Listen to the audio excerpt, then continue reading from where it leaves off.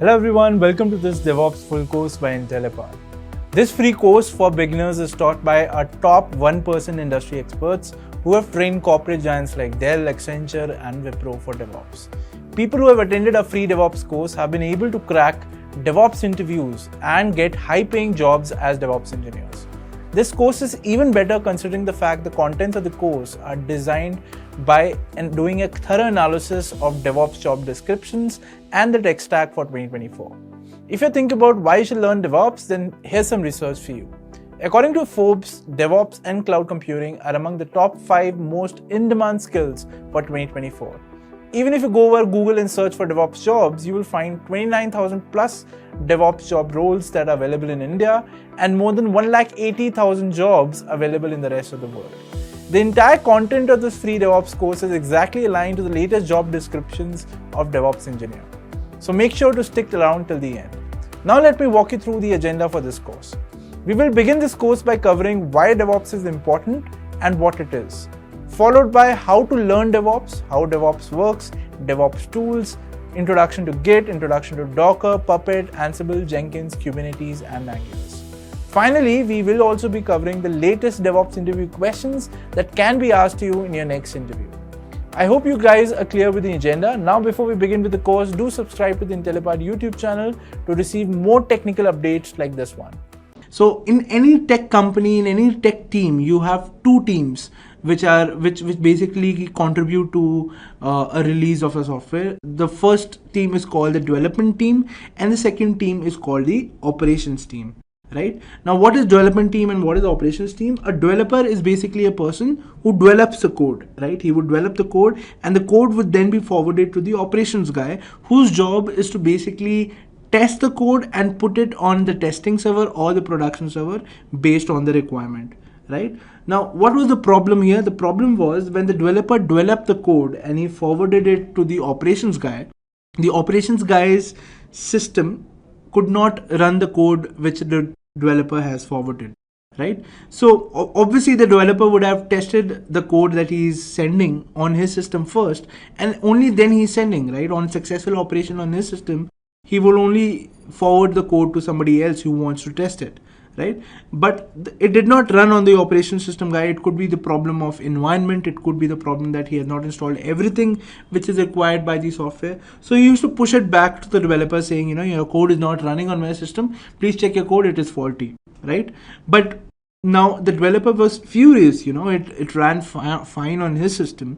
And if that operations guy is not installing something properly, it's not his problem, right? It's not his job to go ahead and fix his system and then run the code, because his job is to run or develop the code which he is doing and the code is running fine on his system, right? So it's the operations guy problem that he's not able to run it on his system, right? So these were some of the problems that were between the developers and the operations guy, and this was solved later, but before that there was a lot of problem in team communication and it solved and it caused a lot of inefficiency in the team, right? When we talk about lean methodology, we were talking about faster release cycles, eliminating waste, but this was the waste that we were not able to eliminate using lean methodology, right? And this was solved using DevOps, right? Now the DevOps is what is DevOps exactly? It is not a tool, it is not a software suite. It's basically an idea, it's basically a thinking,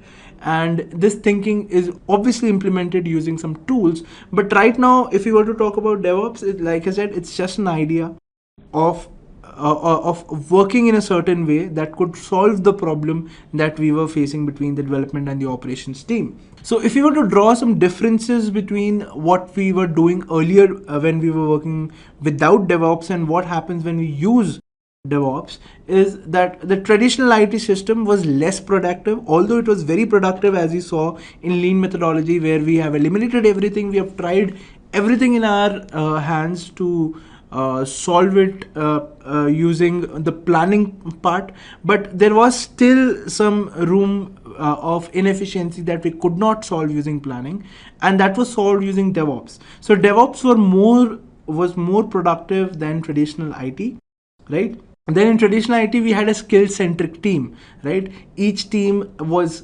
skilled in a particular territory, and we had a lot of teams in our organization which used to work on different things. Now in DevOps, what we do is the smaller teams are also specialized in different domains based on the silos, right? Based on the technology. So rather than having 4 people who are equipped or who are skill centric in one particular technology, in DevOps we had each person who was skill centric in a technology, right? So probably one person would know Kubernetes, the other person would know DevOps better, the other person would know Git better, the other person could know some other technology better. So we had silos like this, right? In traditional IT, we used to invest more time in planning. So when I talk about traditional IT, I'm talking about waterfall, agile, lean, both collectively, right? So there was still some planning involved when we talk about traditional IT. In DevOps, we are basically saying we do smaller and frequent release cycles, right? So we do smaller and frequent release cycles, as we saw by the end of lean and agile methodology, that we are doing smaller release cycles. DevOps take the advantage of those methodologies and implements it in its own model as well, that we have smaller and frequent releases, but they're still smaller than what we were seeing in lean and agile methodologies. How is it? We are going to discuss it in the future. So DevOps still shortens the release cycle by the help of automation. It's a release cycles, and hence releases software in even lesser days than, or lesser weeks than we had in traditional IT. If we talk about DevOps, guys, I would like to give you a fact that using DevOps methodology, you can have release cycles in a day rather than weeks or months. So every day there could be a release if you're using DevOps methodology to the fullest. Okay, so this was again a good thing.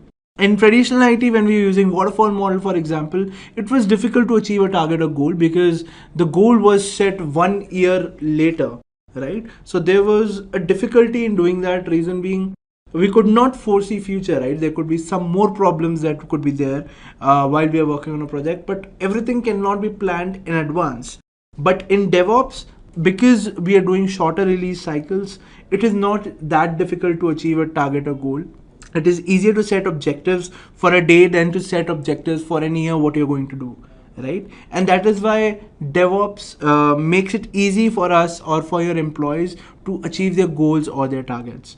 Okay, so this was basically the difference between what we had in the past, probably when we were using waterfall methodologies in the past, and what is the present, what we are able to currently achieve using the DevOps methodology.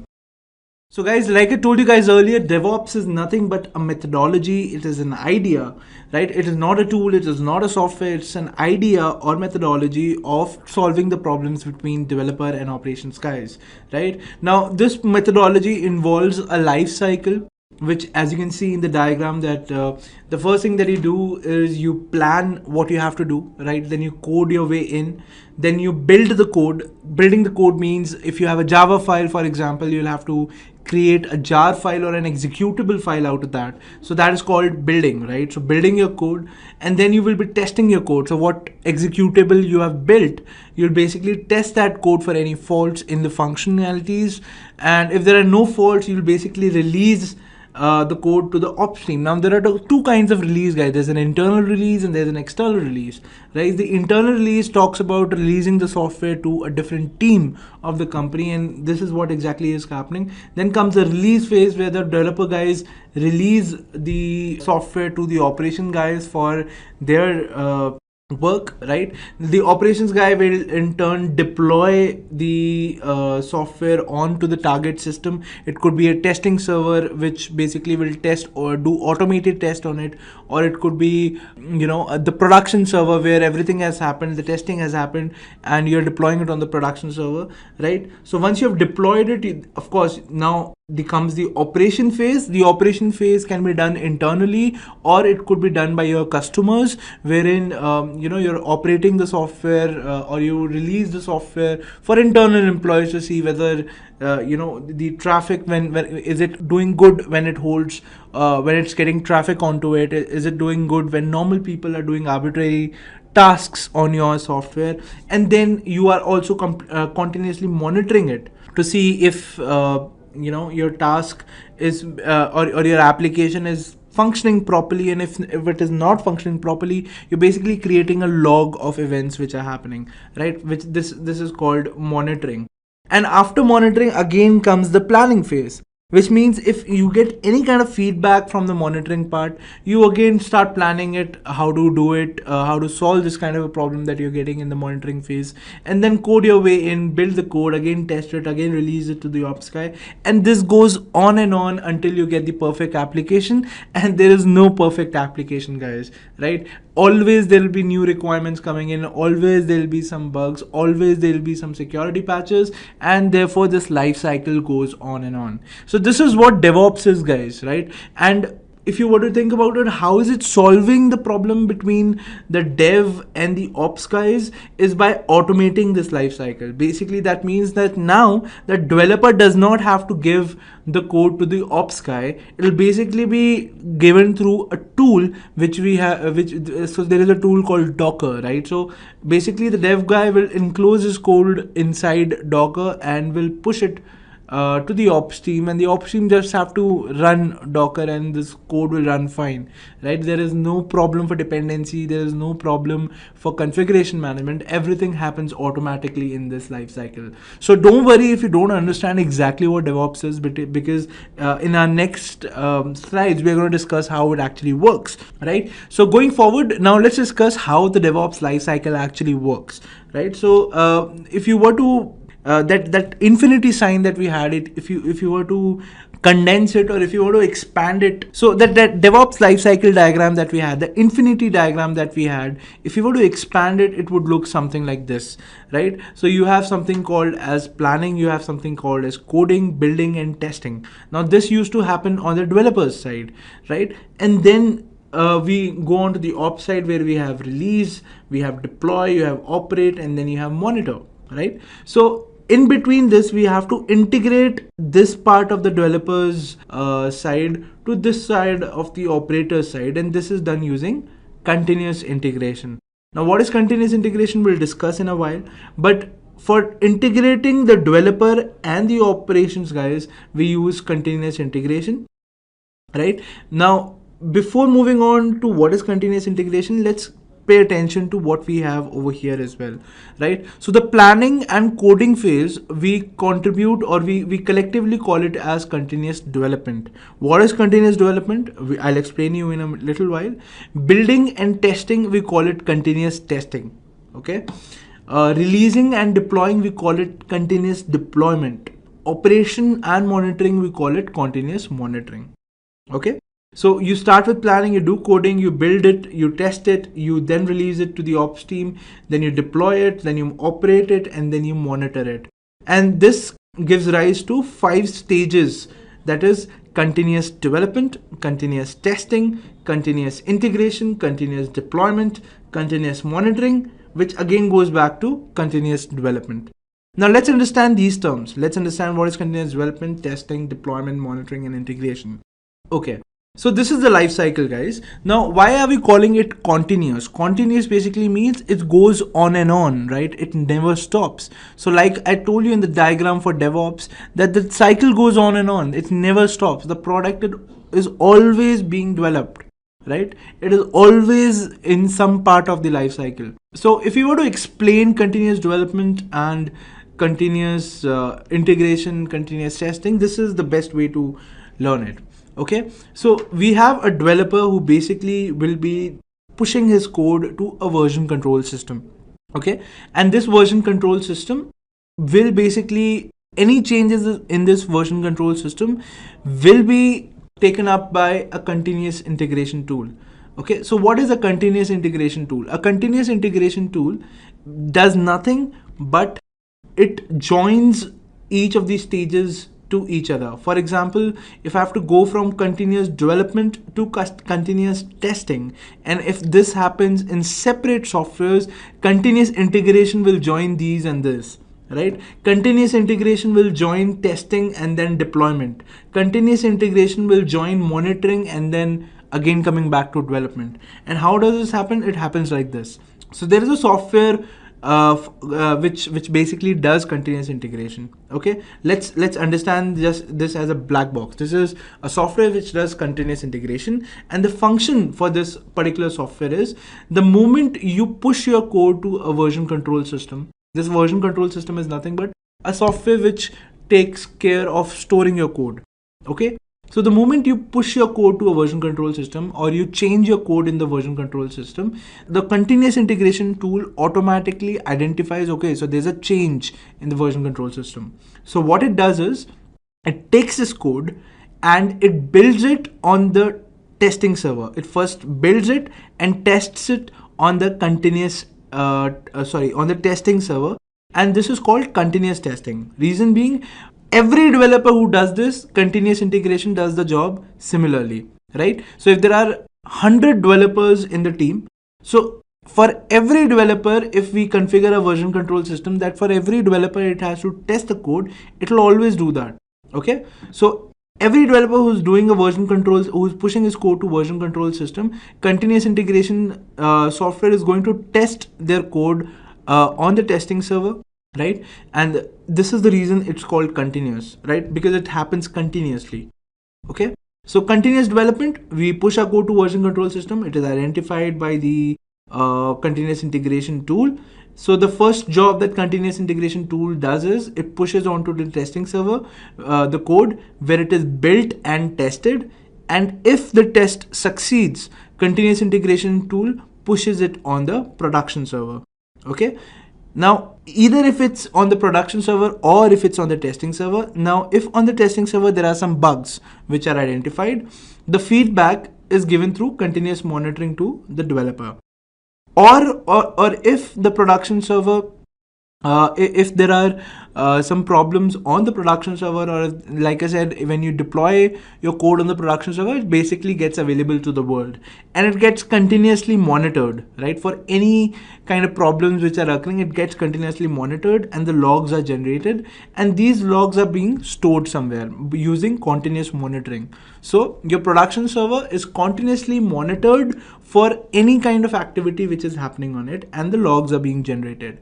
Now the developers, the team, now when I go back to the developer, why am I coming back over here? Because this identifies, or this tells us basically now that now when the development team is done with the release and now they have to see what other work I have to do, all they have to do is check the logs from the continuous monitoring tool, right? And they'll be able to identify, so okay, so this and this is causing a problem, this and this is causing a problem, and also the users are saying that, you know, we should have this feature. The client also came in, he also wants some features, so they plan a release.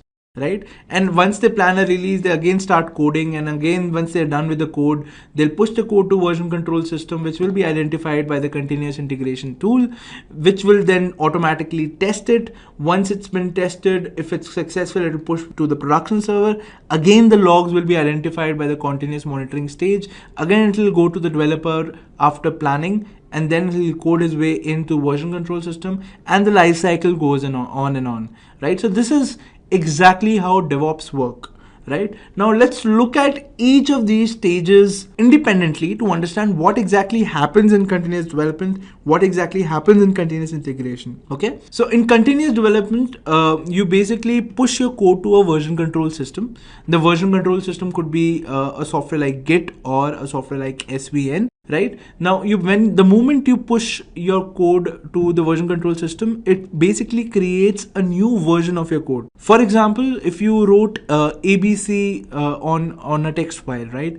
Now that ABC you wrote and you upload it on the version control system. So this was the first version. The version control system automatically makes it version 1. The moment you make some changes and again push it to the version control system, what happens is it creates, the version 1 was the text file having ABC. Now the new version that you have pushed, it becomes version 2 and the file would be ABC and probably whatever changes you have made to the file. Okay, so it creates a new version, and at the same time it also holds on to the previous version, so that in any case, in any problems that you might have in the future, if you want to revert back to the previous version, you can easily do that, right? And that is why we have version control systems like Git and SVN. And continuous development is an integral part of pushing code to your version control system. Okay. Now this was continuous development. Then you have continuous integration. Now what is continuous integration? This is nothing but integrating your life cycles with each other, right? For example, once you push the code to your version control system, it obviously has to be picked up and pushed onto the testing server for testing, where it could be built and tested, right? So all these life cycles are integrated, or there is someone who is doing the manual job of a person of taking code from one stage and pushing it onto another, then taking the results from there, pushing it onto another, then taking the results from there, pushing onto another, and that manual effort is being done by a tool which is called the continuous integration tool. Okay, then you have continuous deployment. Continuous deployment basically means you will deploy your code onto a particular server. It could be a testing server, or it could be a production server, and deployment basically involves putting the right kind of software on it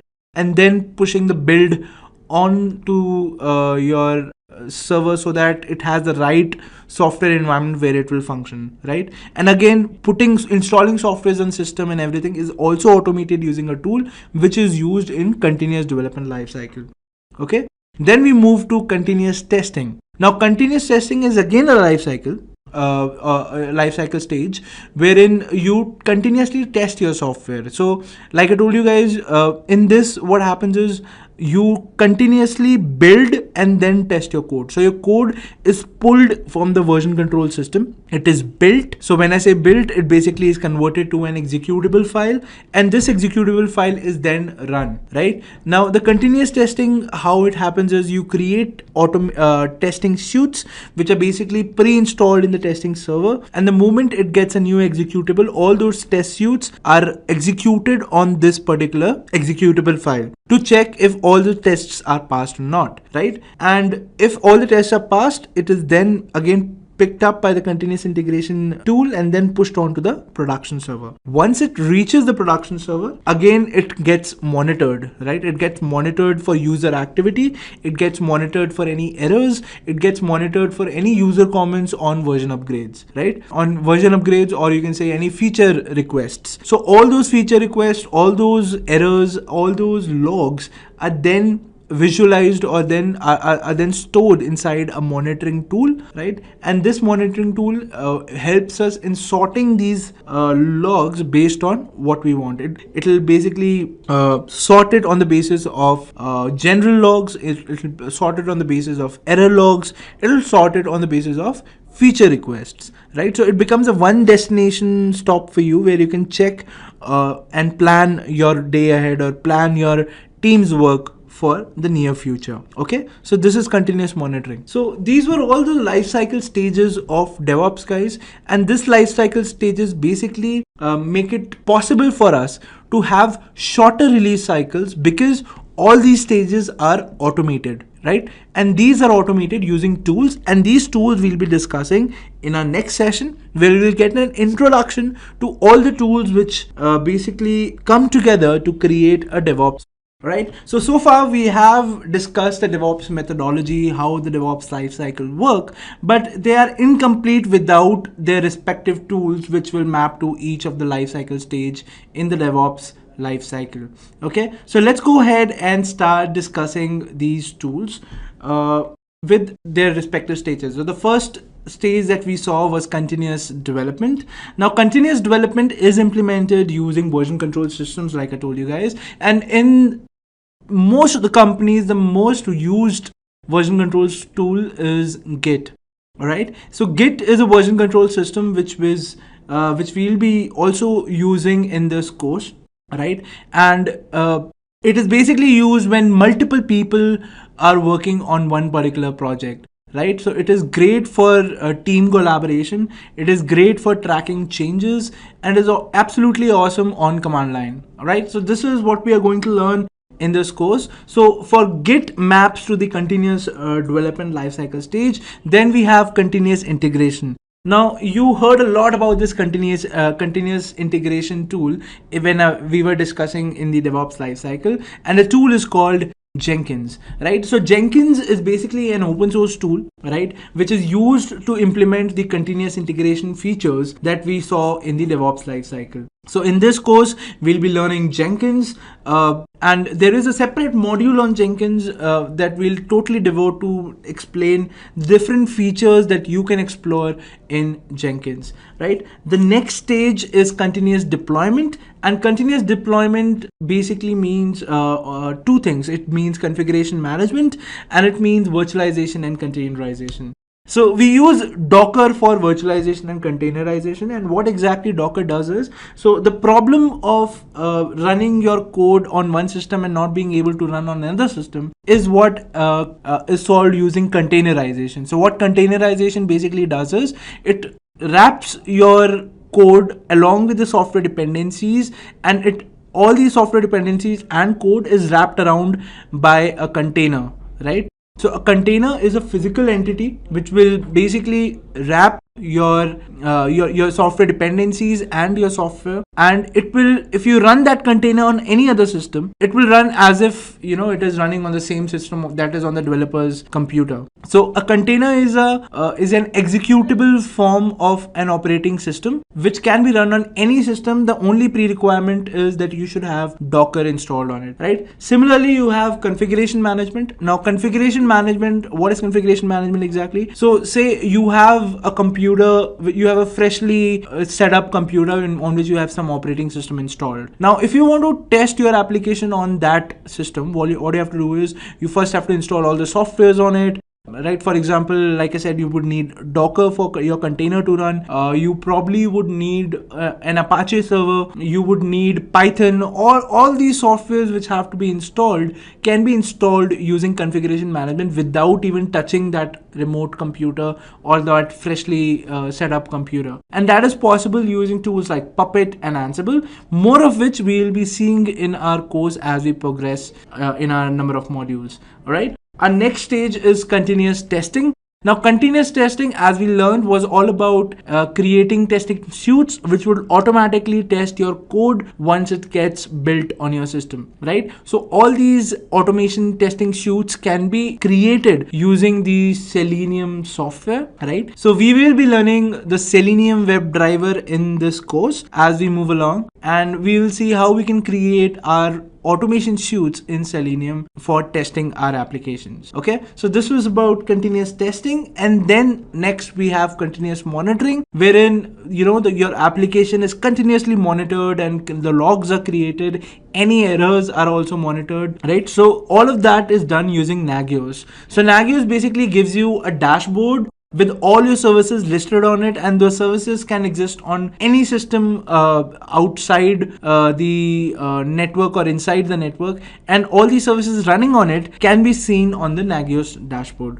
Okay, so it's a great tool for monitoring your application. It's a great tool for gathering user data or user activity data at a one-stop destination. Okay, so that is what Nagios is all about. And this brings us to all the tools. So these were all the tools that we will be discussing throughout the course, right? And this brings us to the DevOps tools lifecycle. So you saw the DevOps lifecycle earlier, wherein you had a developer and the developer was basically pushing code onto a version control system. This is a replica of that figure, and in this figure we have just replaced the tools with the life cycles. All right, so now what the developer does is he pushes his code to GitHub.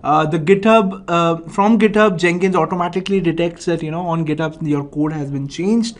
It pulls the code and pushes it onto the testing server, and it installs all the softwares required on the testing server, and the testing suite that has been built on the Selenium is already present on that testing server, right? So Jenkins pushes the code here, the code is built and tested over here. If it goes successful, Jenkins again pushes the code to production, right? And on the production server, Nagios continuously monitors it for user activity, how many users are logged on, what the users are saying about it. All of that information is saved inside Nagios, and that information can actually be seen on the Nagios dashboard by the development team, and they can make a plan for the next release, what all features they have to include, what all fixes they have to do, right? And once you do that, you again start on with your next release. So this is what you do when you are working with the DevOps tools, and this portrays the whole DevOps lifecycle that we have in a company, in any arbitrary company which is using DevOps.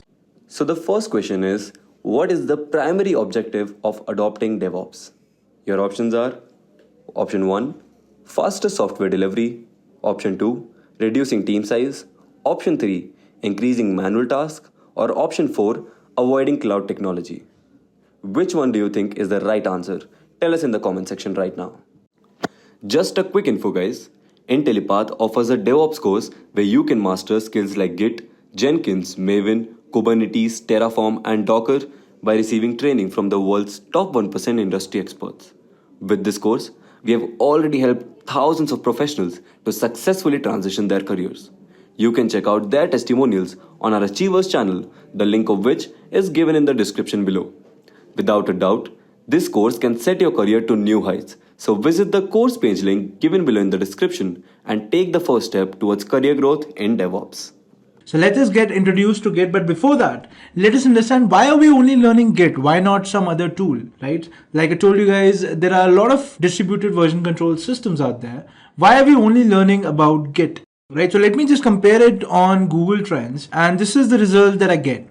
Right, so if I search for Git, Perforce, and Mercurial, which are actually the top 3 distributed version control systems out there, you can see that the Git tool is the most famous among them all, right? So that basically means that if you learn Git, you have a high chance that you might land up in a DevOps job more if you know Git than Mercurial or Perforce, because Mercurial and Perforce, because the popularity is low, we can easily conclude that not much of the companies are using these two tools, right? So most of the companies are using Git. In my experience also, I've seen most of the companies do use Git, right? And that is the only reason we have included Git in our course, and that is the reason we are learning Git also today. All right. So moving forward, now let us see what Git is exactly. Right, so Git is a version control system. It's basically a software which falls under the architecture of distributed version control system, right? And it does the same things which any other version control system does. That is, it tracks changes, it keeps your files versioned, right? And because it's distributed, you have a local repository as well, and then you also have a remote repository. Now in case of remote repository, you get a lot of options, guys, but in our course what we are going to do is we're going to opt for a free option, which is GitHub, right? So you might know GitHub is famous for all the open source tools which it hosts, right? So we are also going to work with GitHub, but for now we are going to just focus on Git. First we're going to understand what Git is, and then probably later we'll see how we can use GitHub in conjunction with Git. All right, our next session actually is going to talk about the life cycle of Git. So we have understood why are we actually learning Git. We understand what Git is exactly, but we do not know how it exactly works, right? We know the architecture, but we do not know how it works. So basically we've divided all the commands that you could be used frequently or you will be using frequently among these 4 domains, right? The first domain is about creating a repository. So we'll be discussing some commands which will help you create a repository in Git. Then we'll be dealing with commands which can help you make some changes in Git. Then we'll be dealing with commands which will help you do parallel development in Git. And then towards the end, we'll also be learning commands which will help you in syncing your repositories. Okay, so let's discuss each of these domains one by one. So let's talk about how to create repositories. Let's start from the scratch, right? So our first, whenever you start a project, the first thing that you have to do is you have to go to your working directory and you have to do some code or make some code, right? So the first thing that I'm going to do is let me just switch to my terminal. All right, so this is my terminal and I'm logged into an Ubuntu server. So what I'm going to do is I'm going to create a directory which is say called DevOps. Okay, so let me create a directory called DevOps and let me just cd into this directory. Okay, so I'm into this directory now. Let me just clear the screen. Now let us add some files. Say I add a file called nano. Let me add a file called 1.txt. Okay, and let us say hello world in it. So this is our first file. Okay, now let me add one more file. Let us add a file called nano2.txt. Let's say hello from Intellipaat. Okay, so this is a file that we have added now. Let's save this file. Okay, so now we have two files which are there inside a folder DevOps. Okay, so this is not being tracked by Git as of now, right? But it is still our working directory. Now, for making it a Git initialized working directory, all I have to do is type in Git init and hit enter. Okay, and now we have a initialized Git repository in front of us. Okay, so this is how you can initialize a directory in Git. So now you have created a repository in which you have your code, which will now be tracked by Git. Let's come back to our slides. So this is exactly what we wanted to do. We wanted to initialize a Git repository, and we have done that. We have added some files in that directory. Now let's go ahead and see what our next command is. So our next command is about knowing the status of what are the files doing in that directory. Are those files saved in Git? What is the status of that directory? And the command for seeing the status of directory or the files inside it is the command git status. So let us quickly jump back to our terminal. Let me just clear the screen. And now if I want to see like if my files are being if my files are saved in Git, what exactly is happening with my files. So what I'll do is I'll just type in git status, and I can clearly see that my files are right now untracked. Okay, why are they untracked? Because I've not staged them yet. These are just files which the Git is seeing that they exist in the directory, but they have not been added to my file system yet. So this is what Git is telling me right now. Okay, and it is also telling me if I want to track these files, all I have to do is git add and then the file name. So I don't want to do that right now. So let us go back to our slide. So this is what git status does. It basically gives you a status of your repository or of your directory. What are the files which are in the directory? I mean, what is the status of those files? Okay, so we got the status. Our next command is about adding. Right, so basically we have made some changes to our file and now we want to add it into a repository, and for doing that all I have to do is just go back to my terminal and I'll say git add. I can either type in the name of the files, so say I want to track both the files, so I'll just type in 1.txt or 2.txt. You type this, or what you can do is you can just type in git add and then a dot. Dot means track all the files which are present in this directory. So I'll hit enter, and now if I do a git status, let me just clear the screen. If I now do a git status, I can see that my files are now being tracked. Okay, so my files are now being tracked. They are staged, right? So if you think about the life cycle, you were in the working directory. Now you are in the staging area. You have staged your files. You want these files to be saved in the Git file system. They're still not saved.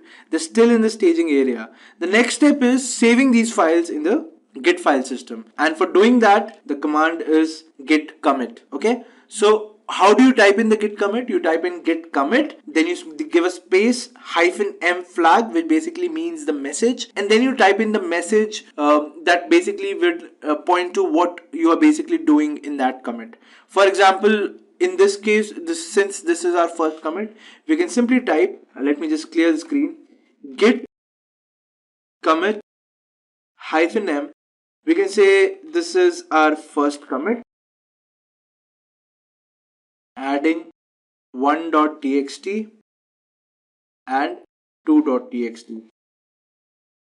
Okay, so this is what we do. We just hit enter, and now you can see that my files have been committed to Git. Okay, and now if I do a git status, now you can see it says on branch master there is nothing to commit, working tree is clean. That basically means all the files which are there in this directory right now are clean. They are all saved in the Git file system, and there's nothing to worry about right now. Right? So now let's do a little experiment. What I'll do is I'll add one more file. Let me just create one more file, and let us name this file as 3.txt and type in test file inside it. Right?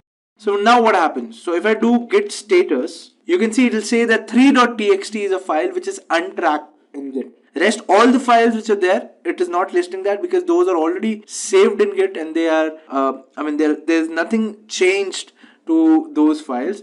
Also, let us try by changing the 2.txt file, which is not listing over here, right? So what we'll do, we'll just do a little change to it. Let me just add 1.2 over here. Let us save it, and let me do a git status now. Let's see what happens. So if I do a git status now, it can see there is a modified 2.txt file, and there is an untracked file which is 3.txt. Okay, so this is something what you get. So any changes that you do to a file, it will be reflected in the status of Git. Now if I want the 2.txt file to be saved, I have to stage it again and then I'll have to commit it. Okay, that is the only way I can modify the 2.txt file. Okay, so let's come back to our PPT now and let's go ahead and see what is our next command. So our next command is about syncing repositories. So now we have committed the files to our local system, but how do we make it available to the world, right? So for making it available to the world, the first thing that you have to do is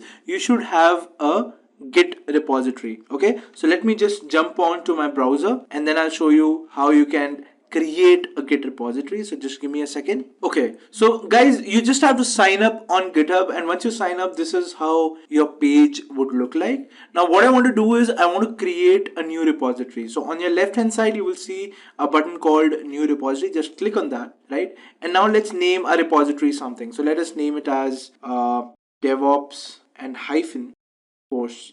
Okay, so our repository name is DevOps course, and the type of this repository is public, and let us just now click on create repository. Okay, so our direct repository has now been created, and now what I have to do is I have to copy this link. This is a HTTPS link, guys, so I have to copy this link. Let us copy this link, and now let's come back to our PPT to see what exactly we have to do. Okay, so now to add files to this repository or to push files to this particular repository, first I have to add it in my command line. Now for adding this repository in my command line, I have to type in the command git remote add origin. Okay, this is the command git remote add origin and then the URL to the repository. So let us do that in our terminal. So I'm here. So right now when I'll commit, basically my 1.txt and 2.txt will be saved.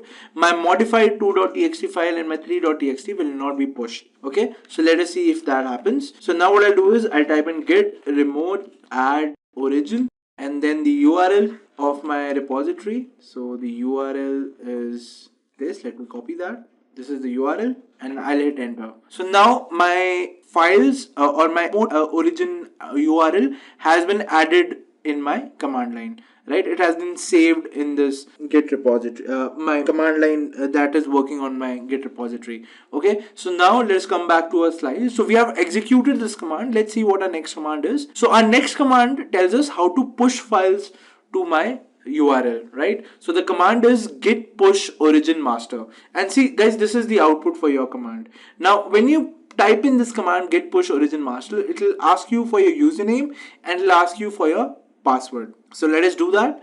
So let me come here and let me type in the command. So the command is git push origin master. Okay, I typed in this command. It is asking my username. Let me enter my username. It is asking my password. Let me enter my password. I'll hit enter. And as you can see, it is pushing the files. And now my files have been successfully pushed to my repository. Let us check that.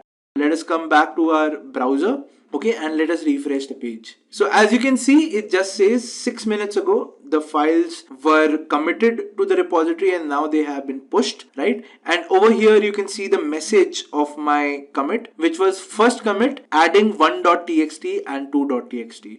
So you get the message over here. Here are the files, so you can see the changes or you can see the content of the files as well. If you click on 1.txt, my 1.txt had the content hello world, so it's being reflected here. Similarly, if I want to see my 2.txt, I can see that it says hello from Intellipaat, right? So everything is here, everything seems to work fine. And again, what I can do is now if I do a git status, you can see that there are 2 files which have not been added. So what I'll do is let me first make or let me add first the 2.txt file, that is a modified 2.txt file, into my git repository. So what I'll do is I'll type in the command git add 2.txt. Let me hit enter. So now this file has been staged, right? So if I do a git status now, I can see that this file is now staged. Okay, but this is still untracked, so we'll deal with this later. Okay, so now I have a modified 2.txt file and all I have to do is git commit, and now I'll specify the message as modified 2.txt. Okay, so this is the message that I'm passing. I'll hit enter and now my file has been changed, but these changes have now been done to my local repository, not to my remote repository. So if I come back to my browser and if I refresh, you can still see the file which was added .2.txt. It still says hello from Intellipaat, and it was committed 8 minutes ago, right? So it still is not added to my remote repository. Now to add it to my remote repository, all I have to do is git push origin master. Okay, I'll hit enter. It'll ask me my username. I'll provide the username and the password. And now my files are being pushed to GitHub. It has successfully done that. And now if I do a refresh over here, you can see that it says that 2.txt was committed a minute ago, right? And you can see the message over here. It says modified 2.txt, right? And this is exactly what we did. So we have added the second file as well to our remote repository. Let's add the third repository file as well, which is the 3.txt over here. So we'll do a git add dot git commit -m adding 3.txt, and now we'll do a git push origin master. We'll give the username, we'll give the password, and now my file has been pushed. And now if I do a refresh here, I can see even 3.txt has been added with the commit message adding 3.txt. Okay, so guys, this is how you can push your files, or you can sync your remote repository to your local repository. Okay, so this was the command for that. Let's move forward now and let's check whether this step I've already done. So basically you can see that I have now synced my local to my remote repository. I have as you can see in the browser. Okay, now let's go ahead and see what our next step is. So our next step is to basically show you guys how you can clone a repository. Okay, so this is when I have basically I have pushed my local repository to my repos repository. Now say you are another developer who wants to work on this code. Now how can you work on this code? All you have to do is click on clone or download and just copy this link. Okay, copy this link, go to your terminal, right, and let me create a folder, say test over here, and let me create a folder called test over here, and let me go inside the test folder. Okay, now what I'll do is I'll type in the command git clone and I'll give the URL and I'll hit enter. Now what it has done, it has successfully copied the directory over here. So if I do an ls, I can see that the directory has been copied, or my repository has been copied to my local. Okay, and the awesome thing about this is, now if I go inside DevOps course, the directory, now over here I don't have to basically add a remote origin, right? Because you have cloned the repository, so this directory automatically knows where, if I push any file, where it has to go. For example, if I create a file, say I create a file nano4.txt, I say test file for clone. Okay, I'll say that, and now what I'll do is I'll add this, I'll commit this file, adding clone file. Okay, I'll hit enter. So my file has been committed, and now I'll do a git push origin master. I'll give the username, I'll give the password, and as you can see, my file has now been pushed automatically. Okay, so if I do a refresh here, 4.txt has automatically been added, and I did not do a git remote add origin even if I am in a different directory. Okay, now let me show you what I exactly mean. If I create a folder, say I create a folder called test. Okay, test exists. Let me create a folder called hello. Okay, and if I go inside hello and if I do a git init, say I did a git init, and now let me say create a file called hello world.txt. Let me add any arbitrary text into it. Now if I do a git add dot, and if I do a git commit, and I'll say let's adding file. Okay, so the file has been committed. Now if I do a git push origin master, it'll give me an error. See, it says origin does not appear to be a Git repository. Why? Because I'm in a separate directory right now. Okay. Now if I do a cd, I go inside test, which was my first directory where I created all the files. So over here, if I do a git push, if I add a file, say, let me first uh, pull everything. Okay, so because the git pull origin master. Okay, 1 second, guys. Okay, so I think this is now the repository. Okay, so the repository was DevOps. So let us go into inside DevOps and let me just create, or let me just say git pull origin master. So this was the directory where we first created our code. Okay, let me hit enter. So now it has, as you can see, it has added 4.txt to it, because earlier we added in a separate folder, right? So now it has created 4.txt inside it. It has added 4.txt inside it. And if over here you can see I have not specified what origin is, it automatically knows what origin is. Why? Because DevOps is a git initialized repository. Okay, similarly, when I said that hello is a git initialized repository, but in hello I'll have to specify what is the origin of that repository, right? But if I do a git clone, as I did in test, right, I went into test and I did a git clone of the DevOps course. When I do a clone, it automatically copies the parameter as well as to what my origin repository is. Okay, any files that I add, if I push it on origin master, it will know where exactly it has to go. Okay, so this is how git clone can be helpful to you. Alright, coming back to our slides. So now we know how to clone a repository in Git. We also saw how to pull, files in Git, but let me show you again. So basically what we want to show you is that say you are inside this folder, DevOps course, which is the same repository as what you have. Let me just duplicate this session.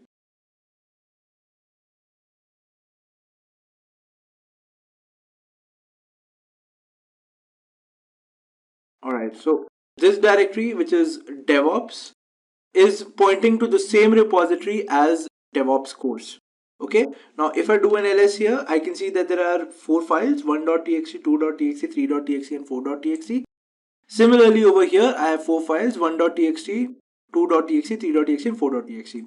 What I'm going to do is let me add a file from here. So nano 5.txt, and let me say test file. Okay, I've added it. Let me say git add dot. So I've staged the file.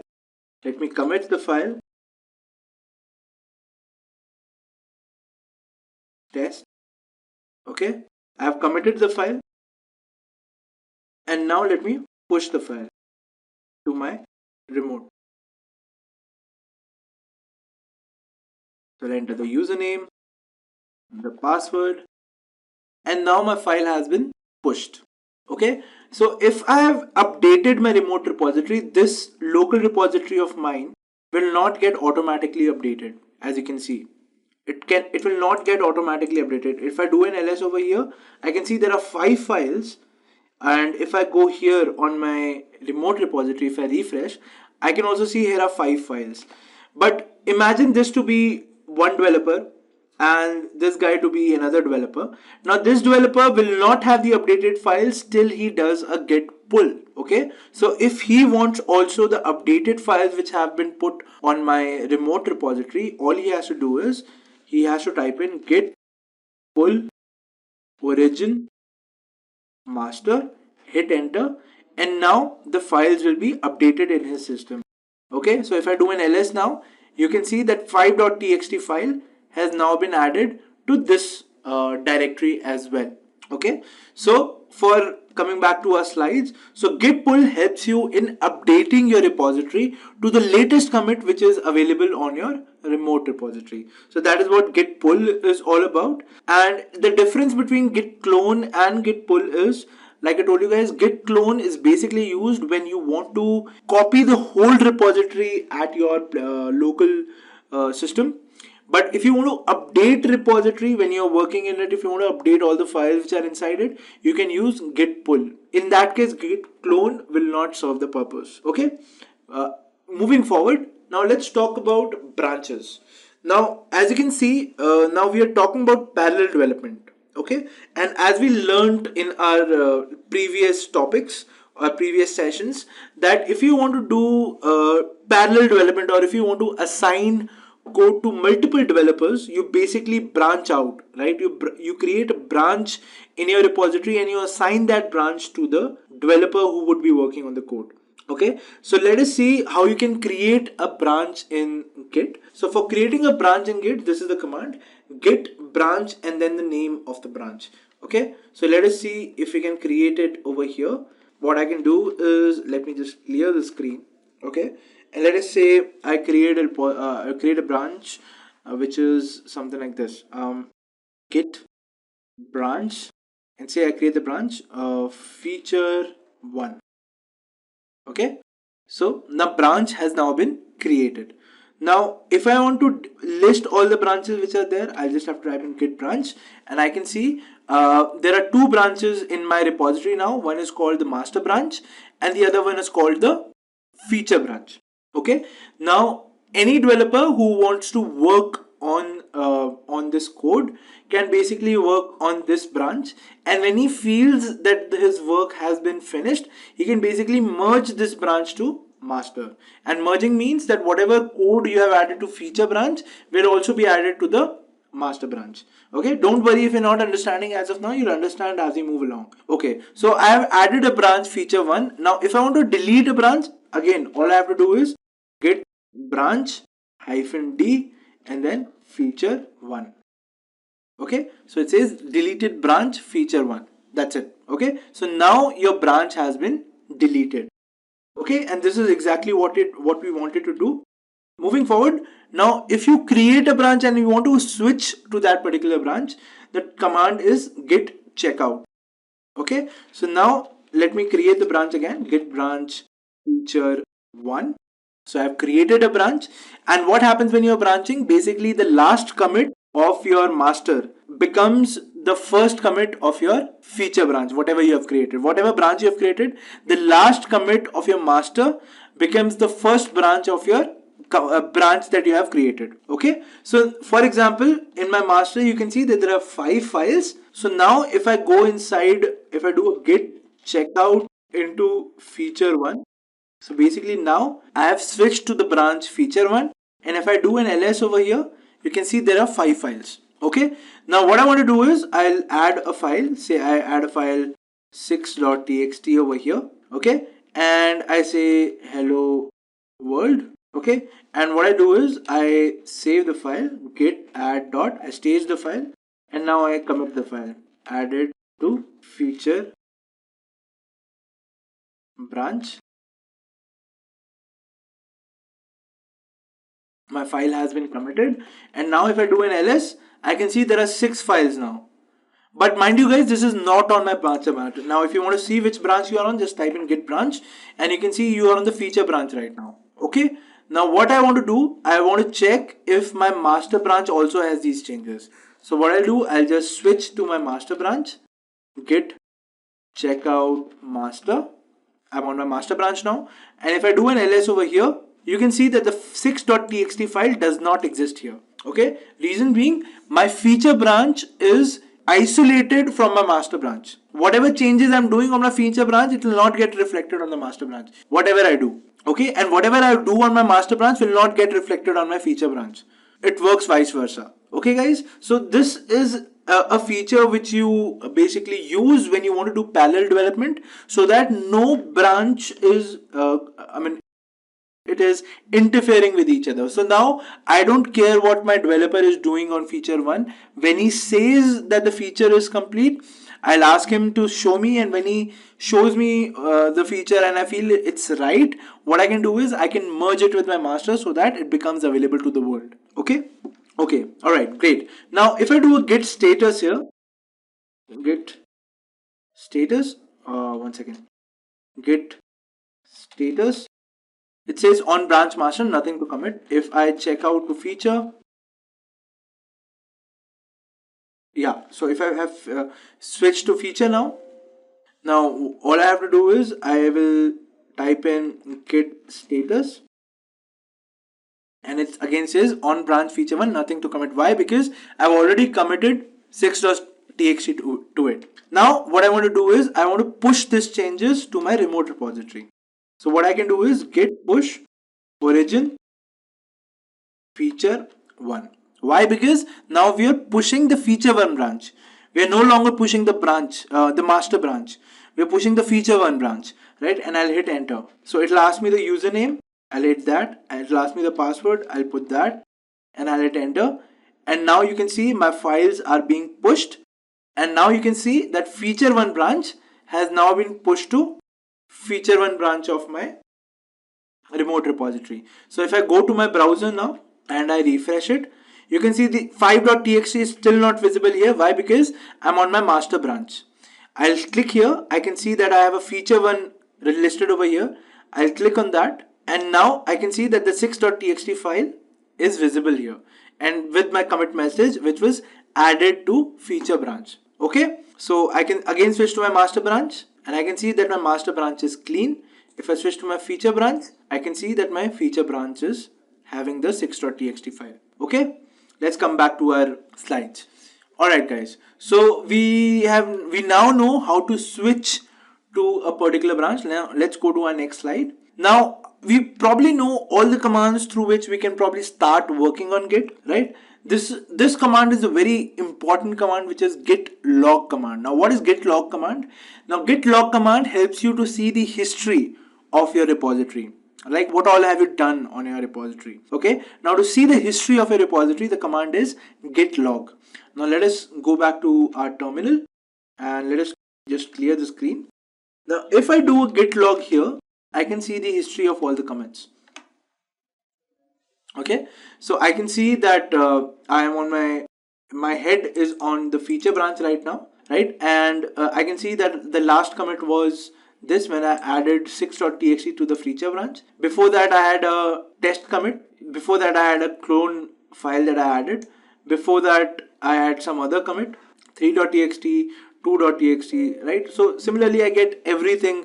I get a history of everything that I've done so far, right? And these are all the commit IDs, guys. This is what we studied earlier, right? So if I want to say revert to this commit, all I have to do is just copy this commit ID and I have to type in git revert along with this ID, and I'll be able to revert to this particular commit. But we'll do that later. We're not doing that right now. We'll do that later. But this is the history of your branch. Okay, now if I want to see the history of master, this is the history of feature 1. Okay, let me just clear the screen and let me see where I am right now. So I'm on feature 1. So if we go to git checkout and then master and then clear the screen, if I do a git log over here, you can see that the head is now on the master, and only the log of the master branch I'm able to see right now. Okay, I cannot see the log of adding the feature file. Why? Because I'm on the master branch now. So whenever you do git log, you always see the log of what branch you are on. Okay, so right now I'm on the master branch, and that's why I can see all these logs. If I am on the feature branch, I can see all the logs of the feature branch along with the logs of master branch when the branch was when basically the moment I create a branch in my repository, it gets created from the master branch, right? So say I did 3 commits before I created a new branch. Those 3 commits will also be a part of my new branch that I've created. And if I go inside that branch and if I do a git log, I would be able to see those 3 commits in the log as well. Why? Because those 3 commits are also a part of those of that particular branch. Okay, so but the moment I do any other commits on master, those logs of that commit will not come in my feature branch. Reason being, now my feature branch is separate. All right, so I hope this is clear. All right, coming back to our slides, guys. So we now know how to see the history of our our git operations. Our next command deals with git stash. Okay, so what is git stash? So whenever you're working with multiple branches, there could be a point where you don't want to basically commit the file is basically still not complete, right? But you want to switch to another branch because you want to probably fix something in some other branch where you're having a problem, right? So basically it's about multitasking. It's about putting on hold the work that you're doing right now, completing the work over there, and then coming back here again and then starting with your work, right? So let me exactly first show you why do you need the git stash command. Okay, so if I'm over here right now, let me just clear the screen. Okay, so let us see where we are right now. So if I do a git branch, I can see I'm on the master branch right now. Okay, so what I want to do is I want to create, or let me just switch to my feature one branch, and let me create a file called 7.txt. Let me name it as stash file check. Okay, so I have created a file, but this file is still not staged. It is not committed yet, right? So I am on my feature branch right now. So if I do an ls, I can see 7.txt is here. Now, if I change my branch, what will happen? Let us see. So if I do a git checkout master, and now if I do an ls, you can see the 7.txt file over here. Why can you see the 7.txt file? Because this file is not being tracked right now. It is not a part of any branch, right? Because it has not been saved yet, correct? So what I can do, so let me just come back to my feature branch. What I do, I'll just add, or I'll just stage this file. So let's see what then happens then, right? So I'll do a git add dot, right? And now the file has been staged, but it's still not committed, right? So if I do an ls now, it has all the files. Now if I check out to my master, and if I do an ls here, I can still see this 7.txt file. Now this can become a problem, or this might cause a confusion when you're working within branches or when you're working with production code, because you don't want this file to be here when you're on the master, right? Because you don't want your code to go haywire or cause a problem because of an extra file, or probably you changed something in 5.txt. Let me give you an example. Let me check out to my feature one. Okay, and let me go to 5.txt. So this is my 5.txt, and it's there in the master as well. Let me change the contents of this file. Okay, so I've changed the contents of the file. I'll stage it. Okay, and I'll do a git checkout master. Okay, I'm on my master branch now. I'll do an ls, and now if I do a cat of 5.txt, can you see these changes are also there in the master? I don't want that. I don't want that to be reflected over here, because my feature branch should be different from my master branch. Now to avoid this confusion, although this file is not saved on the master yet, right? It is just being reflected over here. Reason being, these files are not committed to your branch in your respective branch where you were working. Okay, so how can you avoid this? Now the way to avoid this is you would just check out, or you would just check out to your feature branch where actually you want this file to belong. Okay, and it tells you that these two files are there which this has been modified and this has been added. Okay, so it gives you a notification, which is good. Now what you'll do is you'll say git stash. You'll just say this and hit enter. Now what will happen? Now if I go to my master, git checkout master, okay, and if I do an ls, I can see the 7.txt file is no longer visible over here. Okay, and also if I do a cat on 5.txt, I can see this is the original file that the master should have, right? Now say I wanted to do something in my master branch. I'm done with that work. Now I want to get back to the work that I was doing in the feature branch. So what I'll do, I'll just do a git checkout feature one. I'm back here. I'll do an ls. So right now the files will be not saved. So if I do a cat.5.txt, it will still be the test file. It will still show me the committed version of the file. I mean, if I want to restore the files that I was working on, all I have to do is git stash and then pop. This is the command to basically come back to your working state. So I'll hit enter, I'll clear the screen, and now if I do an ls, I have 7.txt, and if I do a cat on 5.txt, I can see this is the modified 5.txt. So I'm now again in my working state. If I do a git status, it will show me that my files have been staged, but then they have to be committed now. Okay, so now all I have to do is I'll say git add dot, and now I'll commit these changes, committing stashed changes, and now these changes have been committed to my feature branch, right? And now if I do an ls, if I do a git status, I can see that my branch is clean, and I can now easily just go back to my master. I don't have to stash anything anymore. And if I do an ls, it is still isolated. Reason being, everything is committed to the branch now, and there is no dangling files here and there, which could confuse me with the files that I'm working in whichever branch I want. Okay, and this is why we use the git stash command, so that we don't have any confusions. The files don't get mixed up with the files of other branches, and we don't get confused. Okay, so guys, this was the git stash command. Let's see what our next command is. So our next command is git revert. Okay, so this is an awesome feature of Git. So let us come back to our terminal. Okay, so what I want to do is I'll just do a git log, and I have all these commits over here, right?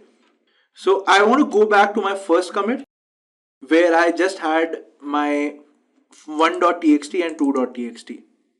Okay, I want to go back to this commit. So all I have to do is I'll just click, or I'll just copy this commit ID, right? I'll clear the screen. I'll do a git revert, and I'll just paste that commit ID, hit enter. Alright, so let's go back to our terminal. Alright, so now for doing this, let us first see where we exactly are. So we are on the feature 1 branch. Awesome. So now we want to revert the changes, right? So for reverting the changes, the first thing that you do is you see the log. So right now the logs is that the last commit that was made, on which the head is right now, is this commit where we added these stashed changes. So this caused a problem in my code, and I want to revert this. So I want to revert this commit. So whatever changes I'm doing in this commit will be undone, right? Now for doing that, all I have to do is I'll copy this commit ID, okay? And before just doing everything, let me just do an ls, and I can see that I have 7.txt which I added in my stash changes, right? So what I'll do is I'll just do a git revert, and I'll paste the commit ID, right? So let me just take the commit ID from over here, done, paste it here, hit enter, and now you can see it will say your 7.txt will be deleted, and we modified 5.txt, remember, right? So my file which was modified 5.txt will also be reverted. So these will be the changes which will be committed once I revert from this commit. So I'm like, okay, so I want to do this, so I save it, and now if I do an ls, I can see that 7.txt has been removed, and my file also which I had modified has now been changed, and you can see the changes over here. So that 2 files have been changed, 1 insertions and 2 deletions, and this is it, right? This is what just happened. And if now I do a git log, you can basically just see that when I did git revert, it basically committed a new thing on my feature 1 branch. It committed a new file on my feature 1 branch with the message revert of committing stashed changes, right? And it says this revert commits 9A6090. So basically it undid the changes which I did in this particular commit. Now if you still want to go back to this commit and see what changes have actually been done, what you can do is, if I want to go to this commit, all I have to do is just copy this commit ID, and now I'll type in git checkout and then the commit ID. Okay, so now I'm in the stashed commit, right? So now if I do an ls, I can see that 7.txt is present. Right now, what I want to see is what all things did we modify. I think we modified 5.txt. So let's do a cat on 5.txt. So I can see it says test file 12, and here is my 7.txt, which I do. If I do a cat, it will say stash file check. Okay, now what I'll do is I'll say git checkout feature 1. So it will again return to the latest commit on my feature 1 branch. So I'm returned now. If I do an ls, I can see that 7.txt file is not there. If I do a cat on 5.txt, I can see that it has again returned to test file. So my changes which I did over here, that is I changed file in my commit of stash changes, that is I changed the file content to test file 12, and I created a file called 7.txt which I had stash file check. I had reverted this commit, and reverting means undoing the changes that you did in that commit, right? And it undid the changes that I did in that commit. So I don't no longer have 7.txt which I created, and I no longer have the contents of 5.txt to be the same as what was there in that particular commit. Okay, but remember guys, you still have that commit in your logs, and if you want, you can go to that commit and see what all things you want to fix, right? It's right here. But the head of the feature branch has now changed to a new commit, which basically has undid changes or undone changes of what was there over here. Okay, sounds great. So this was all about git revert. All right, moving forward, the next command is git diff. Now git diff basically helps us in understanding what all has changed, right? What is the difference between two files, or what is the difference between two commits? What are the difference between two files? You can all see that using the git diff command, right? For example, if I come back here and I want to see the differences between what I did over here and what I did over here when I actually committed the stash. So we can do that. Let us see how we can do that. So I'll type in git diff. Okay, git diff, and then I'll type in this commit ID, which is my head right now, and this commit ID, which was which I basically reverted. So I hit enter, and it will tell me that what all did change from both these commits, right? So it says that you have modified 5.txt. So there are two versions of 5.txt, a/5.txt and b/5.txt, right? So the a file was deleted and the b file was added, and it also shows the content, which what content was changed and what content was added, right? So if I am comparing the head with my previous commit, it says basically this file was changed and this file was added, right? And if I see over here, it says that there was nothing before and then we added 7.txt. Okay, now if I do the same by reversing the order of the commits, let's see what happens. So what I'm gonna do now is I'm gonna say this is the commit which I want to check the difference with this commit. So now you can see that it says that test file 12 was removed and test file was added. Similarly, 7.txt was removed and null was added. Okay, so basically this should be your newer commit and this should be your older commit, and then it will tell the difference according to that, right? Similarly, if I want to do this, so I want to first check if everything is fine. So let me do a git status. Okay, so everything is committed on my feature 1 branch. What I'm gonna do is I'm gonna change something in 4.txt file. Okay, so what I'll do is I'll do a git I'll do a nano 4.txt, and let me change the file content to test file for diff. I'll save it. Okay, sorry. So alright, so let's call this file as test file for diff. I'll save it. Okay, the file is now saved. I'll do an ls. So now my 4.txt file has changed and I can see that in git status. Okay, but I want to know what exactly changed. So what I can do is I can do a git diff with my head. So head points to the committed version of my branch, and I want to check what is happening currently, right? What is the current current in my current directory. I have not committed, or I have not staged the file for changes, right? My current directory is different from what is committed on the Git file system. So that is what I'm comparing right now. I'm comparing my committed my latest commit with what is there currently in my folder, that is dot. Okay, I hit enter, and you can see it says that there is something which has changed in the 4.txt file. So there was test file for clone before, which now has been changed to test file for diff. And this is exactly what I wanted to check. So git diff is basically used to check the differences between two commits or two files.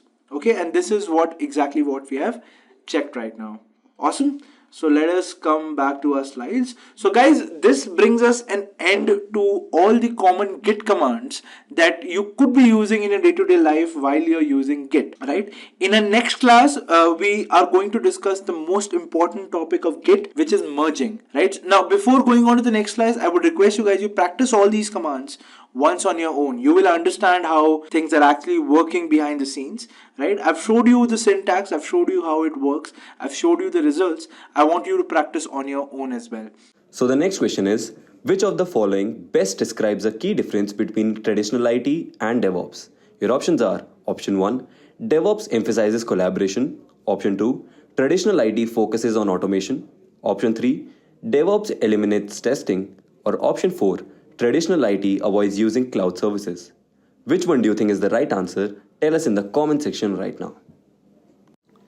Just a quick info, guys. Intellipaat offers a DevOps course where you can master skills like Git, Jenkins, Maven, Kubernetes, Terraform, and Docker by receiving training from the world's top 1% industry experts. With this course, we have already helped thousands of professionals to successfully transition their careers. You can check out their testimonials on our Achievers channel, the link of which is given in the description below. Without a doubt, this course can set your career to new heights. So visit the course page link given below in the description and take the first step towards career growth in DevOps. So guys, Docker was essentially a need which came out of the problem that we're going to discuss just now. So imagine yourself as a developer, and probably you're just creating a website on, say, PHP, right? So if you create a website on PHP, the first thing that you would do is write some code. Now, when you want to test that code, the kind of environment that you would be putting it in, let's see what all components would be there in that particular environment. So the first thing that you would need in this environment that is around the PHP file is an operating system, right? So an operating system which probably would have a browser or would have a text editor, right? So you need an operating system to work on. Now, secondly, because you are developing a PHP application, of course, you need the PHP software installed on that operating system so that your file can actually work. Right? Now, when you're developing a web application on a particular language, it's not just the language which will suffice with what you're doing. You also have to take into mind the third-party applications, the third-party libraries that you would be including in your code, right? So the third component that you would need when you're developing a website are libraries, right? For example, if your PHP website has to connect to a MySQL host, then it would need a PHP MySQL library for connecting to it. Right? So these are the components that are basically required by a developer to run his program. Right? So what he does is he writes a program, he configures the environment according to the program, and when everything goes fine, his program works well. Now, the problem occurred when this particular program had to be given to someone else. Right? So the developer finished his job. Now it was the job of the tester to check this program. So the developer would give the PHP file to the operations guy, and let's see what the operations guy would do. Now the operations guy in the same exact position that the developer was when he was starting to develop his code. Right? So, but the difference over here is now the PHP file is running. It is just that he has to run this file on the system, on his system. right? So the first thing that the ops guy would do is replicate the environment that the developer is having, right? So he would get the same OS, the same software, and the same libraries to run that PHP program. Now, there are a lot of versions for a particular software. For example, for PHP, you have PHP 7, which is currently running, but there are companies which are still, they're still working on PHP 5.6 because of, probably legacy problems, or because the commands have changed. And if they want to move on to 7, they'll have to change all the commands in the code base, etc. There are a lot of reasons, right? So there is a particular version that this company is also following, right? So this ops guy has to have the exact same version so as to make the file work of the developer, right? Now he tried his best possible judgment in it, and he installed the PHP software, he installed the libraries, he installed the OS, but still the problem was the ops guy couldn't make the file run. And he came to a conclusion that the code is faulty. But the developer says it ran fine on my system. It's your system which has the problem, so fix it by yourself. So these were some of the statements which were exchanged between developers and operations guy. I mean, if you think about it, it was actually nobody's fault, right? The operations guy did what he could in the best of his ability to replicate the environment, but it didn't work out. Now, you guys might argue that why don't we, use VMs in this case? Probably the developer could work in a particular VM and then just give that VM to the ops guy, and then he can work on the same VM and probably run the file, right? I mean, that is a viable solution.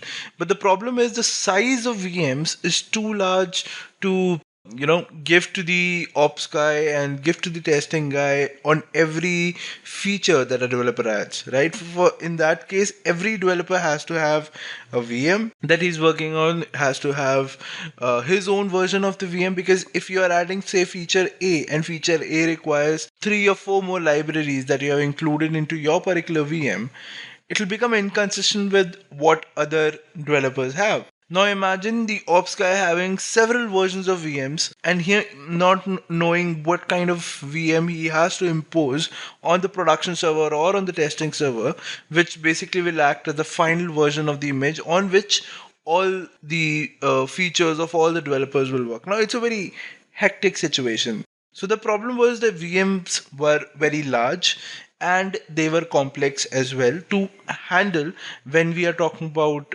staging area or the deployment area, the production area. They were a little difficult to handle. Now, this was the problem that was there before Docker.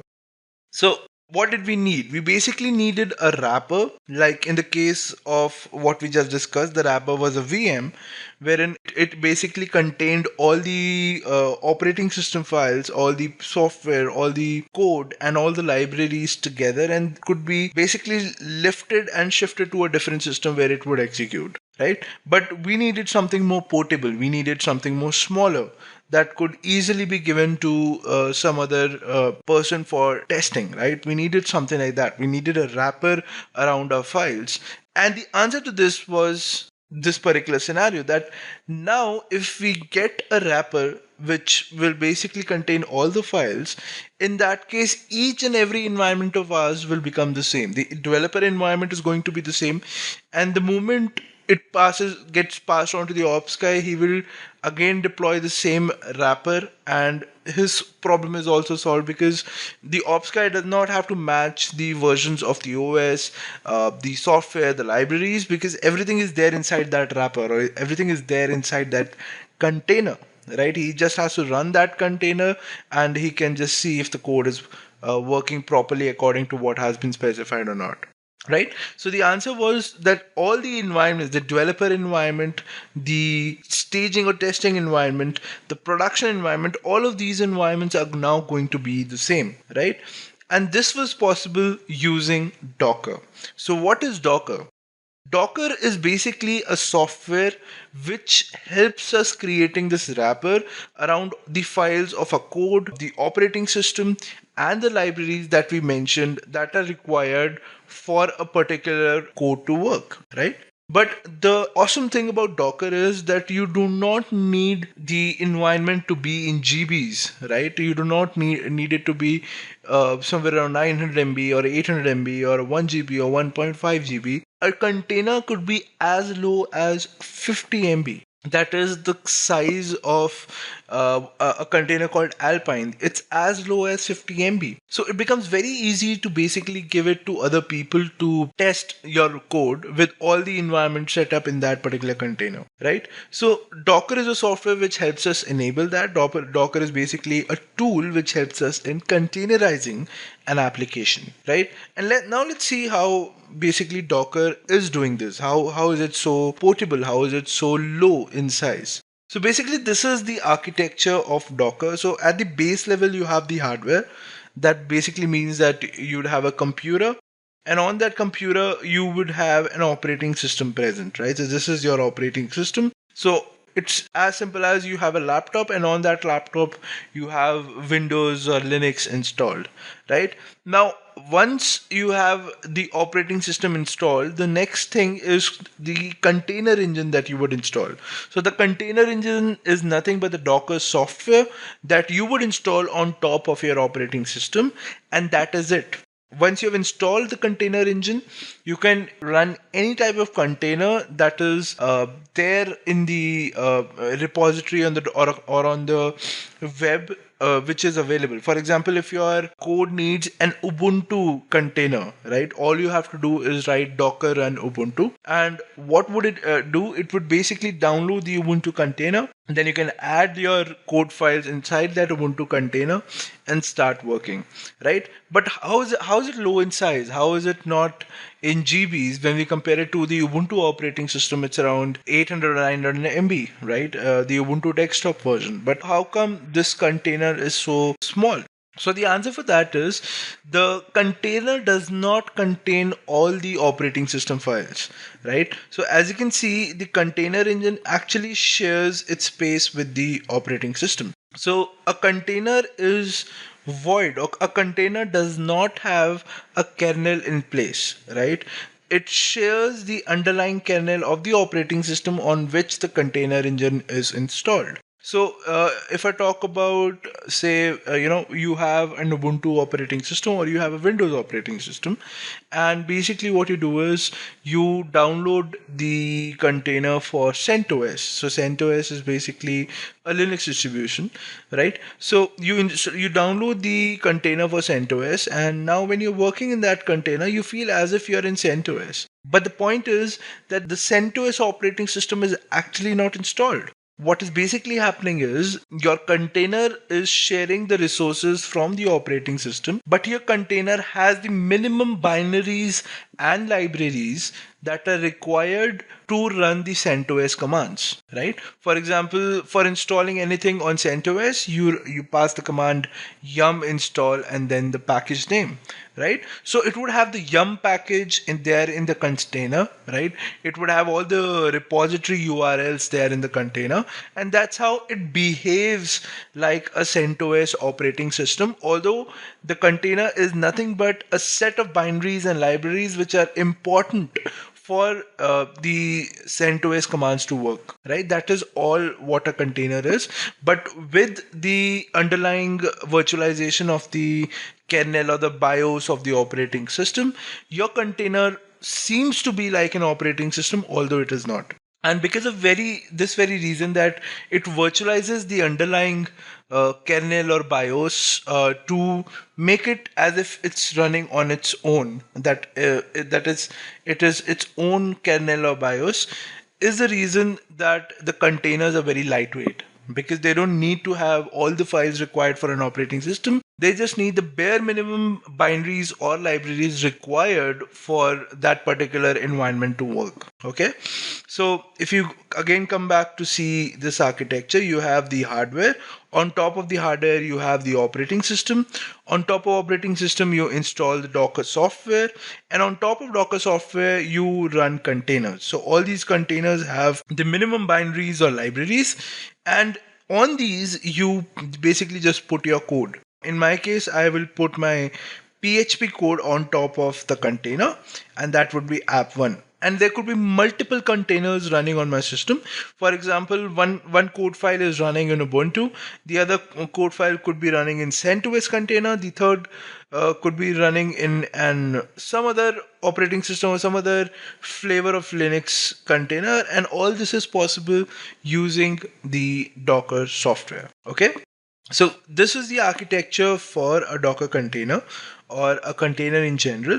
And now let us compare it with a VM, right? So I gave you the example of VM when I said that VMs are heavy in nature. So let us understand how containers are different from VMs. All right, so on the right side, you can see the architecture of VM, guys. So on the VMs, you have the hardware, which is the same as the Docker architecture that we saw. Then on top of hardware, you have the host operating system, which is the same as the Docker container that we saw. Now, on top of the host operating system, you have a hypervisor or a VirtualBox kind of software, which will basically virtualize the hardware from the operating system and give it to the VMs running on top of it, right? So you have a hypervisor software in case of VM architecture, and then you have the container engine software in case of a Docker architecture. Then on top of the hypervisor, you have the guest operating system. And this is where the all of the difference is,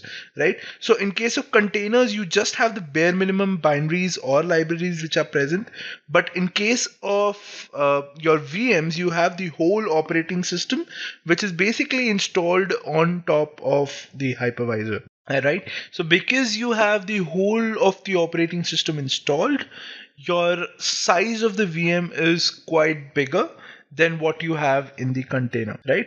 Now, the VMs could be multiple in nature. When we talk about how many VMs can we run on a machine, it totally depends on the specs of the machine, right? What are the specifications of the machine?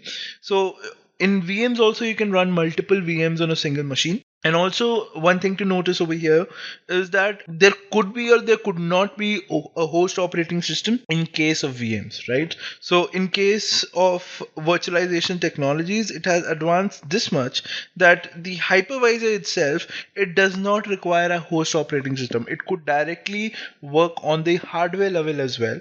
But usually when we guys work in R&D, or when we have the kind of laptops that we have, right, the kind of specification that we have, we go ahead with this kind of an architecture where we have an existing operating system. On top of that, we install tools like VMware or VirtualBox, and on top of that, we install the VMs. Alright, so guys, this was the basic difference between a Docker architecture and a virtual machine architecture. Moving forward, now let's just discuss. So we have understood why do we need Docker, and we have understood that what Docker is exactly. Right, now let's go ahead and see how we can install Docker on our machines. Now, when it comes to installation, there could be basically three kind of installations that you might come across. You could either have an Apple or a Mac system that you're working on, you could have a Windows system that you're working on, and you could have a Linux distribution that you're working on. So let me walk you through all the three domains in basically installation, so that we are on the same page once we come out of installations and when we are doing hands-on. I hope you guys all will be able to, go along with the video as we are performing the hands-on. Alright, so if you're on Mac, guys, all you have to do is go to this link. So this link is basically going to download the Docker toolbox for Mac. And once you have the Docker toolbox, it'll basically install everything. It will install Compose, it will install the Docker software, it will install the other components of Docker. So you don't have to worry about what component is what. But basically just go to this particular link, download the Docker software. And once you have the Docker software, just come back to this CLI and just pass the command Docker version. And if you get the reply as the version of the Docker which is running on your system, it's your software is basically successfully installed, right? So this is the installation for Mac. If you talk about the installation on Windows, just go to this link, download the Docker toolbox, and everything is going to be set up automatically for you, right?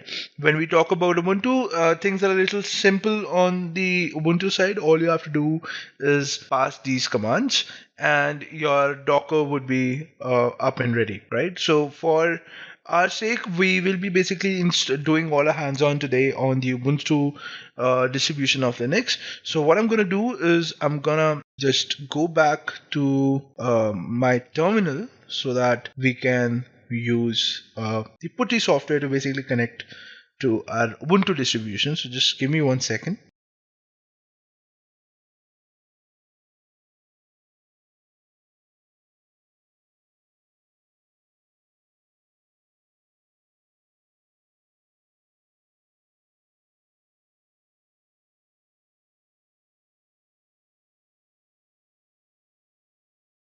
Alright guys, so this is basically my Ubuntu distribution, right? So what I'm gonna do is I'm gonna install Docker in it. So the first thing that I would pass is the command sudo apt get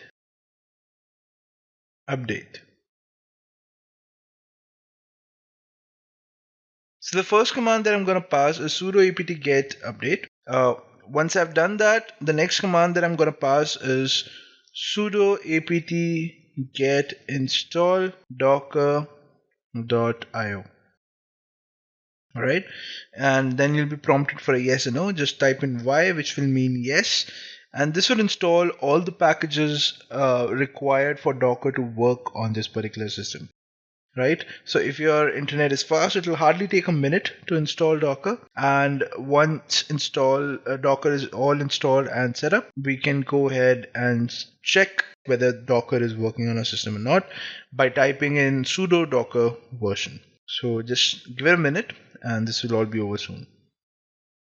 Alright, so Docker is installed now, and all we have to do now is check the version. So it's docker --version, and as you can see that the Docker version is 18.061 CE, and the build is this. So this basically confirms that Docker has been installed on our system. So I've successfully installed Docker. So now let's go ahead and see what is in store for us on our next slide. Alright, so we have installed Docker on our system, guys, and I hope you guys have also, if depending on the kind of OS that you're working on, I hope you guys have also installed Docker on your system. If not, you can pause this video, do that first, and come back, because I would want you guys to learn as much as you can from this session, and I would want you to follow me while I'm doing the hands-on, so that you get the maximum knowledge possible from this session. Alright, so the next thing that we're going to do in this session is get acquainted with the Docker container lifecycle. Alright, so basically this is how this is the whole lifecycle of what a container goes through when we talk about the Docker ecosystem.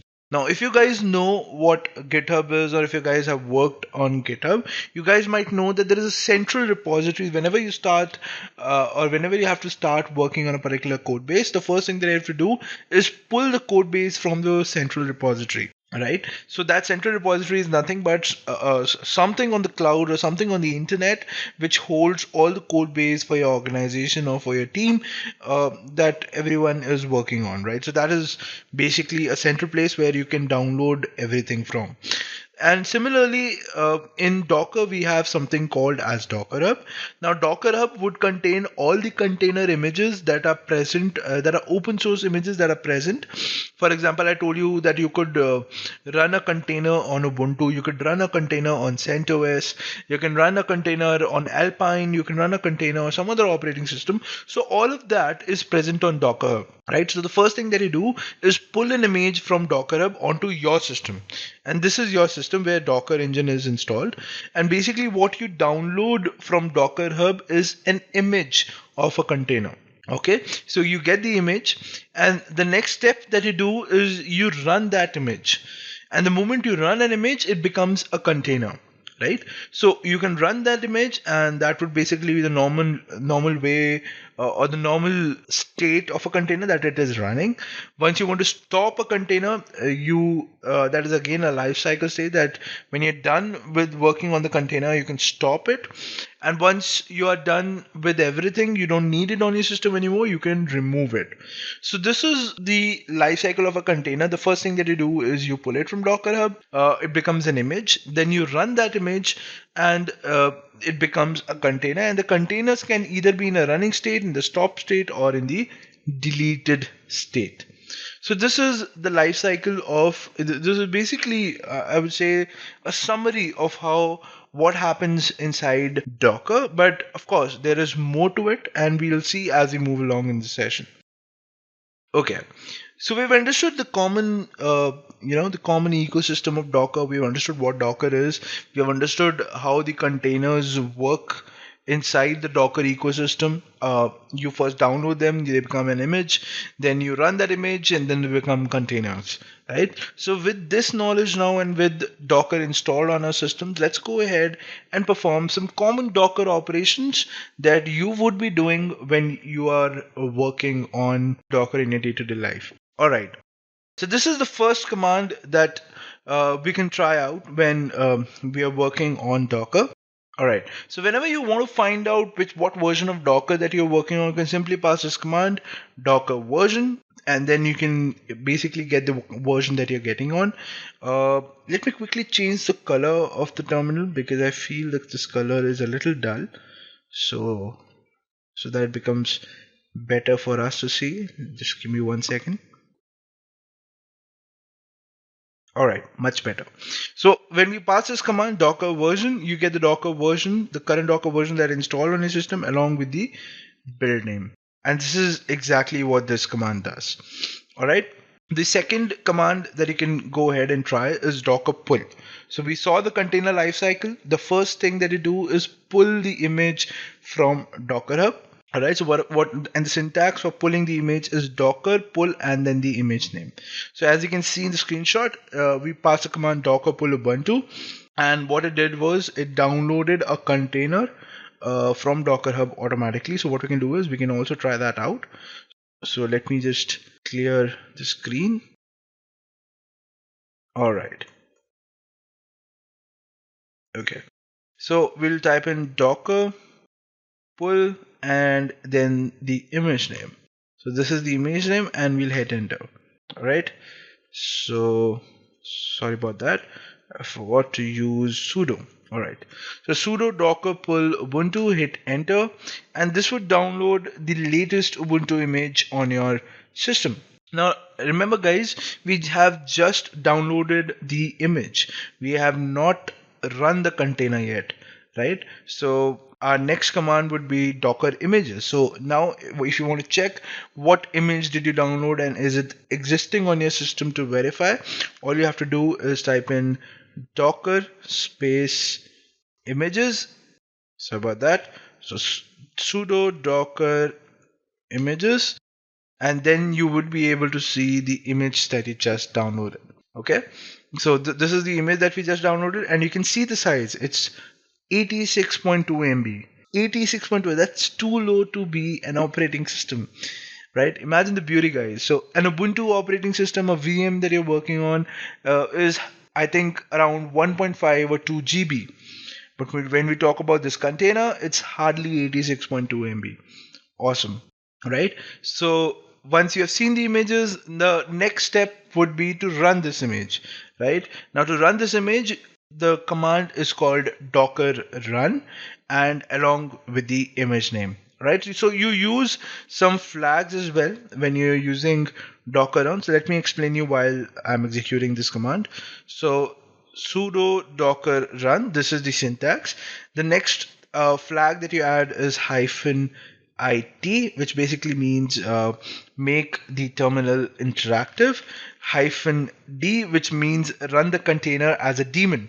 Run the container in the background. So whenever I run the container, make it running in the background till basically I stop the container. So that is what -d does, right? So the command would be sudo docker -it. It means make the container interactive in the terminal, so that I can also pass in commands.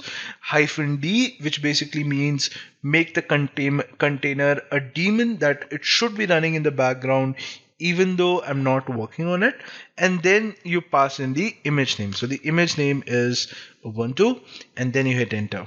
So can you see you just got an ID of the container? So basically this, if you get something like this, this means that your container has just started. And then to view all the running containers, all you have to do is pass the command docker ps, and that would list down all the containers which are currently running in your system. So let us do that as well. So let me just clear the screen. So just pass in sudo docker ps, and this would basically show you the container which you have just started. So as you can see, I started the Ubuntu container 29 seconds ago, and this is the container ID for that particular container. All right, so my container is running. So what's next? Next step would be to see Docker PS would basically show you the containers which are in the running state. But what if you want to see all the containers which are there in your system? For example, what I can do is I can do a sudo docker stop, and I can stop this container. Right, so this container is now stopped, and what I can do is I can run one more container, which would be sudo docker run -it-d and then Ubuntu. Sorry about that. So if I do a docker ps, I would only be able to see the container which is currently running. So you can see it is up 7 seconds ago. But if I want to see all the containers which are there on my system that could either be in the start state or the stop state, all I have to do is type in the command sudo docker ps and then -a. And with this, I can see the containers which are running. So this is container which is running, which was made around 27 seconds ago. And this is the container which has exited, which we manually stopped. And we can see that also by passing the command sudo docker ps -a. Okay. Now the next step would be to work with the container. So we have started the containers, but the next step would be to start working on them. And how can we do that? We can basically do that using the command docker exec. So what we'll do, we'll just first get the container ID. So that container ID is docker ps. All right, so this is the container ID. This is where this is the container which is currently running. Now if I want to get inside this container, the command for that would be docker sudo docker exec, so exec, then -it, make it interactive, give the container ID, and then bash. Bash would be that I want to run this container in the current terminal space that I'm working in, and the current terminal space is bash, and I'll hit enter. So let me just clear the screen. So can you see that you are now inside the container, right? So this is the container ID, and this is the user of the container. So we are basically acting as root of the container ID. That is, we are inside the container and we are acting as root. So this is basically the environment. This is the environment that I was talking about that the developer will start working in, right? And this is basically an Ubuntu container. So all the Ubuntu commands are gonna work inside this particular container. So once we are inside the container, we can do whatever like. So for example, if I have to update the container, I can do an apt-get update, and it will start updating the container as if it's a new operating system which is running on the system, right? And also to show you guys that this is different, or this is completely independent from what we were doing outside the container. You remember we have Docker installed on our host operating system. Now if I try to access Docker from here, I will not be able to do that. So if I do a sudo docker ps, you can see that it says okay, let me do a command docker ps. You can see that it says docker command not found, right? So basically Docker is not installed inside of the container, and that is the reason it is not able to access Docker. Also, an interesting thing that you can see over here is that I pass the command sudo docker ps, and it says sudo command not found. So the sudo library is not installed in the container, right? So I told you the bare minimum libraries which are required for a container to make it behave as a particular operating system is only present in the operating system, is only present in the container and nothing else. And that is why you can see even sudo as a command is not present inside the container. All right, so if you are inside the container and you want to exit the container, all you have to do is type in the command exit, and this will make you come out to your host operating system. But mind you guys, your container is still running. So if you do a docker ps, you can still see the container running in your docker ps space. Alright, so this is how you can get inside a container. All you have to do is docker exec -it and then the container ID space the terminal that you're working in, which in my case was bash. Alright, okay. Now again, so this I already showed you that if you want to stop a container, all you have to do is sudo docker stop and then the container ID, hit enter, and the container will be stopped. And then if you do a docker ps, you will not be able to see any containers which will be running inside the system. So as you can see, once we did a stop, there are no containers running over there in a docker ps space now. Okay. You can also kill a container in case a container becomes non-responsive and you're stopping the container but it's not able to exit. What you can do is you can kill a container. It's similar to that of stop, but when you stop a container, it basically gracefully exits the container. It's just like shutting down your computer or just switching off the power switch from behind the computer's power outlet. Right. So if you have the stopped the container, but the container is still not stopping because of some program which is running in loop inside the container or something like that, you can immediately kill the container using the command docker kill and then the container ID. Then you have something called as docker rm. So basically, I told you guys that if you do a docker ps -a, you can still see the containers which were stopped, which were in the stop state, right? But as we saw in the lifecycle, there's a third stage of Docker containers, which is basically the delete stage. And to reach the delete stage, you pass in the command docker rm and then the container ID. And this would basically delete the container from your system. Now let's see how we can do that. For example, if I want to remove both these containers from the system, all I have to do is take the container ID, pass in the command sudo docker rm, and then pass the container ID, hit enter, and this would remove the container from my system. So similarly, if I want to remove the second container as well, I'll just have to pass in the command sudo docker rm, the container ID, hit enter, and the containers will be removed. And now if I pass in the command, let me just quickly clear the screen. Now if I pass in the command sudo docker ps -a, you can see there are no containers which now exist because we have just removed them from our system using the command docker rm. Alright, moving forward, now what to do when you have to remove an image. Now you guys know we already have an image in our Docker system, which is this. We have the Ubuntu image. Now if you want to remove this image from the system, the command for that is docker rmi and then the image ID. And this would remove the image from your system. So if I want to remove this, all I have to do is type in sudo docker rm. So rm was to remove the container. If you want to remove the image, just type in I as well in front of the rm command, and then the image ID, which is this. Pass in this, hit enter, and this would delete the image from your system. So if you do a sudo docker images now, you can see that the image is not present in the system anymore. All right. So this is how you can remove image from your system.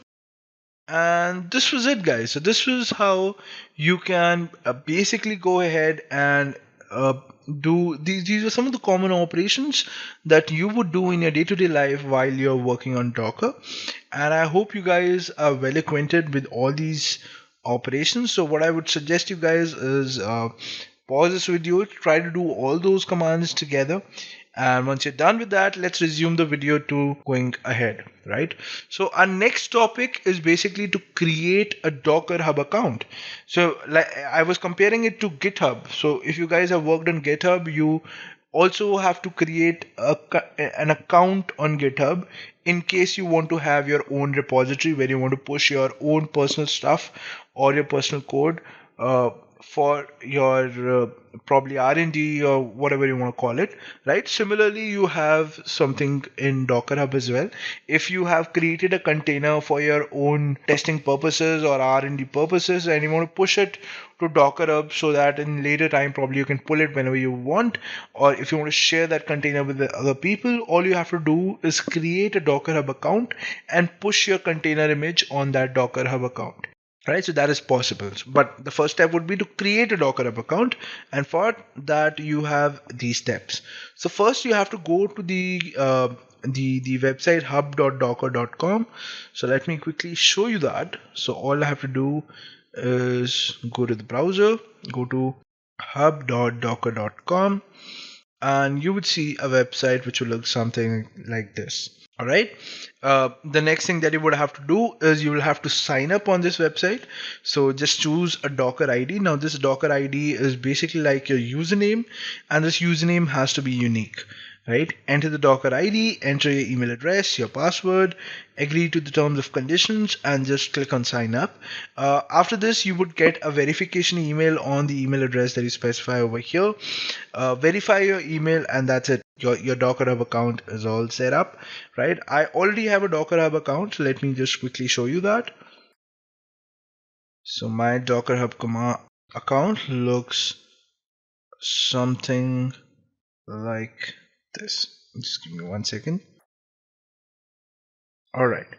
So guys, this is my Docker Hub account, and as you can see, I have some personal containers that I uploaded over here, and I'll show you guys also how you can do this.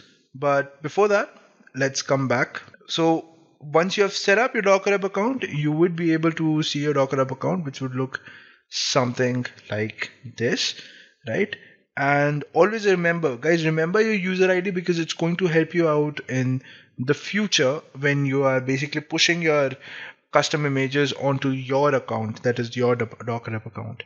Alright, so always keep your user ID handy.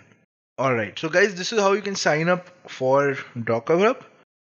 Once you have signed up, let's go ahead and see how you can save changes to a container. Alright, so what does this basically step mean? So this step basically means that if I am on my system and say, I run my Docker command, now say I run a Docker container,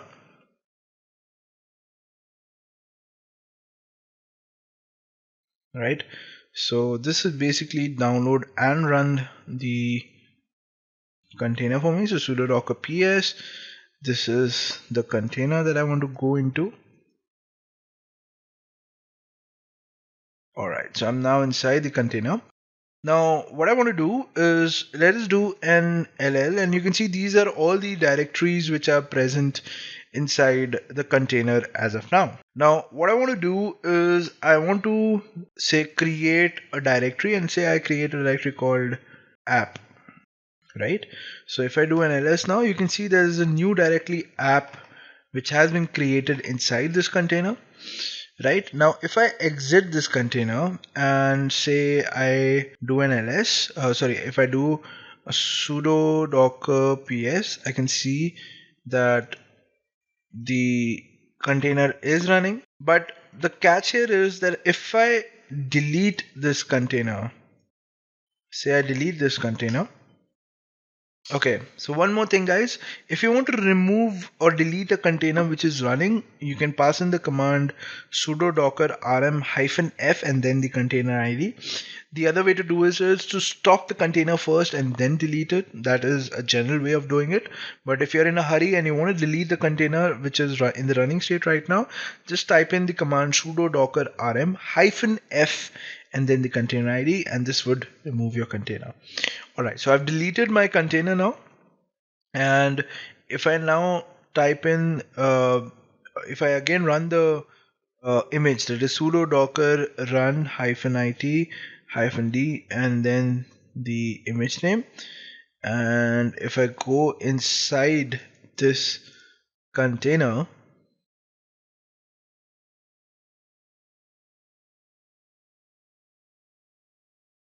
And if I do an ls, you can see the directory that I created, it is not nowhere present over here now. The reason for that is whatever changes you made to the container, they were only present inside the container, and this container, when deleted, these changes do not propagate into the image that you downloaded originally. All right. Now, if you want to make changes to a container and want those changes to be saved inside an image so that you can later on again launch a new container, and it should have all those files or folders or softwares that you installed inside the container, you would have to save these changes inside the container, and for that you would have to learn how to save changes inside a container. Let's go ahead and learn how you can save these changes inside a container. All right, so for saving changes inside a container, the command is called docker commit. Okay, so you have to pass in the command docker commit, the container ID that you want to save, and then the new image name. So basically this will create a new image of a container, and once you pass in the container ID space, you have to give the new image name that you want that custom image to have, right? So for example, in my case, if I create the folder, say app, I do an ls, I can see the app folder is there now. Right, I'll just exit the container. I'll do a sudo docker ps. I can see this is the container ID. So I'll just copy that and sudo docker commit, pass in the container ID, and then the new image name. So the image name, let's say I say the image name is test. All right, so with this, if I now do a docker images, I can see that there is a new image which is present, which is called test. All right, and now I can run a container on the image test, and all I have to do is sudo docker run -it-d and then test. This would run the container, and if I go inside the container now, I can see that my changes would be there inside this container. So if I do an ls, I can see that the app folder is present, and this is how you can create a custom container. So I, for demo purposes, just created a folder. You can also install softwares inside a container. Like for example, you install Apache, you install MySQL, or any other kind of software that you want. Then all you have to do is save the container using the docker commit command, and you're all set. Whenever you run that image again, you would have all those softwares installed inside that container. All right, and this is how you save changes to a container. All right, so now let's do this example. So basically what we're going to do is we're going to run an Ubuntu container. We're going to install Apache on it. And once the Apache is installed, we're going to save that container into an image. All right, so let's see how we can do this. So let's clear the screen. Let's exit this container and let us first clear everything up. So sudo docker ps. So there are two containers running. Okay, so let me show you one more command, which is basically like a shortcut. So if there are like tens or five or more than five or more than three containers running on your system, you always don't have to pass in the command sudo docker rm -f and then pass the container IDs. The shortcut to remove all the containers at once is the command sudo docker rm -f and then pipe it with another command, that is the sudo docker ps -a and then -q. You pass in this command, it would remove all the containers which are present in your system. So if I do a sudo docker ps now, you can see there are no containers running anymore. All right, so this is the shortcut that you can use while working with Docker. All right, so my next step is to basically install. So first I have to run an Ubuntu container. So I'll do a sudo docker -run -id Ubuntu. All right, so my container is now running. The next thing that I have to do is install Apache server on this container. Okay, so let's take it a little differently now. So basically, okay, so let it be like this. We'll come back to the part that I wanted to explain to you guys later. So basically now I'll just exec into this container. Okay, I'm in. First thing that I'll do, I'll just update the container. So apt get update. Okay, once it's updated, the next step is to install Apache, and for that the command is apt get install Apache 2, and this should install the Apache software. Alright, and service Apache 2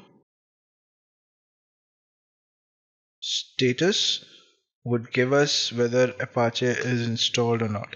So it says Apache 2 is not running, so let's start the service. So service Apache 2 start, hit enter, and if I now check the status of Apache 2, I can see that Apache 2 is running inside the container now. Awesome, this is what I wanted. So let me just exit the container now, and let me save the container. So we have installed Apache on our container. Next step is to commit these changes to the container so that it becomes an Apache container. Alright, so I'll do a sudo docker ps. This is the container ID. I'll say sudo docker commit, give the container ID, and now give the image name. So let's give it as Apache. Or let me make it a little more simpler for me when I move ahead. So whenever you want an image pushed to your Docker Hub account, there is a certain nomenclature that you have to follow when you're naming your image. So first of all, you would have to write the username for your Docker Hub account. Remember, I told you to remember your user ID, and this is exactly for that. So specify your user ID / and then whatever name you want to give to your container. So that would be Apache, right? So the naming would be specify your user ID / your container name that you want to give. All right. So sudo docker commit container ID and then the container image name that you want to give to your custom image. Hit enter, and this should basically save your images. So if I do a sudo docker images now, you can see that our image has been saved over here with the name hshar/apache. You should also notice that now my size of the container is 212 MB. Because I've installed the software, the size has gone up. It was 86 MB before, but because we have installed a software on it, it has now become 212 MB, which is fine. Alright, so now we have the new image. So what I'm gonna do is I'm gonna remove all the containers which are running now. So sudo docker ps, this is the container running. So let me just remove it.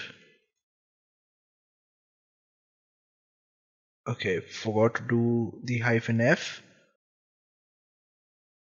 Awesome. So now what I'll have to do, to check whether my image is functioning properly or not, what I can do is I'll just pass in the command sudo docker run -it -d and then the image name, that is hshar/apache. Okay, I'll introduce you to one more flag, which is -p. Now what -p does is it basically does port mapping. So when I've installed Apache, if I want to check if Apache is working or not, normally Apache works on port 80, right? So on containers port 80, Apache would be running. But if I want to check the port of the container, or if I want to check if everything is running inside the container fine, I'll have to map the internal port of the container to the outside host operating system. So in this case, I'll have to map it, say if I want to map it to port 82 of my OS, of my host operating system, to the 80 port of my container, this is the command to do that.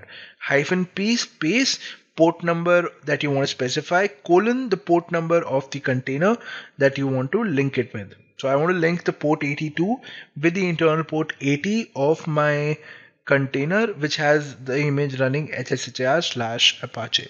All right. I'll hit enter. This would create the container, and if I do a sudo docker ps, I can see the container is now running. So let's exec into this container. So sudo docker exec -it,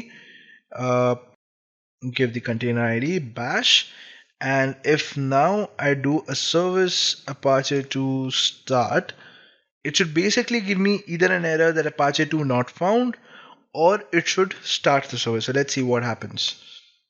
So it says service Apache web server Apache. So this basically means Apache was present inside this container because we did the sudo docker commit. Apache was installed inside this container, and this now service has been started. Now remember guys, we have mapped it to port 82. So now let's check if we can access the Apache software on port 82 of this server. Alright, so let me just go to the IP address of the server. So basically the server is running on AWS. So this is the IP address of the server, and I have opened it on port 82, right? So right now if I hit enter, it will not work. Reason being, I'll have to open the ports on this server. So let me just do that. Let me open all traffic so that we are on the safer side. Okay, so IP address colon port number, which is 82, hit enter, and you can see the Apache is successfully running. So mind you guys, Apache is not installed on the server, it is installed inside the container, and that software is able to access on the browser using the port that you mapped on the container. Alright, so for our verification, what I'll do is sudo docker ps, and I'm gonna stop this container now. Sudo docker stop, pass this id, and now if I do a refresh over here, you can see that it says the site can't be reached. Reason being, I've stopped the container over here. Alright, and this is how you can save changes to a container, install software, and create a new image out of it.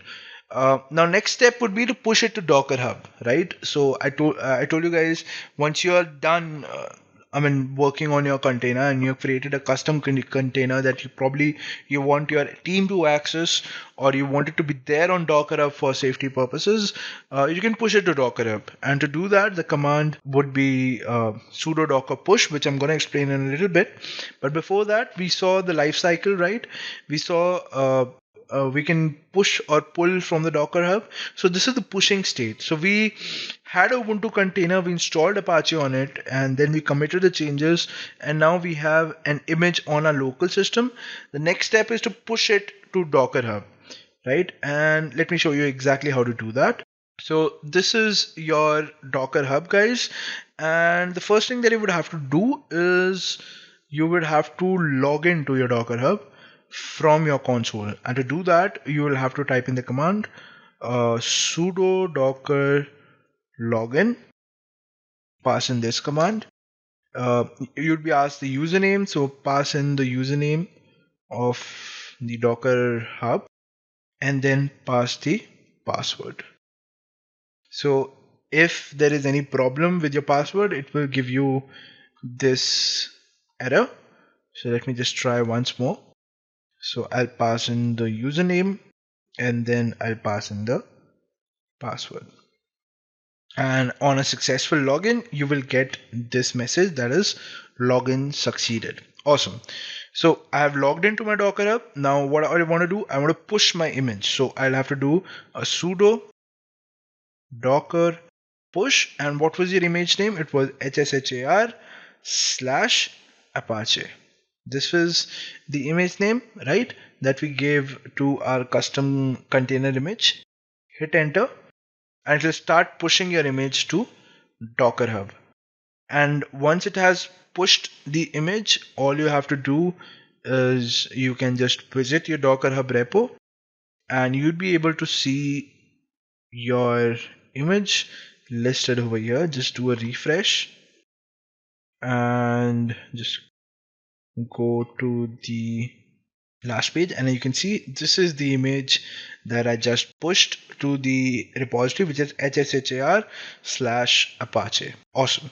So we have successfully pushed our image to Docker up. So it's very easy. Just type in the command sudo docker push, and that should be it. All right. So our next topic now is introduction to Dockerfile. And let us go ahead and learn what is Dockerfile. But before that, let us recap what we have just learned. So we understood what Docker is, why do we need Docker, what is Docker exactly. Then we went through some of the Docker operations, the day-to-day operations that you would be going through. We got acquainted through that. Then we saw how to run a container, and then how to do some changes to the container and save it on your local system. And finally, how to push that container onto a Docker hub. This is what we have learned. Now, the next step is, what is a Dockerfile?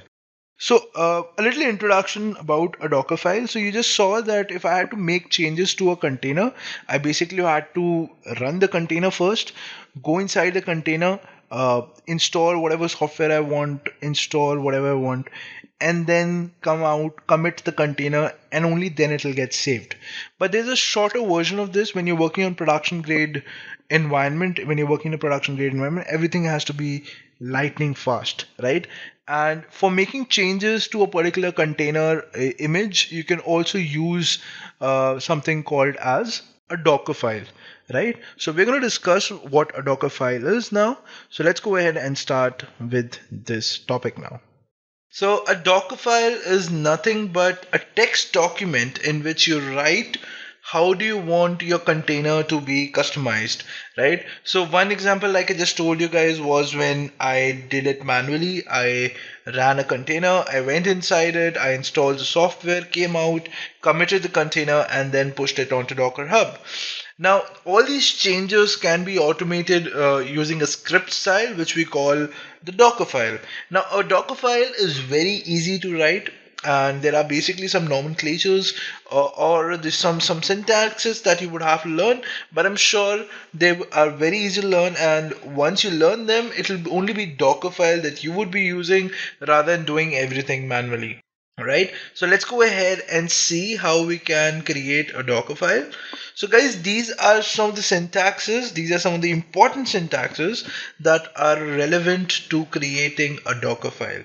Now, the first line of a Dockerfile is always from, right? So the image on which you want to make changes. For example, we made changes on the Ubuntu images where we installed Apache.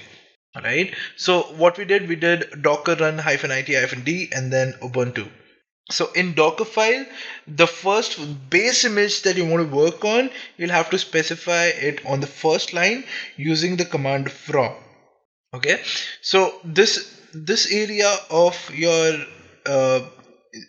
presentation will basically tell you the Dockerfile content. So this is exactly how the content of the Dockerfile should look like. So the first command is from. So from Ubuntu. So the base image that I want to work on is Ubuntu. So this would be the first line. Second command would be to add all the files. So add is basically used to add files inside a container. Now, for example, say I create a HTML file and I want that HTML file to be added inside the Ubuntu container. So for doing that, the command add, the first argument would be the place where where the files are present, and the second argument would basically be the location inside the container where you want all those files to be copied. All right, so add space dot, the meaning take files or take all the files from the current directory and put it inside /var /www and /html. All right, so this is what the add command does. The third is run. So whenever you want to run any command in the container, for example, I ran apt get update and apt get install Apache 2 inside the container, right? Now, if you want to run the same commands from the Docker file, you can do that using the command run.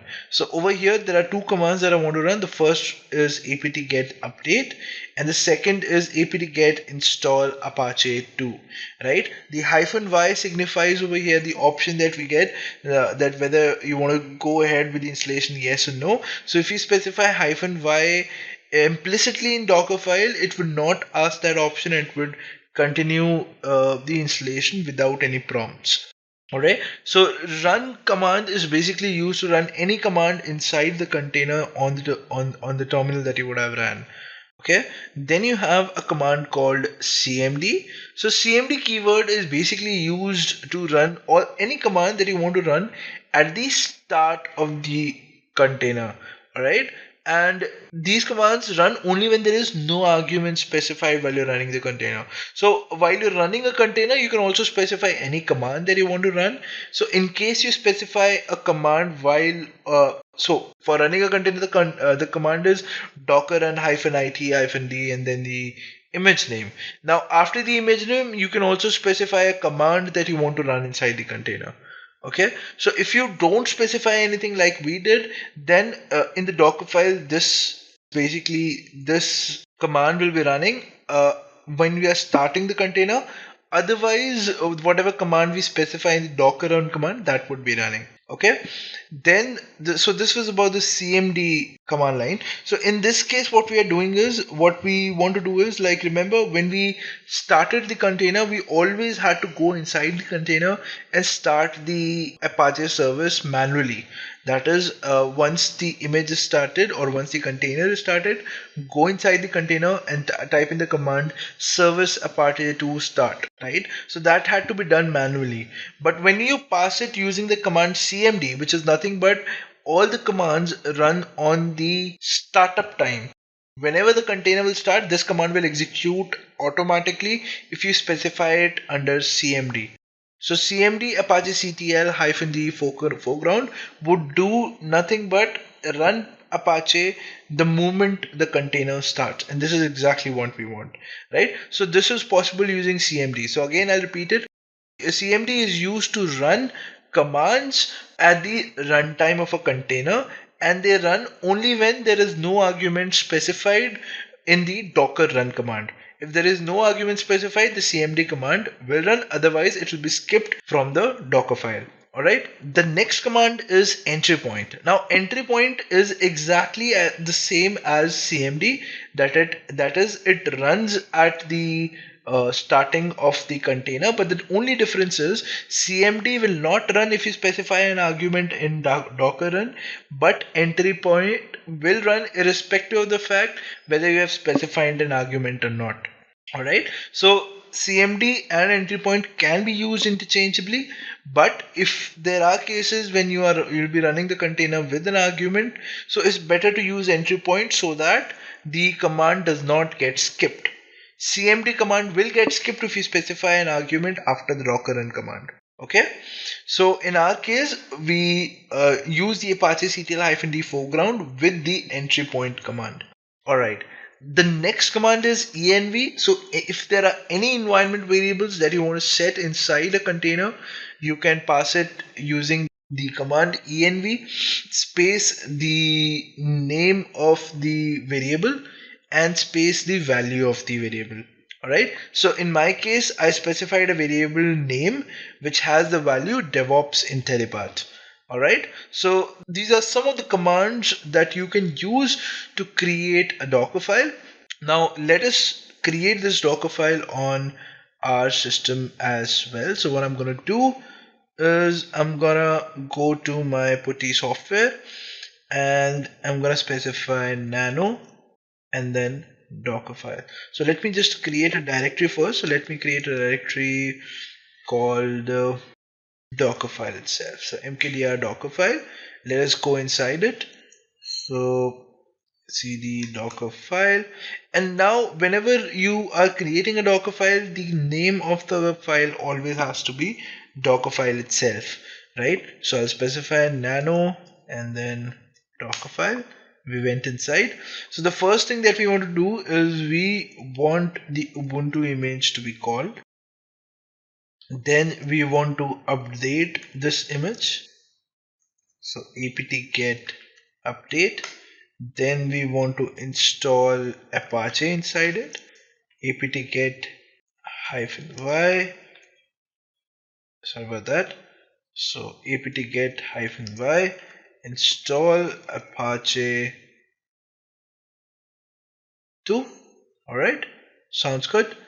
Then we are going to add all the files from this directory to the directory var www.html. So we're going to create this file. Do not worry, we'll just create this file. Right, once we have done that, the next step would be to run Apache in the foreground. That is, run it. So Apache ctl -d foreground. So this would run Apache automatically. Okay, and you specify the entry point and say I also want to specify environment variable. Say let me create an environment variable called name, and I want to specify the value as Intellipaat. Okay, sounds good. So this is my Dockerfile, and I'll just save this now. And let me create a HTML file as well. So let's create one.html, and let us make it a little simple. So this would be a hello world HTML file.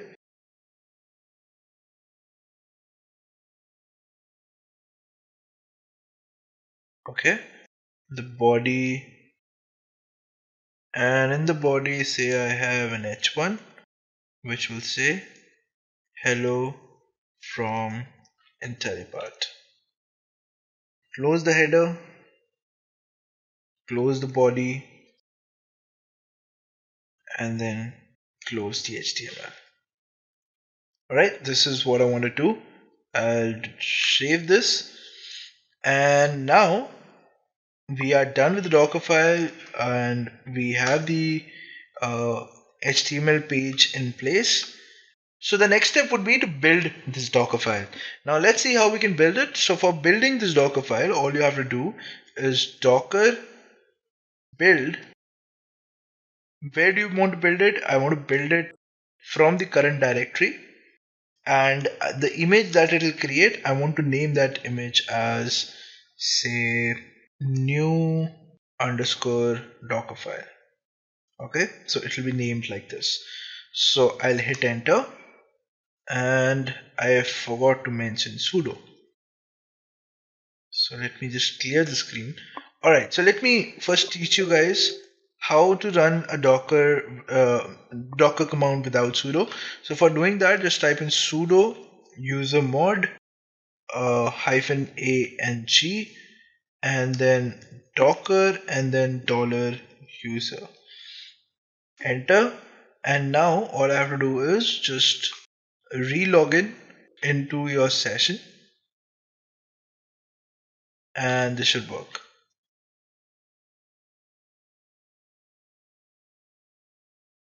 So if I do a docker ps now without sudo, you can see the command is running.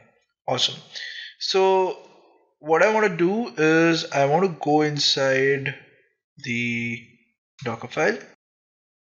Okay, and now I want to build this Dockerfile. So docker build dot -t new underscore Dockerfile. So you can see the Dockerfile is now being executed, and basically this is creating the container for me, and this will basically come up with an image which will have all the changes that we just told to the container. So now if I do a docker images, I can see that there is a new image which has been created, which is new underscore Dockerfile. So let us run this new underscore Dockerfile. Docker run -it -d. Also let us specify the port number. So let us open it at port 84 and then -d new underscore Dockerfile and then hit enter. Okay, so the container is launched now. So if I do a docker ps, I can see that a container has been launched 7 seconds ago. Awesome. And it being opened on port 84. So let's check if everything is working well for us. So we just have to change this to 84. And you can see Apache is running. Awesome, Apache is running. And now let's check our web page if it's there in the container on route. So we named it as 1.html. And yes, so this is the HTML that we created, which has been added inside the container. So let me show you inside the container what exactly happened.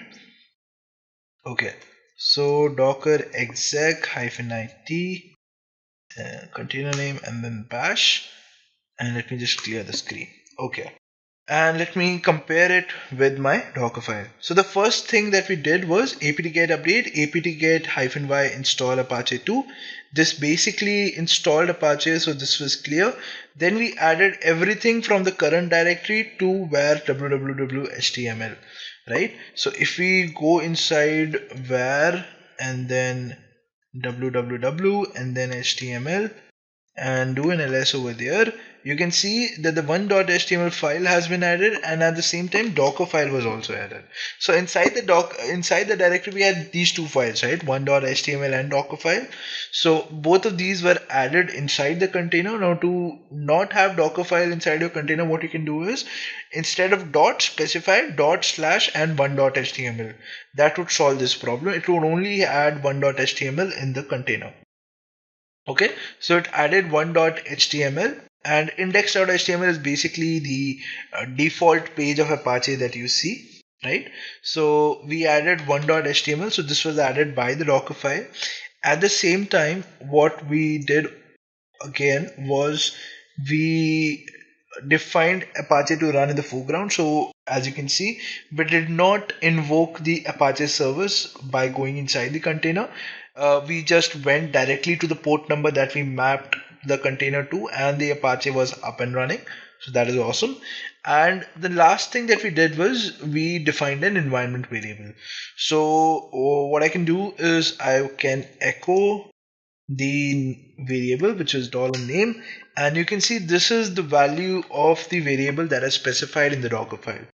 I specified the variable names to be Intellipaat, and if I specify echo $name, this is the value that I get automatically. So this was set by the Dockerfile in the container image that I just created. And now what I can do is I can just exit this container, and if I want you guys to use it, all I have to do is do a docker push to this container on my Docker hub, and you guys will also be able to access this particular container. Alright, so for that I'll just have to change the name, do a docker push, and you should be able to use it. But I'm sure you would not be needing it, because if you pass the same commands that are written over here, you would get the exact same container that I created. Alright, so let me know if you guys face any problems in the comment section, and we'll be happy to answer all the queries for you. Alright, moving forward, now we got to know how to create Docker files. We got to know how to build images from the Docker file automatically, kind of like a script kind of thing. Alright, so now let's start with our next topic, which is introduction to a Docker volume. So what is a Docker volume? So Docker volume is basically used to persist data across the lifetime of a container. For example, I demonstrated it to you guys that when you create a container, you make some changes in the file system, you delete the container and you launch it again, and the changes are not there anymore. Right, so that can be fixed. So imagine it like this. For example, you're using Apache container and you have a website inside of it, and the container stops responding because of some reasons. What you do, you delete the container and you launch it again. But with that, what happens is your website content is also deleted. And if your website content is not present in this new container, it becomes a problem. So to solve these kind of problems, we came up with Docker volumes. So what Docker volumes does is it basically maps, or it basically hosts the storage outside of the container and maps it to inside the container.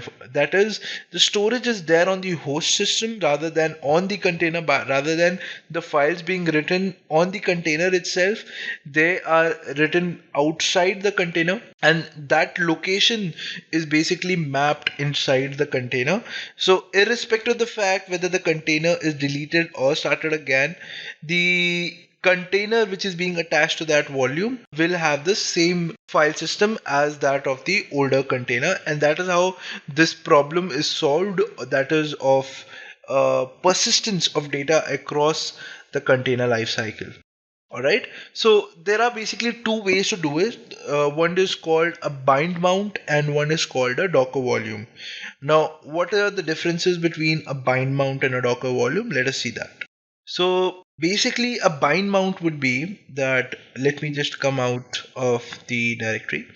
A bind mount would be that I mount a particular file location inside the container. Okay, for example, I created this Dockerfile directory, right? So what I can do is I can map this Dockerfile directory inside a container. Now to mount this particular Dockerfile folder inside my container, all I have to do is docker run -it, and then there's a flag called -v that I'll have to specify.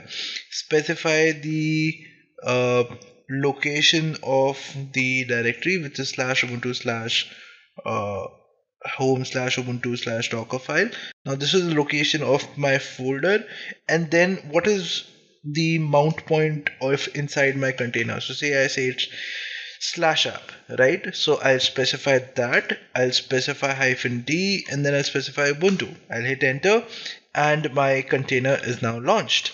Now if I go inside this container, I will be able to see that there is a folder called /app which has been created, right? So if I go to app and if I do an ls, you can see the folder, the files inside this container are that of the Docker file. Now these files are not actually copied inside the container, but these are actually being mirrored from the directory on the host operating system. That is, if I duplicate this session,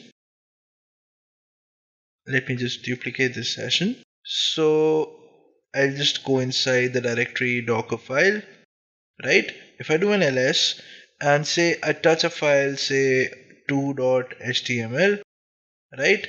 So if I do a ls in the container now, I can see that there is one more file, 2.html, right?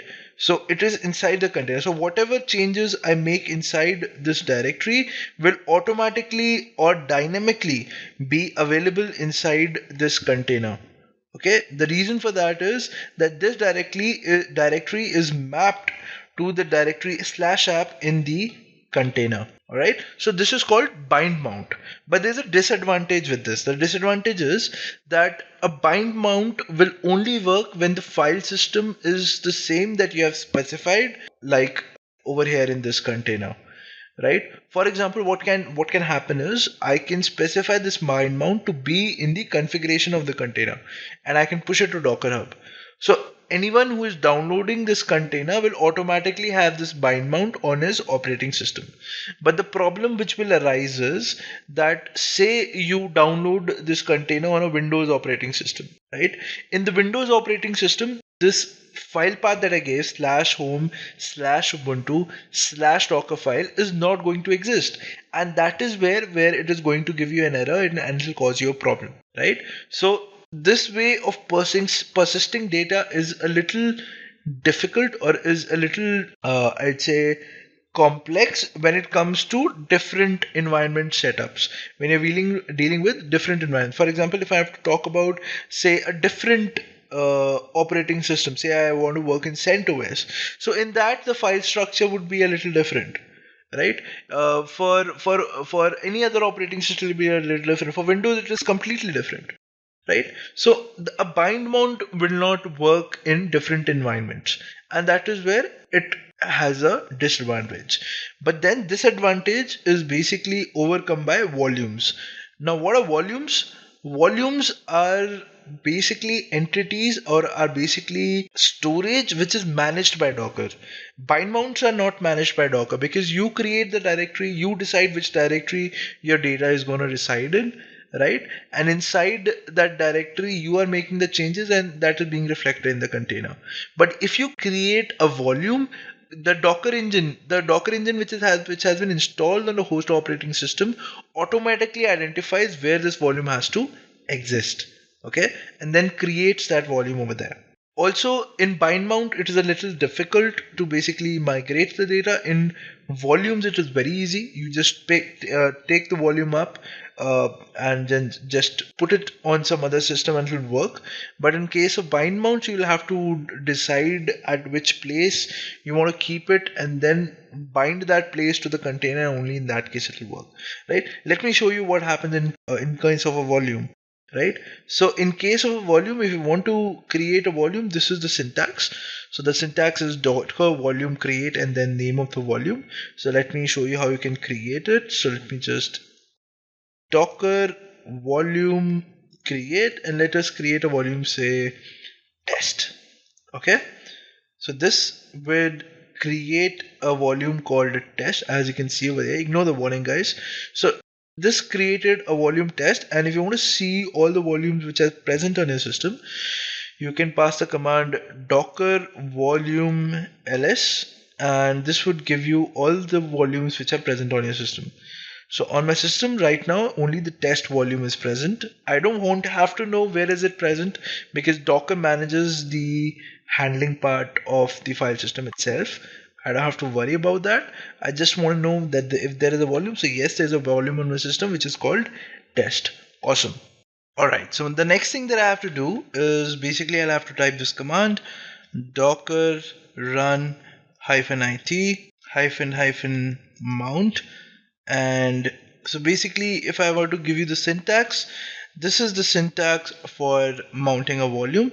So docker run -it -mount. Source would be equal to the name of the volume. So in our case, the name of the volume is test. Then the target would be where do you want to mount it inside the container. So we want to mount it inside /app, right? And then -d, and then the image name.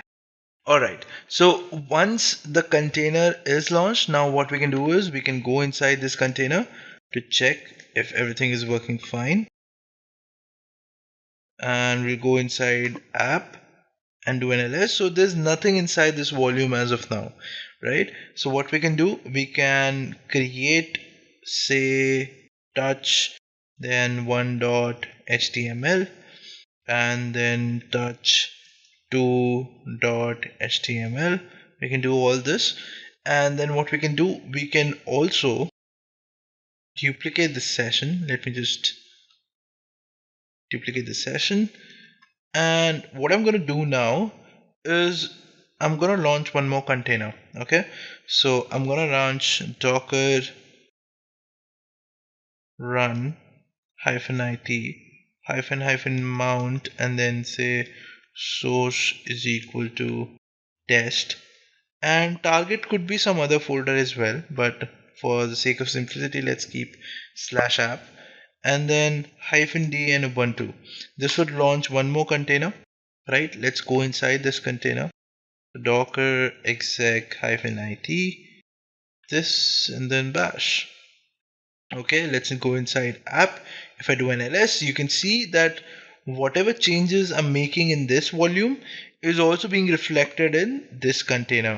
So say I create 3.html over here, if I go here and do NLS, I can see the 3.html as well.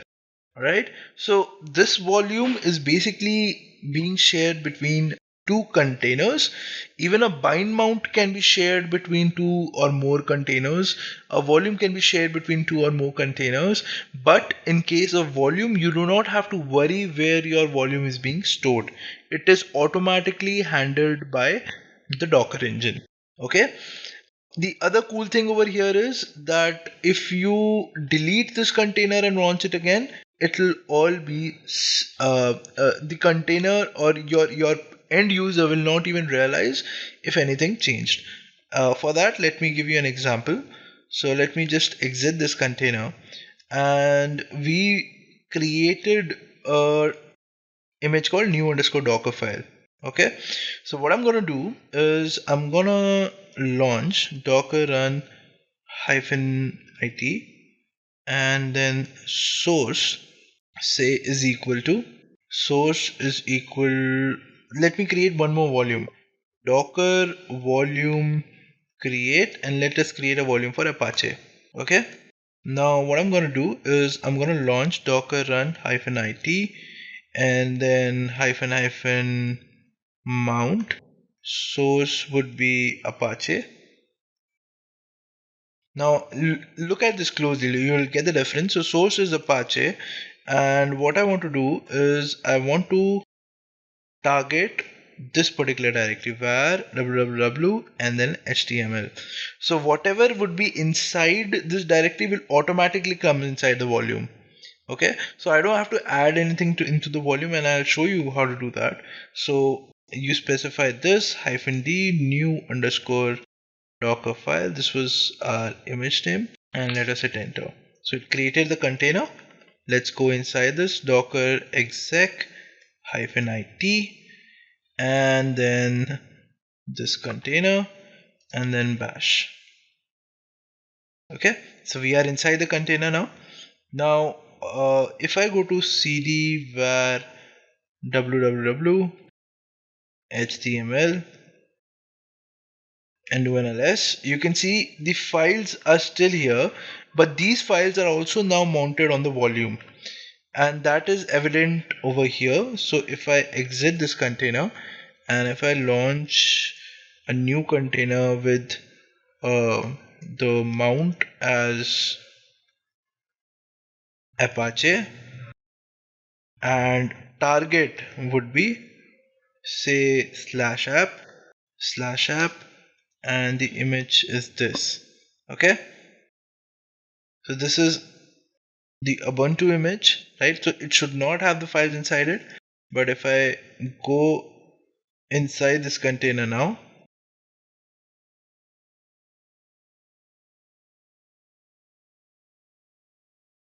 can you see the files over here are same as what was there inside this container var slash www slash html.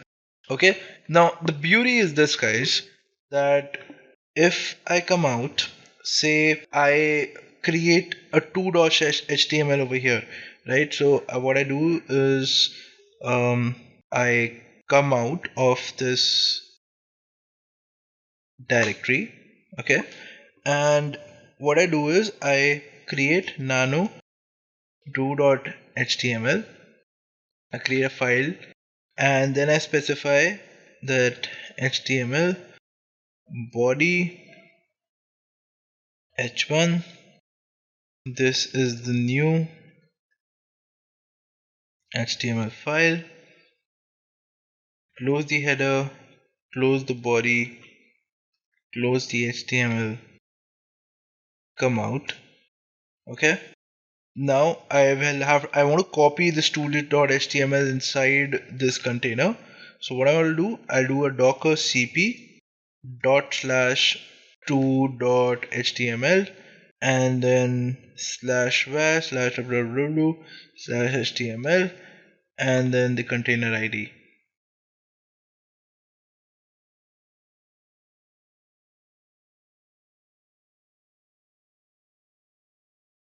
Slash var slash www slash html.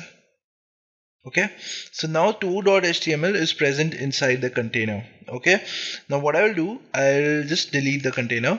I'll delete the new underscore Dockerfile container, docker rm-f, delete.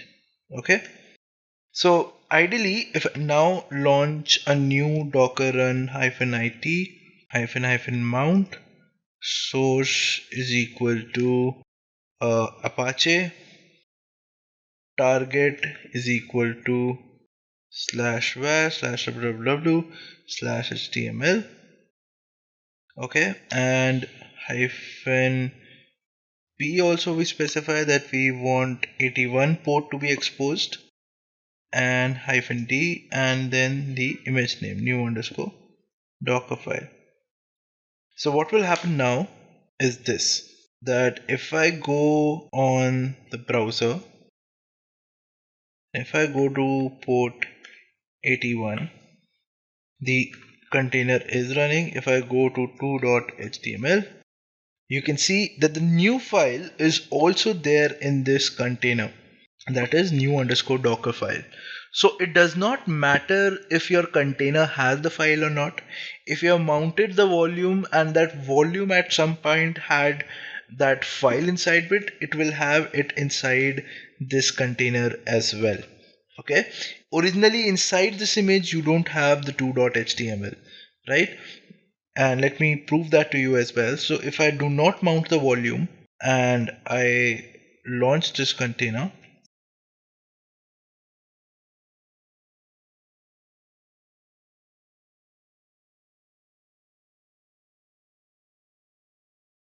right? So if I go to this IP address but on page 82, you can see the container is up and running. If I go to 2.html, it will say 2.html was not found on this server. Reason being, the volume is not attached to this server. This file only has 1.html that we wrote using the Dockerfile, right? For volume, we have it attached in the container which is mapped to port 81, and that has the file 2.html, which is this. So awesome guys, we have successfully understood what Docker volumes are, and I'm sure that you guys have also understood. If there are any doubts guys, you can mention it in the comment box and we'll be more than happy to help you out with your doubt. Alright, so with that guys, now we come to the next topic of our session, which is how are microservices relevant, right? So till now we have seen how we can deploy a single container and do things with it. But usually in a production grade environment, we have multiple Docker containers which are working with each other. Now, why do we have that? Let us understand that using this topic. So first, let's understand what is a monolithic application. So guys, a monolithic application is an application which has everything inside one particular program, right? For example, let us take the scenario of an Uber app. So our Uber app has things like notification, we have things like mail, payments, location services, customer service, and passenger management. This is there inside one app, right? You can see all of these things inside one app. So if you can see it inside one app, that does not necessarily mean that it is actually one program of Uber that they have written, right? But for now, let's consider everything is under one program. When I say one program, probably you have written a Java file, or you have written a C file, and everything is there in that C file, or everything is there in the project in different files. Basically, everything is there on one server, is what I mean, right? So if that is the scenario, what will happen, that if I want to change code in notifications, I will have to pull the whole code base.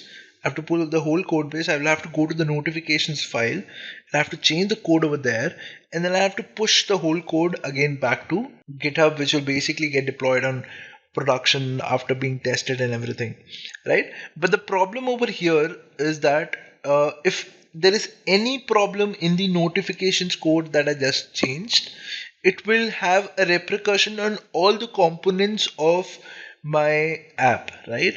there could be that I did a mistake and probably there is something wrong with the mail program now. Although my intention was not to touch the mail program, but because I had to work with the code base which had everything, probably something went wrong over here, or something went wrong over here, or something went wrong over here. So this was a problem with a monolithic application. That is, that you had to submit the whole code base, even if you had to change the minimest thing that is there in the code. Right, and this also led to downtime, because when you are changing the code base, there will be a certain amount of downtime that will occur. There is also a lot of risk, because like I said, the other files of the same project could be impacted. For example, in our case, I said that if notifications, or say if location services is not working, probably it will have an effect on payments, or it will have an effect on mail if the code is related to each other, or if a function is being called from each other, etc., etc. That is how a normal a program is. In one file you define a function, in the second file you're basically calling that function. That happens, right? So all of these are dependent on each other, and whenever the components, whenever the modules, so all of these small things like notifications, mail, payments, passenger management, customers, these are all small modules of a program. If these modules are interdependent to each other, it will be called a monolithic application, right? But when we talk about the disadvantages of a monolithic application, they are the following. So like I said, if the application is large and complex, it will be very difficult to understand. So if your Uber app is now having more and more features, and if someone has to add a new feature, he first has to understand all the dependencies between the components, right? He has to understand the whole code base, and then only he can add a feature as to understanding what will be the repercussions, or what all files he or her has to handle if he's going to put a code inside the code base, right? So it is a little difficult to understand.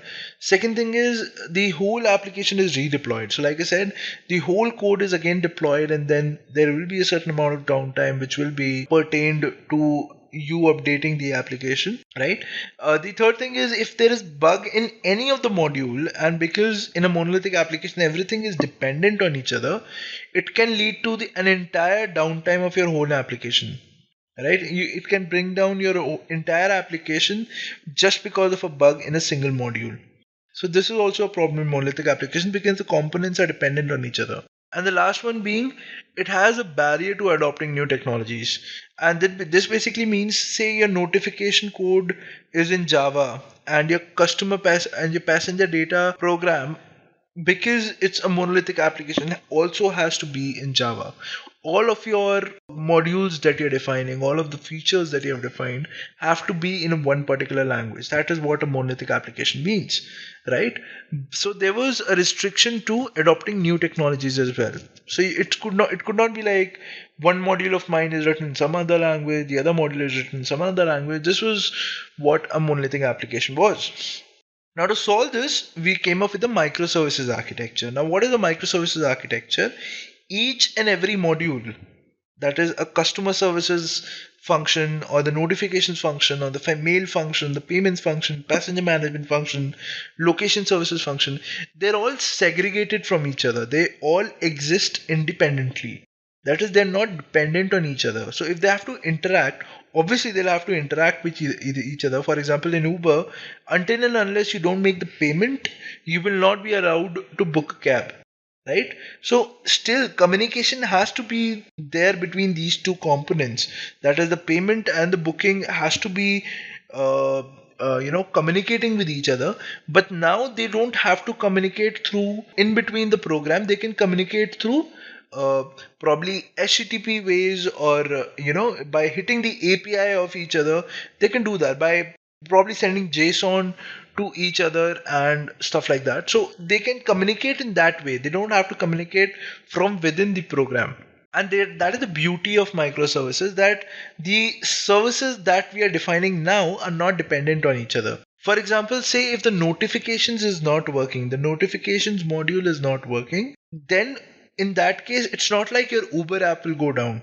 Probably in that case, it will say our notifications is having some problems, but you can still book a cab. You'll still be able to book a cab because booking of cab is no way related to notifications. But if we compare it to a monolithic application, in that case, because the code was dependent, and if there was something wrong in the notifications app, the whole application could come down, right? Because the code was not isolated to their member functions or to the member modules. But now, because each and every function of the application can exist on a different server altogether, the downtime of the application becomes almost zero when we have to update a feature. For example, if a developer has to update a feature in, say, the payments app, for example, he has to add a new payment method, he will only download the code base for the payments app, make the changes over there, update the code on the payments module, and if there are any problems, there will be problems only to the payments module. The other services will not be affected. Okay, and this is what microservices are. Now, you might be wondering that this is a Docker session. Why and how are these microservices related to Docker? So to answer that question, these applications, all these microservices are deployed on Docker containers. Okay, so all these act as separate entities, and these containers then interact with each other. And now this also solves the problem of barrier of adopting of new technologies. Reason being, your containers could be of different technologies. For example, your customer service could be written in Python, your notifications could be written in Java. But if your customer service and notifications programs have to interact with each other, they can interact through JSON. JSON is a way of writing a file, just like we have CSVs wherein values are separated by commas. In JSON you have a structure, right? Any kind of program, be it any language, can convert a file into JSON, probably using libraries or having inbuilt functions for that, right? And then pass it on to the other service which has to read the information. So with microservices, our problem of barrier restriction, of technology restriction was also solved. So the advantages would be, because the application is distributed, can be understood really well.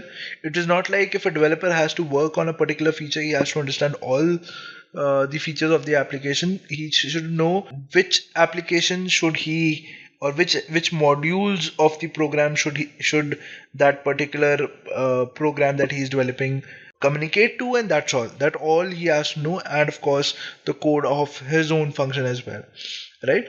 And of course, if he makes any changes and if he makes any bugs also in the program, it will not affect the whole application.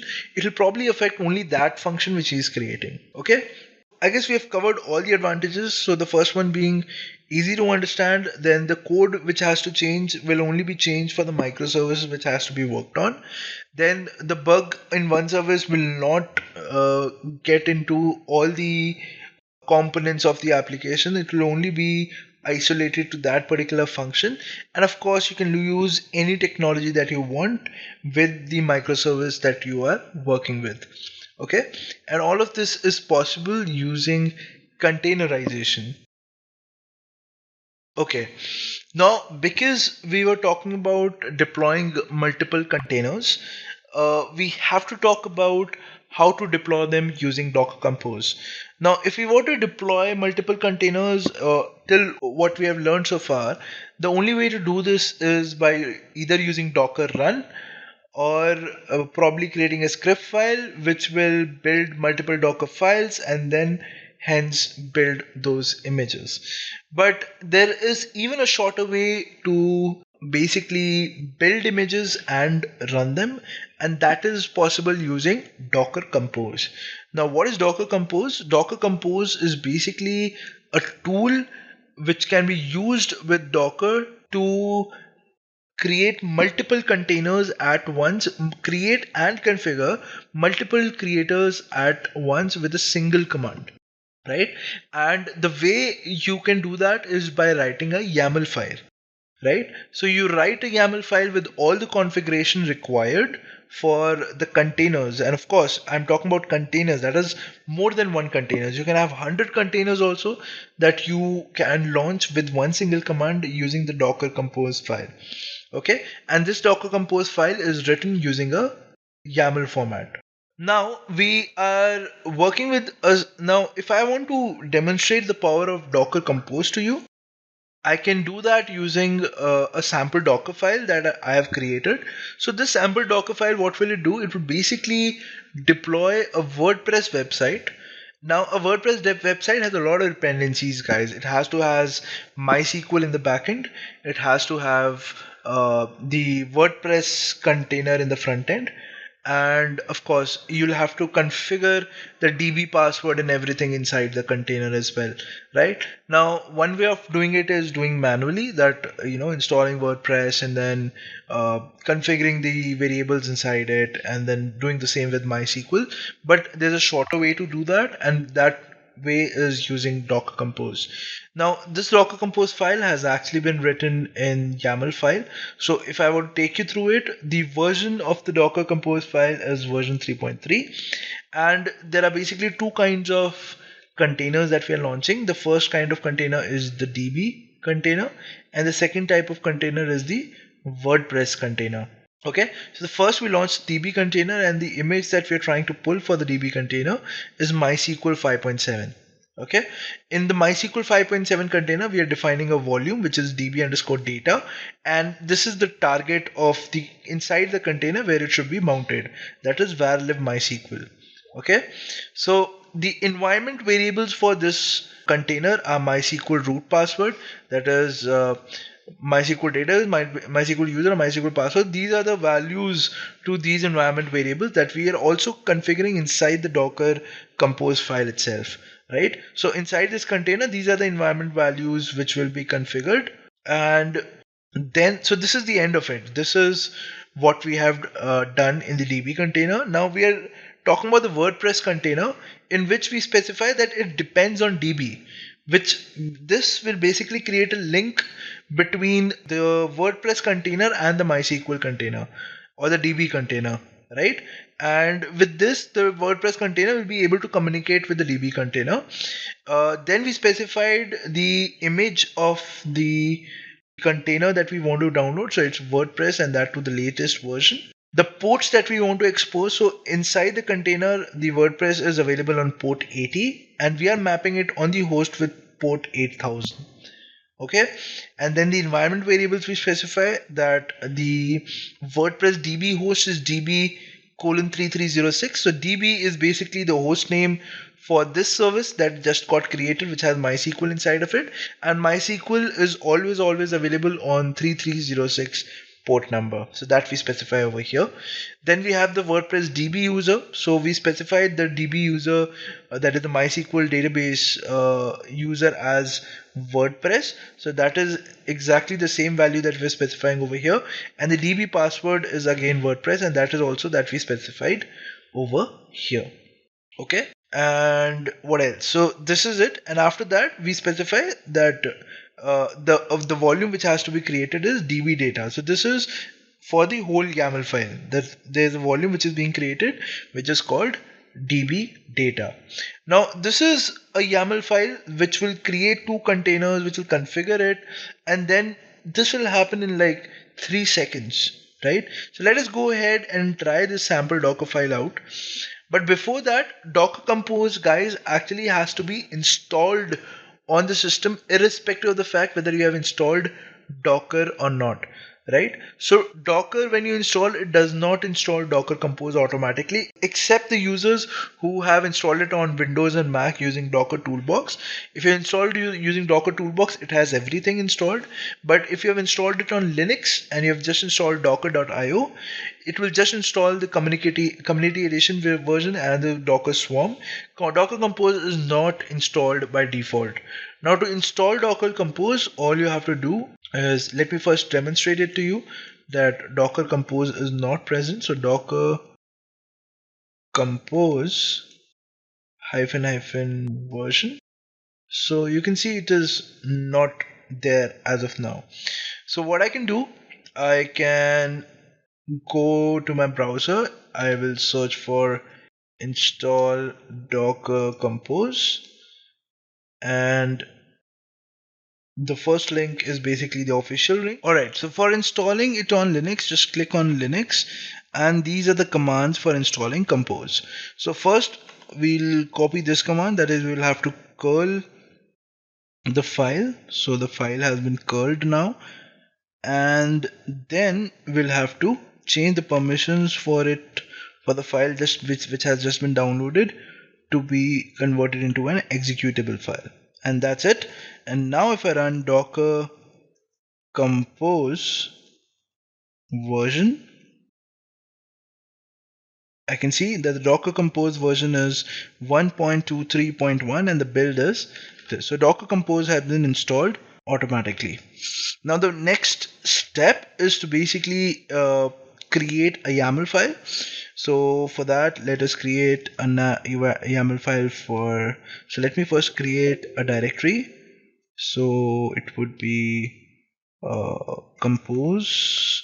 Let's get inside compose, and now let's create a YAML file for WordPress dot YAML. Okay, and if you basically, this WordPress compose file is available on Docker Docs, so you can directly go here and you can try this YAML file on your own as well. Just copy this YAML file, paste it into your YAML file that you are creating, and then save it. Just let's verify if everything has copied correctly. So yes, it has. And now finally save this YAML file and then pass the command. Okay, so there's one more thing that I want you to know, but that will be evident from the error, which is that the Docker Compose file has to be named a proper, has to have a proper name. For example, if I pass the command Docker Compose, for basically running your Docker Compose YAML file, the command is Docker Compose up and then -d. You pass it, and then it'll give you an error, can't find a suitable configuration file in this directory, right? So it says that file can only be of this name, dockercompose.yaml or dockercompose.yaml, right? So what we're going to do, we'll just name it the same. So I'll just rename the file to be dockercompose.yaml. Okay, so the file has now been renamed, and now let's pass the command docker compose up -d. I'll hit enter, and as you can see, everything has started automatically, and it is pulling the containers as of now. Once it has pulled the containers, it will start configuring the container. So DB container has been completed. Now it is downloading the WordPress container, and then it will configure it. And once the configuration has been done, yes, so it's done. So our WordPress website is now up, and all we have to do is go to the EC2 dashboard, go to the running instances. So these are the instances that we launched. This is my instance. I'll just copy the IP address, and WordPress would be available on port 8000. Hit enter, and here you go. So website is up and running, and if I go on continue, I'll just have to specify the value. So let's keep the site title as Intellipaat, username as Intellipaat as well, password would be Intel123, and then your email, so it would let it be something random, intellipaat@intellipaat.com, and we'll click on install WordPress, login, and then username or password. So let us specify it as the same that we give, right? And now if it logs in, that basically means that it is being able to communicate with the database as well, right? So your WordPress website is all up and running. It is now configured with your MySQL database, and that is how it is interacting. And this is your dashboard. This is basically from your WordPress container. Your data is all being stored on the MySQL container, And this is a classic case of a multi-tier app that you have just launched on Docker Compose.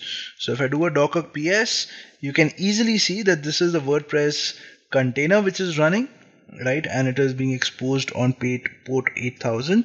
And then you have this MySQL container which is running, which is being exposed on port 3306, on which this WordPress container is being able to interact. Alright, so guys, this was how you can launch multiple containers at once using Docker Compose, and this is also kind of like a microservice, although this can be further be broken down, but those broken down services can also be launched through Docker Compose, and everything can be configured in the Docker Compose YAML file itself. Alright, but again, microservices are actually not launched through Docker Compose. They are basically put on something called as a container orchestration tool. So what is exactly a container orchestration tool? Right?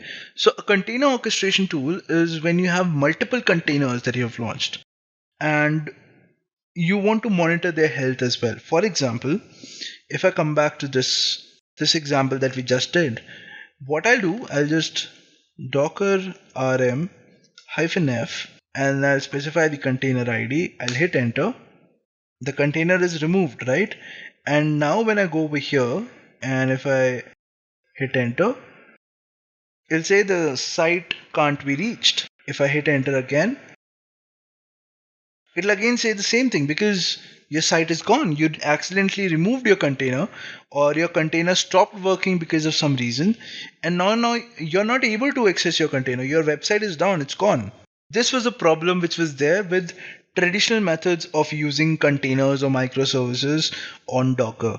But then there was something called as container orchestration, which became very popular, which basically says that all your containers' health will be monitored by Docker itself.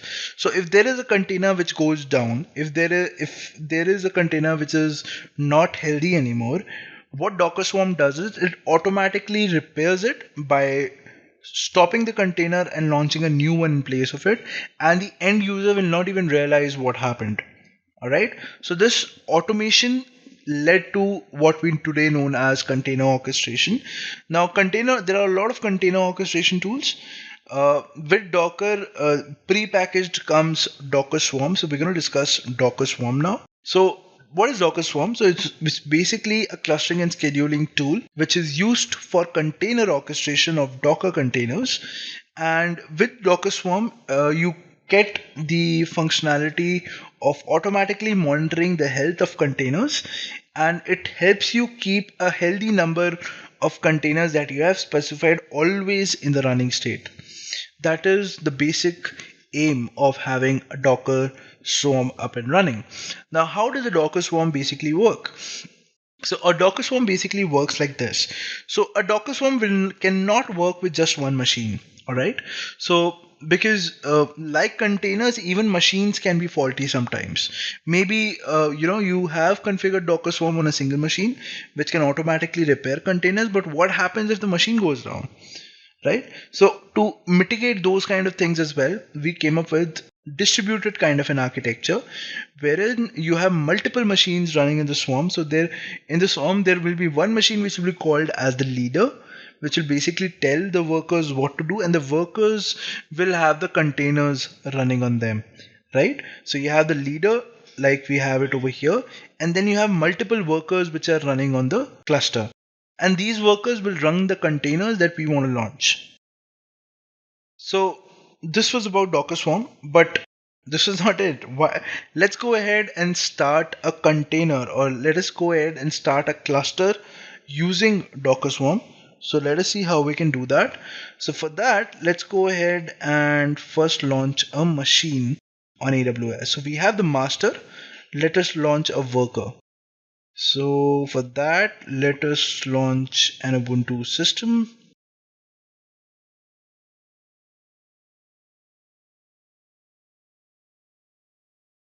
Okay, so now our Ubuntu system is now launching. Let's name this instance as a worker. Okay, So while this is launching, you'll have to do some steps on your leader. So say this is the instance that I want to become the leader for my Docker Swarm cluster. So what I'll have to do, I'll have to say Docker Swarm init, and then I'll have to specify uh, the advertise address. So advertise address is basically the private IP address of the instance. So in my case, the instance is, this is the private IP of my instance, right? So I'll have to specify this over here, and then I'll hit enter. So with this, you will get this command: swarm is initialized, current node is this, and it is now a manager. So manager is nothing but a leader. Okay, and for any node which has to join to this manager, they'll have to pass this command, that is docker swarm join, and then this command that they'll have to pass.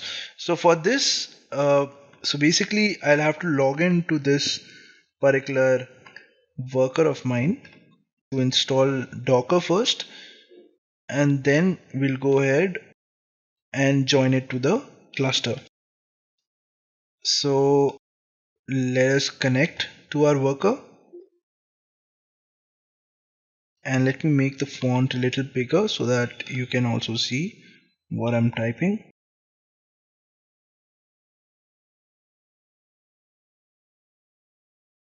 Okay, great. So this is my instance. Now what I'll have to do, I'll have to first install Docker. So let me do an update first.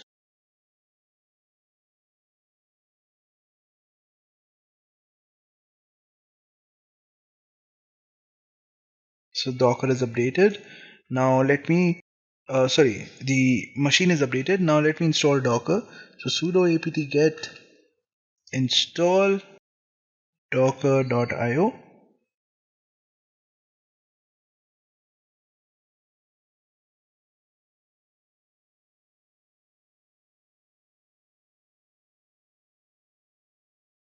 Alright, so Docker is installed. Let us verify that by typing sudo docker version. Great, so Docker is installed. Now Swarm is automatically installed when you install Docker. So all you have to do now is go here, copy this command, and paste it over here, right? And also while we are doing that, I'll have to open the ports for these instances to interact with each other. So let me put all traffic over here, and now my instances should be able to interact. So I'll just pass the command here and hit enter.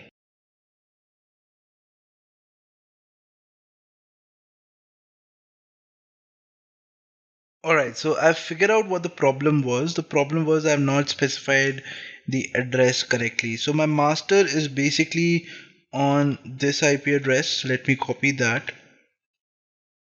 and let me pass the command again. Now this is the command that we get. Let us copy this. Let us paste it over here. Hit enter, and you can see it says this node joined as a swarm worker. Alright, awesome. Now if I go here and I do a docker node ls, you can see that there I have two nodes which are there. This is my current node, which is the leader, and it's in the ready state, and so is the second node, which is also in the ready state and is joined the swarm. So this is how you can create a Docker Swarm cluster, guys. So again, to be very clear, the first thing that you'll have to do is do a Docker Swarm init on the master node. Then you'll get a command. Just pass that command on the worker, and your worker will directly connect to your master. Now, if you want to leave the cluster, all you have to do is say sudo docker swarm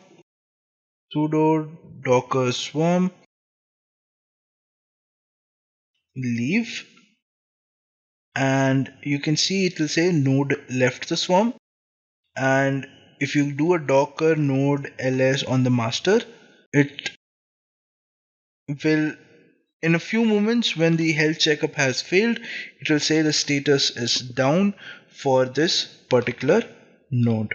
Okay, if you want even the master to leave the swarm, all you have to do is pass the command docker swarm leave on the master as well.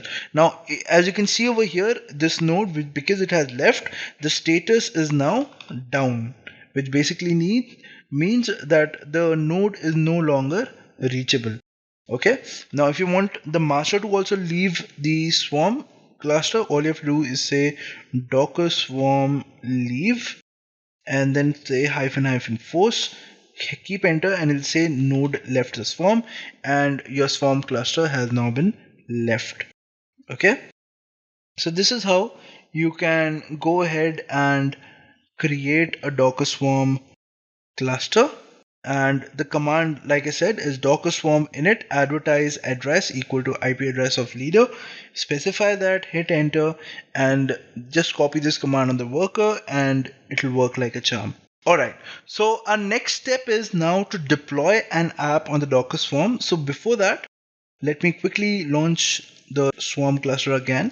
Docker swarm init advertise address and specify the IP address of the master, which is this.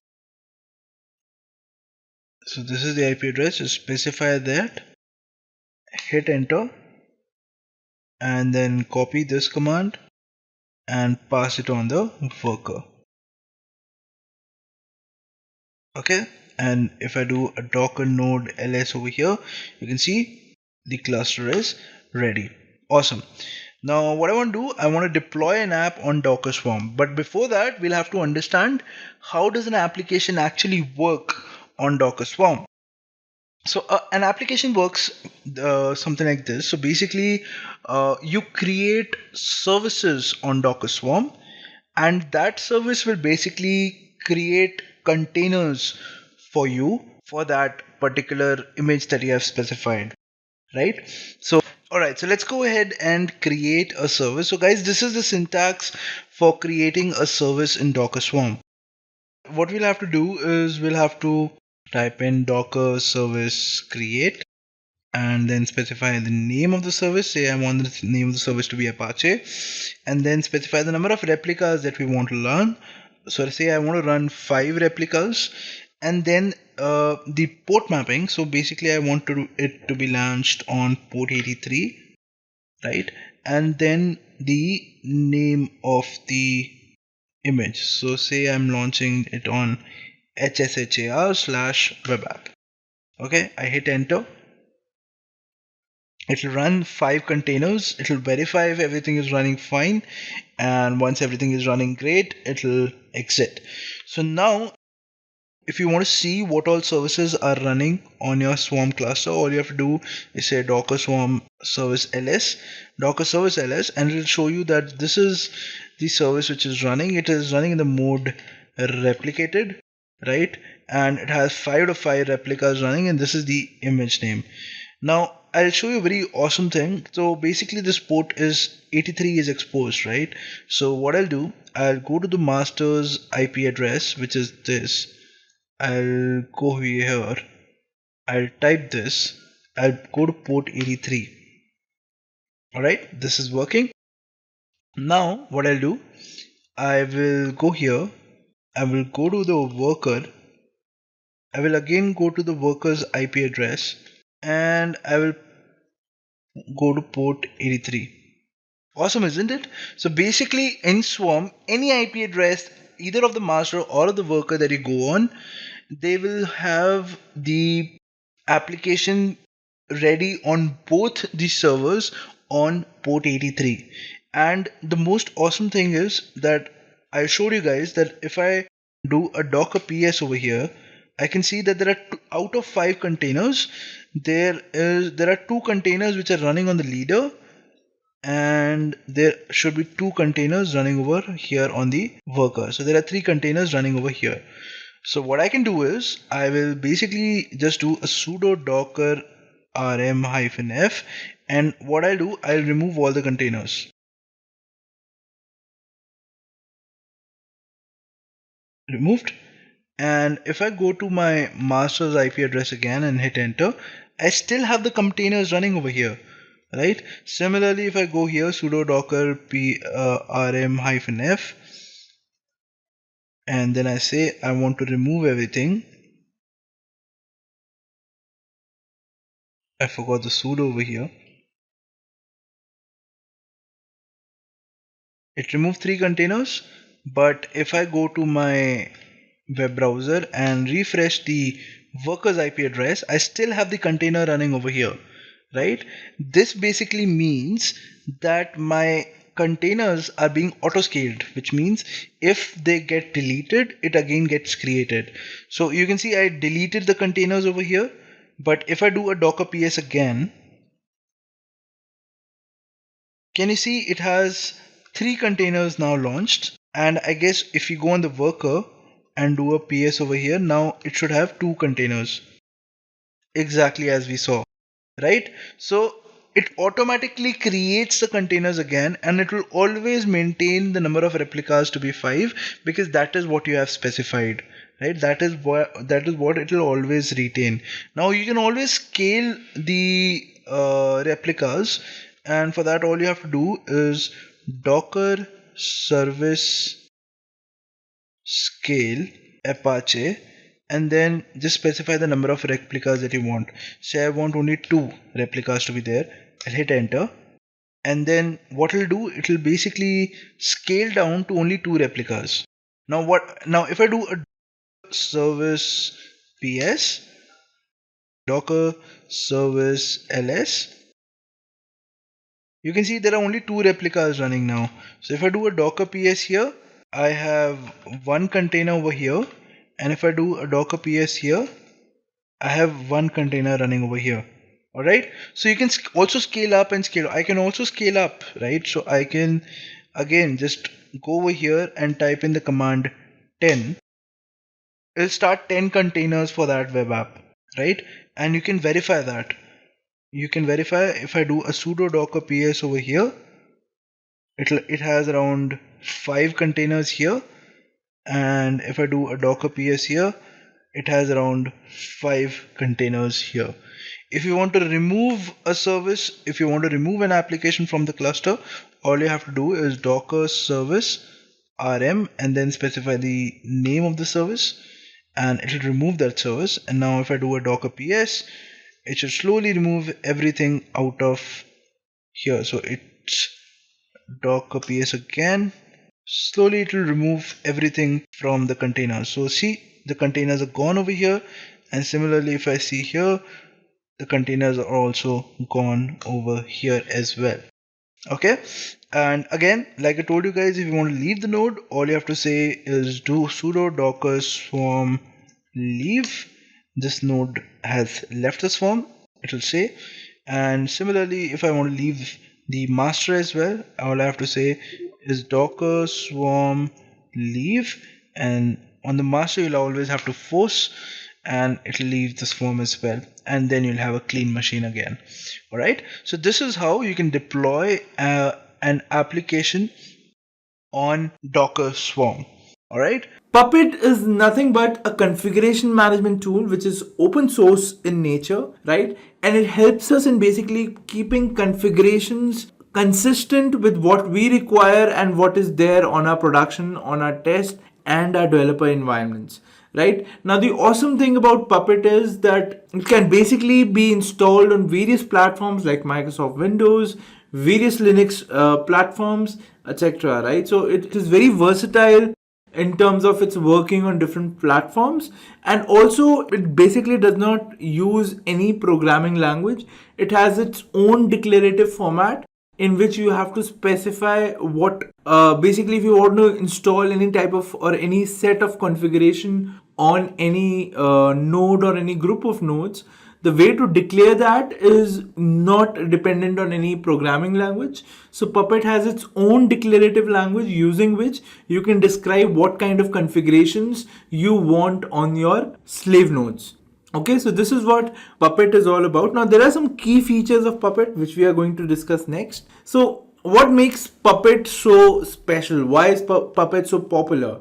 So the first and foremost reason that companies adopt Puppet is because a lot of other companies have also adopted Puppet, and basically it is a tried and tested tool which helps every company in its configuration management needs, right? So Puppet has established itself in providing the configuration management needs, and therefore companies who are newly coming up and are trying to adopt configuration management, they prefer Puppet because a lot of other companies are also using it.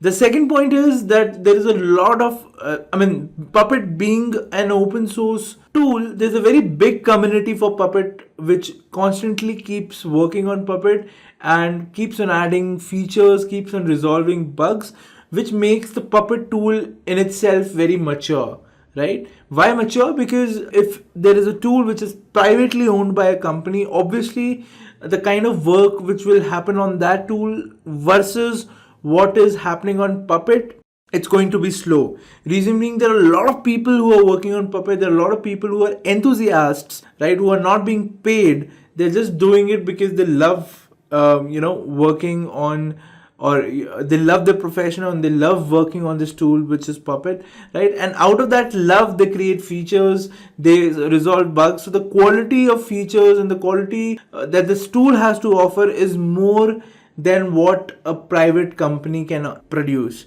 right? So therefore this is a key feature of Puppet, that there's a large open source community for Puppet which basically keeps on adding features, keeps on resolving bugs, and keeps the Puppet software in its most optimal state, right? The third thing is documentation. So documentation is very important for anyone who is trying to learn this tool, and there is an extensive documentation available for Puppet on their official website, right? So if you don't understand Puppet, you don't have to take help from your colleague, you don't have to search for tutorials, just go to the Puppet online website and they have an extensive documentation on literally anything that you want to do with the Puppet software, okay?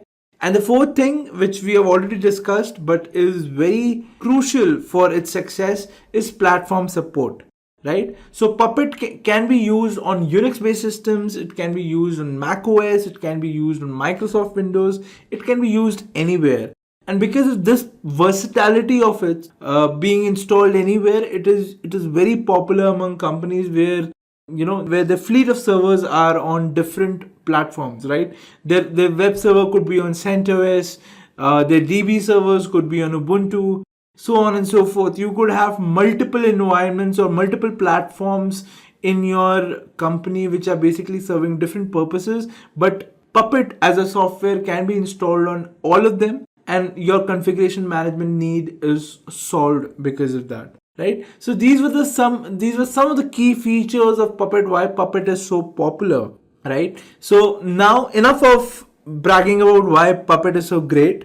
In our next session, we're going to start with the core part of Puppet, right, which is the Puppet architecture. So before dwelling into how Puppet actually works, or getting our hands onto the Puppet software, we're going to look at how the Puppet architecture basically works, or how Puppet internally works, with this slide which talks about the master and the slave. So the core part of the architecture of Puppet is the master slave architecture. So there is one master and there could be numerous slaves which are being served by the master, right? So what happens basically, because Puppet is a pull configuration type of configuration management tool, so everything is initialized by the slave, right? So the way Puppet works is, so first the slave basically sends its state to the master, right? So when the master slave architecture is set up and everything is set, if there is any change on the master or if there is no change on the master also, the slave of Puppet, it time and again sends its state information to the master,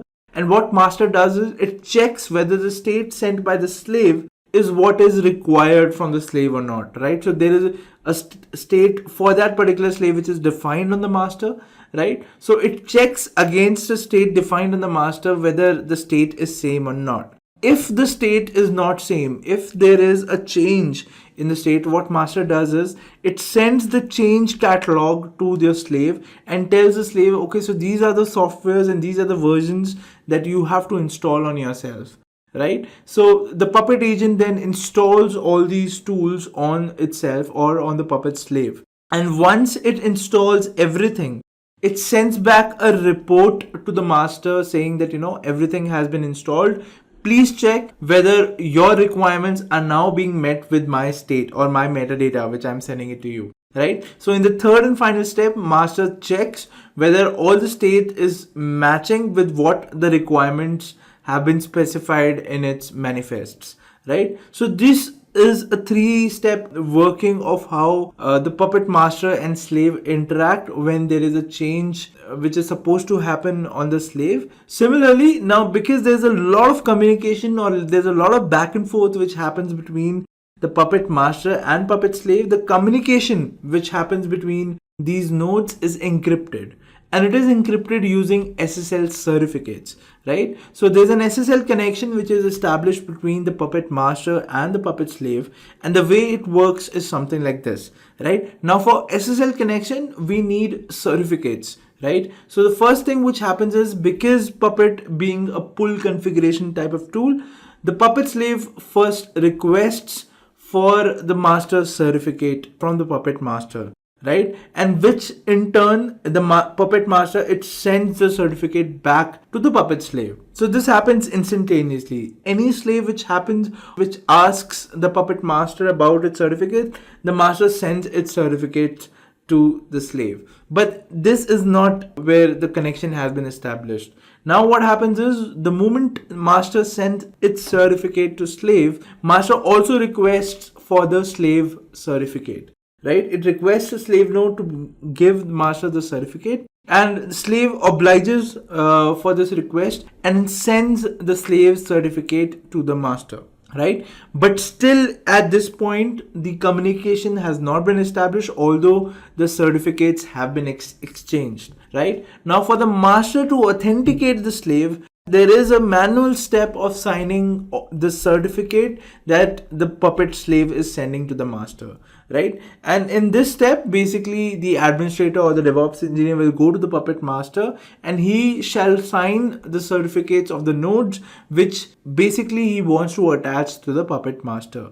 right? Once the Puppet master signs the certificates of the slave, only then a secure connection is established, right? A encrypted connection is established, and then the exchange of data takes place. So this is how the SSL connection is basically set up between Puppet master and Puppet slave, and this will be more clear to you when we'll be setting up Puppet, which is basically our next session, where we'll be setting up a Puppet master and a Puppet slave on AWS, and we'll try to establish connection between them, and then I'll show you how you guys can basically sign certificates on Puppet master so that the connection becomes encrypted.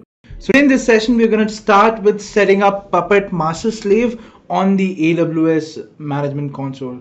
All right, so let's go ahead and start with this session. So I'll quickly jump on to my AWS management console. So guys, here is my AWS management console. The first thing that I'll do is I'll have to launch an instance, right? So I'll select the Ubuntu AMI, Ubuntu 18.04. I'll select this. I'll select the t2.micro, which falls under the free tier. I'll click on next. I'll select the number of instances as 2 because I want to create one node Puppet master server setup. So I'll mention the number of instances as 2.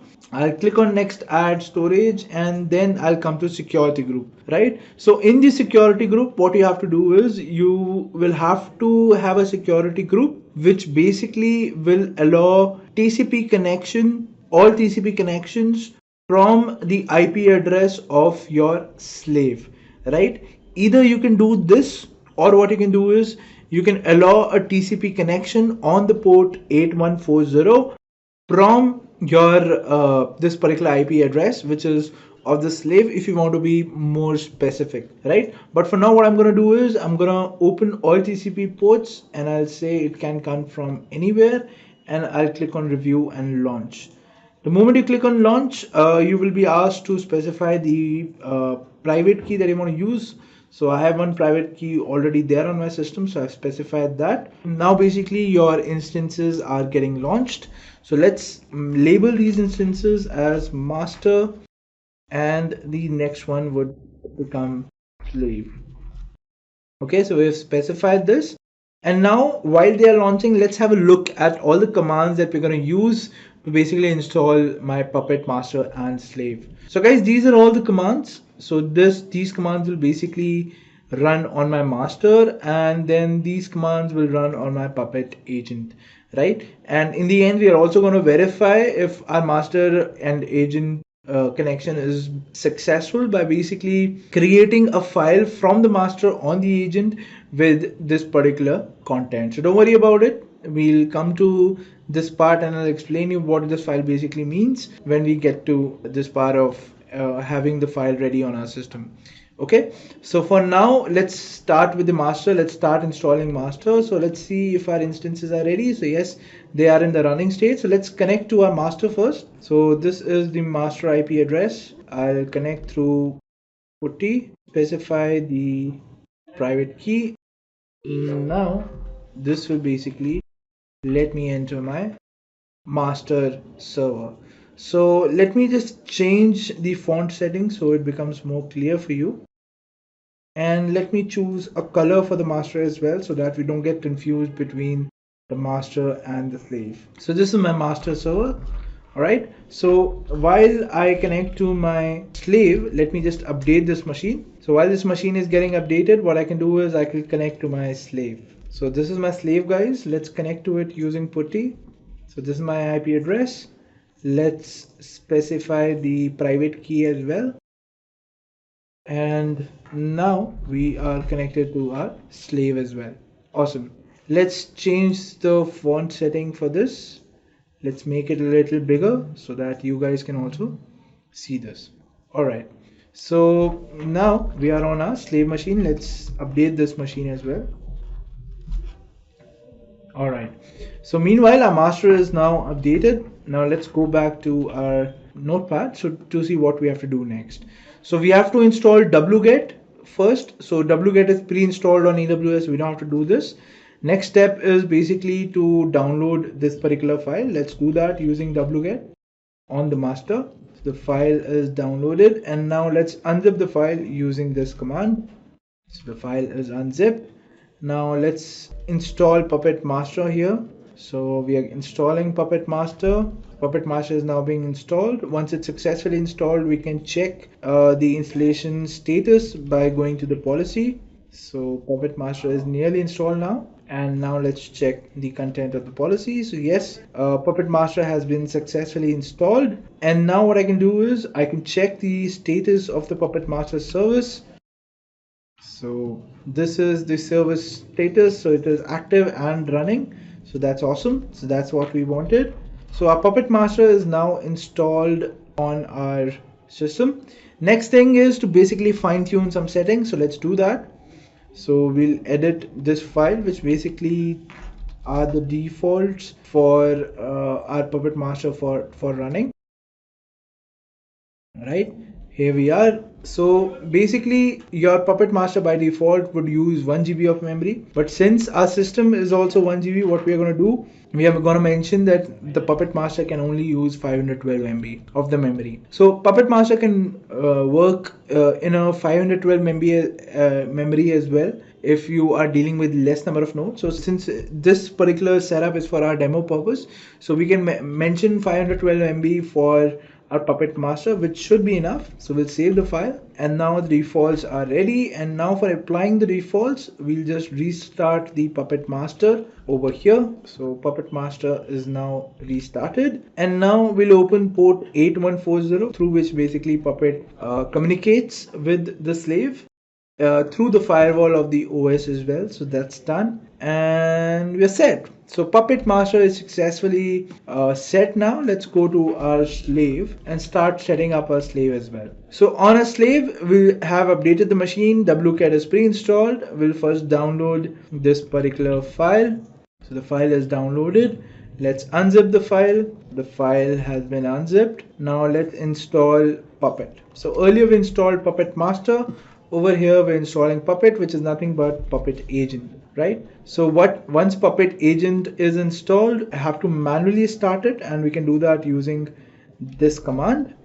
But before writing this command, what we have to do is we have to go to each machine and change the host file, right? So in the host file, I have to mention the IP address of the master. So we'll have to do this for both the machines. So let's specify the IP address like this, and let's specify the master's IP address in the master as well, and in the slave as well too. So we'll do a sudo nano /etc/ host, specify the IP address, write puppet in front of it, and save the file. Alright, so now we're ready to start the puppet agent. So let's do that. So puppet agent has now been started. Let's enable puppet as well, which basically means on restart also puppet will be started automatically. So this is done as well. Alright, so now some steps happened in the background which we were not able to see. What were those steps? So that was basically what we discussed in yesterday's class. So the moment puppet slave starts, it basically sends a request for the master certificate. How does the puppet slave know where the master is? We just specify the IP address in the host file, right? So it knows where the puppet master is. So it sends the request to the master. The master in turn sends the master certificate, and at the same time it also requests for the slave certificate. So this when the master requests for the slave certificate, the puppet slave basically sends the slave certificate, and now we have to go to puppet master basically.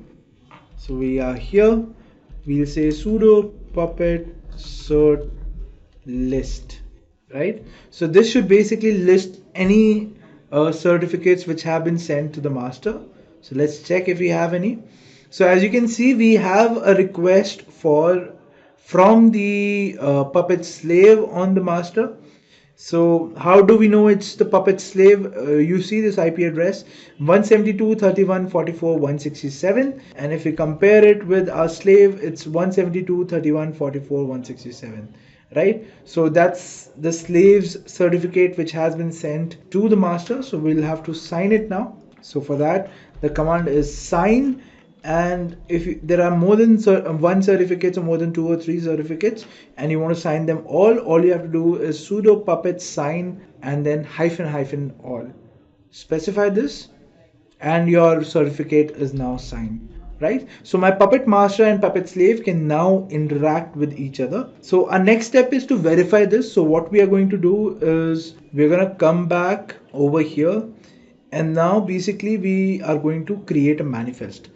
Now, what is a manifest? A manifest basically specifies what all changes have to be made on the agent or on the slave, and these are the changes that we are going to do. So basically we are creating a file which exists in this particular directory, right? So the puppet master has to ensure that this file is present on this directory, and the permissions, the read write permissions of this file is this, which is the user should be able to read write and the other users of the OS should be able to read this particular file. Okay, and what should be the content of this file? The content should basically be it works on and then the IP address of the slave. All right, so this IP address is going to change with every machine on which this file is going to exist. So this is going to be the content. So let's create this particular file. So for that, first I'll have to create a path on the master. So this is my master. Let's create a path.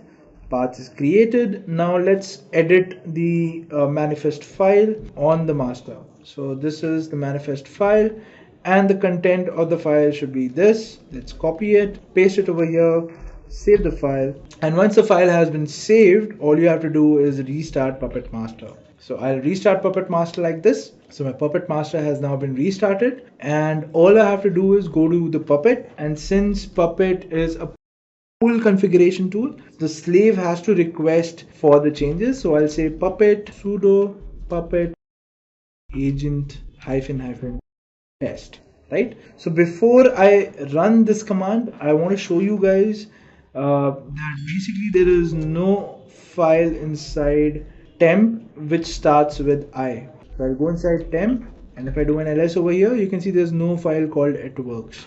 So now what we're going to do, I'm going to say sudo puppet agent -- test. So this command will basically ask the master for the is there any changes required for this particular server. The master will send the changes to the agent. The agent will make those changes and send the report back to the master. So I'll hit enter now, and now you can see that there has been some things which have been done, and you can see a file has been created in /temp. Let's verify this. So let's do an ls now. So I can see a file has been created, it works. And if I do a cat on this file, I can see the contents of this file is it works on, and then the IP address of the slave, which is this, right? So congratulations guys, your Puppet master slave setup is now complete, right? So now you can use the Puppet master slave to basically do configuration management. So you just have to specify the configuration on the master, and then it will be applied on the slave. Now question 3. What is Docker primarily used for in DevOps? Your options are containerization of applications, virtualizing hardware, automating scripts, or monitoring server health. Which one do you think is the right option? Tell us in the comment section right now. Just a quick info guys, Intellipaat offers a DevOps course where you can master skills like Git, Jenkins, Maven, Kubernetes, Terraform, and Docker by receiving training from the world's top 1% industry experts. With this course, we have already helped thousands of professionals to successfully transition their careers. You can check out their testimonials on our Achievers channel, the link of which is given in the description below. Without a doubt, this course can set your career to new heights. So visit the course page link given below in the description and take the first step towards career growth in DevOps. Or the code basics for Puppet, which will enable you to basically get started in Puppet and start your own configuration management projects. All right. So without wasting any time, let's go ahead and start with this session. All right. So the most basic or the unit of coding in Puppet is basically a resource. So what is a resource? A resource could be a file, it could be a command, it could be a package, it could be anything, right? So this is the basic thing that you define in a Puppet catalog, which basically has to be executed or placed on the agents, right? And the way to define a resource is like this. So basically first you define the resource type.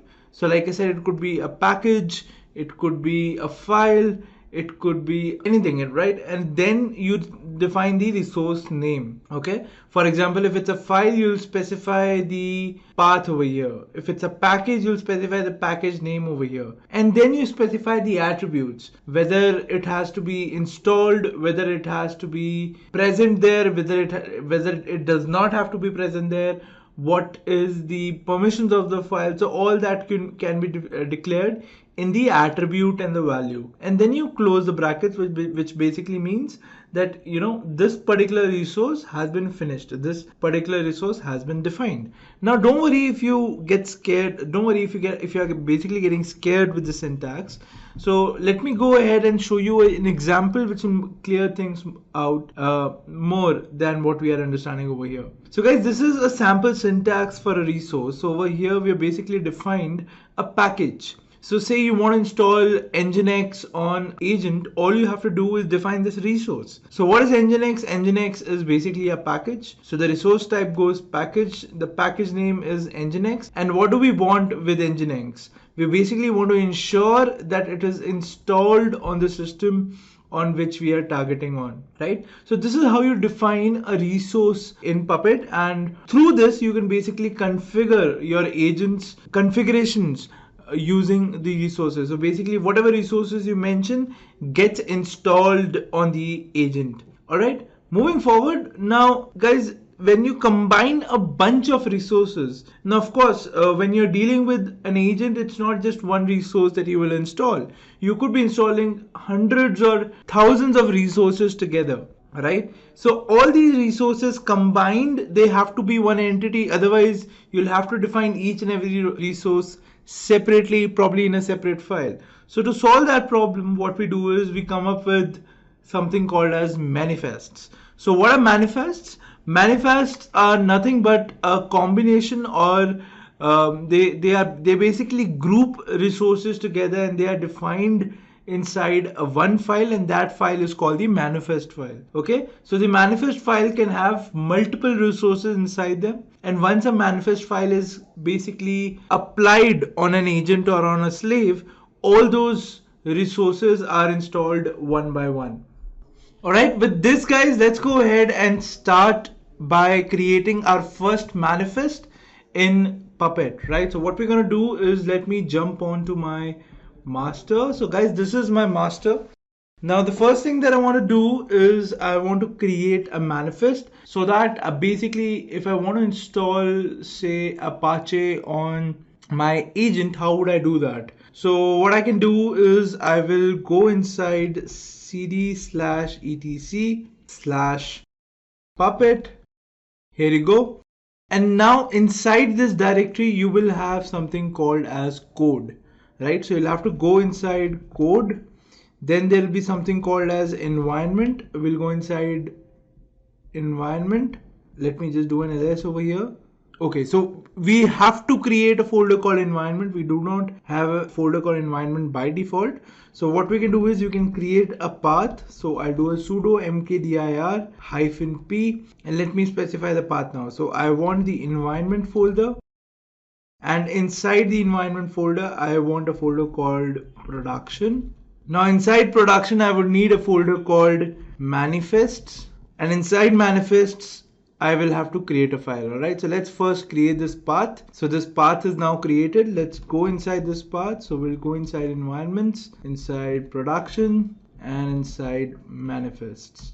Okay, so now we will create a file called site.pp. So let's do that. So what I'll do is I'll type in nano site.pp. Okay, and I'll hit enter. So this has to be backed up by a sudo nano site.pp.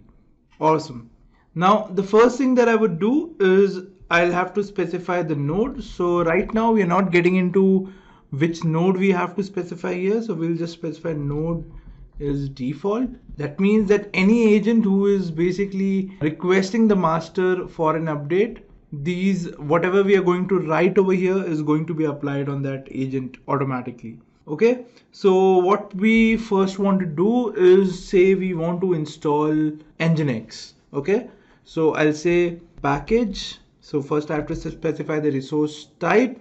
This I specified, and then I'll specify the resource name. So this is the package name Nginx. I've specified that, followed by a colon. Then I specify the attribute. So the attribute is ensure, which should be equal to installed, right? Followed by a comma, and now I'll close the package. That's it. So this is one resource that we have defined inside a manifest. Now let us define one more resource. So what basically I want to do is I also want to create a file, and the file should exist in /tmp, and the file name should be say status.txt, right?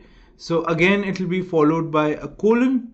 Then I'll specify the attribute. Now the attribute for a file would be, the first thing that I would say is content. What should be inside that file? So inside that file there should be a text which says Nginx installed.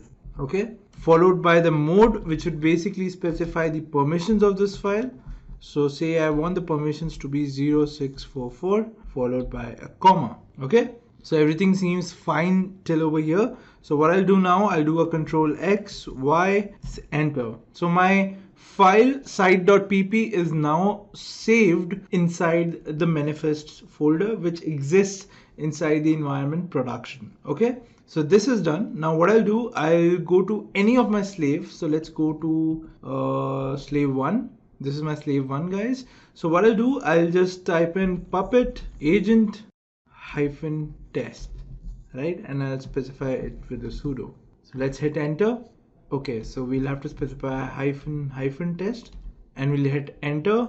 And now it says applied catalog in 0.01 seconds. All right, so let's check if we have the tmp file over here, which should have a status file. So the status file is not there.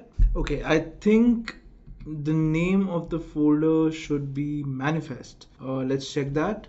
Alright, so I think guys I got the problem. The folder name has to be environments. Okay, so if you look over here, alright, so let's try this. So let's try to change this folder name. So for that I'll have to come out, again come out, and now let's just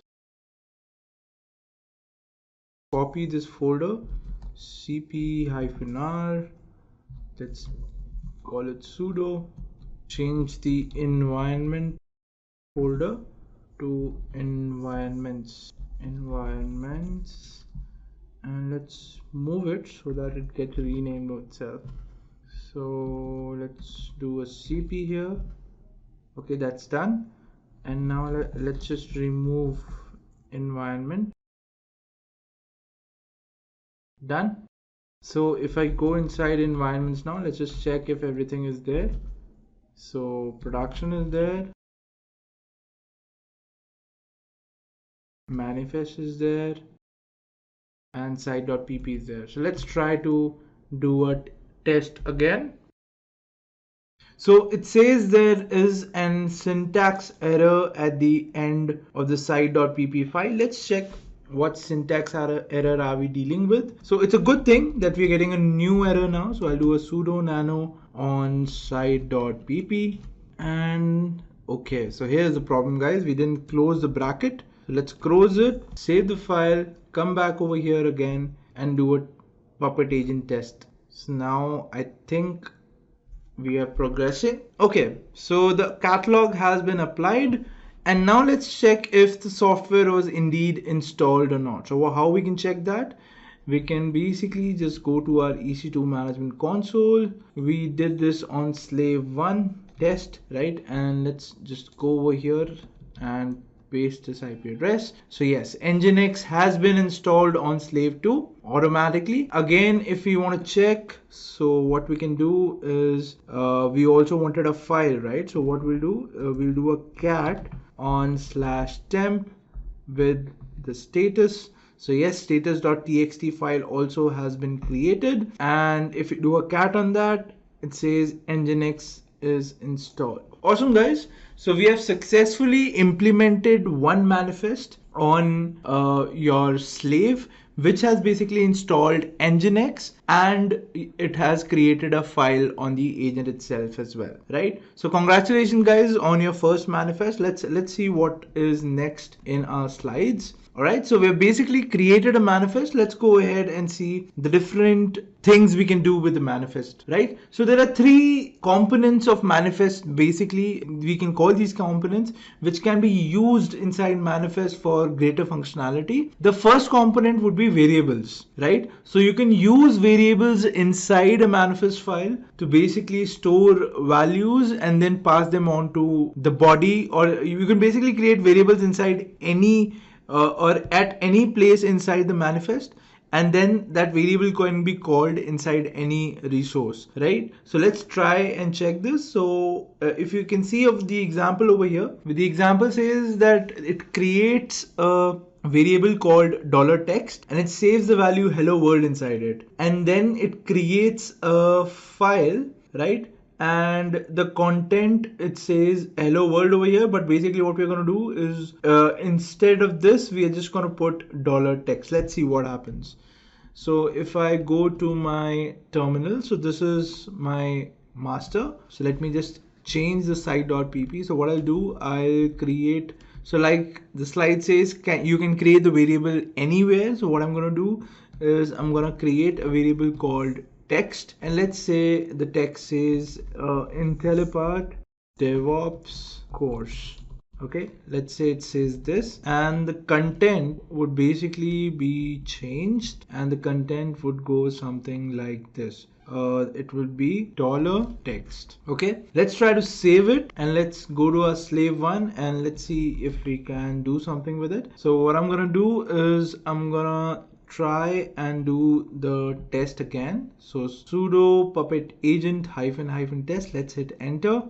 All right, so something happened. Let's check So cat/tmp, the file name would be same, status.txt. Let's see what it says now. So as you can see, the text has changed to Intellipaat DevOps course, and this basically value was taken from the variable. As you can clearly see that I defined the text inside the variable, and that variable was called over here, and this content was basically added to status.txt, and this is exactly what we wanted. Awesome. So you have seen how variables work, but now let's make it a little more interesting. So let's talk about loops, right? So what are loops? So whenever you want to run something iteratively without having the need to write the code again and again, that's basically the main use of loops, right? Now, how can you use loops in manifest is something like this. So say you want to install multiple packages inside your slave, right? Say I want to install Nginx and I want to install MySQL Server. So how can I do that? Now, in order to do that, what I'll do is in my variable, I'll basically create an array. So basically I've created an array which contains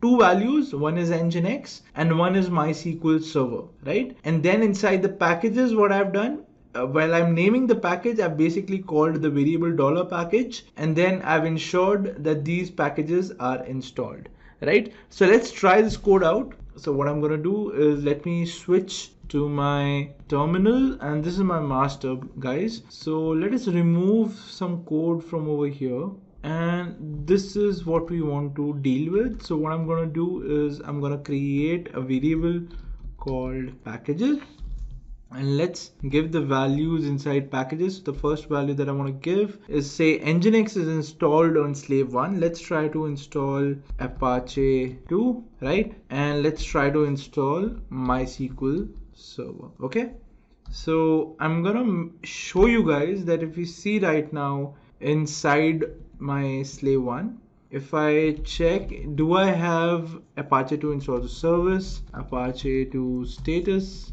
you can see it says the Apache 2 service could not be found. So once we run this test, let's see what happens, right? So first I want Nginx to be removed. So what I can do is sudo apt get purge Nginx. So I'll just remove it manually from over here, and then this should remove Nginx. Yes, so Nginx has been removed. So I can just verify that by going over here and refreshing on the IP address. Let me just see if the service is also down. Service Nginx status. Service is running, so let's stop the service. So service Nginx stop. So we'll have to add a sudo. Yes, so Nginx service is now stopped. So if I refresh it, I can see that the website says the site can't be reached. Awesome, this is what we wanted. Now what we are going to do is I'm installing Apache 2 and I'm installing MySQL Server on my agent. So I have specified the site.pp on the master. And now let me go to my slave 1. So this is my slave 1, guys. And what I'm going to do now is I'm going to test. So sudo puppet agent -test. I'll hit enter. And now it's basically applying the catalog. So my Apache, so first let's check if Apache is installed. So if I go to the browser and if I hit refresh, let's see what happens. Okay, so it still says it can't be reached. So let's check where the problem is. So if I do a service Apache 2 status, it says the Apache 2 service could not be found. That could basically mean that probably there's some problem in my site.pp. Okay, so here it is. Here is the problem. So I did not change the value of the packages over here. So I just have to specify packages, and I'll have to save the catalog, and that's it. If I come back here, if I again do a puppet agent test, let's see what happens now. All right, so Apache 2 has been installed, and as you can see in the browser, it automatically refreshed, and now you can see the Apache page. It is now installing MySQL Server. So let's wait for it to install MySQL Server as well. Okay, so MySQL Server is also created. Awesome. So Apache 2 service is now installed. So we can also check it on the browser, on the terminal.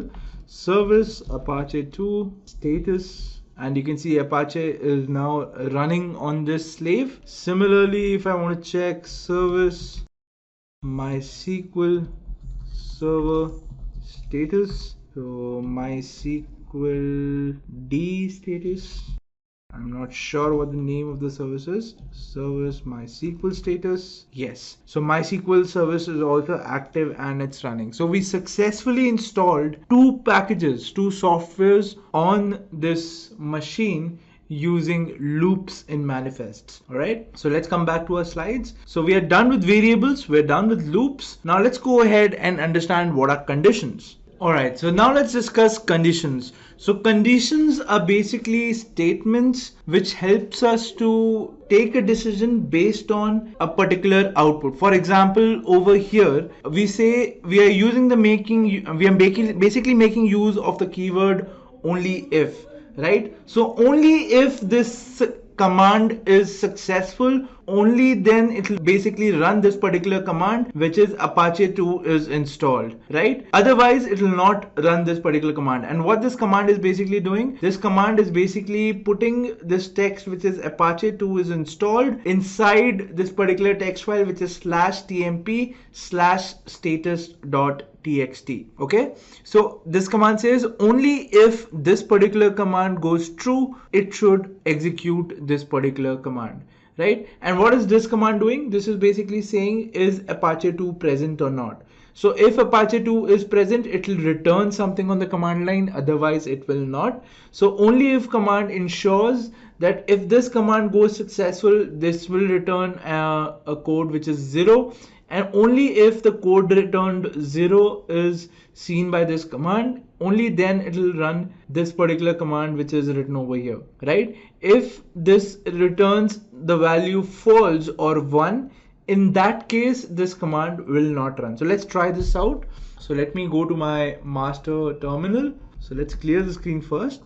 So sudo nano init and sudo nano site.pp.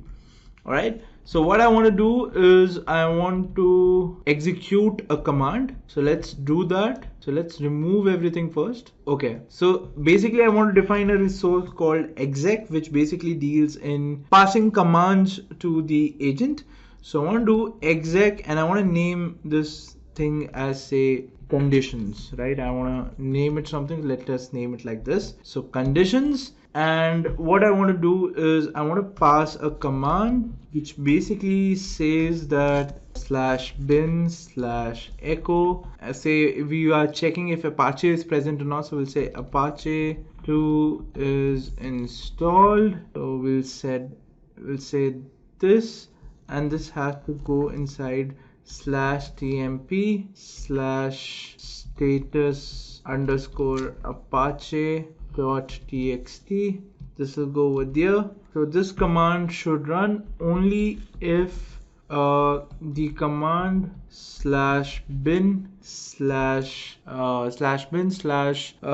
the command would be /bin/which Apache 2, and only if this command is successful, it should run this particular command, right? So, and now we'll just close the resource, and that's it. Let's save the file, and now let's come to our slave, which is this. Let us try to run the test. Sudo puppet agent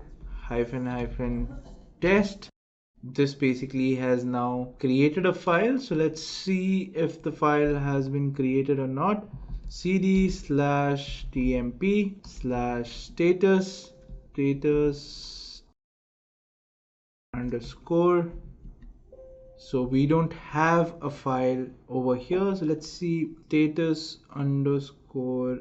Okay, so let us go inside tmp first and then do an ls. So I can see status underscore apache file is present. So I'll just cat it status underscore apache.txt. So it says Apache 2 is installed. Reason being, over here do have Apache installed. But let us go to another slave which I have connected to my master. Let's see if we have Apache 2 over here. So service Apache 2 status. So Apache 2 is installed over here. Reason being, okay, so it has been a lot of time. So this basically, because the Apache 2 manifest was present on the master, this slave also requested master for the manifest or for any change, and the master told this slave to install Apache 2 and all itself. No worries. So what I'm gonna do is I'm gonna sudo apt get, and I'm gonna purge Apache 2.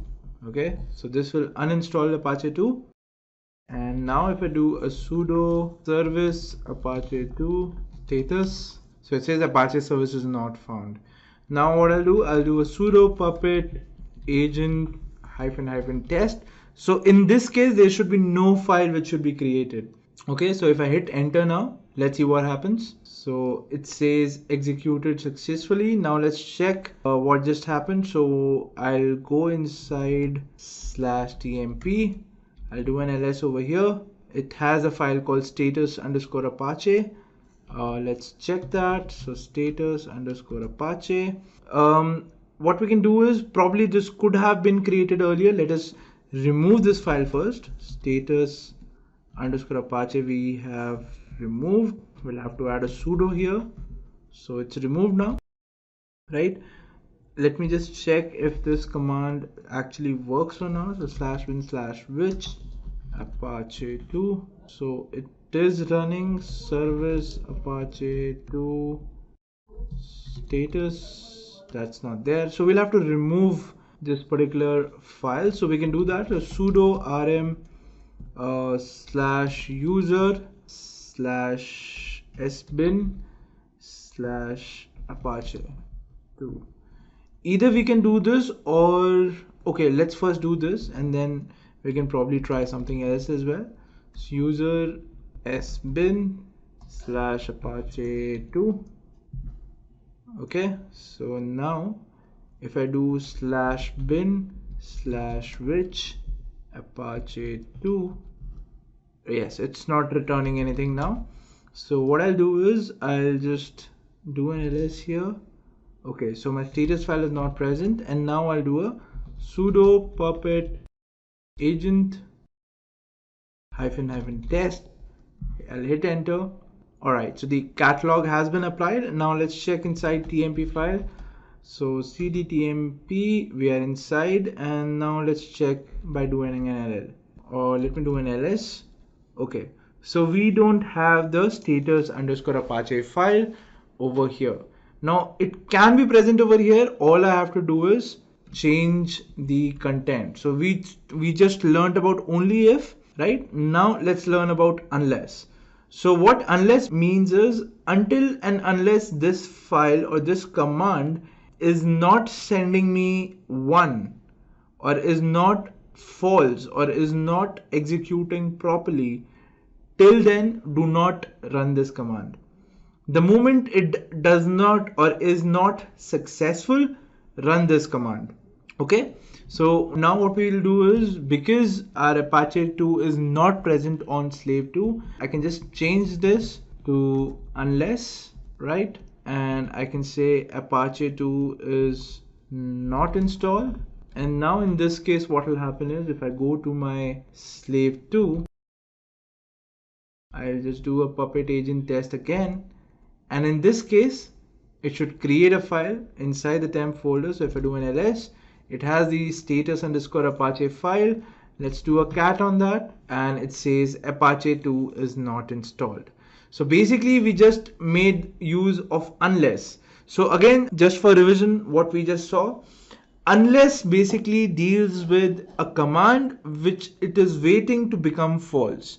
The moment that command becomes false, it will run this command. It will run this particular command which has been specified. Whereas the opposite of this is only if. Only if waits for this command to be successful, and only if this command is successful, this command will run. Unless this command is successful, this command will not run. Okay, so you can remember it like this. So with this, guys, we end the topic of basic coding in Puppet with the first slide, which will basically tell us what Ansible is. So Ansible, like Puppet, is just another configuration management tool. And what is configuration management? As we have already learned, it's nothing but installing softwares on multiple systems. For example, if you have a fleet of 150 or 200 servers and you want to do a particular software install on all those servers, if you do that manually, that will take a lot of time, right? And for that, we needed something which could automate the installation of softwares on multiple systems. And the way forward was configuration management. right? And now what happens is any software that you want to install, you can do that on a single click of a button on all the servers which exist in your fleet, using the master slave configuration, where on your master you would have the Ansible or Puppet master installed, and then on the slaves you just have to specify on which machine what to install, and everything will be done automatically, right? This basically solves two things. The first thing is that the softwares which were installed, they were taking a lot of time if it were done manually, and now with Ansible or Puppet in the picture, where everything is happening automatically, it does not take that much time. Second thing is there is no room for error because everything happens automatically, right? So if there was any error which could be committed while installing softwares, that is not the case now because everything is automated. So that is why configuration management as a concept became so popular, and that is why so many tools have been developed. And we have basically learned Puppet, and today we're going to learn Ansible, which yet again just solves the configuration management problem.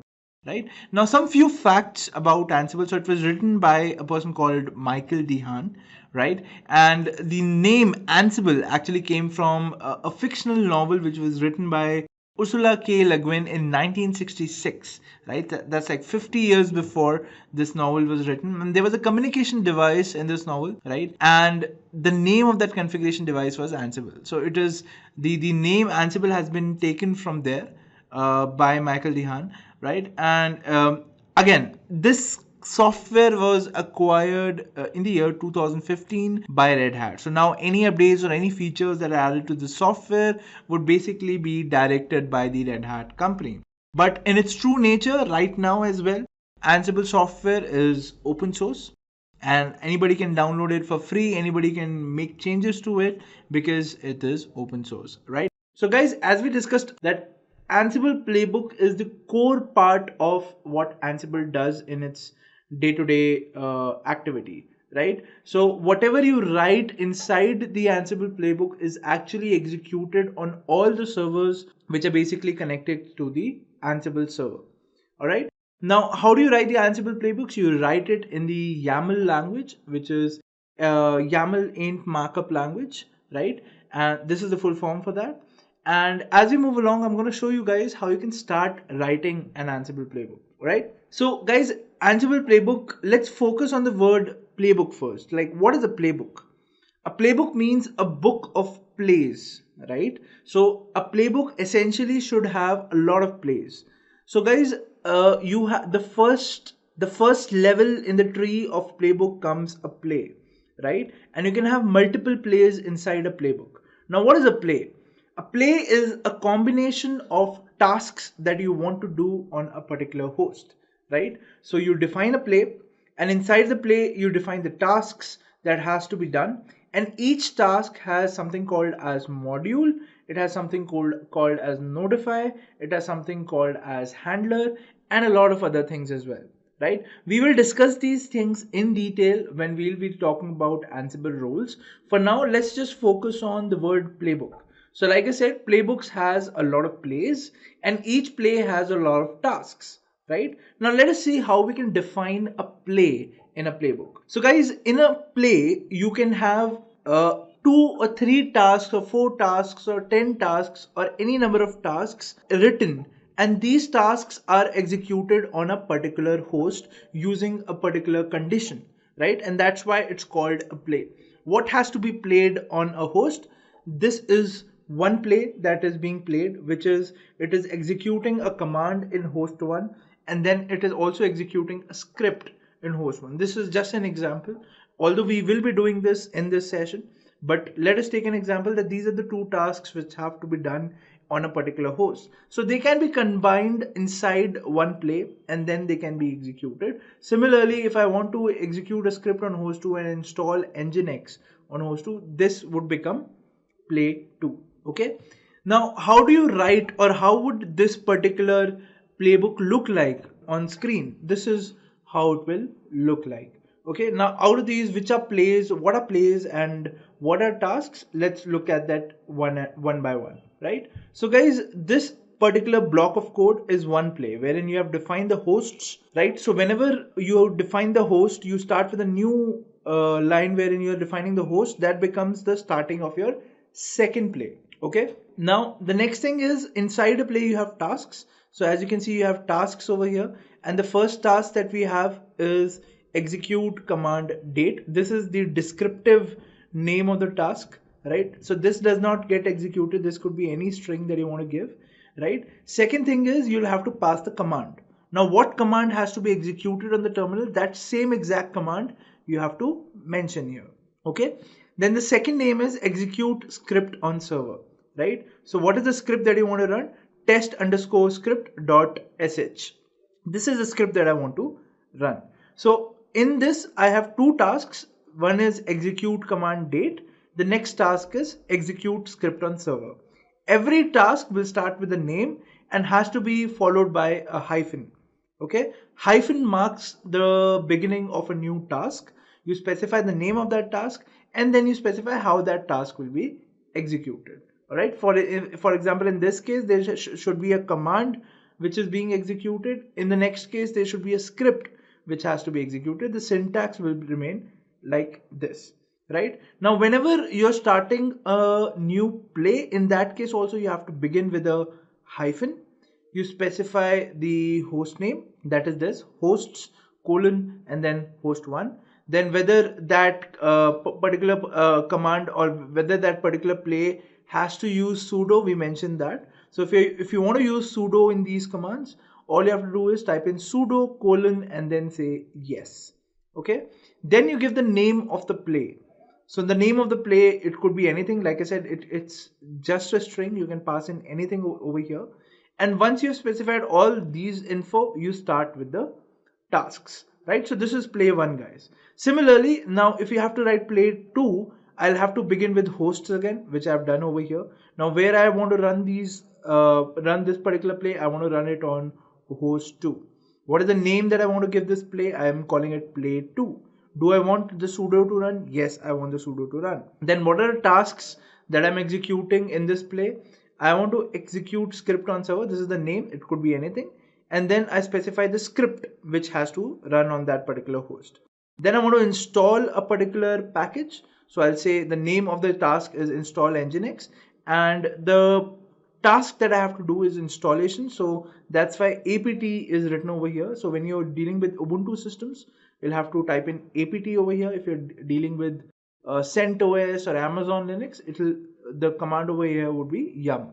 Okay, so apt colon and then the package name, which is nginx, that I want to install, and the state is latest. So over here you basically specify the version that you want to install. So I want to install the latest version. So this is how you write a play.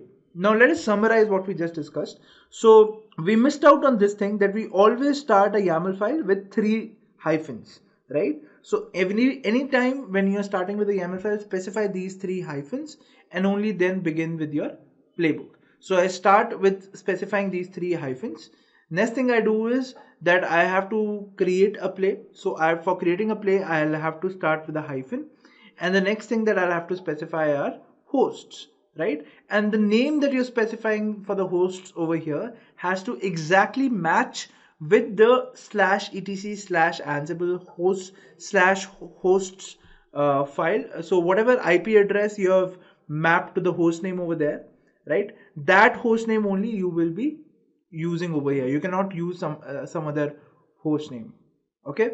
Once you have specified that, the next step was to specify the tasks.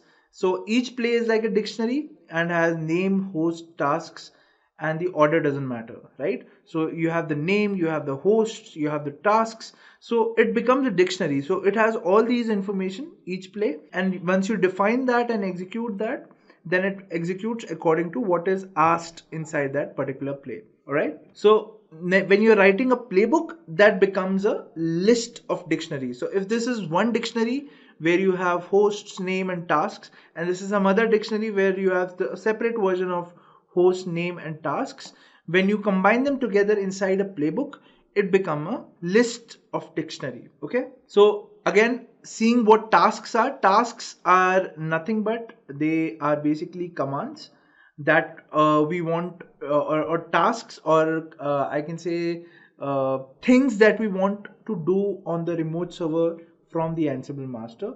Those are termed as tasks. Then the next step would be to basically creating a playbook. How can we create a playbook? So first, let me just move on to my Ansible master.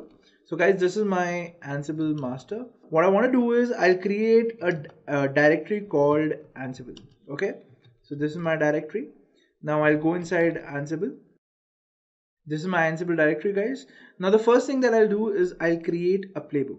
Okay, so let's create a playbook called sudo nano play dot yaml. Okay, this is my playbook.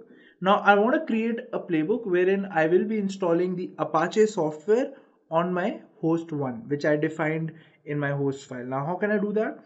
The first step that you have to do in creating an Ansible playbook is define these 3 hyphens. Once you have done that, now you have to start with a play. How can you create a play? Start with a hyphen and specify the hosts. So I want to do this particular play on host 1. Okay. Then do I want sudo? Yes, I want sudo. The name of this play, let's call it play 1. Okay. And now let's specify the tasks. Okay. Now inside the task, guys, the first thing that you would do is you'll have to define a task. So let's name the task something. So let's call it install Apache. Okay, let's call it this. Then what I'm gonna do is I'm gonna give the package name apt, and let's say the so if you want to see the syntax for that, the syntax is actually available here. So apt, and then you specify the name of the package that you want to install. So the name would be Apache 2 and the state is going to be latest. Okay, this is all you have to do when you're creating a play. All right, let's start by this. Let's see if this is working or not. So my play is now ready, right? Let's check if I can ping my host 1. So Ansible -m ping host 1. So it says could not match supplied host pattern. Okay, so I think that's because the name is slave 1. Yes, so the name is slave 1. So let's change that in our YAML file as well. So sudo nano play dot YAML, and the host name is slave 1. Okay, now let's try to run this playbook. Now how can I run this playbook? Type in Ansible -playbook space play dot YAML. Once you specify this playbook will start executing. Now before I execute this playbook, guys, let me quickly show you on my management console that if I go to slave 1 right now, and if I go to this IP address, nothing is visible over here, right? It says the site can't be reached. Okay, now let me come back to my master. I'll execute this playbook. So now it is installing Apache. It will take some time, guys, because software installations take some time. So you can expect around 15 to 20 seconds it will take to basically install or do this particular task. And once this task is done, what I can do is, so as you can see, it says task, the change has been successfully done, and OK is equal to 2, changed equal to 1, and nothing has been failed. Now if I want to do this, all I have to do is come back here, refresh it, and as you can see, the Apache software is now successfully installed on my slave 1. Awesome. So I have successfully done something on a remote system, right, which is this. So now what I'm going to do is, let me just uninstall Apache. Sudo apt get purge Apache 2. I'll just uninstall the package, and I'll tell you why I'm doing that. So my package is being uninstalled. Now if I do a refresh here, you can see I'll again not be able to reach to this particular server. Now what I want to do is I want to add one more host to my Ansible cluster. So let us do that. Let us launch an instance. It has to be an Ubuntu instance, and the processor is t2.micro. Security group, I'll select an existing one. Review and launch. I'll launch it with my key pair, and now it's ready. Okay, so my server is being launched. Let's call it Ansible 3.1. Okay, and now if I go to my running instances, I can see that a new instance is now being launched. Now what is the IP address of this instance? It's this. So let's copy this and launch a putty terminal. let's select the color to be white so that we can differentiate it easily. Okay, let's click on open, and now let's log into our instance. Alright, so I've successfully logged in. Now how do you add a host? All you have to do is update the machine, sudo apt get update, and the next step would be to install Python, sudo apt get install Python. Once this is done, I'll just have to go back to my master. I'll have to make the keyless SSH possible, and for that I'll have to do an cd into the SSH directory, and then I'll have to do a cat on id_rsa. Okay, this is the code that I'll be copying on my slave 2. Okay, so this is my slave 2, guys. Now I'll be going inside the SSH directory, and I'll be going inside the authorized key file, and now let's add this entry over here, save the file, and now let's try to SSH from over here, SSH ubuntu @ this is the IP address that I'm going to connect on, and yes, I'm able to log into my slave. So to verify, this is the IP address 172.31.29.34, and if I check it over here, it's 172.31.29.34. Awesome. So let us remove this. So let us exit the SSH connection, and now I'll have to add this host in the Ansible host file. So in order to do that, I'll have to do a nano on /etc/ansible/hosts. Okay, and now let's just scroll down and add one more slave over here with this name, Ansible_SSH_host is equal to this IP address that is of the slave. I'll add this, I'll save the file, and now if I do a Ansible-m ping all, I should get 2 servers ready over here. Okay, awesome. Now why did I do this? Alright, so now let us go to inside Ansible, right, and let's try to edit our playbook. Let's try to add one more play inside this. So I'll add a play, and let's say I am doing it for slave 2. Okay, I want sudo to be there. I want the name of the play should be play 2.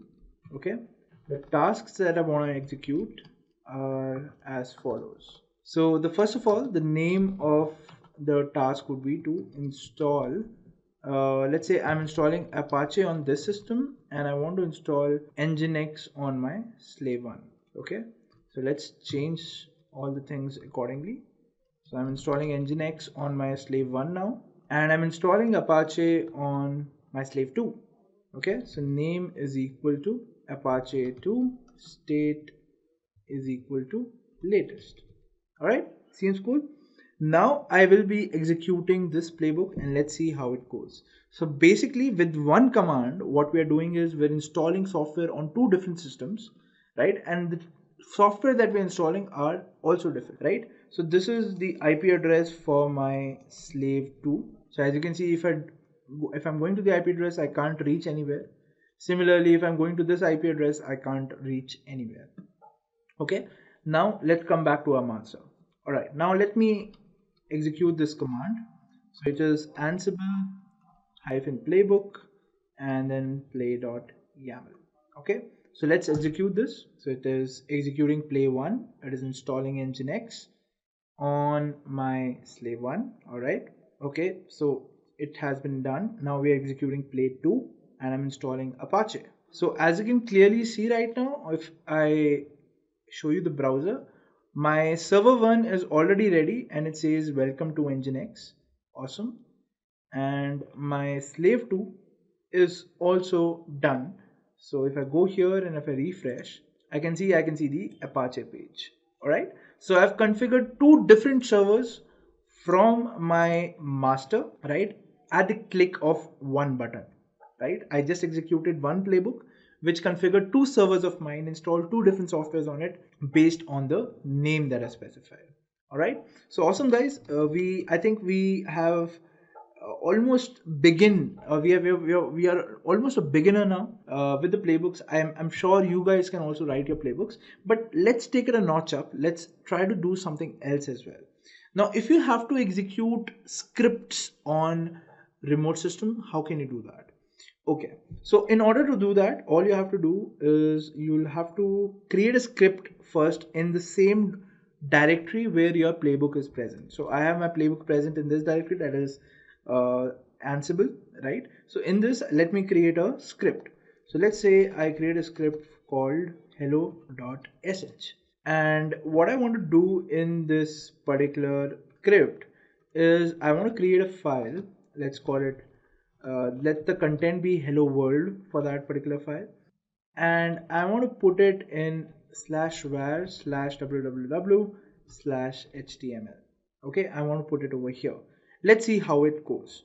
So and the file name has to be 1.html. So in this case, what is going to happen is that I'm going to execute this on slave 2 where my Apache is basically installed, and that should basically create a website automatically. And if I go to this particular IP address and I go to /1.html, if I hit enter, it should basically show me the web page over here. Let's see how we can do that.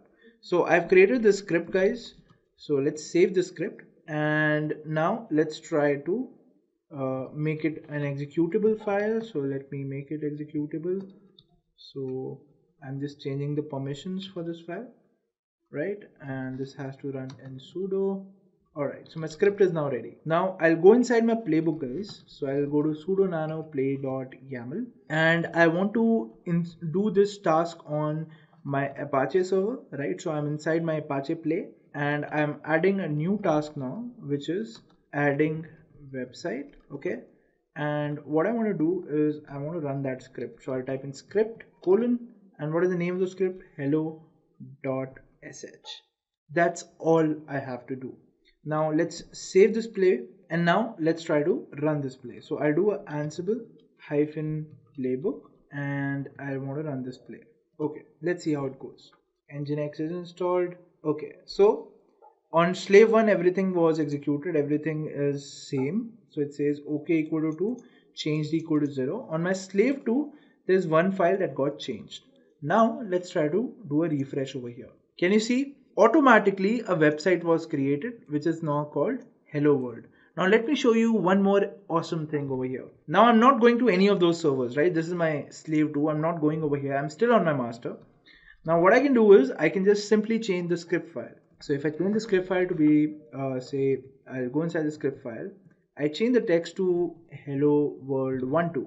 Okay, mind you, I'm not going to any other server. I'm just running the same command again, right? Again the commands will run. As you can see, it says on slave 2 there's one change, and if I refresh it now, can you see the website has changed automatically, right? And this has changed without me going onto this server. And this is the power of configuration management, guys.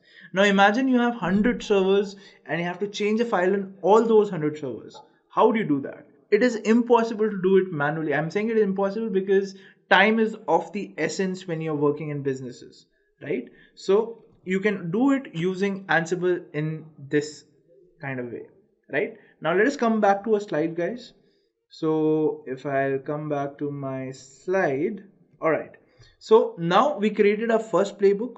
In this particular example also, they're basically running a command and then they are running a script. So we did similar thing, right? But when you're executing a command, basically you cannot see the output. That's why I changed this particular demo, but you can also try this demo also. So the syntax is clearly visible over here. You can just write the syntax in a YAML file and then try to execute it and see how it works for you.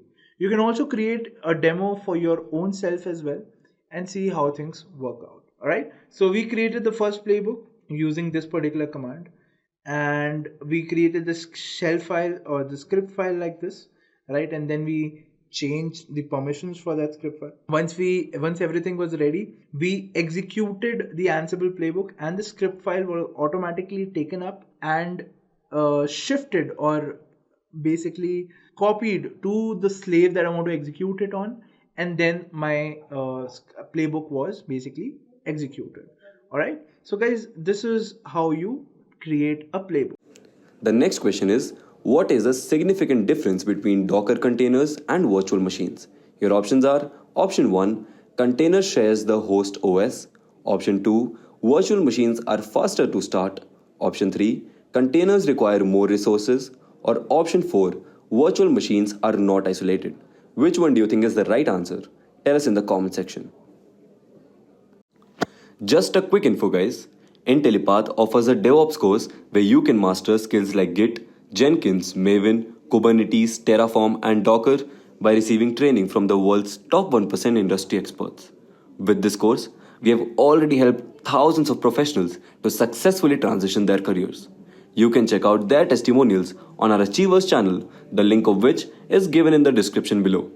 Without a doubt, this course can set your career to new heights. So visit the course page link given below in the description and take the first step towards career growth in DevOps. So guys, software testing is basically used in the development practice since its inception. Whenever you work on something, there always have to be a QA on your work, right? And that is exactly what software testing is for, right? So software testing started off as a QA process, but then as and when the softwares became more and more complex, there were new problems that we had to face every day, right? For example, the time it used to take between, the development happening and then after that you testing the product, that time period used to be too long, and therefore there used to be some lapses in the release dates. If there was a release that was planned on a certain date, because of testing, because of back and forth between the development and the testing team, it used to take a lot of time, and hence the deadlines were not met, right? So these were some of the problems that were there in the software industry prior to software and testing becoming itself a domain and being so popular in the industry, right? So yeah, so there are basically two types of software testing in the industry where people work, right? So the first type of testing is automated testing, and the second type of testing is manual testing, right? I'm sure the name is clear itself about what testing is. So in automated testing, what happens is that you write code for your application to be tested on, right? For example, if you created a website and let's say you have to check the login functionality, what you will be basically doing is putting your email ID in the user text box and then putting your password in the password text box and then clicking on login, right? So after that, there'd be a screen which would basically say login successful or something like that. And basically, if this has to be tested, all you have to do is, if you think logically, we'll have to have a software which can enter the details in the username and the password. And then there has to be a software component which would basically click on the login button. And after that, login successful, if message is being displayed, that means the login functionality is working fine, right? So this is how we see it, that logically, if there was a software, these are the things that are supposed to be done. And if you can think logically for a process, or if you can define something using a process, using a sequence of steps, that can be done using automated testing. But there are always sides to a software which cannot be automated. Let's say you're doing a release feature, you're releasing a feature right now for which probably right now the automated tests are not developed. In those kind of scenarios, one opts for manual testing, right, where a person would sit down and would look at it from the UI perspective, from the UX perspective, also basically checking whether the functionality is working or not, right? So this is what manual testing was all about. Still today, manual testing is practiced in the scenarios which I just told you, where probably the test cases are not ready, or what happens sometimes is it is just not possible to automate a particular task, because let's say you cannot include it in a process. What cannot be included in a process? Let's say the output is always random, right? So if the output is random, you cannot tell a computer how to judge that output. So in those kind of scenarios, you need human interference, right? And for those human interference cases, you have manual testing, right? Automated testing, whenever you can create a test case using a process, for those kind of testing cases, we have automated testing. So these are the two types of software testing, guys. Moving forward, now we will be focusing our attention towards automated testing today, because since our topic of discussion is Selenium, And Selenium itself is an automated software testing tool, right? So we will be focusing our attention towards automated testing tools. Now, except Selenium, there are various automated testing tools out there in the market. You have something called as Appium, you have something called as Cucumber, you have something called as Test Studio, and there is Selenium itself as well, right? So why are we studying Selenium today? The reason for that is Selenium is most widely used in the industry right now, right? So if you're applying for DevOps job, most probably in your JD, you will find somewhere that, Selenium experience is a must, right? When you compare it with other tools such as Appium, Cucumber, Test Studio, although they are used in the industry, but they're not as prevalent as Selenium tool, right? And that is the reason we have tried to include Selenium as a part of your DevOps curriculum, because there are there is a more probability of you being asked whether you know Selenium or not when you're applying for a DevOps engineer profile than the other tools. All right. But if in the core essence you understand how testing works, I think it'll be very easy for you to migrate from one tool to another.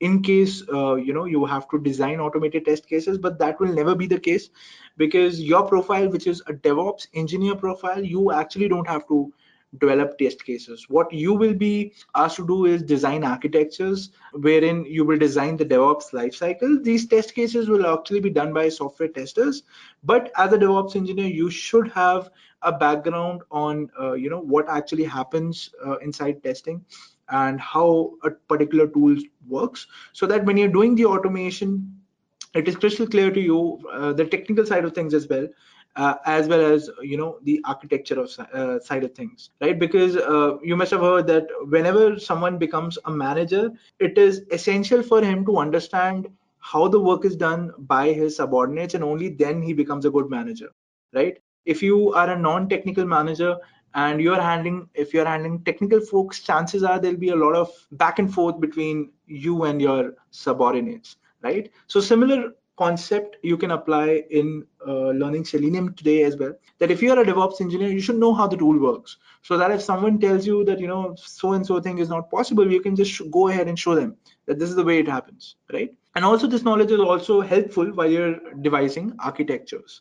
Moving forward, guys, now let's start off with Selenium. So guys, what is Selenium exactly? So Selenium is a portable framework for testing web applications. So Selenium provides a playback tool for authoring functional tests. Yes, so Selenium also gives you, let's say you're not that much into coding, and what you want to do is you want to perform a set of actions on the browser, and you automatically want them to be recorded in the background. So that is also possible using Selenium, but there has to be some extensions enabled, and using them you can also play back a certain action that you did on a website. For example, let's say I first go on Google, I search for a particular term, then I click on the first result, right? If I'm doing these actions, and if these are being recorded, these basically automatically get converted in the background into code. And then once you play back what you have just done, it automatically runs that code and repeats all the actions that you have done in the browser itself, right? So this is, guys, what Selenium is. So to summarize, it's only used for web application testing. It also gives you the flexibility of not writing code, and you can just have a playback tool for yourself wherein you'd be just doing the actions, and once you end that particular recording, you can play it back, and then all the steps that you did will be repeated. All right. So this is a gist of what Selenium is all about, guys. Now, Selenium was actually created by this guy, Jason Huggins, in the year 2004.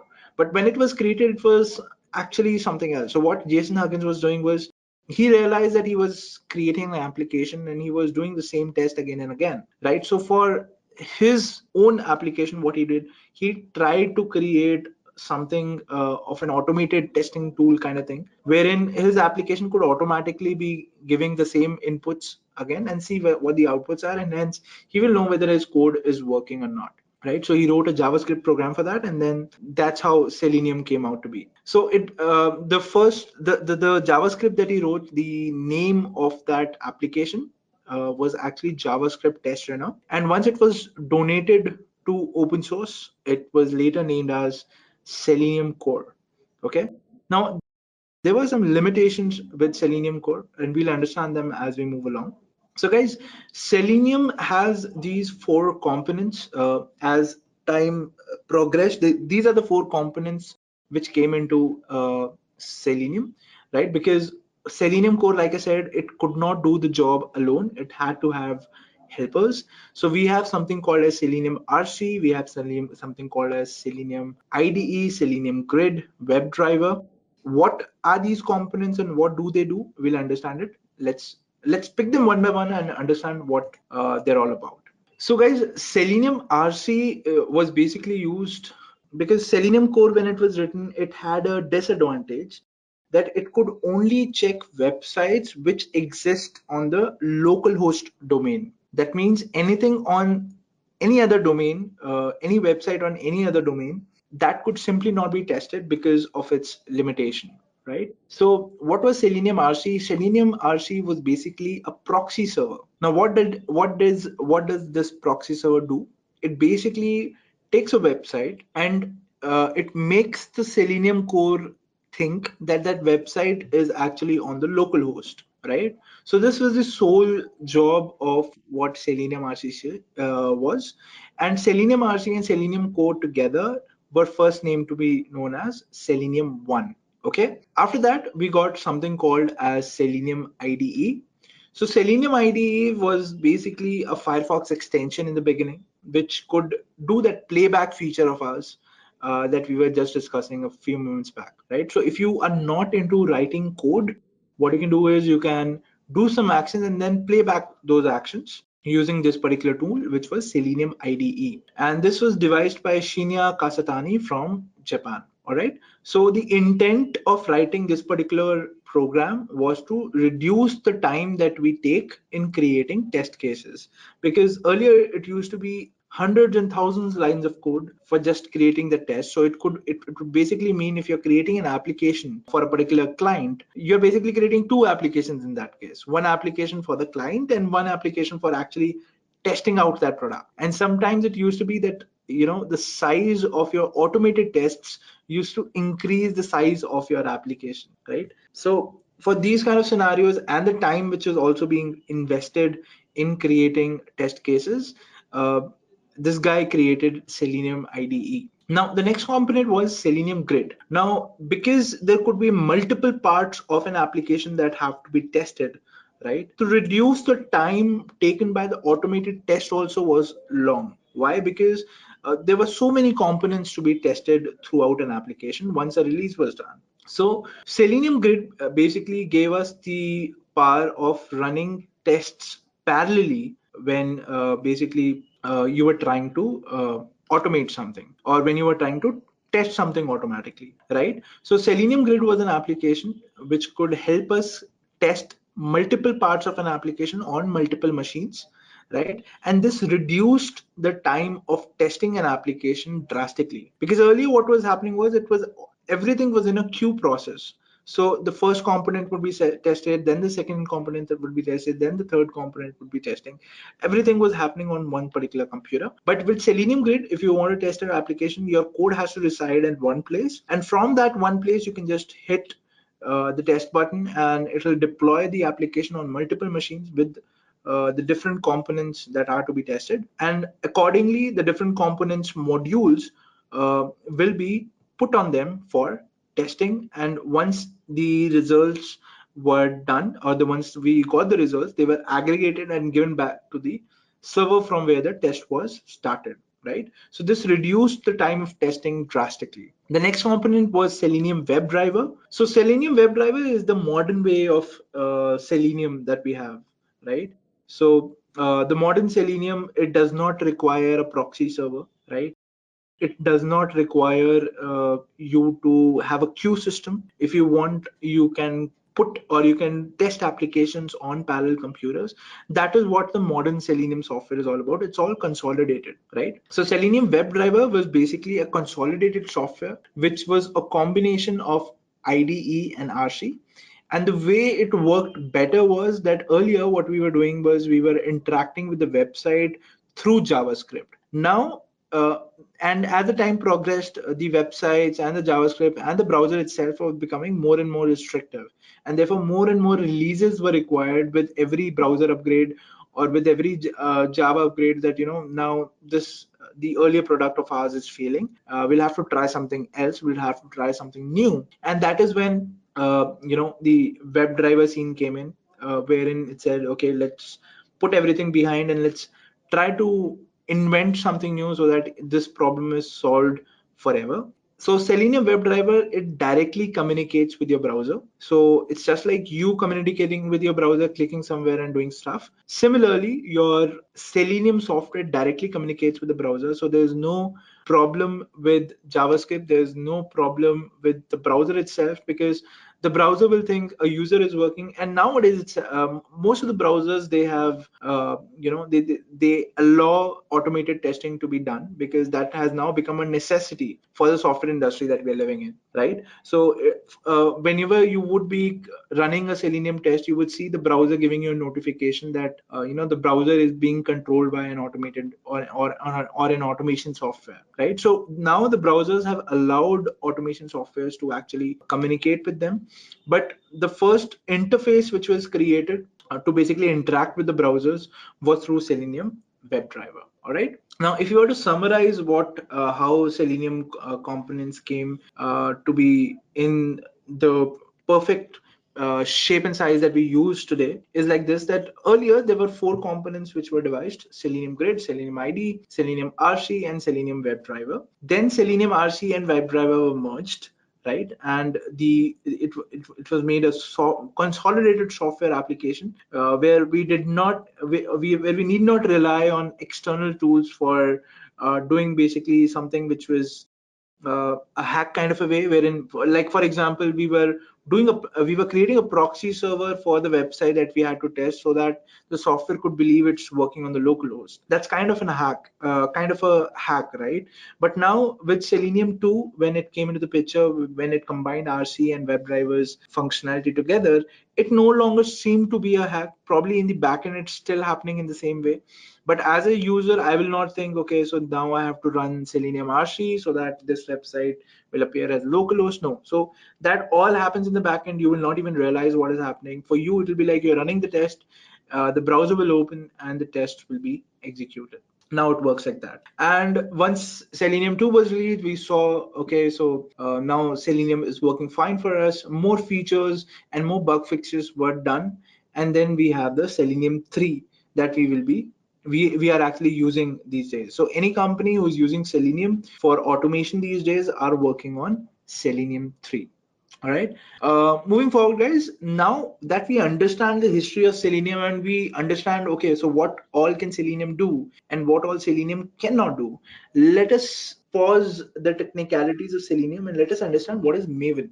So guys, Maven is very important component of your development practices that are followed throughout the world, right? Maven plays a very pivotal role. What role does it play? Let us understand that in the further slides.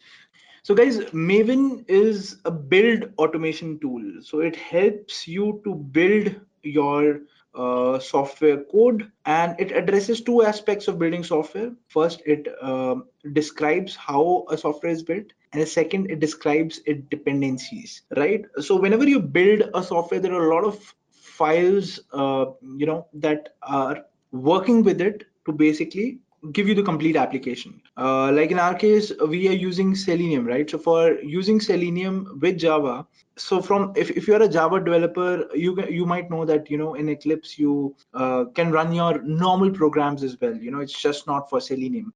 So if you want to run a Selenium program, you'll have to download all the Selenium driver files, right? You will also have to install Maven in Eclipse. So there are a lot of things, or there are a lot of softwares that you install in a particular application for it to work, correct? So there are 2 things that Maven does. The first thing that it does is it downloads all the dependencies required, right? So you don't have to download each and every dependency separately and then put in a program and check whether it's working or not. What you can basically do with Maven is you can put all the dependencies in a code file, and you can just feed it into there's a file in Maven which is called pom.xml. Okay, so in that pom.xml file you can list down all your dependencies and it'll automatically download it from the internet. So this is primarily why Maven is used. Second thing is it also helps you to build your software application. What do you mean by that? So you might have seen that whenever you try to run a program which is a finished program, let us take an example of setups. So when you have, if there is any software that you have to install, you get a setup file for that. In that setup file you have a lot of files which are combined together. Similarly, when you're using Selenium, if you see if you create a program in Selenium and if you see the project that basically, if you see the project folder, you'll find there are a lot of files in there, right? But if you actually see how Selenium tests are run, what you do get when you're running a Java Selenium file, you do get a jar file, right? The jar file is actually the final output of your automation project, right? So your automation project, let's say it has around 100 or 150 files. It'll be very difficult for you to keep track of all those files. So what you do is you build your software program, and in that what happens is you put all the files, you consolidate all the files inside one particular file which is self-sufficient to run. Okay, so in case of our Selenium project, what we'll be doing is we'll be exporting all our Selenium files, all its dependencies, all the code inside one file, one jar file, right? And that jar file can run on any system on which you have a runnable Java software installed, right? Whenever you have Java software installed, you'll be able to run that jar file. So Maven also helps you to build software files, and at the same time, it also helps you in dependency management. Okay, you'll understand more of it as you move along, as you move on to the hands-on part, where I'll show you guys that a project is actually empty. There's no Selenium files over there, and what we'll then do is we'll put a dependencies list in the pom.xml that Maven requires, and I'll just save the project, and you will see that it'll download all the files required in that project folder automatically. Okay, so that is primarily why Maven is so helpful. Okay, so some more information about Maven, that it downloads dependency for a software program. Basically whatever dependencies that you have to include in a program, you will be mentioning it in the pom.xml file. Once you have added the dependency in the pom.xml file, you just have to save the project and all your dependencies will be downloaded. All right, now that is all the information you need about Maven, guys, to get started with the hands-on. I think whatever information that I've given you is enough for you to now get started with how to create a Selenium project, or how to get started into creating your own test cases. Okay, so what the first thing that you have to do is you will have to, when you're setting up the Selenium tools on your system, the first thing that you have to have is Java installed, right?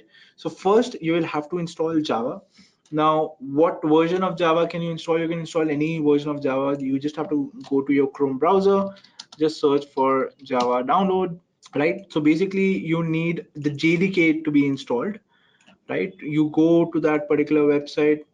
Let's say we go to java.com/download, and then you will click on Java download.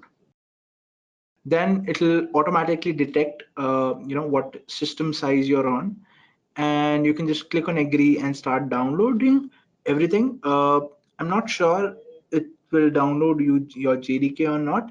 In case it does not download your JDK, you can straight away go to your browser and type in download JDK for Windows, right? And then you will see this oracle.com page. You come here and then you can download this. Once you have everything installed, your next step would be to install Eclipse. Okay, now there are a lot of versions for Eclipse, guys. Prasenjit is asking me, can we use Mac for Selenium hands-on exercises? Sure, Prasenjit, you can install Java on your Mac and then install Eclipse on that system, and it'll work like a charm. There are no differences. So the best thing about using Java with Selenium is, guys, that Java is platform independent, right? If I create a test case in Windows, you can run it in Linux, you can run it on Mac, you can run it anywhere. So that's the beauty of having Java as a programming language with you. All right. So once you've downloaded the JDK, guys, next step would be to install Eclipse. For that, just type in your browser Eclipse download. Right. Like I said, there'll be a lot of options for you to install Eclipse. All right. So once you reach on this page, you can just click on the download 64-bit in case your system is a 64-bit system. Just click on this button and you'll be able to download Eclipse on your system. Once Eclipse is downloaded, when you'll click on the setup, you'll get a lot of options of different versions of Eclipse to be installed. What you have to choose is the Eclipse for developers, right? So it will have an icon just like this. If you can see in the screen corner, you can see it has an icon like this where it's a care kind of a symbol. You have to install this particular version, Java for developers, Eclipse for developers, and this already has Maven pre-installed in it. That is the reason we'll be installing this particular version. If I have to quote you the exact text, it would be Java for EE developers. I think that's the exact text. But the icon, if you want to analyze which version to install using the icon, this is the icon, guys. If you can see my taskbar as well, you can see that this is the icon, Java EE IDE. All right. So this is the name that you'll have of the Eclipse. You click on that, that will start installing. And once it's installed, you will get a UI which would be similar to this. You'll not see the code, but you will get a UI which is similar to what you're seeing over here. Okay. Next thing would be to create a new project, right? Okay, so Preeti has a question where I can get the steps. Preeti, on your LMS, there would be some hands-on documents for setting up Selenium. So those would be the exact steps that I'm telling you right now. So if it's not available to you, you can just mail the support team. They'll surely send you on email whatever is required. So Saladhi has a question: which version of Eclipse are you using? I guess I'm using the 2018 version Salary, but actually you can use any Eclipse version, that does not matter, right? Go ahead and about Eclipse ID version. So guys, this is the 2018, this is December of 2018 version, right? If this is the number that you're looking out for, it's 4.10.0. Okay. So, but like I said, you can install any version that you want and it'll work the same. Guys, this was the icon that I was talking about, Java for developers, Eclipse for developers, Java EEIDE. This would be the symbol that you would be installing. And once you install it, you will have Maven pre-configured in your Eclipse. Okay, so once you have installed Eclipse, you have Eclipse just like this on your system. Next step would be to actually create a Maven project. Okay, you have to create a Maven project in order to be in order for you to use Maven in your code. Okay, so what you'll do is you'll click on File, you'll go to New, and then you will find Maven project over here. Okay, click on that Maven project. It will give you this kind of a screen where it will use the default workspace location. So usually that's in your documents or it would be inside your users folder, right? So if you want, you can change it. In case you want to pursue the same, you can just leave it at default and you can click on next. Then it'll ask you about selecting something over here. Do not change anything, guys. Leave everything at default and you can just simply click on next. Then you will have to give a group ID and an artifact ID, right? You can give any name that you want. Like in our case, let me give it test, let's say Intellipaat, and let me say the test is test number 4. Okay, so it would work, and then finally you can click on finish. So this would create a new project for you. As you can see, a new test 4 project has been created, and you can see that there are if you double click on the Maven dependencies, you can just see there's a JUnit dependency which has been downloaded, right? Now for downloading all your Selenium dependencies, what you'll have to do is you'll have to go into pom.xml for your project. Remember guys, it would be inside your project, that pom.xml file. Double click on that. Now in this project, what you will have to do is go inside dependencies. As you can see, this is the dependencies tag, right? And what you'll have to do is you will have to replace or you'll have to add your dependencies between the dependencies stack. In my case, what I've done is I have all the dependencies which are required for Selenium to work. If you want, guys, I'm pretty sure this is also available in the document that I was talking about, where how to set up Eclipse, how to install Java and everything. This code is also there, but I've also put it in the chat box. So if anyone is doing the hands-on along with me, they can just copy this code, guys, and then you can just come back to your Eclipse IDE. Because JUnit is already a dependency which is there in my previous code, I'll just delete this dependency from here and I'll paste all the code over here in Maven. Okay. Once I have saved once I have pasted all my code, just verify whether all the tags are being closed or not. So whenever there's a slash somewhere, that means the tag is being closed. So if there is a tag being closed, there has to be a starting of the tag as well, right? So you can see the dependency is starting, dependency and ending, and what is being downloaded is Selenium HQ.Selenium, and the artifact ID in this case is Selenium Chrome driver, right? Then you have Selenium API, which is being downloaded. Then you have Selenium server, which is being downloaded. All of these are dependencies which will be downloaded automatically. Okay. If I save the program now, you can see that all the dependencies are automatically downloaded on my Maven dependencies folder, as you can see on my left. Okay. So once all these dependencies are downloaded, you're good to go. You can start your Selenium project. You can start working with your Selenium project now. Okay. So you can just minimize Maven dependencies. So once you have all the dependencies in this folder, guys, next step would be to go inside your code. So the code would reside in source main Java. Just click on that. And then you will find a file which is called app.java. Just double click on that. Okay. And you would have some sample code which is already written over here, right? Now, because you have all the dependencies downloaded, that would not mean that your code can simply use them over here. Okay. For using the dependencies, you will have to import them in your code. Okay. Now, what dependencies you will have to import? In my case, I actually did some Googling.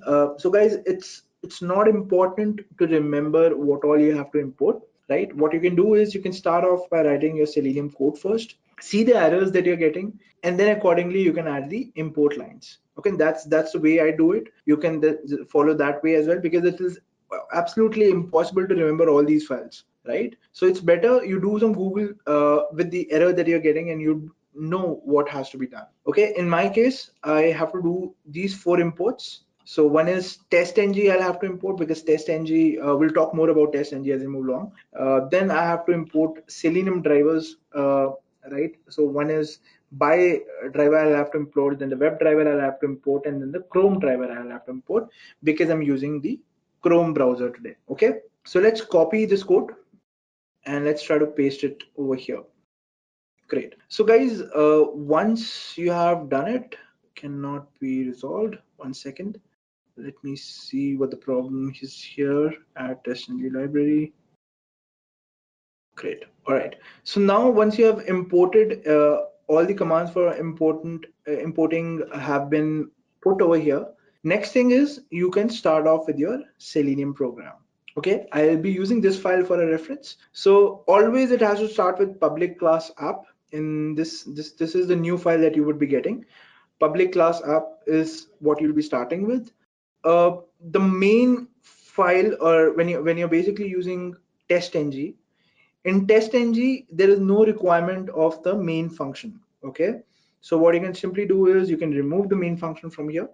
More about TestNG I will make you understand. Right now, just assume you just have to remove the main function, and you'll have to write something like this: @test. Why do we write it? I'll explain you as we move along, but right now just understand you have to write @test. Okay, under @test you would be defining any function that you want. I'm basically getting an error. We'll fix it, don't worry. Okay, so after @test you will have to create a function that basically will be executing in your Selenium program. So as you can see in this particular diagram, before @test, you will have to import. So WebDriver is a library that you imported over here, right? So you will have to create an object of WebDriver. If you guys are not acquainted with programming, guys, it's totally understandable. Don't worry. The only thing that you have to take care over here is about the logic. Okay, so I'm just explaining you the logic. If you still don't understand, just understand that you have to include this line before @test. Okay, so let's include this line, right? So now I have an object of the class WebDriver. All right. Next step would be to put @test. We have done that. And then you will have to create a function which will basically do all the Selenium operations for you. Okay. Let me run this file first, this particular file, and you'll know exactly what has to be done. And then I'll explain you each and every line which is over here. So if I run this program, this failed. Let me check why it failed. Okay, it says this version of Chrome driver only supports Chrome version 75. Great. I'll come back to this, guys. This is a error that we can only resolve once we have all the concepts in place. But what was the intent? The intent was to install Selenium as of now, and the intent was to install Java, Eclipse, and set up the Selenium dependencies in your system. I'm sure till this step, all you have to do is import the Selenium dependencies, create a Maven project, have the Eclipse installed on your system, have Java installed on your system. If you're done till this step, then you're fine. We can move on. And then I will explain you this as we move along, because right now you will not understand what this error basically means. Okay. Let me come back to my slides. All right, guys. So we have installed Java. We have downloaded and installed Eclipse as well for developers. We created the Maven project and we acquired the Maven dependencies. Let's move on to the next slide. All right, so our next step would be basically to create automated tests, right? Now, what is the process of creating an automated test in Selenium? The way you work with Selenium is the first thing that you need to have is you will have to find an element first. So just look at it logically and then we'll understand how it works in the code. Okay, so first thing that your program will do is it will find the element on which it has to do an operation, right? How do tests works? You basically, let's say we have a website. On that website, on some text box, I'll have to insert something. So that is what for inserting that document, first I'll have to find that element on the whole website. Let's say there's one text box that I have to enter some text in. How to find that text box on that web application is something that I'll have to do first. So I'll have to find the element, right? Second step would be to perform the actions. So in our case, the actions would be to put some text, right? The first step, finding the element, was to find that particular text box. Let's say I'm on facebook.com and I have to enter the username. Okay, so what would be step number one? Step number one would be to find the username text box on facebook.com. Okay, once I've found the text box, which is basically my element, next step, the second step would be to perform the action. In my case, that is to put the email ID over there, to type the email ID over there, which I have, right? And then that is done. Again, there would be one more action that I'll have to click on login after entering the password. And then the third step, so all these two were actions. That is, I entered my email ID, I entered the password, and then I clicked on login. These were actions. Then the third step is testing and reporting. So once I've logged in, I'll have to test whether the login was successful or not. That is my testing part, right? So I test it, and then whatever is the result, I give it in terms of in form of a report. That is reporting. So that is all step number 3. Testing and reporting is step number 3. Step number 2 would perform actions. Step number 1 is finding the elements. And this same logic we will be following in our program as well, that we'll be writing for our Selenium test case. Okay.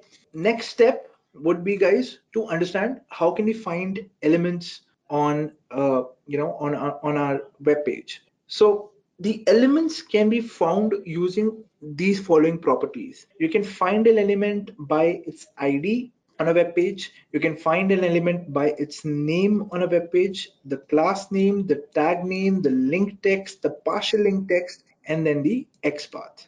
Okay. Now, what do I mean by all these elements. Let's go ahead and let's open a sample website. Let's say I open Facebook. I hope it's not logged in. Great. So over here, what I'll be doing is I will have a particular element over here. Then I'll have a particular element over here, right? So how do I know that I have to go to this particular text box, right? Or how do I know I have to go to this particular text box? So this can be done by right clicking on the web page and clicking on inspect. Okay. Once you have, once you are in the inspecting mode, what you can do is you can go to this particular icon, which says select an element in the page to inspect it. Let's click on that. And now I can click on any element over here and it will basically show me the corresponding code for that on the right hand side. Let's say I click on the email text box. Okay. So if I click on the email text box, this is the code which is highlighted so that I know, okay, so this is the code that I have to have a look at. Now, if I have a look at this particular code, what all do I get? Right? You can see the input type is equal to email. The class is equal to input text. Okay. The name is equal to email. The ID is also equal to email. The data test ID is equal to royal underscore email. So these are all the things using which I can find an element on my page. But how do I decide which one to use? Okay, that you decide by little R&D on the website. Let's say I inspect this particular text box as well. Okay, and let's see what all differences do I get over here. Can you see the input type is equal to password? Okay, so that is something which is different. Class is equal to input text again. Even the class over here was input text. So if I'm searching an element using the class, I will not be able to get to that particular text box because there are two text boxes with the same class. So I always have to pick an element that will be exclusive for that particular element, right? For example, in this case, uh, the exclusive part would be probably the name. The name over here is email and the name over here is pass. Or if we have a look at the ID, ID is also different. ID over here is equal to email and the ID over here is equal to pass. Okay, so the IDs are different. So I can either search the element using the ID or I can search the element using the name. To confirm this, let us also check a third text box. Let's say this also is expecting an email, right? This text box is also expecting an email. Let's check what the code says about this particular email or this particular text box. So the input type equal to text. Okay, great. Class is equal to input text. Okay, data type equal to text. Great. Name is equal to registered email. Okay, value is equal to true. Placeholder, etc., etc. So there's nothing which is in common in terms of ID and name when I compare it with my text box, which was over here, right? These two text boxes and this text box has nothing in common when I would consider the properties which are name and ID, right? So that is evident, right? So once you have done this kind of an R&D, you can go back to your terminal and you will know, okay, so when I'm working, I can, when I'm working with this particular page, I can actually identify this username using that particular ID, which was the that particular element, which was either ID or name, right? I can go to that particular, I can search the element using that particular thing, and I'll have to enter the value which corresponds to that particular field, which is either ID or name. Okay, coming back to our slides, you can see that if you have to find an element on the web page, these are all the things that you can look out for and see whether they are individual or they are exclusive for the element that you want to be on. And if they are, you can basically take that thing and you can include in the code, right? For example, if I have to find a button, let's say I have to click on next on this Gmail page. Okay, if I have to click on next, I inspected, I found out that the class of that button, it's unique to that particular button, which is CWAK9, right? This is the class which is unique to that particular button. So what do? I write my code to be driver dot find element by dot class. So if it has to be something else, let's say by xpath, I write by dot xpath. If it has to be tag, it will be by dot tag, by dot class, by dot name, or by dot id. Okay, and then you start with the brackets, and in the inverted commas, you specify the value that you saw while you were inspecting the element. Okay, you put that value over here, and basically Selenium, when we will run Selenium, it will identify, okay, so that is where I have to go, and that is what I have to find. So over here, we're not performing any action, guys. We're just finding the element and we're storing it into a button or a variable called button, right? So that if there is any action that I have to perform, I can basically do that action on this particular variable. I don't have to write this particular line again. All right. Now, before moving on, guys, I also want you to pay attention to this particular element, which is XPath. Okay. Now, XPath is something which is basically a code which every element on your website will have and which will be always unique, right? But you cannot get XPath directly. What you'll have to do is you will have to install an extension for getting the XPath of an element. For example, let us say I have installed the extension already, right? For me, the extension is actually CrowPath. I'll show you how you can install this extension on your system, right? Let's say I click here, inspect element, and then I click on this particular input text. This is the XPath that I will get, okay? And all I have to do is I will copy this particular value. I will go to my browser, or sorry, my Eclipse IDE, and I will say find the element by XPath, and I will set the value of XPath to be what I just found on my browser, which is this. Okay, this is my XPath. Now, how do you install this extension for getting your XPath? If you're using Chrome, guys, there is an extension called CrowPath. So you just have to search on Google, write CrowPath for Chrome, right? It'll the first link, just click on that. Since mine is already installed, it will not show me the option of installing. It will just show me an option of remove from Chrome. Just click here. It will add the extension to your browser. Once it's added, just restart your browser once, and then once you'll be clicking on inspect, you should be able to see CrowPath tab on the most right hand side of this particular tab. Click over there, and whenever you want to see the XPath of any element, just click on inspect, go to that particular element. Let's say I'll go to password now, so you can see the XPath for that particular element. It's this, and your XPath, guys, it will always be unique.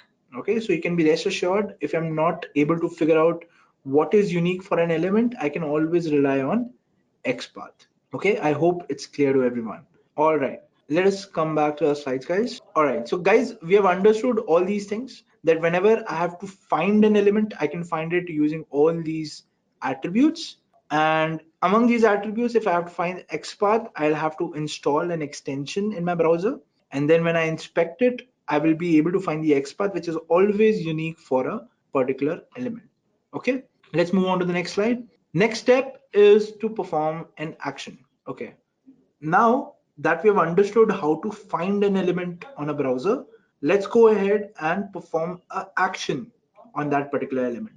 Okay, so performing an action, it could be either you want to click on that element or you would want to write something in that element, right? So if you have to click, the function for that is click. Let's say this is what we did in our previous slide, that we were able to find that element, correct? Let's say I want to click on that element, so I will just have to write dot and then click in case I want to click on it. In case I want to write something in that element, I will have to write dot send keys over here, and in the brackets, in inverted commas, I'll have to put the text that I want to write in that particular text box. Then you have something called as clear. If there is a text box that you want to clear, you found that text box. Next thing you want to clear it, click, just write dot clear, and that will clear that text box, right? If you want to submit a particular information that you have provided in the text boxes, just find the button for submitting. You can either click use this particular function, which is click,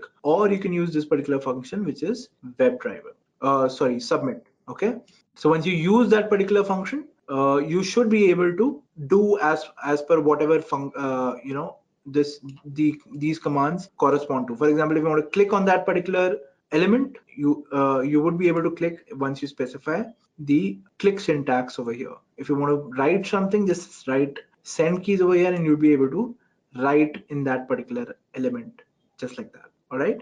So this is how you perform action. So on this particular slide, we understand that we can do four things. We can either click on a particular element, we can either write in a particular element, we can clear a particular element, or we can submit the information using a particular element.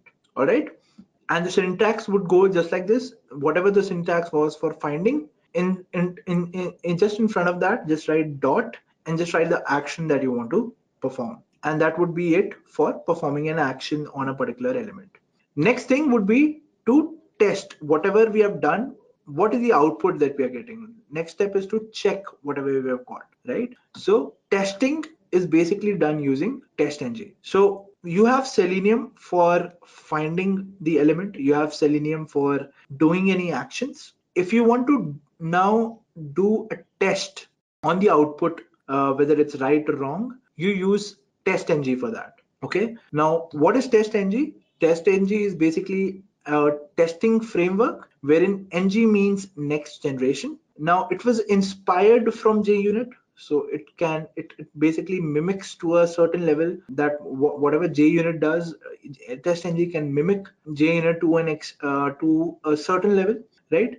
But basically, whenever you have found an element and you have done some action on it, now the next step when you have to do testing on it, you will be using TestNG for that. Okay, I hope it's clear with everyone. So guys, like I said, TestNG, whenever you have found an element and you have performed an action, now when you have to test whether that output is right or wrong, you use TestNG for that.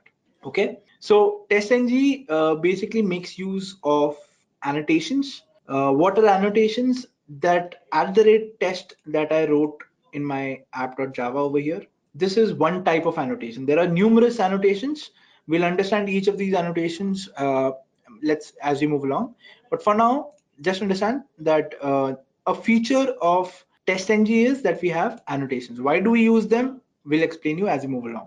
Okay, so TestNG has a mixed use of annotations, which helps us to create test cases easily. Then test cases can be grouped and prioritized more easily using annotations. Don't worry if you don't understand this, I'll explain you while I'm doing the hands-on. So TestNG supports parameterization, that is, you can pass parameters to TestNG. This actually would not make much sense for us while we're testing, but yes, this is a feature. It supports data-driven testing using data providers. That is, you can put some data on the testing application and you can check how your application is responding to that data. But this we are using Selenium for this, but this again is a feature you can use TestNG to provide data to. But the problem would be that for finding the elements you would have to use Selenium. Okay, now once the testing is done, you can also generate HTML reports, which basically mean if a test failed, if you want to have a nice web interface to see where test failed and what exactly in that test failed, it supports HTML approach. So whenever you run a test using the TestNG framework, you will have the reports generated in the output folder of your project. You can check that folder, double click on it, and then you'll be able to see a HTML page where all the details of your test would be written. Okay, parallel text execution is possible, so that's self-explanatory, and it readily supports integration with other tools and plugins like Eclipse, build tools like Ant, Maven, etc. So TestNG can be used with Eclipse, which we are using actually, and it supports Ant and Maven. So we are using Maven in this project. So TestNG can be used with Maven as well. All right. Next step would be to setting up TestNG on our Eclipse dashboard. So let's do that. Now, if you have to set up TestNG, guys, all you have to do is you have to import this particular library, which is already there in your Maven dependencies, because that is the code that we pasted in the pom.xml file that automatically downloads the TestNG library. And because we want to use the annotations, right, in TestNG, we are specifically importing only annotations in our program, right? And that's how this thing would be able to work. Now, how does this work? We'll explain it as we move on the further slides. But how to set up TestNG, just include the code that I gave you in your pom.xml file. That will automatically download the files that are here. Then those files you will have to import in your code using this particular command.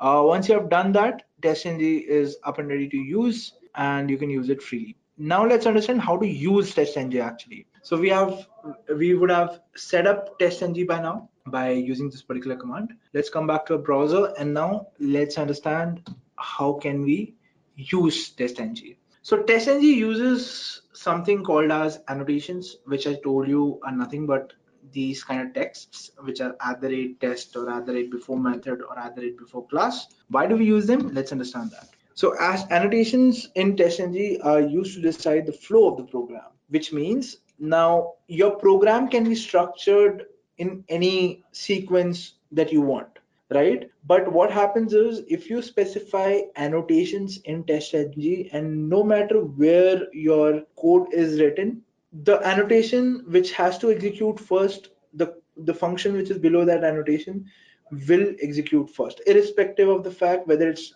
in the end of the code, whether it's in the middle of the code, or whether it's in the starting of the code. Okay, so these are the annotations, guys, which are available in TestNG that mostly is used while you're creating test cases. You have something called as before shoot, you have something called as before test, you have something called as before class, before method, and @test. Okay, so what basically happens is that before suit executes in the very beginning. After that, you have before test, which executes. Then you have before class that executes just after before test. And then you have before method, and then you have @test.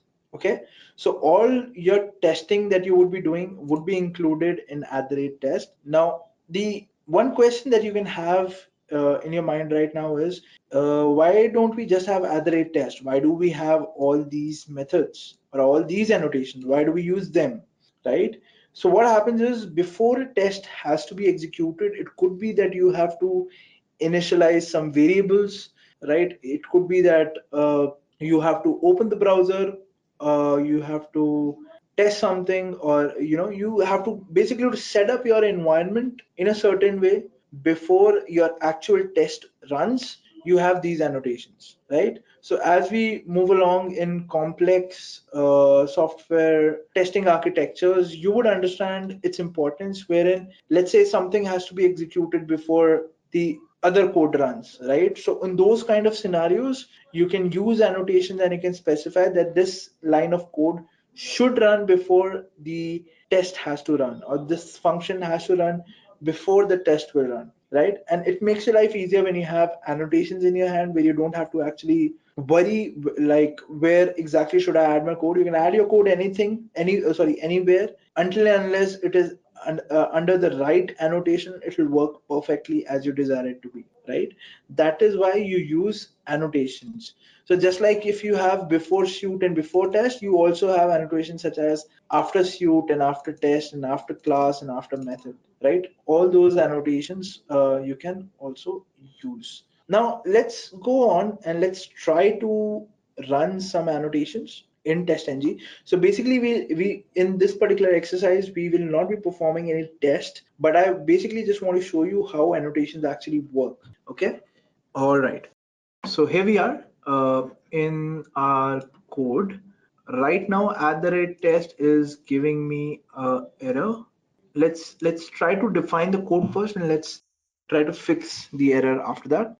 So let's say I define a function public void test. Let's say there's a function that I defined like this. See, as you can see, the moment I include a function here, the error is gone, right? So basically that error was saying that I don't have anything under my annotation, and that is why it was popping an error to me. Now what I want to do here is I want to print something on my terminal. So let's print system.out.println, and let's print, let's say, test is executing. All right, and let's put the semicolons in the end. Okay, so this function should basically work. let's save the program. Let's try to run the program and let's see what the output is.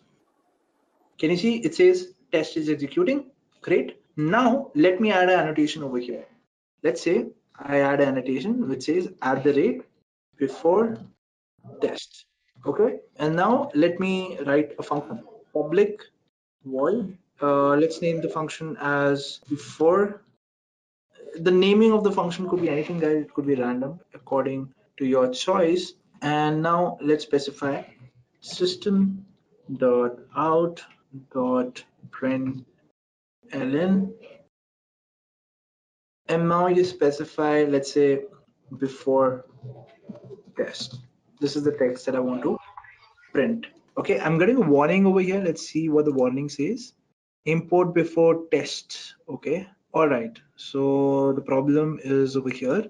This has only imported the test annotation. If I specify a star over here, guys, it will import all the annotations which are there in the TestNG.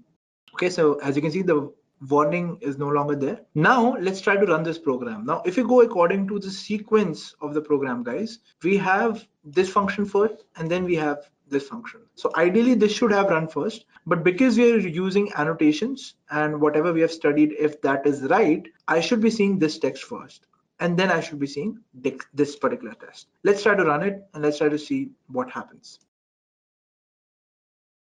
Okay, so my test has executed. Let us check the results. So as you can see, first it printed before test, and after that it printed test is executing.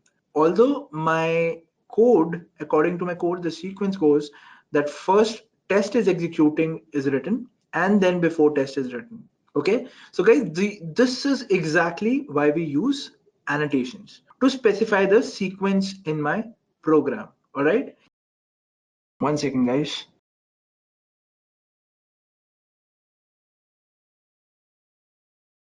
Okay, all right, guys. So I think I missed one step for you guys.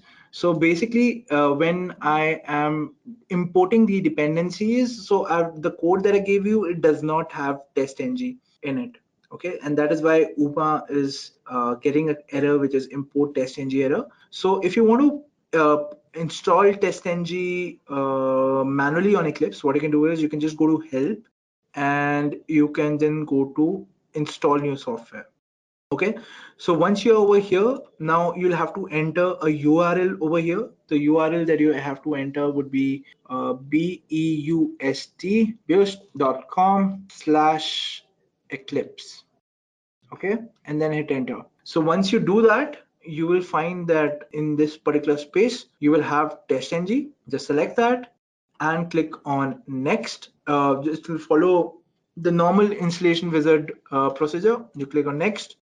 It will install TestNG in Eclipse for you. And I guess, Uma, that would solve your import error that you're getting on TestNG. So just try that, Uma, and let me know if that works out for you. I'm sure it'll work out. The URL to be entered is beust.com/eclipse. Okay, and install each and every file that you see over there. All right. Moving forward, guys, let me just come back to my Eclipse. All right, great. So now what we have done, I lost the app.java file. Yes. So we have tried @test. We have tried @before test. Let's see the other annotations also that we have. Okay. So we tried on test. We tried on before test. Let's try on before method and see what is the execution sequence for that. Okay. So I won't care about the sequence here. I'll just write before method, right?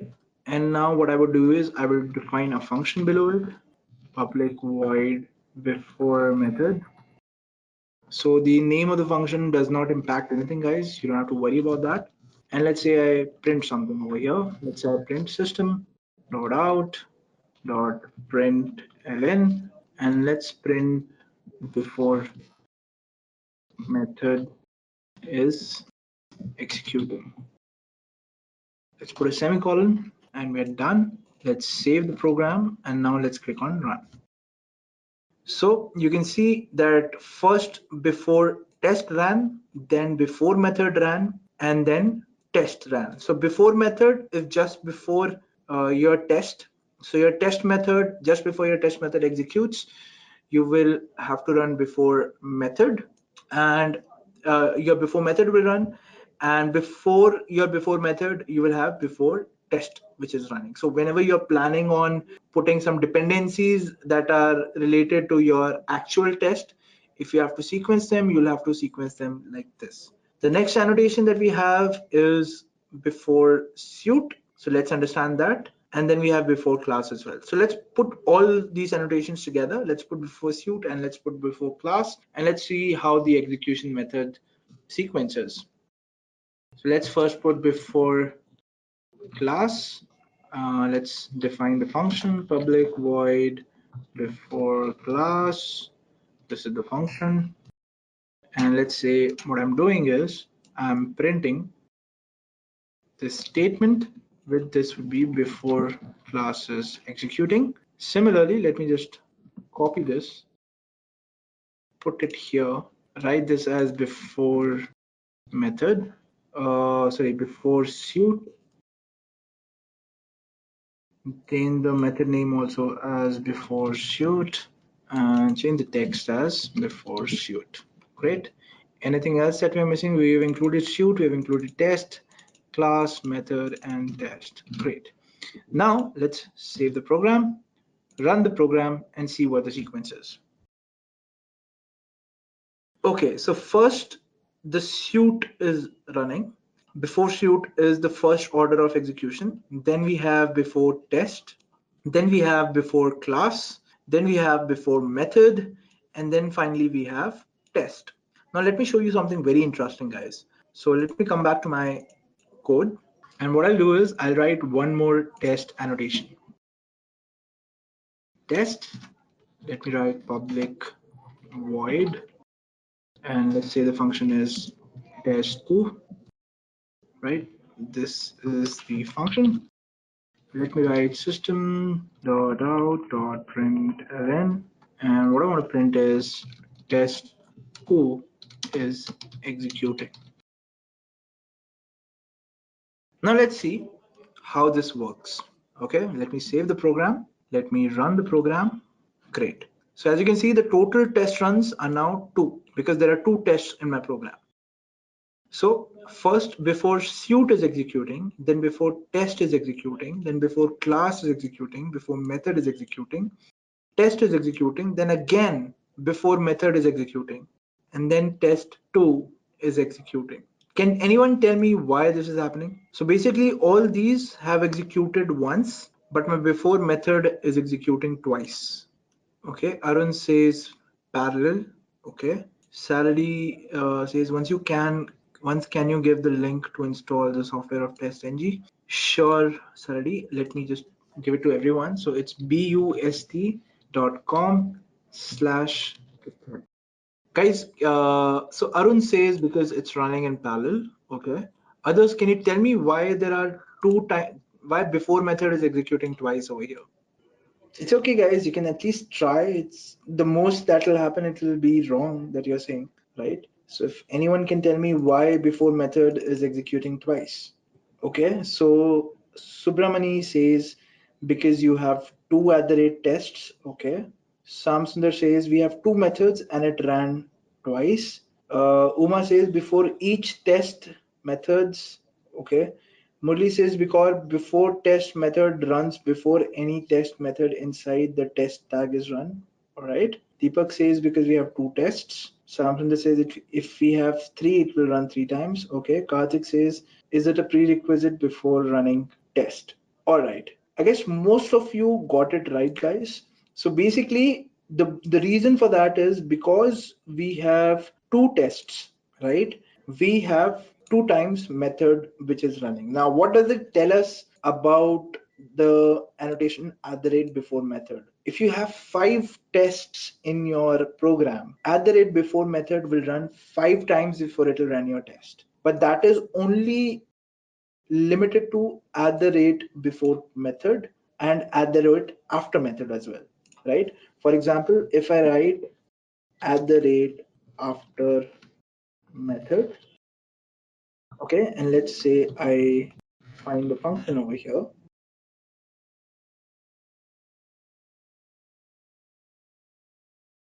And let's give the print statement as well over here. This is the print statement. And this is after method is executing. All right, let me check, guys. Let us see the way it works. So let me save the program and let me run the program now. Okay, great. So if I scroll up, I have before suite, before test, before class, before method, test is executing, after method is executing, before method is executing, test2 is executing, and then that after that I have after method is executing. So I guess most of you, almost all of you were right. So the after method, see, if my before method is running before test, right? So after before method, obviously test will run. And once the test is done, after that, you will have the after method, which would be running. Now let's try putting the annotations for all the at the rate before class, at the rate before. Let's try to put at the rate after test. Okay, and now let's try to write public void after test, and now let's try to print the program. Right, this would be after test is executing. Now, according to you guys, when will this come? Will this come after the test or will this come after the method? Where will it come? And how many times will it come? Okay, guys, let's try it out. Let me save the program and let me run the program now. Now let's check the output. So after test is executed once, after method is executing, we test to before method, after method, test executing and before method. Great. So after test is only executing once. Can someone tell me why? Okay, guys, let me clear the air for you. So after test only executed once because before test also was only executed once. Do you get that? So before test and after test are basically complementary methods or complementary annotations. When you had two tests, what was executing twice? Your before method was executing twice, right? That would mean my after method obviously will execute twice, but because my before test method was only executed once, my after test method will also execute only once. Okay, that is the reason. Okay, so we were done with annotations. So what we did was we started to understand why my after test method was executing only once. And the reason for that was because before test method or before test annotation was also executing only once, right? And that was the reason we were only getting it once in our output. So we can verify that.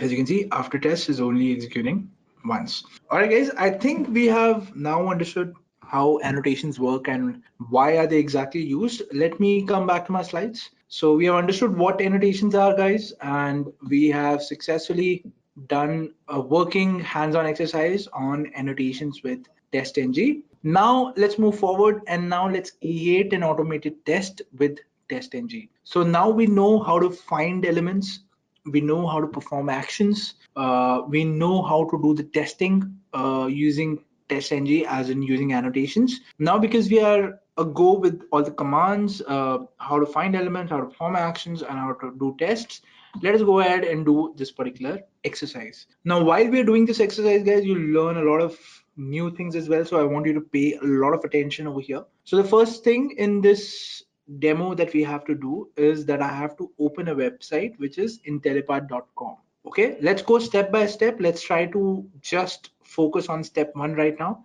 Let's try to open Intellipaat.com automatically using my program. Okay, so I'll come back to Eclipse. All right, and let us just have @test method for now. So what I can do is I can remove before suite. I can remove after test. I can remove before class. I can remove after method. I can remove before. Okay, let's try to keep these. And let's say what I want to do over here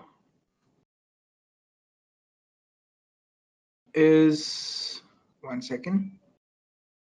Okay, so the first thing that I have to do is how I have to tell my driver how to open the browser and exactly which browser to open. Okay, so for that, what I can do is I can quickly just show you the syntax for that. Okay, so the first thing that I'll do is I'll have to set the property. That is, I'll have to tell where exactly or how exactly to open Chrome. Now for opening any browser, guys, you will have to download the driver for that particular browser so that your program is able to interact with that particular browser. Okay, in our case, if I want to connect to Chrome, I will have to download a Chrome driver, right? And that Chrome driver I will use to basically connect to my browser. So in this case, once I have told my program where the Chrome driver is, I will initialize a new Chrome driver variable.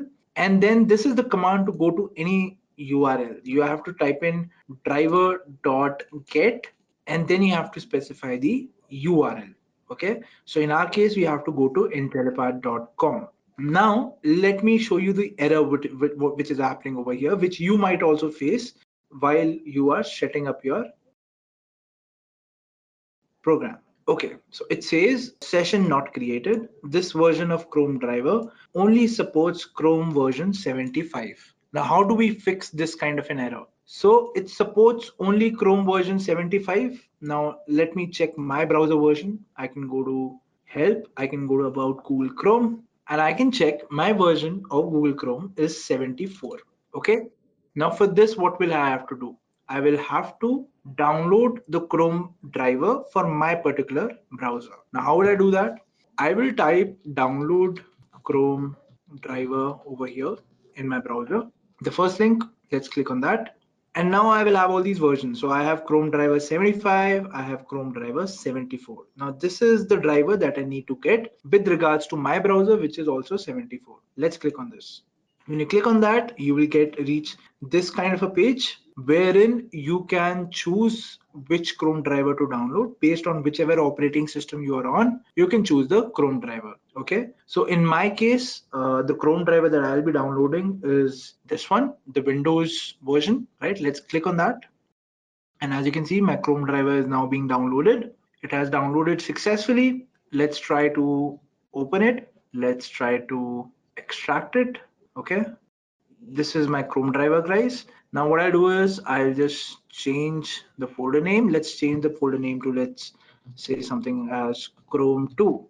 Okay, here is where my Chrome driver exists. Now let me come back to Eclipse. And now let me just change. So you will have to enter the path over here for your Chrome driver.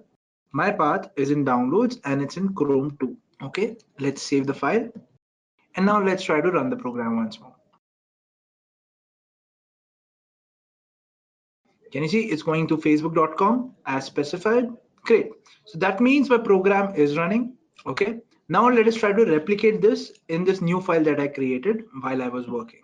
Okay. So the first thing that I have to do is I'll have to set the property for Chrome. So the command for that is system.set. Okay, we can see the syntax from here. So the syntax is, yes, system.set property. And then you will have to specify this line, right? Let's specify this line.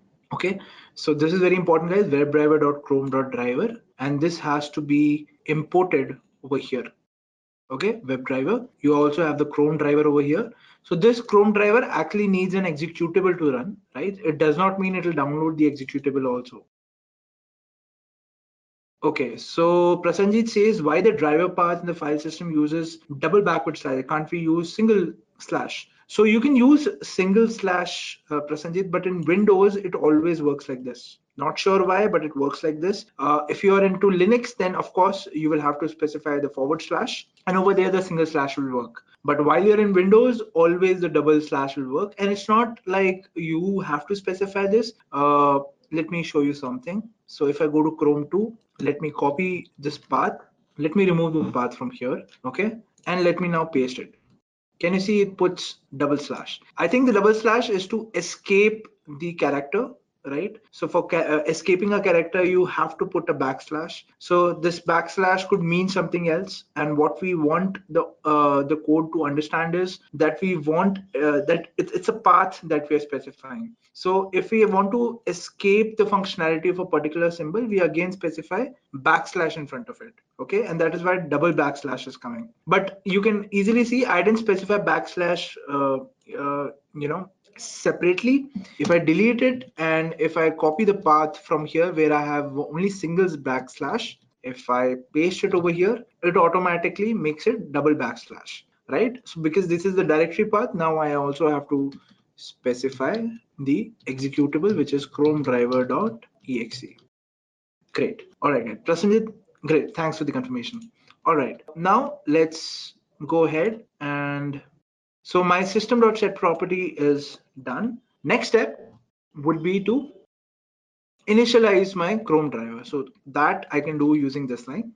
Let's paste this line over here. Great. Next line would be to go to the particular address that we have to go to. So we'll type in driver.get and let's specify this as www.intellipaat.com. Intellipaat.com, and let's check whether if you go to intellipaat.com whether it's HTTPS or whether it's HTTP. Okay, so it is HTTPS. So you'll have to take care of this thing, guys. When you're specifying the URLs, you have to take care whether it's HTTPS or HTTP, and the same thing you'll have to specify over here. So our step one is now done, guys. Let us check if our code is now running. Let's save it, and now let's execute the program. Okay, so the browser is getting opened. The net seems to be a little slow, but all in all, I think you can get the idea that we are able to go to intellipaat.com, right? I'm not sure why it's taking such a long time, but okay, so yes. So I'm able to go to intellipaat.com. Now let's see what our next step is. So let's come back to our slides. 1 second. Yes. So our next step would be to enter DevOps term and click search. Okay. So on my website, which is this, I have to click on this particular text box and I have to enter DevOps over here. And then I have to click on search. Okay. So there are 3 actions involved over here. First, I will have to click on this text box. Then I will have to write in this text box. And then I'll have to click on search. Okay, so these are the 3 things that I have to do. Let's go one by one. So I'll come back to my Eclipse IDE, and now let's try to enter this. So the syntax for that is driver dot find element, and what do we want to find it by?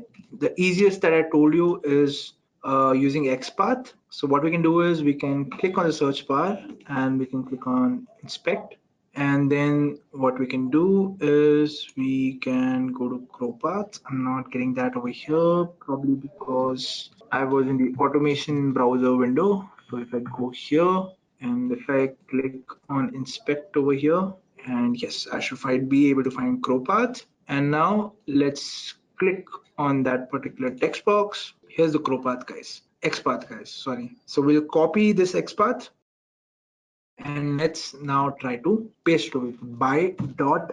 Now what do we want to find it by? I want to find it by XPath. Here's the command, enter, right? And now it says XPath expression, put double quotes, inside double quotes put your text, and now put a semicolon after it.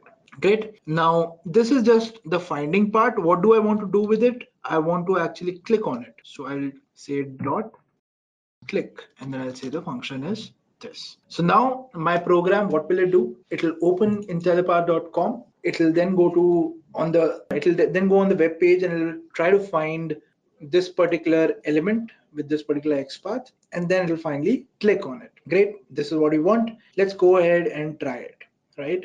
So let me save the file. Let me run the file and let's see what happens now.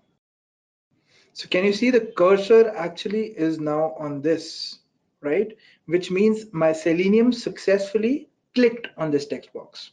Great, so it's working fine. Now let's go ahead and now let's enter some value into this, right? Let us copy this particular syntax, let's paste it again, and now let's remove click, and now let's try to specify send. So the beauty of Eclipse is the moment you're trying to type something, it'll give you the suggestions automatically. It'll also give you how to use that method, right? What is that method doing? Character sequence to send the element. Great. I'll just hit enter and it'll autofill it for me. And now what I have to enter is the data that I want to search or that I want to enter in that particular text box. So the text that I want to search for is DevOps. Let's save it. And now let's try to run the program. Let's see what happens. Okay, so Intellipaat.com is open. Great. So DevOps also has been typed by my program. Great. Now next step is to actually click on search. Okay, let's do that. Let's go back to our code. Again, what we'll have to do is we'll have to copy the same command. No, not this command actually. Driver.find element by .xpath. Let's copy only till here. Next step, let's paste it. Now we want to find the element. Now, what is the element that we want to find? The element we want to find is search. So let's close this window first, this window as well. And now let's see what is the XPath of our search button. So this is the XPath of my search button. Let's copy this. By XPath, we'll search this particular button. What do I want to do with this button is I want to click on it. And that's it. I think we forgot a bracket here. Let's put that bracket. All right, we're all set. Great. So now what it'll do, it'll go to Intellipaat.com. It'll click on the search bar. It'll type DevOps in that search bar, and then it'll click on the submit search button. Great. Let's go ahead and try this now. Let's save the program, run the program. So it opens a browser, opens Intellipaat.com, enters DevOps, clicks on search, and now you're on the search page. Great. So I think half of our hands-on is now done. So we opened the browser, we went to Intellipaat.com, we searched for DevOps, we clicked on search, and we reached the search page. Now let's see what is the next step in a slide. On the search page, check for DevOps certification course. If it exists, then click on the course. Okay, so what that basically means is that I will have to go to DevOps. So if I click search DevOps here, if I click on search, it should be able to find something of this sort, that is DevOps certification training, right? Let's try to see the XPath for this. This is the XPath for that, right? Let's copy it. And now what I want to do is, this is the XPath. This is the syntax. And what I want to do is I want to check the element. If it's there, I'll want to click on it. Great. If it finds that element, it will click on it. If it doesn't find that element, it will not click, and therefore it will hang basically on that page. And we'll see how that goes in a little moment. But for now, if it exists, click on the course. We did that. On the course page, verify if the page DevOps certification training is present as the header. Great. Now, how will you do that? So that basically means once I'm here, I've clicked on it, the header over here, it should be DevOps certification training course. Great, we'll figure this out. First, let's see if it is able to click on the DevOps certification course icon. Let's save the program. Let's run the program now. So we are going to Intellipaat.com. We will, once the page load is complete, it will execute the second step, which is writing DevOps. It clicked on search and it went on the DevOps certification training page. Great. Now it has to check whether this particular text is present or not. Now, how can we test that? So now we'll be making use of TestNG. So there is a command which will basically help you to check, which is called assert equals in TestNG. Let us see the syntax for that. So one second, guys. Okay. This is how you use assert equals. So first you specify the place on the web page where you're getting the title from. Second thing is you specify the actual title. Now, if this returns a true value, then your test passes.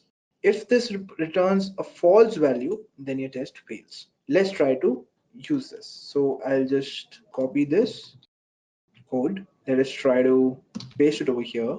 And it says assert, we'll have to import. Okay. Import TestNG.assert. We'll have to do this. Great. And now, great. So now the error has been. It is only this warning that I'm getting for this particular variable because I'm not defined this. So the actual title has to be string actual title. This would be equal to. Now let's go back to our slide. So it says verify if the page DevOps certification training is present as header. So DevOps certification training. This is the actual text. Let's copy it. Let's paste it here. DevOps certification training colon. And again, this also we will change to the text that we want. Okay, so now we will have to check whether this text is present or not in the header. Okay, so let me just go to my, so this is the text that we want to check whether it's present or not. And the way we can do that is let's inspect. Because this is the automation window. Okay, so I will select this text, right? And I can see that the XPath for this is this. Okay, let's copy it. Let's come to our page. So what we'll do now is we'll again try to find an element, driver dot find element by XPath, the value for which is this, right? And what I want to do is I want to get the text from this particular web element. Okay, I close it. Because I'm getting a test, I'll have to store it somewhere. So let's say I define a variable string actual value is equal to what I'm getting from this particular XPath. Okay, and then what I do is I specify that variable over here. So it will be actual value that I'll be specifying here. Great. So now what is happening is it is basically finding my element and it is storing its value in actual value. And then what it is doing is it is trying to find, it is trying to basically check whether my this variable and this variable are same. If it's not, then it will fail the test. If it is, then it will pass the test. Let's try to do this. So we'll save the program and let's try to run the program. Okay, so it will go to Intellipaat.com. Now to search for DevOps, it will click on the course page, and now it should have checked. Now, how should we know that our test passed or failed? We'll have to check in the console. So it says failures 1. Let's try to understand why. So if you go up, it says expected DevOps certification training but found DevOps certification training course. Okay, if we come back to our page, okay, so actually the text says DevOps certification training course, right? And let's specify the actual title to be DevOps certification training course. Let's see if it passes the test now. We'll close the window and let's try to run the program now. So go to Intellipaat.com.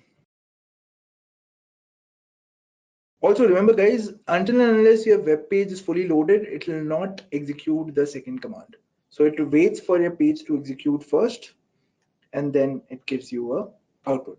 So you can see it says total test runs were 1, failures are 1. Let's check why. Let's go up.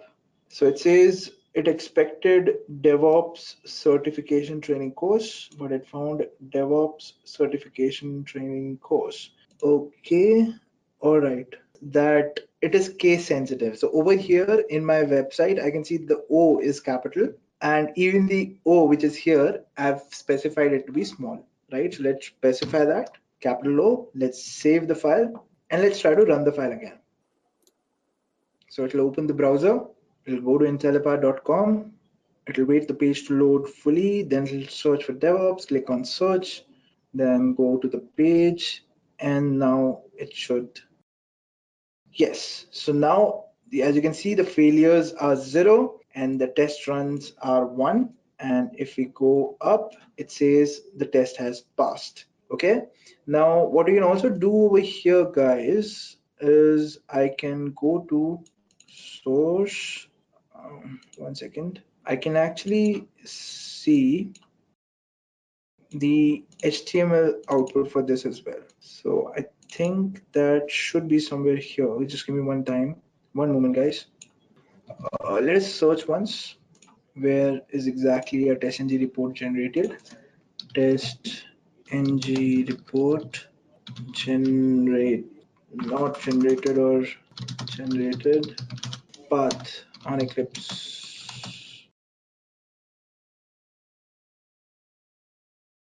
Okay, there should be a test output over here, and the way we can get that,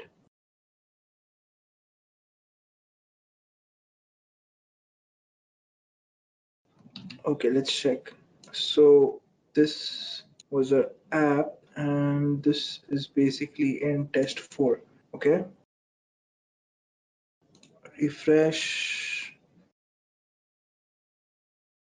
Yes, so we have the test output folder now, and now we will have to go to TestNG results. There should be an HTML file over here, index.html. Yes, here it is. Just click on that, go to properties, and here's the path. Just copy that path and just try to run it in your browser. So I'll just go here, I'll run path, and as you can see, it says test results one suite, default suite, and what I want to check is this pass methods show, and as you can see, it says the test has passed. Now let's try to fail the test. Let's see how that goes. So what I'm going to do is I'm going to search for something else. Let's see how it goes. So I'm going to search for AWS. Let's save the file, and now let's click on run. Okay, so now it will open the browser, go to Intellipaat.com. Instead of DevOps, now it is actually going to search for AWS. It will click on search, it will come here, and since it will not be able to find, or it will not be able to find DevOps certification training, it will not go to that particular page. And as you can see that failures are 1. If I come back to my TestNG report, if I refresh this, you can see that the test has failed, and you can actually see why it failed over here. So you can see that no such element, unable to locate element which should have DevOps certification training course, right? And that is why your test is failing. So you can just see why your test is failing over here and accordingly make changes to your application. Okay, so guys, this was the hands-on that we were supposed to do. Let's come back to our slides. All right. Our next question is, guys, that we have to run the test that we just made in a headless mode. Now, what is a headless mode? Headless mode basically means that right now we can see that the browser is opening, right? But I don't want the browser to open. I basically want it to execute in the background. And how is it helpful where the browser is not opening? How is it helpful? That is particularly helpful when you're running tests on a command line operating system. Okay, like for example, right now we have a graphical user interface, correct?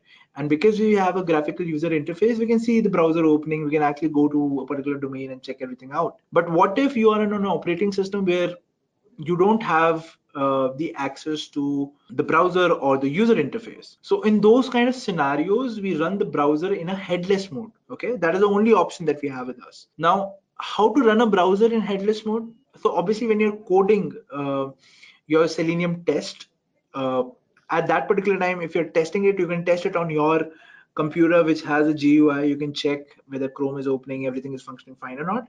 When your program is full and final, when you know that it's executing without any trouble for whatever edge cases you decide, After that, what you will do is you will come here in your code and you will go to this particular line where you have defined the Chrome driver option. Okay. After this, you will have to define the Chrome driver options wherein you will specify the headless mode. Now again, there's a syntax for that. We can just quickly check that syntax online. Headless mode Selenium Java.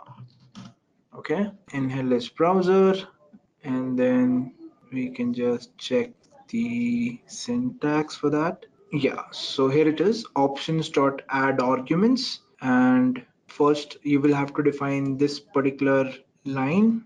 Let's specify that.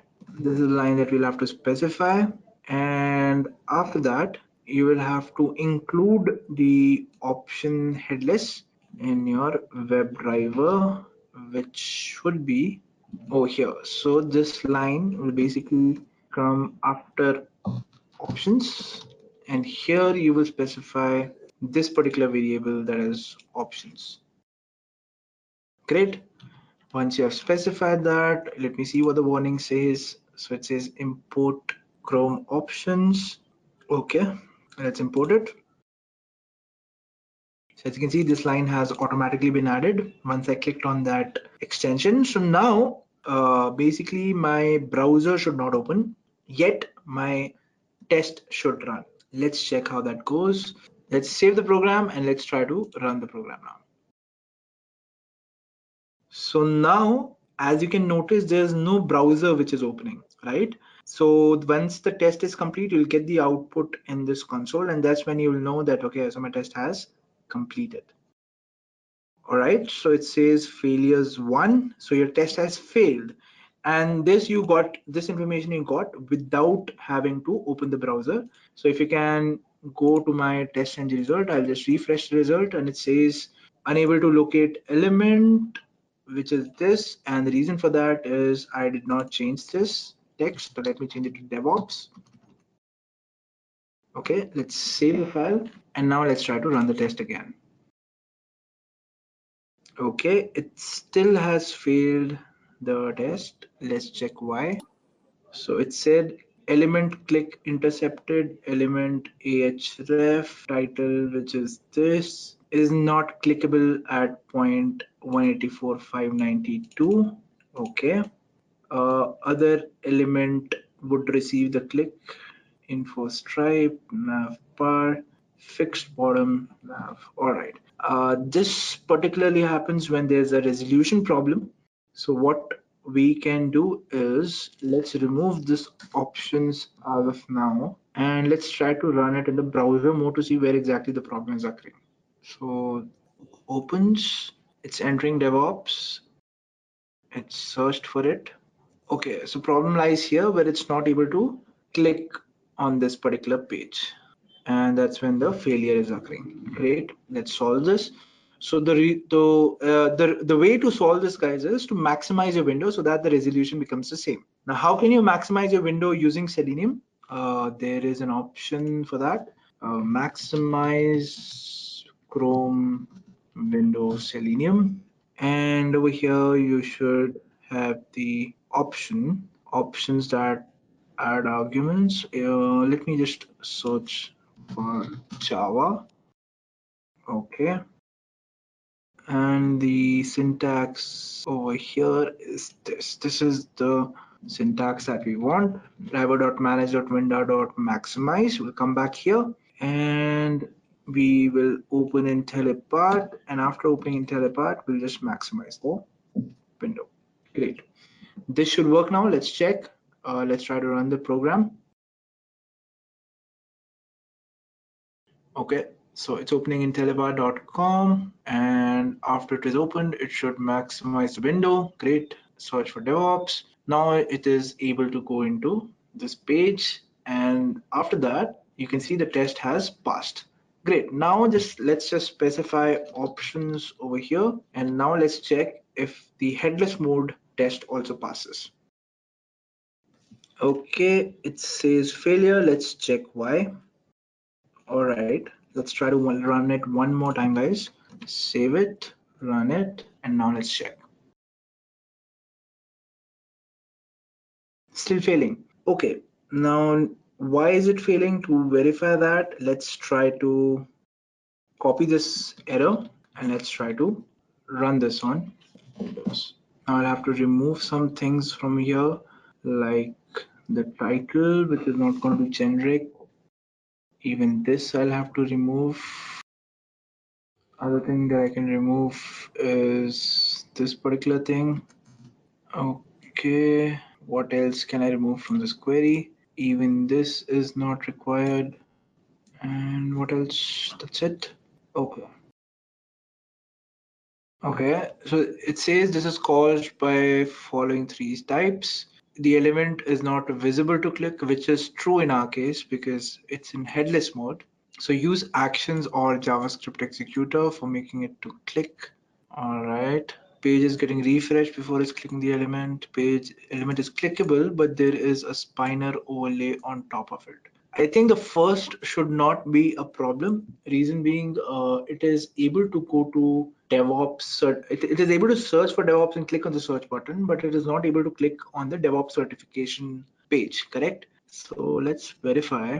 Element is clickable, there is a simple spinner or overlay on top of it. One more problem there that could be, guys, it could be because of the multiple instances which are open in our background. Let us remove options and check if our test passes again. So open Intellipaat, maximize the window, this, search for DevOps, click on the DevOps course. Okay, it is yet not again able to click here. Great, so this seems to be the problem. All right, no worries, let's try to fix it. Let's close the window. Also, let's check how many Chrome windows are open. Okay, so it says there are 66 instances running. Okay, this seems to be the problem. Let's try to end this task. Great. So Chrome is now closed. And to avoid getting this problem, what we can do is that we can close our Chrome browser once our test executes. So basically what we'll do is we will add an annotation at the rate after test. And then what I can do here is I can close the window, right? But that would be a problem. Why? Because the scope of the program limits my driver to be defined inside this. So let's try to close the window here itself. So let's try to close or exit the browser. Exit Chrome, Java, Selenium. Let's try to search for this. And this is the syntax, guys. Let's try to quit the driver. Great. And this should happen after the test, but let's try to define the driver before that. So this can go here.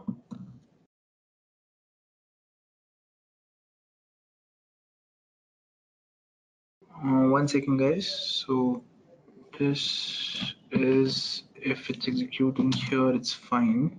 And then we have to go to Chrome options.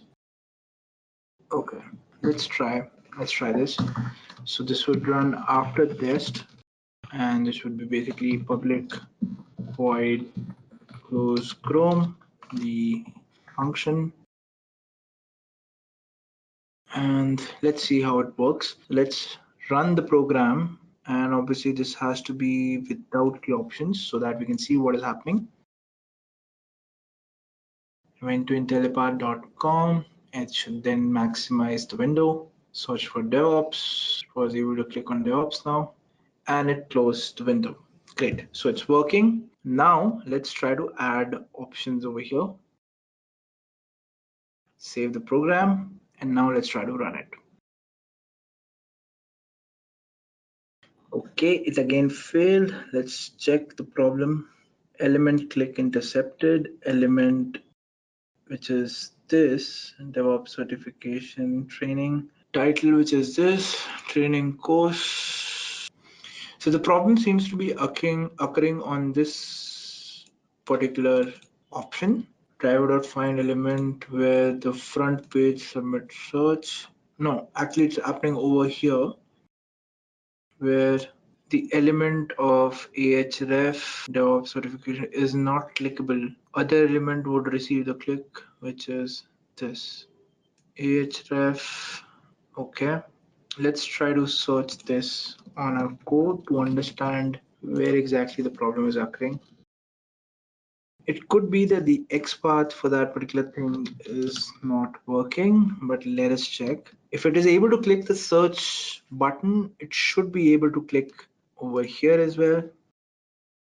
And now what I can do is I can do a control F.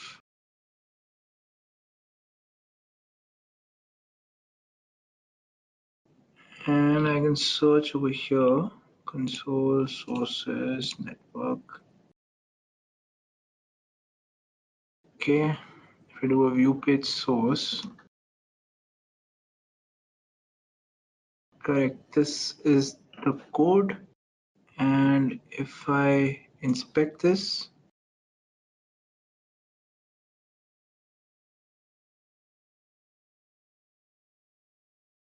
this is what I'm trying to click. What if I change the XPath to actually click on the image? Let's try that. Say this is the XPath that I would be clicking on in that case.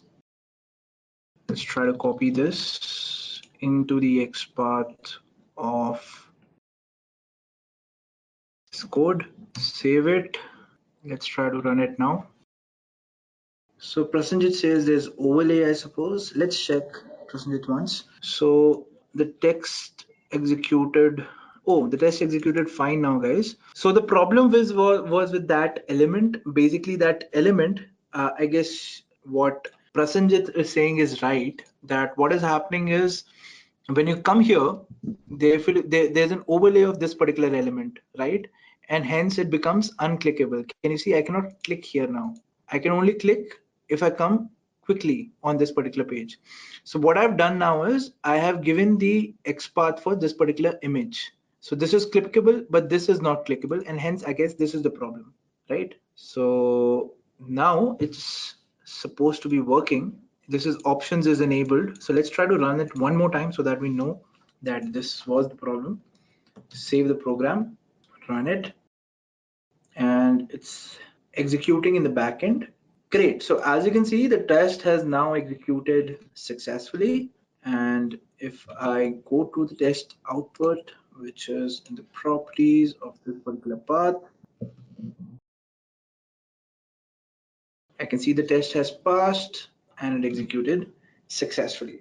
Great, guys. So I think I'm sorry I had to troubleshoot a bit this website, but I guess we have solved that problem. The problem was that whenever the mouse was coming back here, it was becoming unclickable, this particular element. So sometimes if the mouse came fast, it could have clicked here, but if in most cases, if this element appears before that, it is not able to click, right? So what we did, we changed the element to the image so that it becomes clickable. And that's what we have changed in the code as well. We changed the XPath to the image of what we are going to click, and then it works like a charm. All right, now talk about continuous testing. So we have successfully ran the headless test in Selenium, and now I guess most of you guys know how to create a test in Selenium. We have also encountered a lot of errors, so you guys know how to solve errors as well. Next step is what is continuous testing. So guys, we know how to do testing, but what is continuous testing exactly, and how do you integrate what you have learned right now with DevOps? Okay, so for that, what we do usually, so let's first understand what continuous testing is. So the process of continuously testing while a DevOps cycle is being executed, that is like if you would have studied DevOps so far, you would have seen that if I want to test my application, if it's working or not, how will I test it? I'll basically commit on my GitHub, right? And then that GitHub will basically trigger my Jenkins to deploy my application on the testing server. And on that testing server, what you do is you test or you run the test that you have created on your application, right? Then and there, you will get either a failure or a pass message. If you get a failure message, you will know that, okay, I have to do some changes and I have to write my code again. You do those changes, you again commit it on GitHub, again your Jenkins will deploy that application to the test server, and on the test server, then again your Selenium code will be ran against your application, right? And if the test passes, it automatically will push that application to production without giving you a message that your application has failed or not. But you will do get a message that your test has passed. You can do two things over here, guys. You can either set a trigger so that your manager will review what you have done, the test cases have passed, and then you push it to production. Or if it's a very mature DevOps lifecycle and the test cases are to the point, in that case what you can do is, on a successful test case, when all the test cases pass successfully, it can be automatically be pushed to production. That can also be configured. So this process of continuously committing on your GitHub so as to improve your application so that it can test the past test cases, this is called continuous testing. Now imagine when 10 or 15 developers are working and everyone has their own testing environment, there'll be a lot of testing going on, right? And when you become part of this kind of a DevOps lifecycle, it is called continuous testing. Now, how does a continuous testing architecture looks? I've already explained you guys, but this is how it looks like. A developer will basically be committing on a version control system, which will basically trigger my continuous integration tool to basically deploy my application on the testing server. If everything goes well on a testing server, it will push it to production. If my testing server fails or my testing fails, the feedback is given back to the developer. And this process is called continuous testing. The process of continuously giving feedback to my developer would again be continuous monitoring. Okay. Now, how does a continuous testing framework usually work, and how is actually automated test created? Let's understand that. Now, the products are built with their test suites, right? And let's say there are X features on my website right now, so there'll be X tests to test each of those features. So if I have feature A, I will have a test suite for feature A as well. When I add a feature B, I will also have to create the test suite for feature B, right? So my automation testing development and my application development goes hand in hand. All right. And as and when all my test cases are complete, let's say developer pushes feature A, the version control system, it will be deployed on the testing server, and then it will be feature A is tested. Similarly, if feature B, when the developer pushes feature B on the version control system, and at the same time you have added feature B to your version control system, your feature B also will be tested. But it is very important to update your testing suites with all the new feature testing as and when the new feature is being developed. Okay, and that would be the end of this session, guys.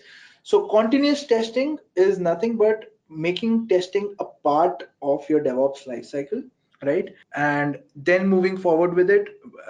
So how do you test in the DevOps lifecycle? The way you do it is that, let me come back to my clips. So what you do is this is my project test for. What I'll do is I'll right click it and I will click on build. There should be an option for build over here. Yeah, so sorry, there's an option for export over here, right? You'll click on export, and now you want your application to be a runnable jar file. You click on next, it'll create a jar file with test.jar. You'll click on finish, and now all your dependencies will be packaged into test.jar. Click on yes, and it will say jar export finished with warnings, but warnings doesn't mean that your program will not run. So now you have a workable jar in your computer that you would just have to push on your testing server. So it was in C app, and this is my jar file. Now what I can do is, if I want to run this particular jar file, I'll just have to open command prompt. Let's assume we are in a command mode operating system. I would go into that particular directory, and now I will write java-jar and then test.jar. I'll hit enter, and you'll be able to see that your program execution will happen over here now. Right? Remember, guys, that whatever operating system you are pushing your jar file on, right, you will have to specify the Chrome driver path for that particular machine on which the jar file will run, right? This will not change automatically. This you have to set. So if your testing jar will run on Linux, you will have to specify the path for your Chrome driver on Linux over here, not anything else. Not it will be the path of Chrome driver in your Linux machine. Where does it actually exist? So for example, if it's in /home, let's say it's in /home/ Ubuntu, and let's say the Chrome driver is over here. So this is how you will specify the path when you want your jar file to run on a Linux machine. Okay. All right. So guys, I guess we are done with the session. Now question 5. What is Git mainly used for in DevOps environment? Your options are version control of code, managing cloud resources, writing documentation, or automating deployments. What do you think is the right answer? You can tell us in the comment section. Just a quick info guys, Intellipaat offers a DevOps course where you can master skills like Git, Jenkins, Maven, Kubernetes, Terraform and Docker by receiving training from the world's top 1% industry experts. With this course, we have already helped thousands of professionals to successfully transition their careers. You can check out their testimonials on our Achievers channel, the link of which is given in the description below. Without a doubt, this course can set your career to new heights. So visit the course page link given below in the description and take the first step towards career growth in DevOps. Alright, so why do we need continuous integration? Let's understand this using an example. So imagine yourself being in a company and where there are 3 or more developers who have been asked to add features to an already existing website. Right, so in the beginning you all were given version 1 code and you had to work on this code to add your features. So developer 1 had his features to add, developer 2 had his features to add, and similarly developer 3 had his features to add. Right, so developer 1 added his features and he submitted first, right, and he submitted to the source code management system and his code was labeled as version 2. But when developer 2 has to submit his work, he basically added changes to the version 1 code, not to the version 2 code, right? So his changes in the version 1 code had to be integrated with version 2 code, and only then it would amount to become version 3. And at the same time, testing was also supposed to be done. Once this was integrated, testing was also supposed to be done to see whether the new features who have been added to the website, are they not interfering with the already existing features of the website? Is everything functioning normal? So this was the normal routine, or this is a normal, I would say, the life cycle of a software development methodology, right? So once the bugs have been identified in manual testing, everything was given back to the developers saying that, these are the bugs, please fix them. Now, there were problems in this structure. You would say that this seems perfect, but there are some problems in this structure. Let's understand those problems. So the first thing is that because it took a lot of time in integrating things and it took a lot of times in manually testing things, developers used to work on 3 or 4 features together, and at once, say twice in a 6-month time or once in a 6-month time, they used to commit their changes or to the source code management system, and then a manual integration was done because such a large code base is there. So a manual integration took a lot of time because there were a lot of features which had to be integrated, and I'm just talking about 3 developers. Imagine in a company when there are 100 plus developers working in the company, right, and everyone is committing to the source code management system. Now integrating that takes a lot of time, and this was a problem. So first you have to integrate that, and of course after that you'll have to test him, and testing was also done manually, which again took a lot of time. And because of a lot of time in manual integration and manual testing, it affected the time when we will give the feedback back to the developer. Now imagine you submit your work to the company, but you have not got the feedback how your work is. And of course, no person is perfect. Every code that goes through the software development lifecycle will have some bugs that we'll have to fix, right? So the developers used to wait for the bugs to come back from the testing team and took a lot of time, and this led to a big gap in the software development lifecycle. It took a lot of time to develop code or to develop applications with respect to the features that were requested from the application, right? And because of this, there was a high risk and uncertainty when you look at it from the business perspective, because you could not pinpoint on a date which would near to the customer expectations. It always took a lot of time to make changes in an already existing application, right? So these were the problems before continuous integration, and we had to solve this time problem that we have so that our release cycles become shorter, our work becomes more accurate, and because of this we came up with continuous integration. So what is continuous integration exactly? So continuous integration is basically the process of having shorter release cycles by creating small features in our code and simultaneously integrating them to our source code management system. But there's a catch: the integration and testing now happens automatically rather than manually, right? And this is why continuous integration is such a hype, and it benefits a lot of organizations, because not only do you have shorter release cycles, that is, your features are going out every day, but also you have automated integrations and automated testing, because of which a lot of time gets saved, right? So how does the time get saved? Let me prove you using an example. So this is a classic scenario of how things happen these days. So you have a developer, the developer finishes his code and he submits his code to the version control system, which is picked up by the continuous integration tool. Now the continuous integration tool automatically deploys it on the testing server, and the testing server automatically has build suites which have been defined for your application. It tests all the features of the application automatically, and if there are any bugs which are identified, probably a test case failed or something like that, it gives that feedback to the developer, and all of this happens in a matter of minutes, right? That's how fast it is. Now imagine yourself in the earlier world, when I told you it took a lot of time to manually integrate things, to manually test things. So you used to get feedback in days, if not hours.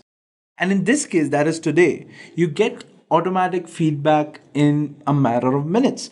And this has led us to improve our release cycles in such a way that today we are getting releases, 2 or 3 releases in a day. Earlier, we used to have releases twice or thrice a year, and now we have 2 or 3 releases every day. Obviously, it's shorter releases, shorter features, but that's how powerful our software development lifecycle has become with the use of continuous integration. And it does not stop here, right? With more mature continuous integration, or with more mature DevOps model, what happens is, if your test succeeds, it is automatically also pushed on to production, right? And this is the power of continuous integration. Now obviously continuous integration is just a concept. If you want to implement it, it will be implemented using some tools. So we're going to discuss that in a few moments, but before that, let us summarize what we just discussed, right? So the advantages of continuous integration include frequent commits, and hence small feature updates to our website, but every day or every twice or thrice a week, right? We have automated build and testing that saves a lot of time. It gives the feedback instantly to the developer, and also because of this, there's a low risk and faster delivery of products when you look at it from the business perspective, right? Now, like I was saying, that all of this is possible using continuous integration, but continuous integration itself is just a concept, right? It can be implemented using hardcore tools, and we're going to discuss that in a few moments. So continuous integration is the topic for today, and the continuous integration tool that we're going to discuss today is Jenkins. Now Jenkins is an open source tool which is basically used for continuous integration. It is based on Java, and a lot of companies are working on Jenkins to get their day-to-day work in the DevOps lifecycle done, right? So this is a brief introduction about Jenkins, and I already told you the features of continuous integration are all of them pertain to what Jenkins can do in your life, right? So without wasting any time, let's go ahead and start with Jenkins by first installing it on your system. So how can you set up Jenkins on your computer? Now there are a set of commands that you would need to run on your Linux box that would set up Jenkins, but there are 2 or 3 ways you can install Jenkins with. If you have Docker installed on your system and you are just into testing, you can have Jenkins installed in a Docker container. So with that, you do not have to set up your environment with Java. You do not have to go through the process of downloading things. Just download that container, and that would have Jenkins up and running on your system, right? But this is a bare metal installation that I'm going to show you guys. So let me just switch back to my server that I've deployed on AWS. to see how you can deploy a server on Jenkins. Alright guys, so this is how my AWS server looks like. So what I have to do is I have all the commands written over here in my notepad. So let me copy these commands. The first command will basically install OpenJDK 8 on my system. So let me do that. Okay, so it's unable to update. Reason is we haven't updated. So let me update the system first. Sudo apt get update. And once that is done, I'll install OpenJDK 8. Alright, so now it's installing OpenJDK 8. Next step would be to copy this command. This will basically add the Jenkins key in the repository. So let us do that.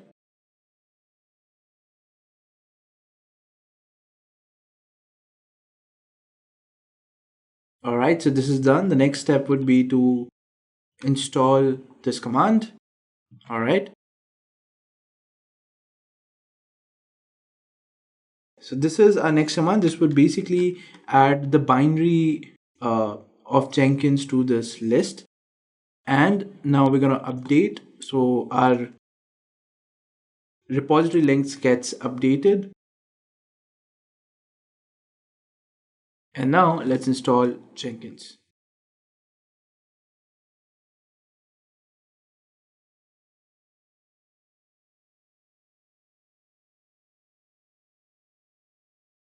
Alright guys, so Jenkins is installed. So first of all, let's check the status for our Jenkins service.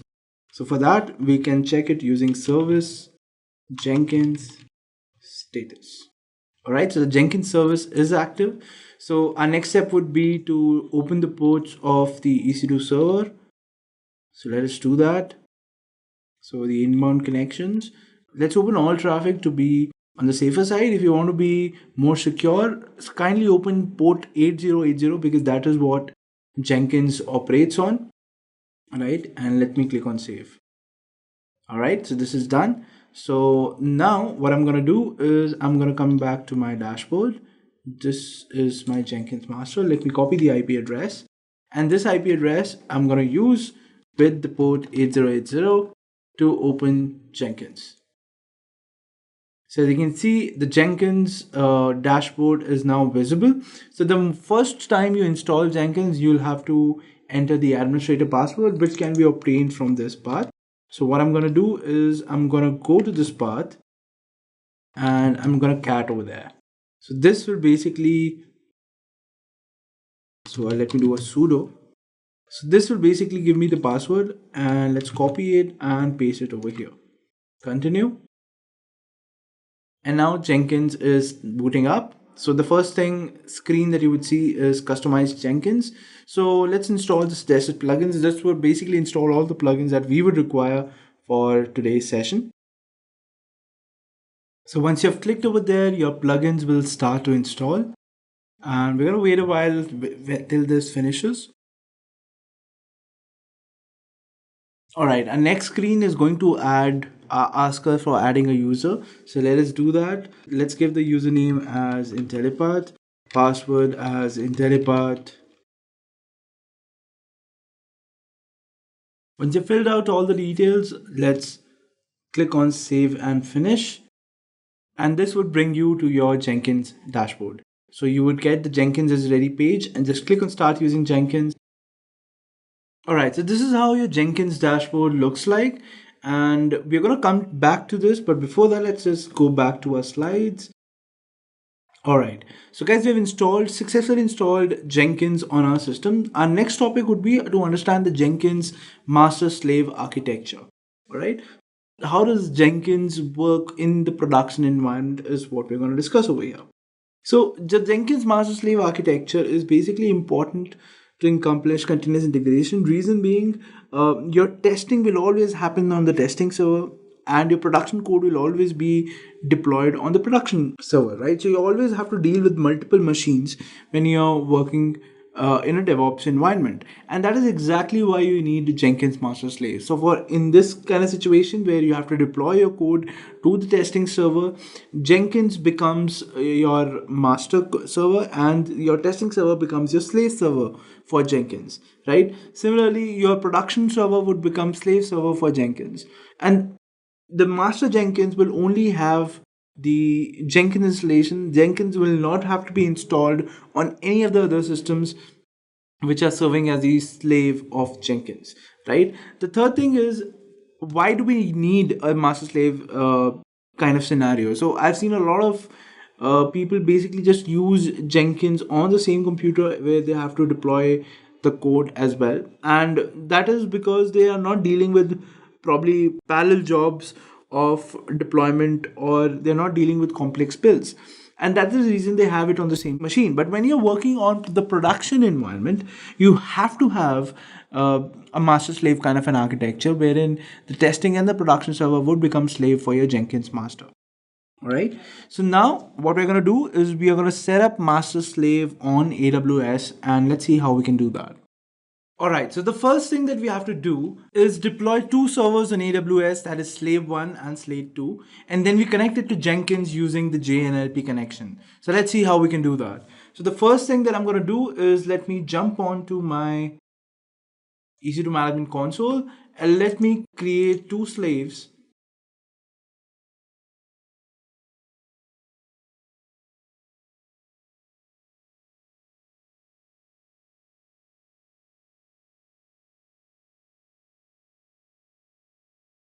By specifying the number over here, that is 2.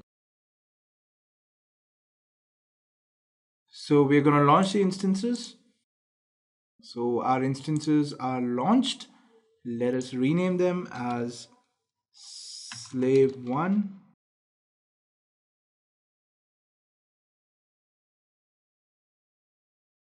and we have our other, which is slave 2. Now mind you guys, we will not be installing Jenkins on either slave 1 or slave 2. We will be controlling these slaves through the Jenkins master. Now there are some settings that you'll have to do in your Jenkins master. Let us go through that. So the first thing, so this is your dashboard. So the first thing that you have to do is you'll have to go to click on Jenkins and go to manage Jenkins, go to configure global security. Once you're here, just scroll down and you will reach this section which talks about agents. Now over here we are talking about TCP port for JNLP agents. Just change this to random and click on save. Once you've clicked on saves, now we will go to manage nodes and now we will add a new node. Let's name this node as slave 1 and now click on permanent agent and click on OK. Now over here you will have to add the launch method. You'll have to change it to launch agent via Java Web Start, and the current working directory path, specify that to /home/ubuntu and /jenkins. All right, just specify this and click on save. You will reach this screen. So I'll tell you what to do after this. For now, let's add one more new node. Let's name it as slave 2 and we'll copy everything from slave 1 and click on OK. All right, so everything is the same. So the remote root directory would be this /home/ubuntu and then Jenkins. All right, so slave 2 is also configured. Let us check what we can do now. All right, so the next thing that you have to do is now click on slave 1 and download the agent.jar by clicking over here. All right, so your agent.jar is now downloading. I had one before, so just ignore this thing. So this agent.jar is now downloading, and now I'll have to send this file to my slave 1 server, and I'll show you how you can do that. Right, for now, just click on show in folder, remove the older agent, rename this as agent. All right. And now we'll have to send this to our slave one. And the way we can do that is by first selecting slave one, take the IP address from over here. You'll have to download a client called FileZilla. Just open that. In FileZilla, paste the IP address over here. Username would be Ubuntu for the Ubuntu operating system. Port is 22. And in the settings, you'll have to click on edit and then click on settings. Go to SFTP and you'll have to add the key file over here. I've already added that. Just click on add key file. Just go to your key file, select that, click on open, and it'll be added over here. This is important to connect because when you're connecting to AWS, the only method that you can connect to is using your PEM file or your PPK file, and this is the way you can add it in your FileZilla browser. All right. So once you have added that, just click on Quick Connect, and now you will be connecting to your slave one. So once you're connected, you will be given all the directories. So here are all the directories. Now I'll have to copy my agent.jar on my slave one. So just click here and it will copy your file to slave one. Okay, so let us also verify that if our slave one has been copied or not. So let us connect to our slave one. So we'll connect it using this IP address. Let us go to putty, click on new session, connect to slave one. And let us give a special appearance to this. Let us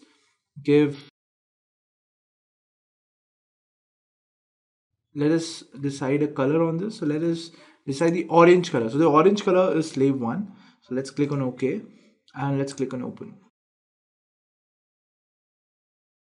All right, so login as Ubuntu. Great. So now if I do an ls, I can see that agent.jar has been successfully copied.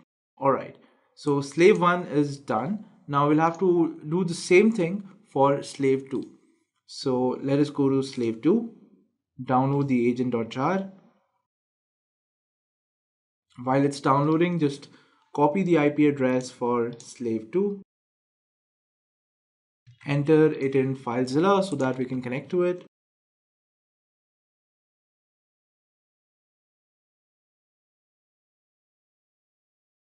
All right, click on Quick Connect.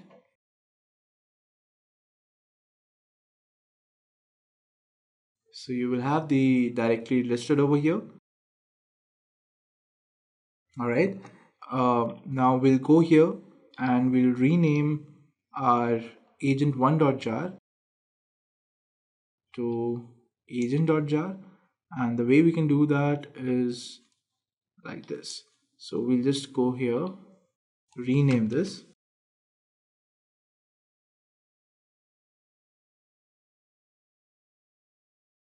All right, remove the older agent file and rename this to agent.jar. Once that is done, just drag and drop it on the server. And now let's connect to slave 2 using putty. So let's click on new session, SSH, add the file, and let us keep the color for this slave as white itself. All right, so this is slave 2, and if I do an ls over here, it's the agent.jar file has been copied successfully. All right, so now the next step would be to basically go to your slave and you'll have to execute this particular command at the place where your agent.jar is present. All right, but before executing this command, we'll have to install OpenJDK on both these servers, that is slave 2 and slave 1. So let us do that. So here's the OpenJDK command. Let us pass it over here. So we'll have to update the server first. So let us update it.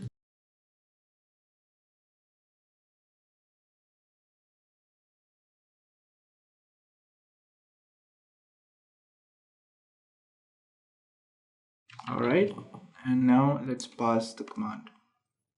All right, so while Java is being installed over here, let's do the same for our slave 1 as well. So let's update it first.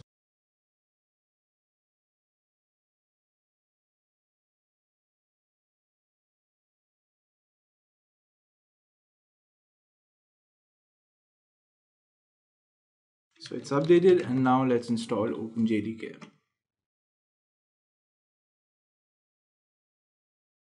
All right, so while Java is being installed on this, I think we are almost done on our slave 2. All right, so slave 2, the the Java is installed.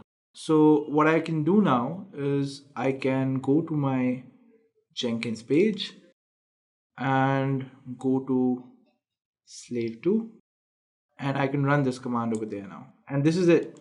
The moment you run this command,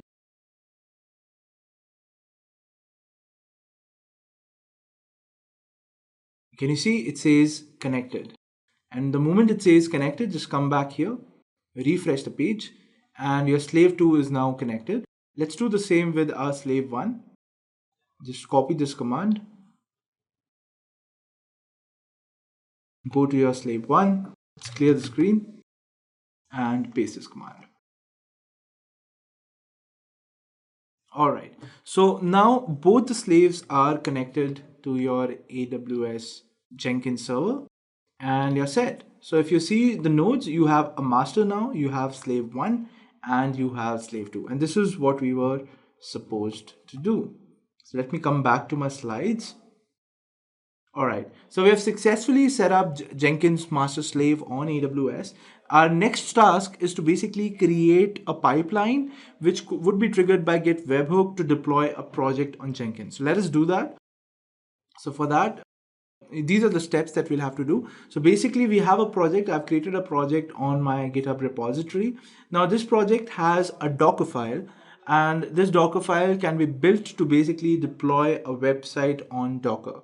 All right, so we're going to deploy a website on our slave 1 first, which will basically act as our testing server. It will be pseudo testing kind of a thing, right? And if our website is successfully deployed on our test server, that is slave 1, it will then get deployed on slave 2, which will be our production server. So this is basically our job, and this should happen automatically. So a Git webhook basically means that the moment I commit on Git, it should automatically trigger a job on Jenkins. It should automatically deploy the website on my website on my testing server first. If it gets deployed successfully, then it should move forward and deploy the same on my production server. All right, so this is what we are going to do. So let us quickly go to our GitHub website to see how our code looks like. So basically this is my code, guys. I have the Docker file, I have the website in here. Docker Compose, please ignore it, we're not going to use it. So we're going to use the Docker file. The Docker file code looks something like this. So basically this is a container which it's going to pull, and after pulling the container, it is going to add the DevOps IQ folder inside the var www html DevOps IQ directory. This is inside the container. All right, so this is getting, now this will get deployed inside my server once I trigger it from Jenkins. Now to do this, first we have to install Jenkins on both the slaves as it is mentioned in the steps. And like it says, like we'll have to configure it in a way that if the build on Jenkins slave 1 is successful, then it should be built on slave 2. Once it's done, we should finally trigger the job using Git webhooks. All right, so let's do this, guys. Let's go ahead and start with the demo so that let's see how it can be done. All right, so the first thing that we're going to do is install Docker on both the slaves. So let us go to our putty terminal. Let's go to slave 1 first. Now remember, guys, you will have the connected state over here. Do not close this terminal, otherwise your connection will stop. So what I'll do is I'll just minimize it and I'll duplicate the session so that I can work in a different terminal. All right, so the first thing that we have to do is install Docker. So let's do that. Sudo apt get install docker.io. Okay. So Docker will start installing now. So while Docker is installing over here, let us do the same on slave 2. So just duplicate the session and go to Ubuntu. Now install Docker.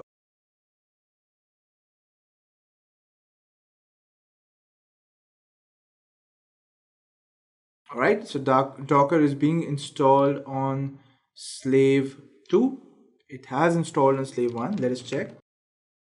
So Docker -- version, if we can do that, that means Docker is installed. Yes, so Docker is installed on slave 1 and is installed on slave 2 as well. Let's check. So sudo apt sudo docker version. Yes, so Docker is installed on slave 2 as well. Awesome. So our first job is done. We had to install Docker. Now our next job is to configure Jenkins to build the project on slave 1. If successful, should be built on slave 2. So for this, we will have to go to Jenkins. So Jenkins is over here and we'll have to create a job. All right. Now you can check the status of your slaves over here. So you can see that master is idle, slave is also idle, and slave 2 is also idle. Now first, let's create a job for our slave 1. So our slave 1 basically will have a pre-style project, and let us name slave 1's job as slave 1. So or let's name it as test. Okay. And then click on OK. All right, so the job has been created. Now the first thing that we had to do was to copy our code to the workspace. So let's just clone our repository or mention the repository link over here and by clicking GitHub project. Okay, and then go to source code management, click on Git and mention your repository over here as well.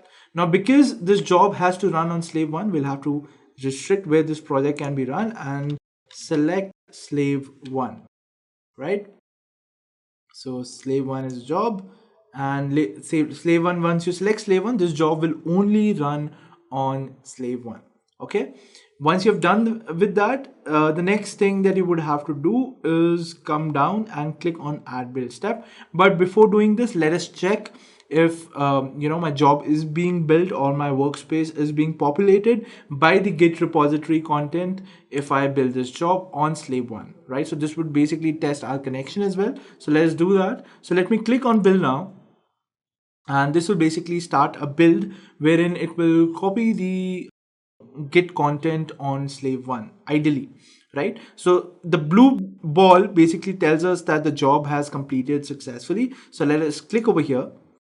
And I can see that, it has been successfully been finished. So let us verify that. Let's go to slave 1.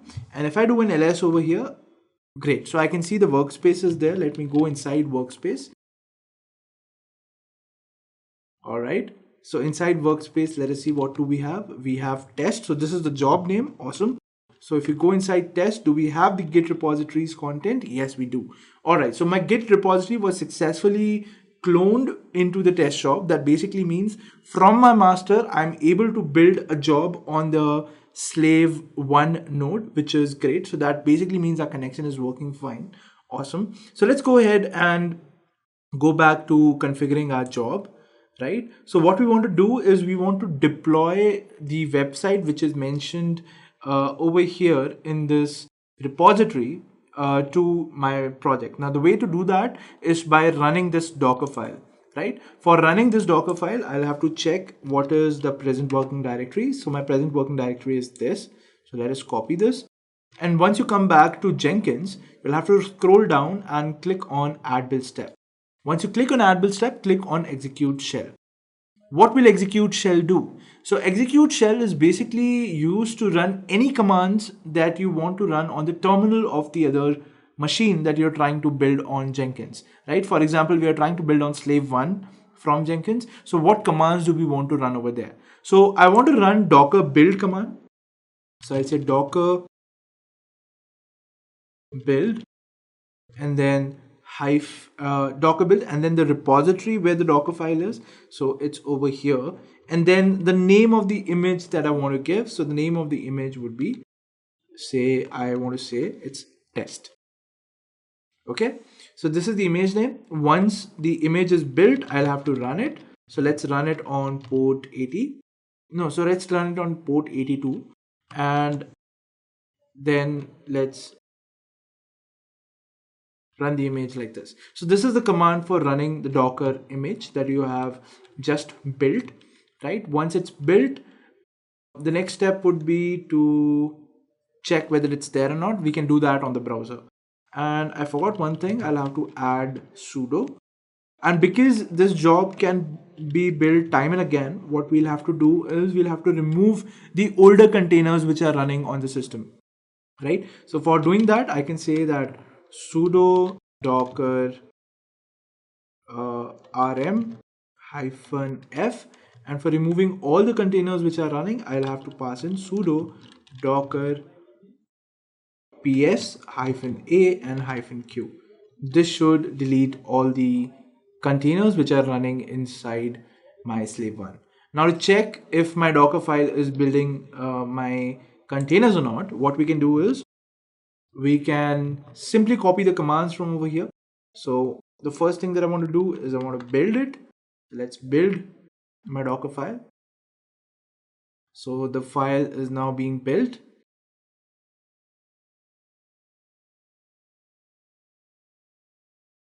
Awesome. So it's been built. The next thing that I want to do is I want to check if I want to run this command, right? So for running it, the command is this. Let's copy it, paste it over here, hit enter, and my container is now running. So I'll have to check that if it's running or not. So I'll go to slave one, copy this, paste it over here. So, and port number is 82. So I can see the Apache page. That means the container is working. Let's check if our files are being showed or not. So if I go to DevOps IQ folder, yes, I can see the website. So means these commands are running fine. But what I have to do is I have to check if it's running through Docker or not. So I have configured the commands over here, and these commands work on the terminal. They should work over here as well, right? So let us go ahead and save this. Okay, so our job has been saved, and the next thing that I would do is let me remove all the containers which are running over here. So for that, I'll have to do sudo docker ps. Let me remove this container.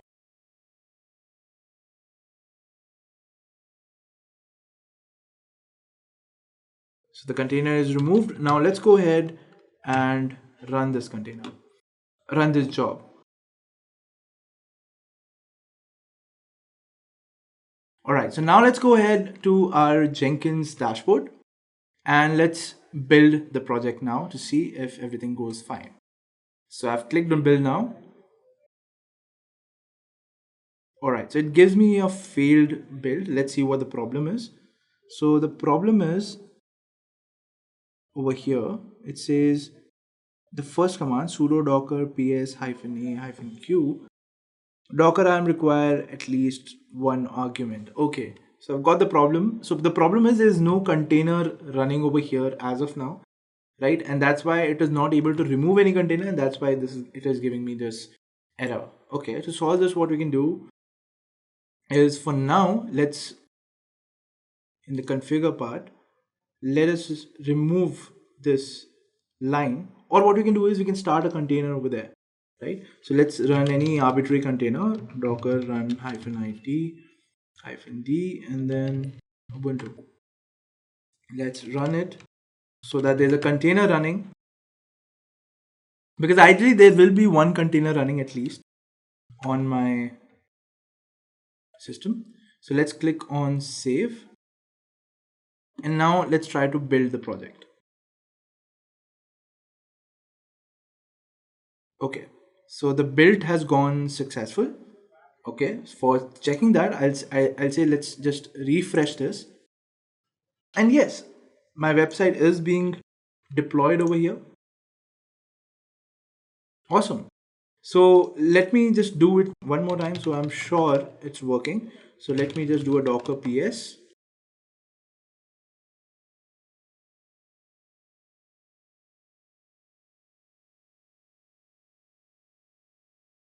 sudo docker ps, and let's remove this.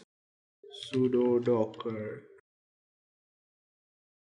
rm-f, remove this, and now let's run our arbitrary container.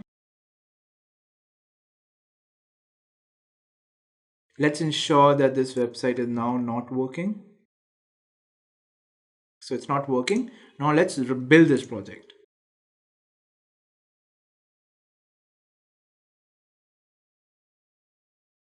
All right, so now if I come here and I refresh this, yes, so the website is working successfully. Awesome. So it works on slave 1. Let us now configure the same thing in slave 2 as well, right? So let's come back to our dashboard. So the test job, this could be our arbitrary test job. So basically we are trying to deploy it on a server. If it gets deployed successfully, we are going to deploy it on the prod as well. So let's create a new job and let's name it as prod. Freestyle project, click OK. And the GitHub project is going to be the same, this one. Let's paste the URL over here. And we have to restrict this to run on slave 2. Great. The source code management is this Git repository.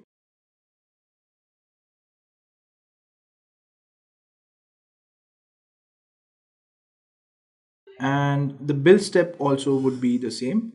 So basically we want to delete all the containers which are running right now. So for that, it's sudo docker rm-f $docker ps -a and -q.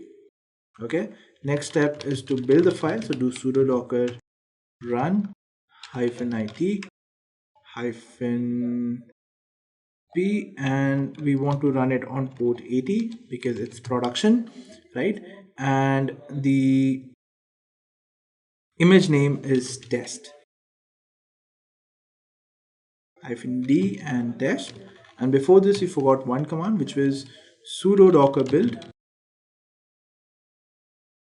and then the directory, which is /home /ubuntu /workspace / the job name, which is prod, and then over here the Dockerfile would be present, and I want to name it as say production. The container name would be production, and over here also the container name would be production. Awesome. So let's click on save, and let's now try to build it. But before that, we'll have to launch one container on test. So let's run an arbitrary container.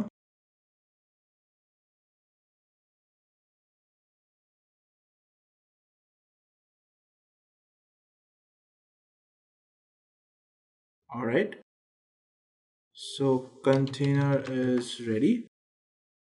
Now let's check by clicking on build now if this job is working fine. So I've clicked on build now, and if you want to see the console output, we can see it over here.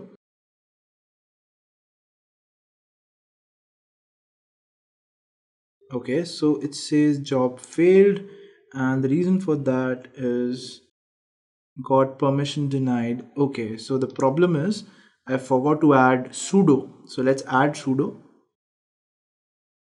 Let's add sudo over here, and that should be it. Let's click on save and let's try it again.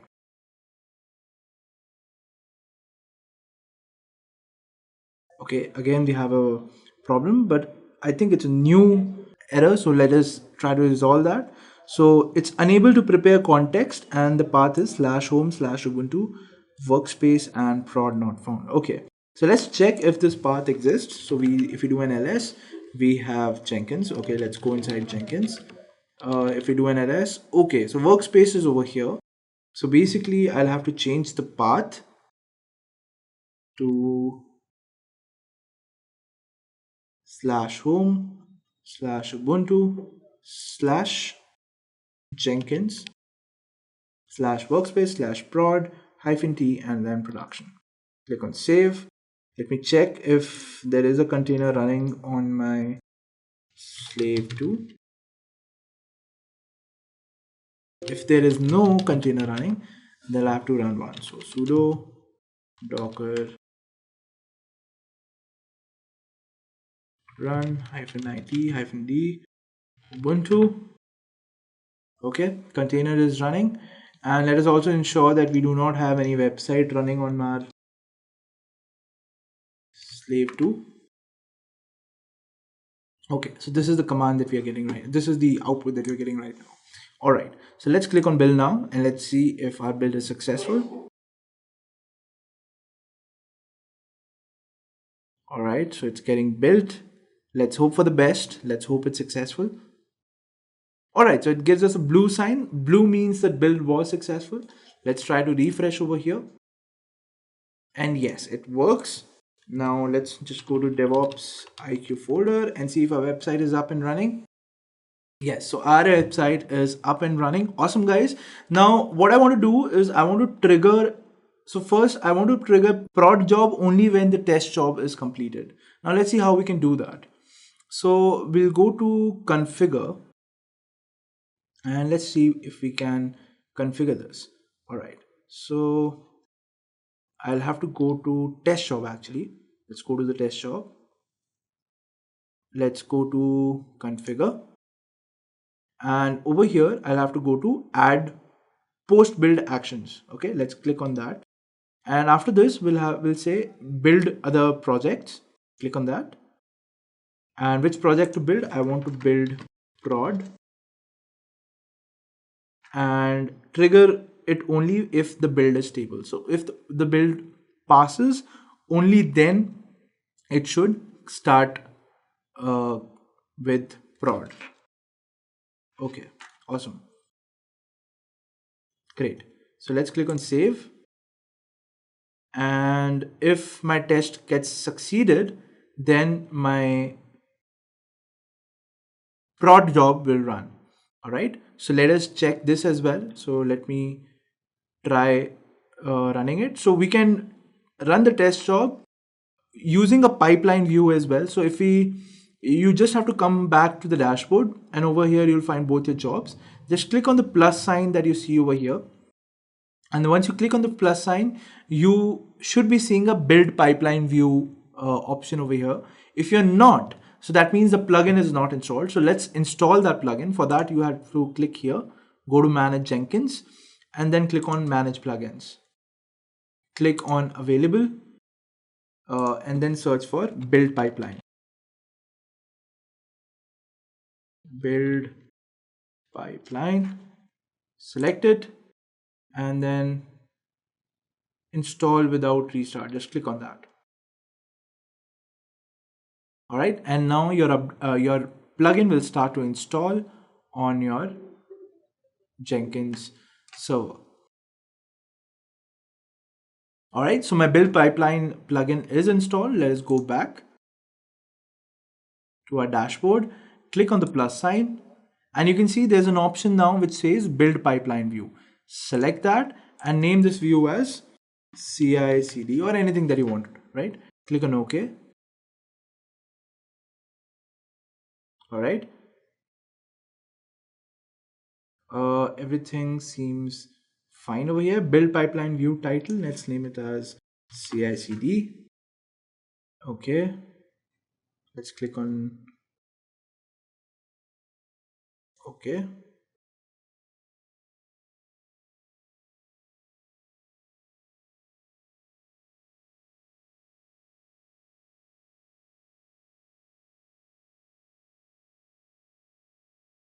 All right, let's check. So in my CI/CD view, I just see the prod job. So let's see how we can fix that. So I want the test job to also be there. So let's see. So let's click on configure and build other projects after the test is done. Okay.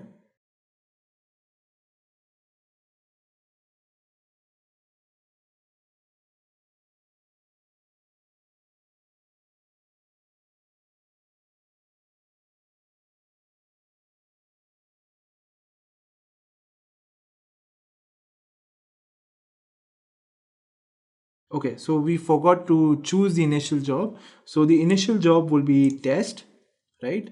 And let's click on OK. Okay, so now it looks good. So the test job will be executed, and then we'll have the prod job executing.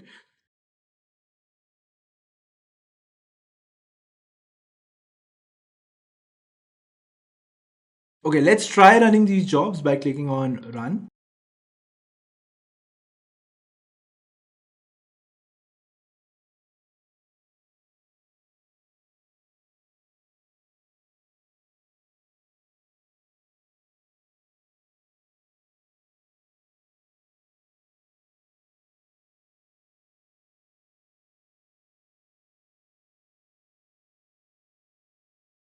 All right, so as we can see, our test job started and then our prod job started and it completed. So this completed in 1.5 seconds and this completed in 1.5 seconds as well. And both of these have these websites. Awesome. Now what I want to do is I want the moment I commit on my GitHub, this should trigger my Jenkins job. So for doing that, let's go over here. That is my Jenkins dashboard. And let's try doing that with test. Okay, so we'll click on test and we'll click on configure. All right, and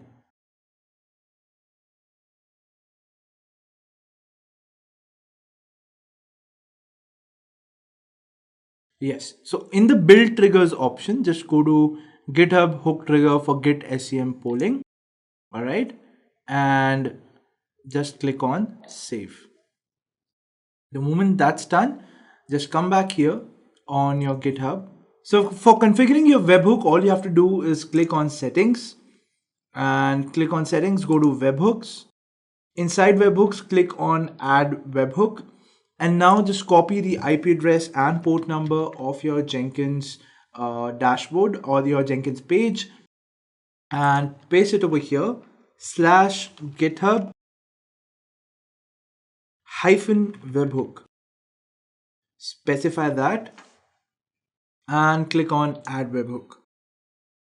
If the response is received by Git and everything works fine, it will give you a tick, which means everything is working fine, right? And just go back to your dashboard and you can see that everything works out. Great. Now, what we have to do now is we'll have to push a commit on GitHub and that will automatically trigger a build over here. So let us check that. So we'll just open this over here and we'll go on our master. Let us trigger a build. So this build can be triggered from anywhere. I'm just doing it on master for the sake of simplicity. So I'll just do a git clone of your repository.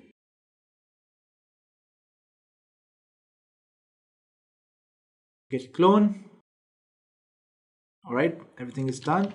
Now I have something on my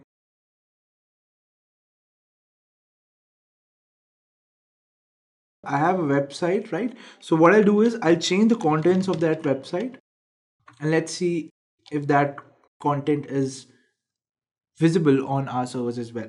So I'll just change the index file. The first thing that I'm going to change is the title. So I'll change this as Jenkins prod website. Okay. And let us change the image as well. So I have one more image over there. So let's name the image as 2jpeg. Great. So now let's push this on Docker Hub. So let's add it, commit it. All right. And let's push it now.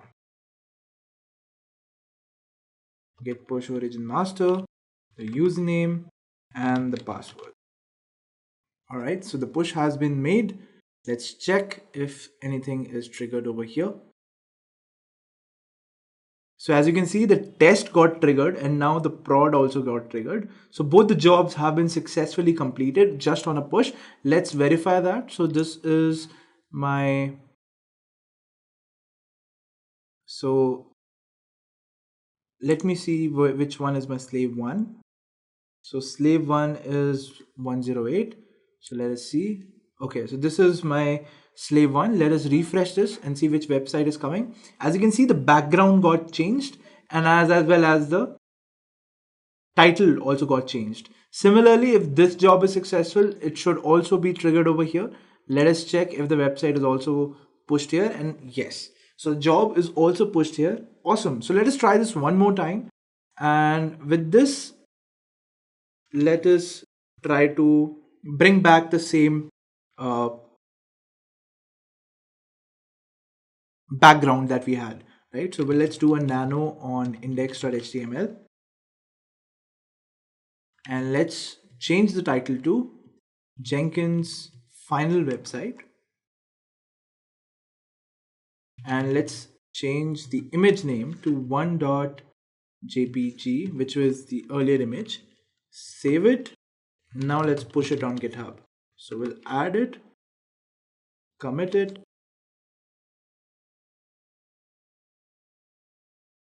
and now let's push it.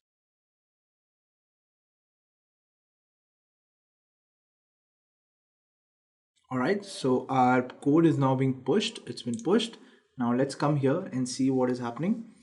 So our job should now be running. So test got completed. Prod is being completed. So prod is running right now. And prod also got completed successfully. Awesome. So let's check if our website got changed over here. So this is my testing server. So the title got changed and even the background. Let's see for a production, and even our production website got changed. So awesome, guys, we have successfully completed what was asked to us in the hands-on. So we were supposed to create a Jenkins pipeline, which would basically, if slave 1 job is complete, it should be built on slave 2, and the job should be triggered by a Git webhook, and that we have done successfully. Alright guys, so now let's talk about Kubernetes, right? So the first topic that we're going to discuss is why do we need Kubernetes, and then move on to understand what is Kubernetes exactly. After that, I'm going to show you guys some of the prominent features of Kubernetes, which probably makes it the best container orchestration tool in the world, right? After that, I'm going to show you guys how Kubernetes actually works, and then we're going to understand the architecture of Kubernetes to get some more clarity on the working part of Kubernetes, right? Once we're done with that, we'll move on and I'll show you guys how you can deploy an application on the Kubernetes infrastructure. All right, so guys, this is the agenda for this session. I hope it's clear to you. Let's move on and start off with the first topic, which is why do we need Kubernetes? Alright, so why do we need Kubernetes? So to understand this topic, let's go ahead and understand how our applications were designed before, right? So this is a sample monolithic application, guys. And this is exactly how our applications used to be coded in the past, right? A monolithic application is nothing but where all the features of the application are consolidated into one code base, right? For example, let's take this sample application to be Uber. Right? So you have features like location services, then you have customer service, notifications, mail, payments, and passenger management. Right? All of this is part of one application that you have in Uber, right? But now when you click on notifications in your Uber app, what your application basically does is it contacts the server, and basically you get the notification from the server to your application. So your application is basically reflecting whatever it is getting from the server, right? Now, earlier, all these features used to be on one server, right? For example, if my application has to reach or stream notifications, it will reach out to the same server, and if I have to call the customer support, that API query will also go to the same server. Right now, this might seem okay to you, but this caused problems. Reason being, first of all, this is all in one code base, right? So if I have to do any update to any part of this application, for example, if I have to make changes in passenger management, the way we work with passenger management, I want to change something in that code, I want to update something, right? So for that, I'll have to work in the same code base where my mail is, where my notifications is, where my customer service is, and chances are highly likely that some of these functions may stop working or may malfunction based on the changes that I'm doing in my passenger management, right? So there were a lot of dependency between all the features of this application, reason being it's in one code base. right? They're not interacting using JSONs, they're not interacting using some other communication, they're interacting within the code, right? And this caused a lot of dependencies. So say for example, tomorrow my passenger management code fails, so that would lead to all the features will lead to basically failing. Reason being, all of them are dependent on each other, right? And this was solved by using microservices. Now, what was microservices? In microservices, we basically decided that all the features should have different code base and should be deployed separately. Now my customer service is deployed separately. It's in a separate code base.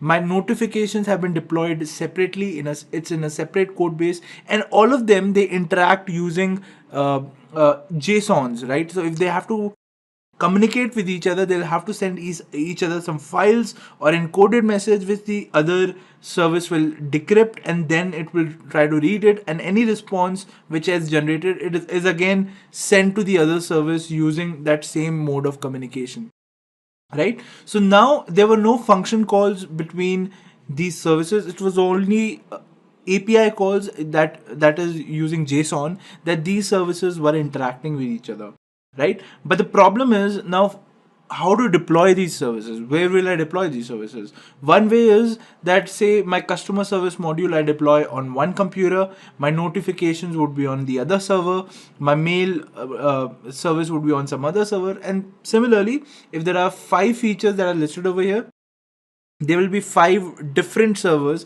which will be serving each services request. It sounds cool, it sounds very distributed also, but when it comes to scaling, it becomes a problem. Reason being that my customer service the customer service module might not require that much of power that is there in one server, right? But still my customer service module is occupying the whole server and I cannot deploy anything over there. So downscaling it became a problem, right? Upscaling is no issue, you can also upscale it, but upscaling would also cause the same problem. That is, say your server is able to handle 10 replicas of your customer service module,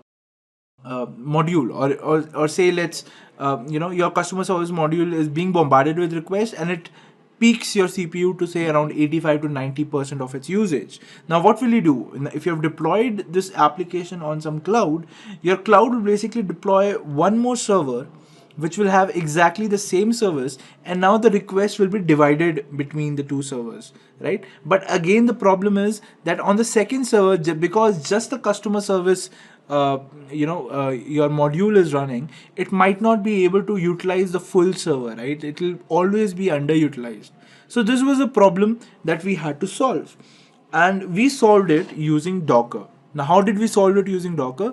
Now, Docker gives you a separate environment, right? So we deployed services on different servers because we wanted them to be totally independent of each other. They should not have any dependency on the other features environment, right? So what we did, we all Dockerized these services, and now all these services could exist on a single computer, right? But at the same time feel that as if they are on different computers. So your application in that case will only be down when your computer or your server as a whole fails, right? Still your applications are independent of each other.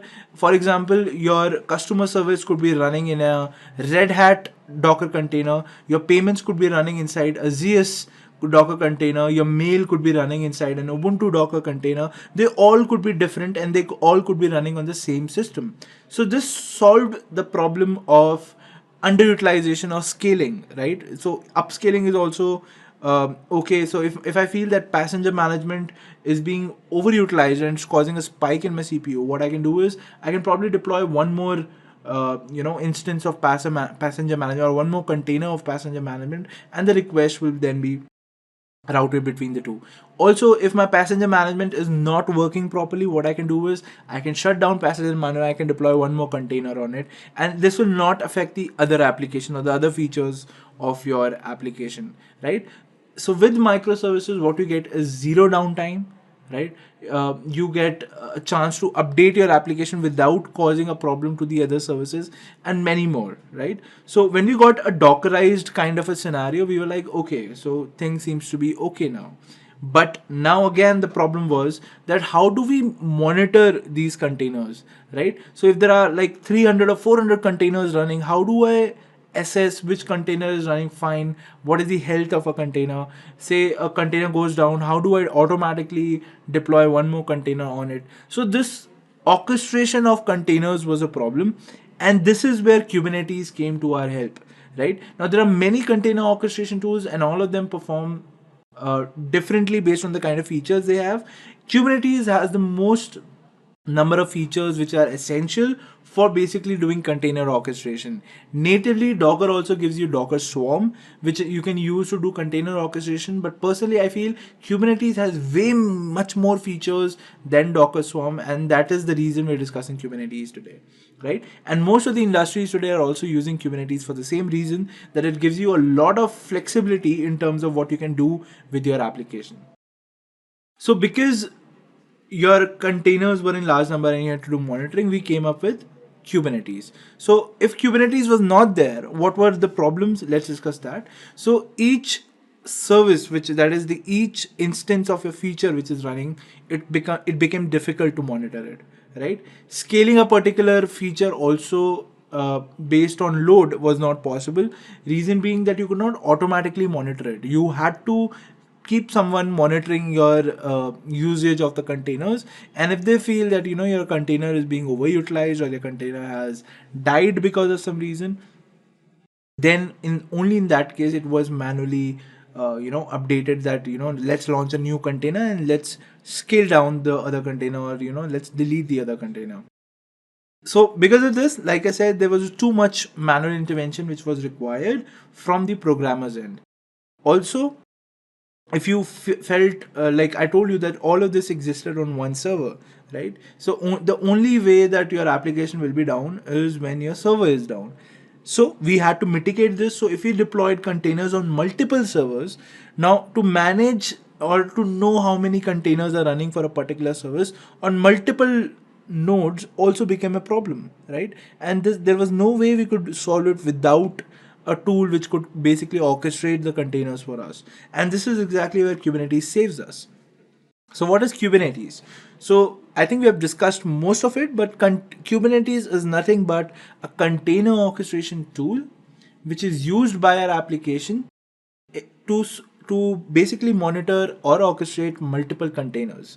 The kind of features that it gives us is monitoring. It helps us monitoring containers, it helps us scaling containers, it also helps us restarting containers if any of them fails, and this all happens automatically. There is no manual intervention required for this, right? And this is what Kubernetes is all about. Now, what are the features of Kubernetes? So we discussed some of them, like it could monitor it, it could scale it, but let's just come more about it in detail, right? So the features of Kubernetes include, the first one being that managing multiple containers as one entity, right? So if you have 400 containers which are running, which probably have 5 features running on it, you will only see those 5 features. You will not see how many containers are running behind it, right? I mean, you don't have to worry about the number of containers running behind it, because Kubernetes automatically it takes care of the health monitoring and scaling up of your containers, right? You only have to worry about what kind of services you want to launch. Is if there is a new feature that you have to include in your application, all you have to do is launch a new deployment which will basically have those feature and the number of containers that you want for that to be supported with. You just have to specify the number, and Kubernetes will automatically take care how it deploys it in the backend, right? So managing multiple containers as one single entity became very simple for us after Kubernetes. Resource usage monitoring was also solved by Kubernetes. So with Kubernetes, what you can do is, for every container which is running, you can basically define how much of your computer resources it is going to utilize, right? And the moment the container utilizes more resources, what Kubernetes does is it deploys a new container, right? And that is how it basically does resource usage monitoring. Then we have networking. So networking is a fantastic feature in Kubernetes, wherein all the containers which are deployed on the Kubernetes cluster basically can interact with each other as if they were on one system. But they could be on 100 nodes or 200 nodes or 300 nodes, but still they can interact with each other irrespective of the fact that where they exist on the cluster. So that is also a fantastic feature. Then we have something called as rolling update. So if you want to update your application, you have the option of doing a blue-green deployment using the rolling update feature. Then we have something called as load balancing, right? So all your containers, if there are multiple replicas of the containers which are running inside your cluster, you can automatically load balance among these containers based on the request, right? That is also a feature which is there in Kubernetes. You have health checks, right? So health checks basically means if your container is not running as it was supposed to run, or say it is down, or the service itself is down, Kubernetes will take care to redeploy the container so that your service is always up, right? So you will never notice any downtime when your container is running inside Kubernetes until and unless there's some problem in the code, right? If your code runs fine, everything is going to run fine in Kubernetes. Moving forward, now let's discuss about how Kubernetes actually works, right? So Kubernetes, like I said, it's basically a cluster. So you have a master and then you have several nodes inside the master, right? The job of the master is basically to schedule containers on the nodes which are under it, right? Monitor the nodes, monitor the containers which are running inside each node, and also keep a track of the logs of what operations are being performed on each container, right? So basically the master plays an important role here of monitoring everything, of scheduling everything, while the workers or the nodes do the job of processing with whatever is required in your application. If it's processing, if it's sending API calls, it could be anything, and that is handled by the nodes. But Kubernetes is running on both the master and the node, right? And basically it's the same software running everywhere, and they can interact with each other as if they were one whole system, right? It is also very easy to add more nodes to the cluster, to an existing cluster. It can be done in a jiffy. All you have to do is just, there is one command that the master gives you once when it's initialized. Just save that command, and whenever you want to attach a new node to the cluster, all you have to do is first install Kubernetes on it and then run that command, and your node will automatically get joined with your Kubernetes master.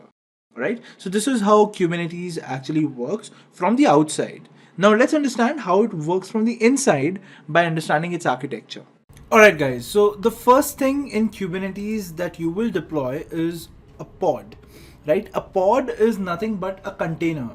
But the difference is a pod can have multiple containers as well, right? And that is the case when, say, your application is deployed in a container, but it also needs, say, a separate container to run along with it, right? For example, if you have a PHP container and your files are in a different container, then basically these two containers cannot work without each other, right? Your files needs the PHP container, and your PHP container needs the files to basically give you the website. So these two containers are bound together. They are supposed to work together. And for those very reasons, we have pods. So usually pods have a single container, but like I said, there could be a situation where you have a container which cannot exist without the another container. And in those cases, you deploy multiple containers inside a pod, right? But for the sake of simplicity, you can understand that a pod is nothing but a container, right? So this is one single pod, this is a second pod, and this is a third pod. So basically we are deploying three containers of the same application, right? For example, I want to deploy a website on Kubernetes, right? Let's assume that.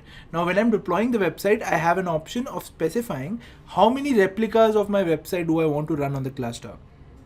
So that if one container goes down, my application doesn't go down, my traffic is automatically redirected to the second container or the third container, right? So for those reasons, you basically specify the number of replicas that you want for your application, right? So this is the simplest entity in Kubernetes, that is a pod. So you deploy a pod, or you deploy a number of pods by specifying it in the deployment, right? You can deploy a pod or you can deploy a deployment. Now, what is a deployment?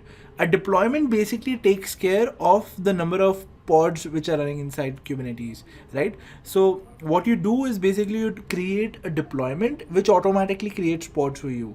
But while you're creating the deployment, you specify which image in the container do you want to run and how many instances of your container you want to run, right? That is, I'll specify the number of replicas and I'll also specify the image of the container in the deployment, and my deployment will automatically take care that my number of containers are running on the number of I specified while creating the deployment.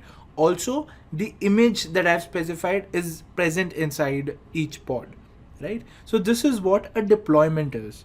So to summarize, a deployment basically deploys the number of pods that you want and the kind of image that you want in that pod. Okay, so this is a deployment. Now, if a user, our understanding that we want to gauge from this particular slide is how a user or how a person like me who is using our application will be able to access the application which exists inside your pod, right? For example, if you go to Intellipaat.com, how will Kubernetes serve your website to you, given that the Intellipaat website itself is inside a Kubernetes cluster, right? So as a user, you basically will be going to a URL, and that URL will be pointing to the server, which will basically have your application. So in this case, the deployment exists on any node on the cluster, and therefore you would not know which node do you have to contact on. So in Kubernetes, what happens is any application that you deploy can basically be accessed through any of the IP addresses that is there on the cluster. For example, if there are 4 servers, 1 master and 3 nodes, any of the IP addresses of the master or of the nodes would give your way or give you access to the application, right? So in your now, for example, if I go to Intellipaat.com, Intellipaat.com can point to any of these IP addresses. That is my choice, what I want my domain to point on, right? That is my choice. But irrespective of the fact, any IP addresses that I go on, I'll be able to access my deployment. But I cannot access my deployment directly. What I have to do is I have to have a service that I'll be accessing. Now, what is a service?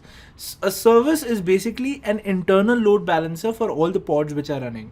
Now, the problem statement was, if there are 3 pods which are running inside my cluster and which basically are hosting the same application, how would the user know, or how would the cluster know where exactly should this user end on, right? Should his request should be routed to pod 1 or pod 2 or pod 3? Because all of these have the same application. So my user doesn't care which pod is serving his request, but how does the cluster handle this request? For this reason, in front of every deployment, you have a service. And service does nothing but exposing the deployment to the outside world, right? So this service automatically load balances the requests coming to it randomly, right? So not randomly, basically if you are sending a request for the first time, if yours is a first request that the service is receiving, it'll probably send your request randomly to any pod. But as and when more and more requests comes in, which are concurrent in nature, right, then service decides whichever pod is more free will get more requests, right? So basically, service is nothing but an internal load balancer which will be catering to your request. So the moment you send you want to go to Intellipaat.com, it will basically point to an IP address, and that IP address would point to the service, which will basically internally load balance your request to any of these pods which are available over here. Okay, now the question is that, say I want to go to Intellipaat.com/blog, right? And when I want to go to Intellipaat.com, how would it differentiate where exactly my application is, right? So for example, if I type in Intellipaat.com/blog, it should basically go to the blog page, right? If I go to Intellipaat.com, it should basically come over here.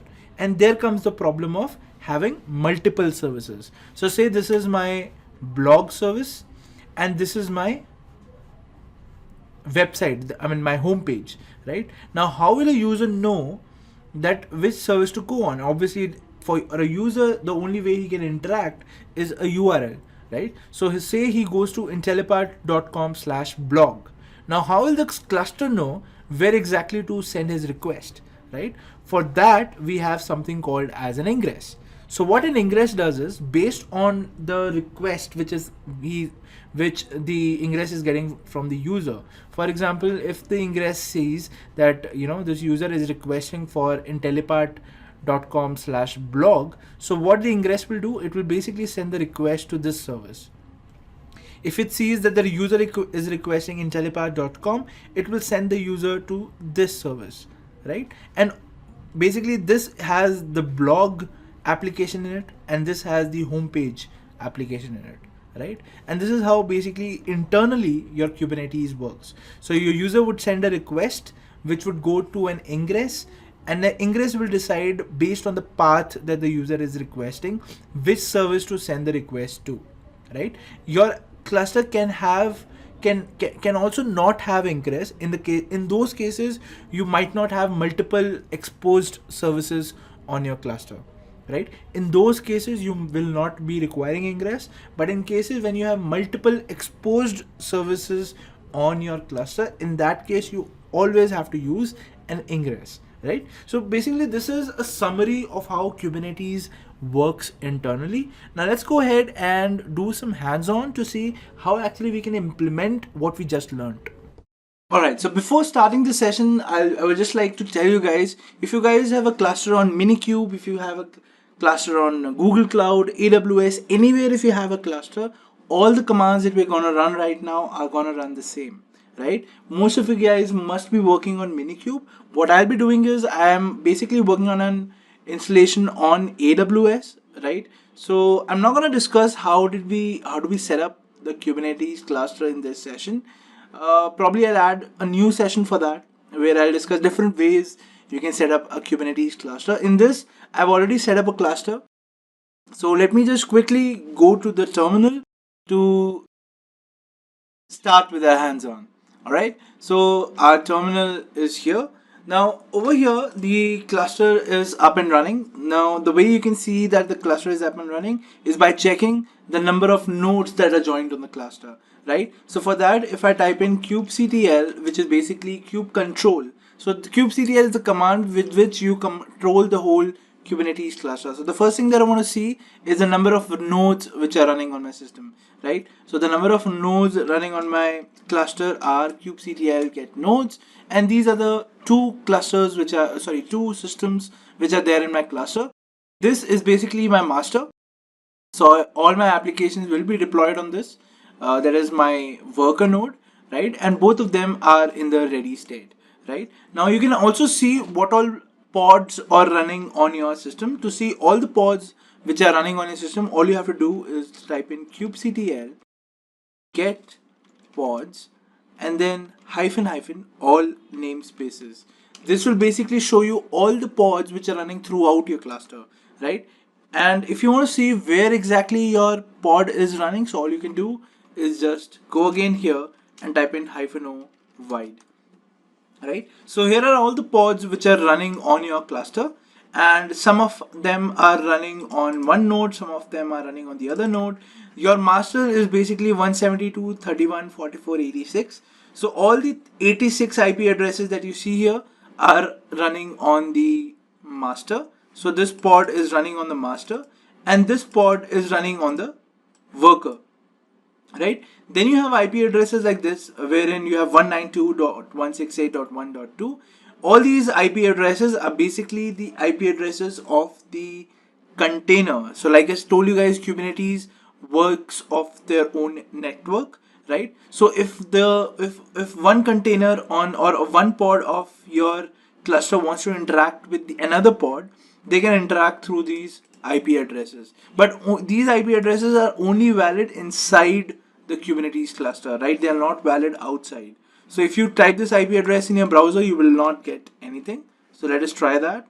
So if I go to my browser and I type in Control V, you'll not be able to see anything. Reason being that this is a private IP address, right? This is only visible to the cluster which is basically working over here, right? Now the first thing that we want to do is basically deploy pods. Now we have to create a deployment. Now in order to create a deployment, you have to write a YAML file. Now what is a YAML file?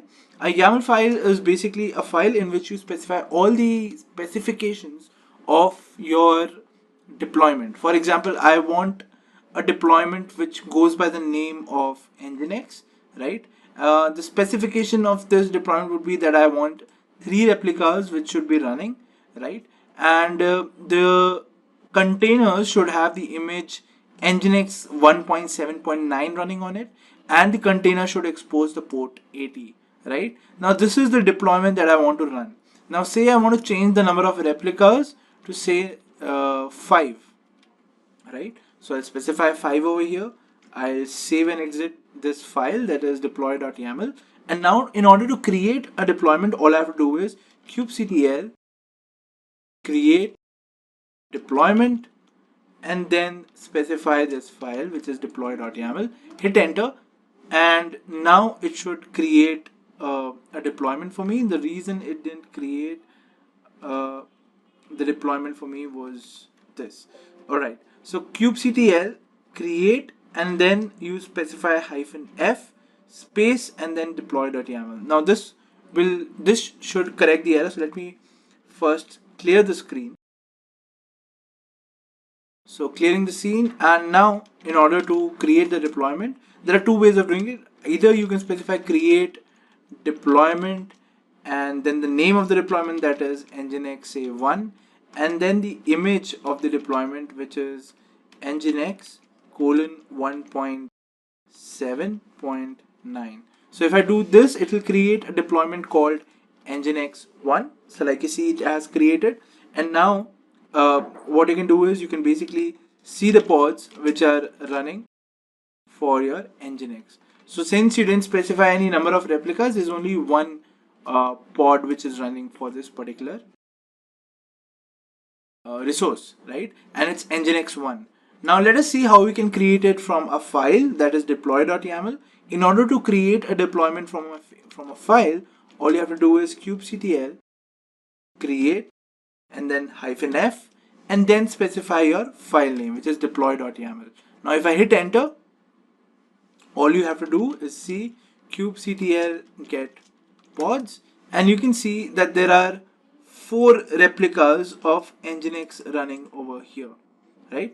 It's not 4, it's actually 5 replicas of Nginx running over here, right? And now if I go to my my deploy.yaml, I can actually see how much of replicas I've specified. So I specified 5 replicas, and hence I have 5 replicas of Nginx running over here, right? So these are all pods, and like we discussed in the architecture, so let me quickly go to the architecture. So here is the deployment, and it has the number of pods specified inside it, right? And this is what exactly what we have done. We have created a deployment, we specified the number of replicas, and these are the pods being run for that deployment, right? And all you have to do for deleting all the pods, all you have to do is delete the deployment, and it will delete all the pods which are running inside it, right? For example, I created the Nginx 1 deployment, so all I have to do is kubectl delete deployment and then specify the name, which is Nginx 1, right? Hit enter,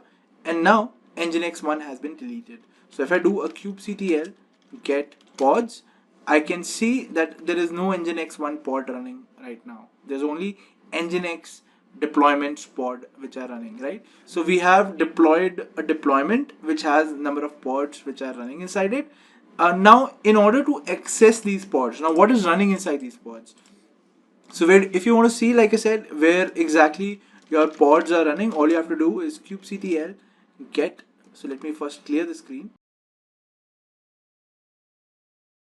So kubectl get pods -o wide if you want to see where your pods are exactly running, and your pods are all running on the node, right? So this is the IP address of your master, which is 172.31.44.86, and all your pods are running basically on the client, that is on the worker node, which have the address 172.31.38.140, right? Now you can check if these pods are running as containers on your worker by going over here. This is my worker, right? So if I specify, say, Docker PS, I can see that these are all the containers which are running right now. And all these containers are basically the containers which are running inside this pod with the system containers which are running for Kubernetes, right? So my pods are now running on my worker. The next thing that I want to do is being able to access these pods. So if I go to these IP addresses, I'll be able to access these specific pods, right? But only inside the cluster. For example, if I type it in the browser, I'll not be able to see anything. Let's try that. So if I go to my browser and I type this IP address, obviously I can't see anything, right? But if I type the same IP address over here, I'd be able to get what is there inside the pod, which is basically my nginx file, right? So I am able to access the pods on the cluster. Now I want to access it outside. Now for that, what we discussed in our diagram was we need a service. We need a service in order for us to basically interact with the pods. Now let's create a service. Now for creating a service, all you have to do is type in kubectl create service and the type of the service. Now there are 3 or 4 types of services that you can deploy. Right now we have to deploy a service called nodeport. Okay, what all different type of services are there? We're going to discuss this in our coming sessions. Right now, let's just focus on creating a service which is of type nodeport, right? Once you specify the type nodeport, the next thing that you have to do is specify the name of the service. And remember guys, the name of the service should always be the same as that of your deployment, right? So for our case, our deployment's name was nginx. We'll specify that. And now let's go ahead and specify the ports where your service should basically point on, right? So the 80 port of your service should basically point on 80 port of your pods, because when you created the deployment, you specified that 80 port of the pod should be exposed, right? So you specify 80 colon 80.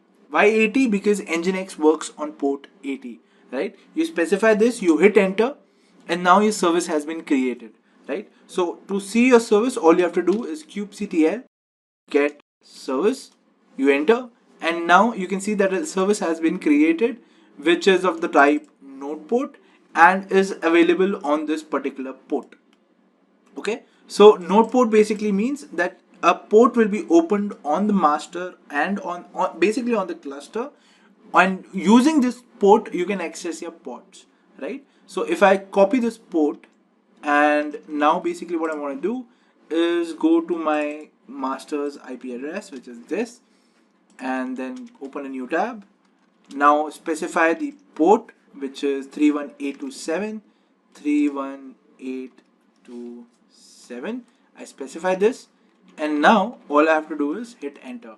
So the moment I hit enter, I can now see my nginx image, which basically means my service is working correctly. It is basically pointing to my pods. My request is being load balanced among all the pods which are running. So there are basically 5 pods which are running. So my request is being load balanced among these 5 pods. Okay, so now let us check if it's actually the service which is load balancing it. So let us try deleting the service. So kubectl delete service, and then specify the service name, which is nginx. Hit enter, and now if I go over here and try to enter, I will not be able to access it. So let me just copy this once more and open it in a new tab.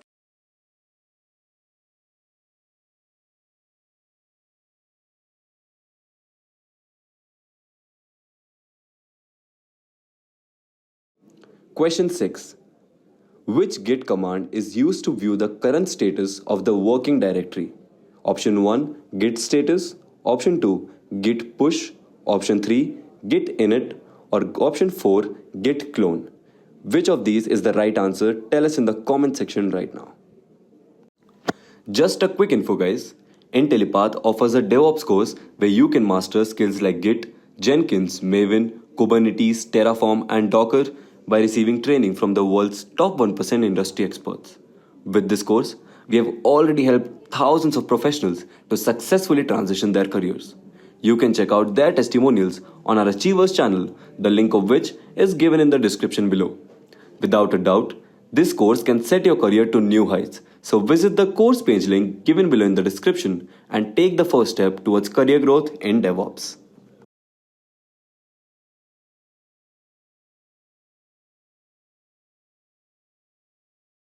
So as you can see, now I'm not able to access my cluster, right? So for the first 2 minutes, it was basically accessing my website from the cache, right? What I did was I opened an incognito window, and when I entered the IP address now, it is not able to access the website, right? Similarly, if I do a refresh here, it is still able to access because it is accessing this from the cache of this system, right? That's why it is able to access. But in an incognito window, you can clearly see it is not able to access this service. Okay. Now again, if I create a service, it will be able to access. So kubectl create service, which is nginx, and the type of the service is node port, right? And I want this service to be available on port 80. So I specify that.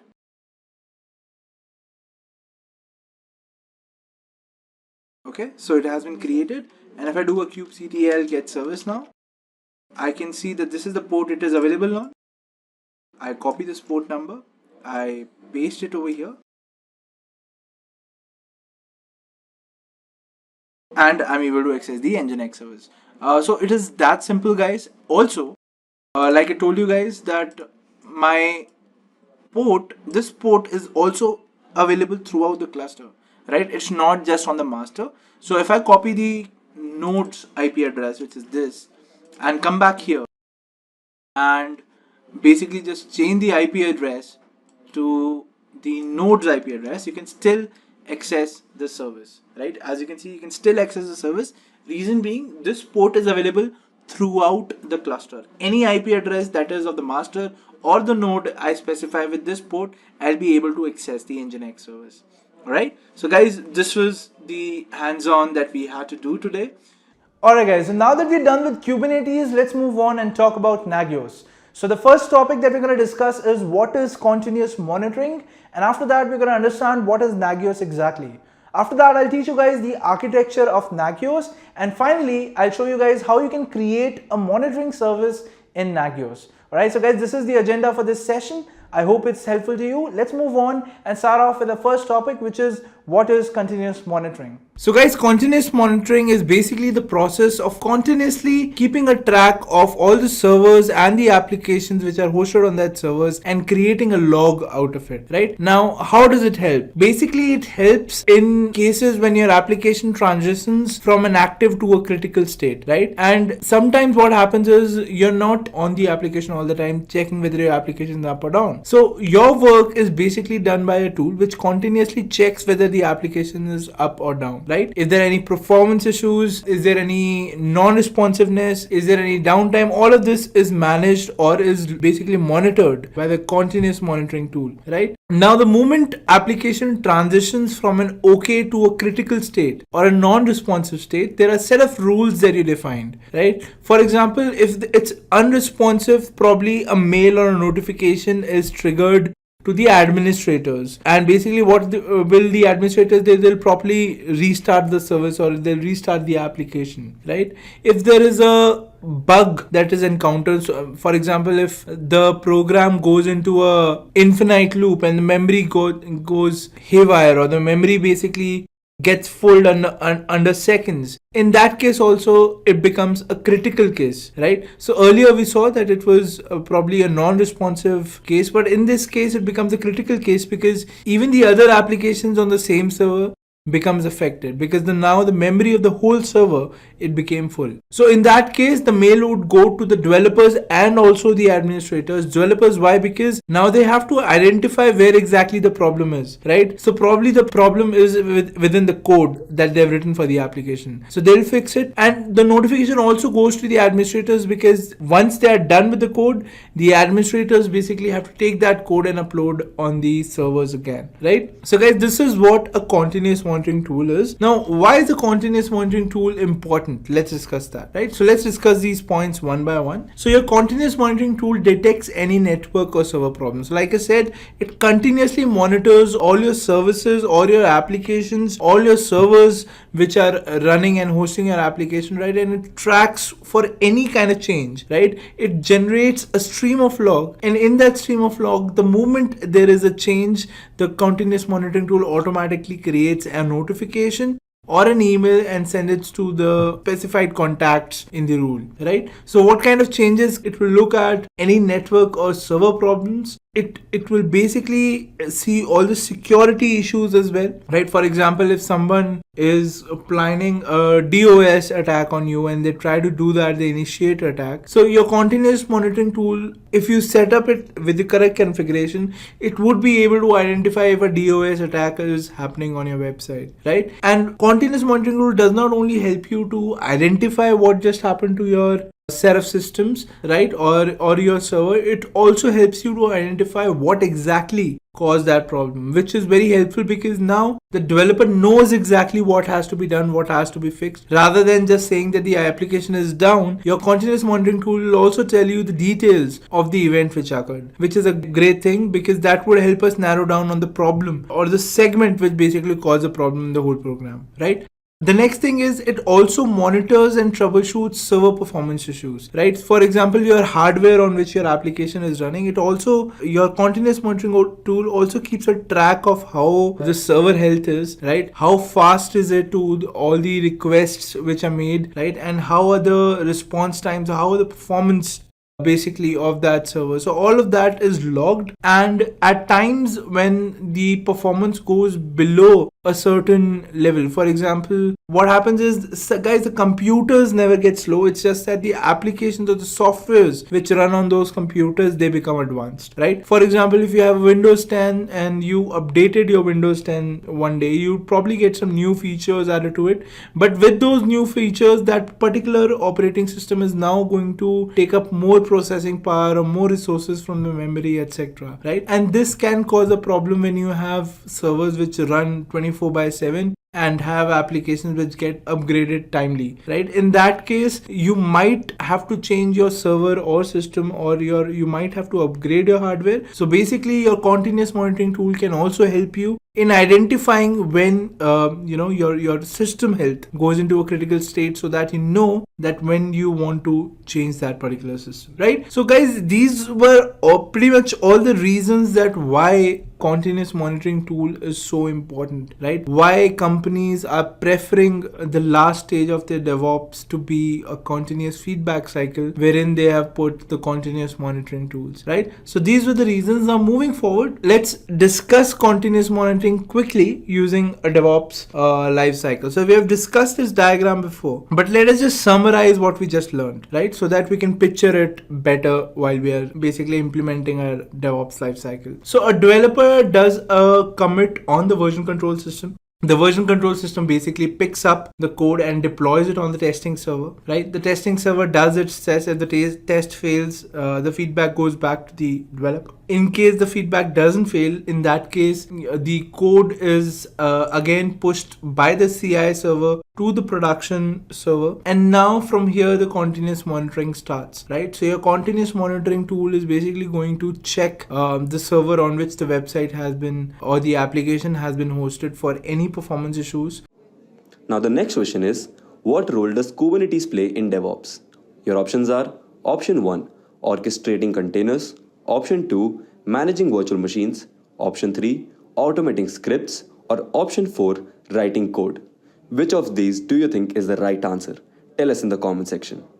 Right, it will check for network errors, etc., etc. So it will be on a vigilante mode in that case, right? And check for any faults in that particular application or the hardware on which it has been hosted, right? And the stream of logs that I was taking, so even if your systems are okay, the logs are continuously generated, right? And if there is any change in the log, a notification is basically passed on to the developer team, right? Now, based on the severity of the event which has happened, it could be a critical event, it could be a non-responsive event, it could be a minor event as well. So based on the events, we define rules. So if it's a critical event, we'll probably want to employ our solutions architect guy of our company as well. If it's a minor issue, probably only one or two administrators would be able to solve it. Either two administrators or one administrator and a developer, so that if that minor issue is being caused by some code which has been recently uploaded, only the developer can fix it, right? So all of this is followed, and keeping in mind all your organization needs, you create this life cycle, and continuous monitoring becomes an integral part of it, because without it, you will not be able to identify how well your DevOps life cycle is actually performing.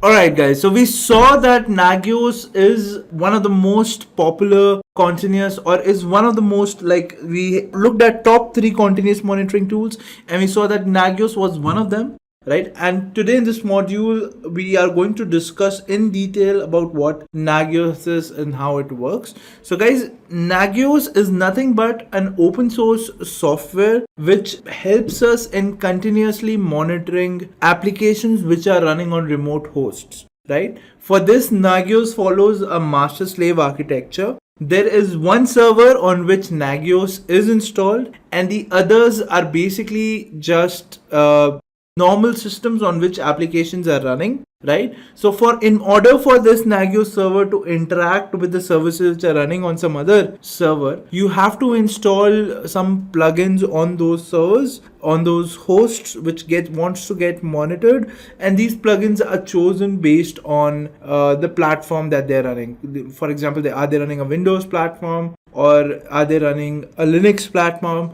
right? Now, what all can you monitor with Nagios? So as you can see over here, you can create monitoring service for literally any kind of things. You can monitor printers, you can monitor applications, you can monitor switches, network switches, right? And you can monitor hosts, right? You can monitor literally anything in Nagios which is in the computer realm and is running on a remote host.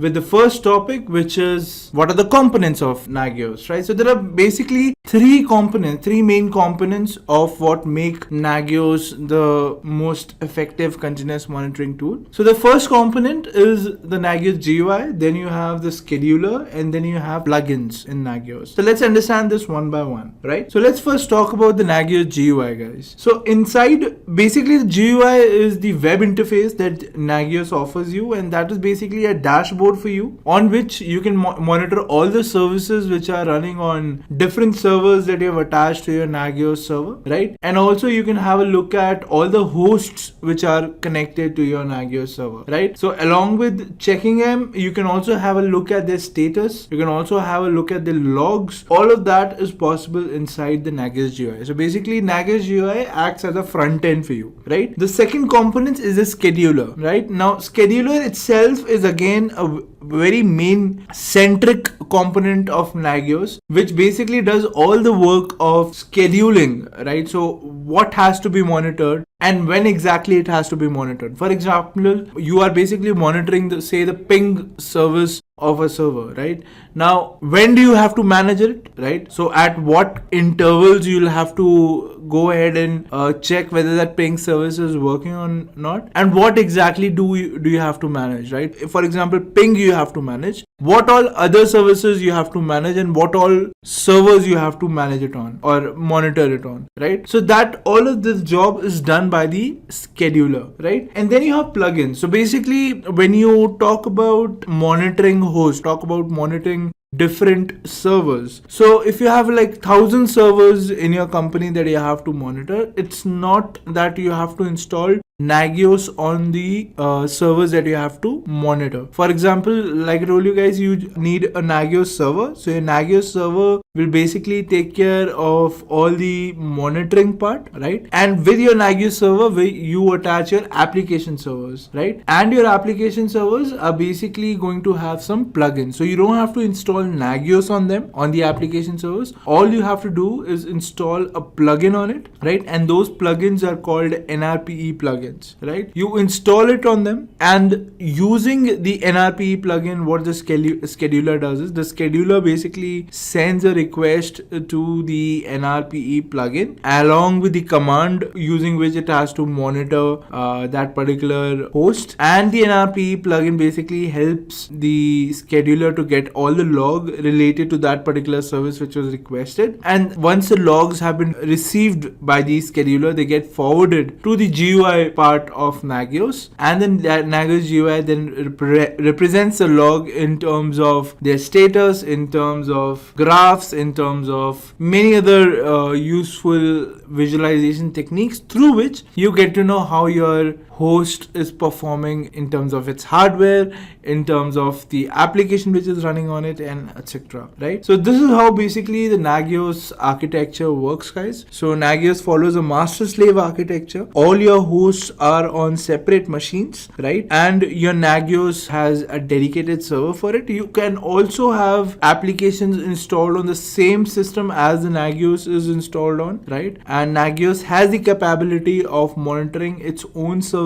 as well. But usually when you talk about it in production environment, or you talk about how companies use it when they are dealing with monitoring applications, it always happens on a scale that you have a Nagios server, and beneath the server you have a lot of hosts which are basically hosting your application, getting monitored by Nagios scheduler.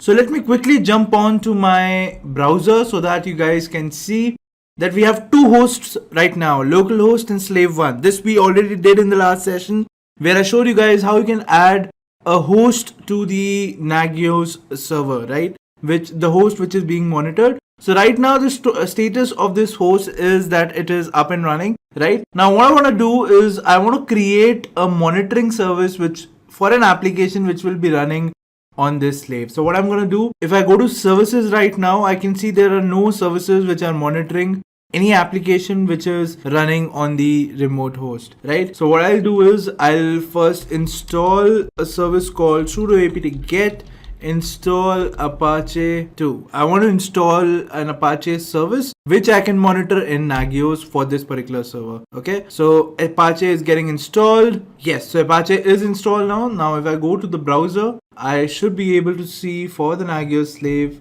an Apache service, right? So Apache page is working. Now what I'll do, I'll go to my server, right? Let me just clear the screen. And now I will go to templates, or let's go to templates, or let us go to localhost configuration first, right? Now in this localhost configuration, you will find a service for, right? So I want this service to be copied. I'll just copy this service, right? And what I'll do, I'll make changes to this particular service and I'll make it a service for monitoring the HTTP connections. So what I'll do now, I'll just go to the configuration file of my host 1, right? And I'll paste the service over here. And let's make changes to this service now, right? So this is the service. Now we want to use a template for the service. Let's say it's not a local service. I'll say it's a generic service. So there's a template for generic service inside templates.cfg. You can have a look at that. The host name for this service would be the same as the host name for your host. So the host name for my host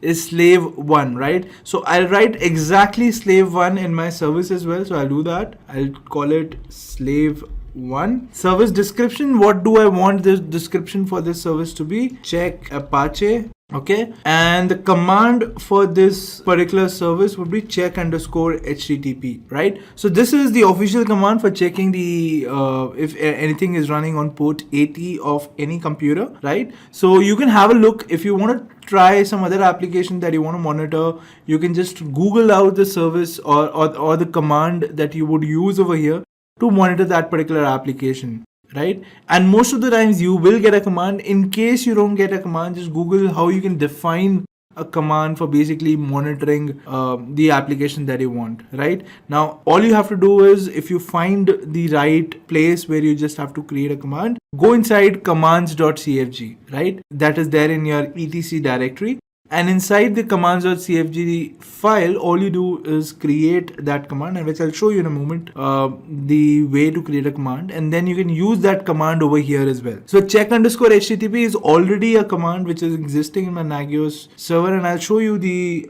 definition of this particular command, when we go in commands.cfg. For now, the service is ready. So what I'll do, I'll just save the service, right? And now I'll just restart the server. So for restarting, this is the command. I'll pass this command. So my Nagios server is now restarted. Now if I go inside hosts, I can see slave 1 is up. Now if I go inside services, I can see that slave 1 now has a service which is in the pending state, right? So what will happen, it will basically take like 2 minutes for this to refresh and to check whether a service is actually running on port 80 of slave 1. Okay, so let's give it that time and then check after some time.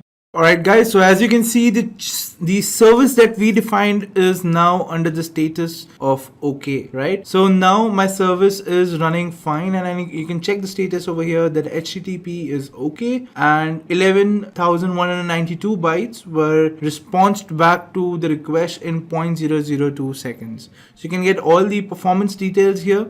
You can see that the service is up and running since the past 5 minutes. So I think it took around a good 2.5 minutes for the service to turn green, because Nagios took that time to basically analyze if the service is healthy or not. Alright. Now similarly, if I disable the service, you will be able to see that in another 2 minutes, this server will go into critical state. Right. So let us do that. I'll just go to my terminal and I'll say sudo service apache 2 stop.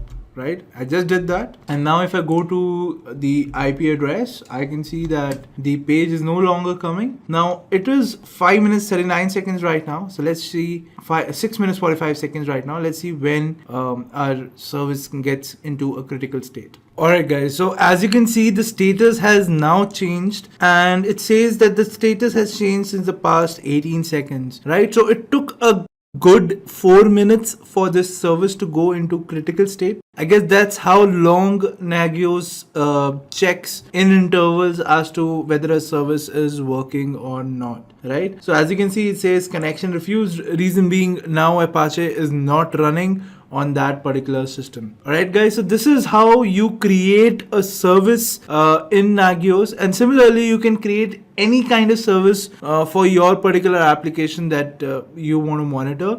Right, all you have to do is either check if you have an internal command which is going to match for your application, or you'd have to create a command for yourself using some plugins, right? So all of that can be checked online when you're working, because there could be zillion applications that you would be working with. Having a look at all the applications is difficult, because with everyone, they'll have different kind of needs for the kind of applications that they are monitoring. Okay.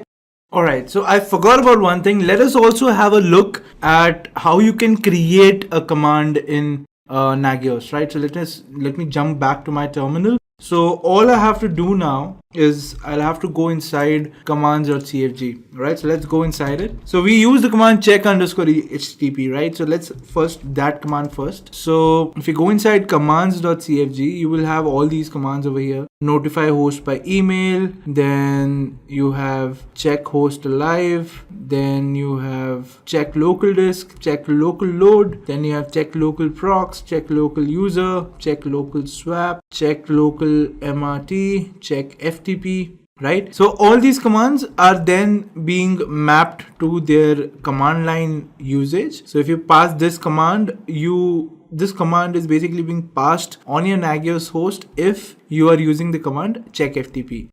Okay, then you have check hpjd, check snmp, check dsp. What I'm going to do is I'll just go click on where is, and I'll search for http. Okay, so here I get it. So on this command, you can check that if you want to define this command, the command name is check_http. The command line for this is $user1 and then check http-i host address $argument1, right? So this is the command which you are using when basically you are just calling check_http while defining a service. So basically what you're doing is in your service, you're basically calling the check_http command, which in turn is calling this particular command, which is being passed on to the command line, through which you are able to check whether HTTP is working or not, right? So let's define a command for ourselves. Let us call this command as, command name would be command underscore name. Let's call it test underscore http. Okay, and the command line for this, the command line command for this would be this. Let's paste it, right? And let me just align it. All right, so this is done, and now basically all we have to do is close the brackets, save the file, right? So the file is saved, and now let's go inside sudo nano host 1.cfg. Okay, and now I would want to create a service, right? Let's name this service as, we'll use everything which is the same here except the command. So we'll just go down to the earlier service that we created. We'll just copy everything, paste it here. So we have to paste this commands here, and then we'll close the brackets. The check command will now change to test underscore http. The check Apache, let's change the text to check Apache test, right? And everything else will be the same. Okay, now let me show you one more thing. So you can also control the interval in which Nagios is basically checking your command. So what you can do is, let me just save the file here. We'll go to templates.cfg, right? So let's go inside. So we're using the generic service template, right? So let us go inside sudo nano templates.cfg, and now let's try to search for generic service, right? So here it is. So the generic service is defined like this, that you have check freshness is 0, notifications enabled is 1, event handler enabled 1, flap process performance data, and you can check over here that in check interval it's 10 minutes, right? And the retry interval is 2 minutes. So if the service is functioning normally, in that case, it should check for the freshness of the service, or check whether the service is again working or not in 10 minutes from the time that the service goes down. So let us change this to 1. Or what you can do is you can also change this when you're calling this service. So let's change it over there. So basically you have to remember that this keyword, which is check underscore interval and retry underscore interval. Okay, so let's go out. We're not going to change anything here. What I'm going to do is I'll go to sudo nano host 1 underscore cfg, and now in the service I'll specify retry underscore interval, and I'll give that number to be, say, 1 minute, right? Similarly, what I'll do, I'll say check underscore interval, and I'll again specify it to be 1 minute. So every 1 minute, even if this service is up and running, it will check if the service is running now. If not, it will retry again to check the service whether it's up again or not in the another 1 minute. So with this, you should get a faster response onto when your service will become okay on your Nagios dashboard. All right, so we have specified this. So we have changed the services. So let's save the file now. So I'll save the file like this, and now I'll restart Nagios. So let's search for that command. Here it is. I've restarted Nagios, and now if we go inside the browser, here's my browser. What I'll do is I'll do a refresh.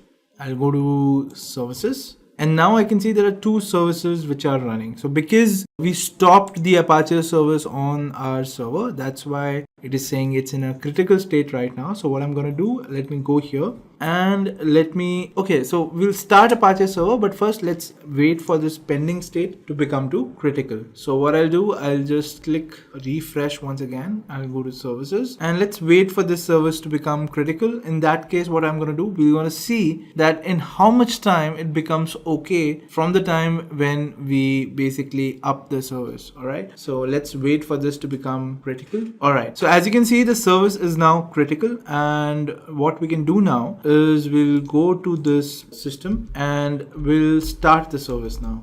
So I'll start the service like this, right? So this service of mine, which is check Apache, is basically working at 10 minutes interval and 2 minutes retry time. On the other hand, this service, which is check Apache test service, is retrying at every 1 minute and checking the service also at every 1 minute. So let's see if there's a difference that we see over here. So we'll just refresh it and see which service becomes up and running again.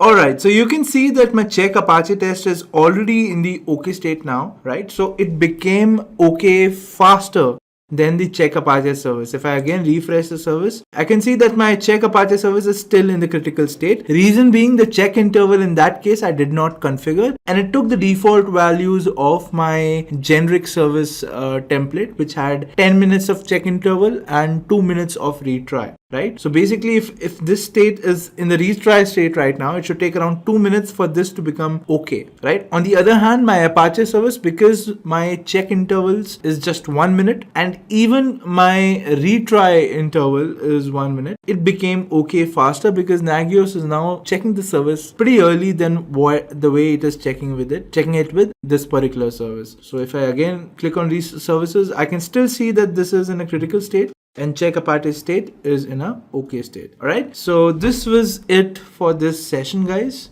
Now question 8. Which component in Kubernetes is responsible for controlling and managing the cluster? Your options are option 1, master node, option 2, worker node, option 3, etcd, or option 4, pod. And let's see what our first question is. So our first question asks us, can we explain the Git architecture? Now, this is fairly an important question, reason being, only if you understand the underlying basics of how Git works, will you be able to troubleshoot a problem when you face it and when you are working in a company as a DevOps engineer. All right. So let us try to explain what Git basically is and how its architecture is. Now, most of you might know that Git is a distributed version control system. Now, what is a distributed version control system? Let us explain it using a diagram. In a distributed version control system, basically your repository is distributed among the people who are contributing to that repository. And that is why it is called distributed.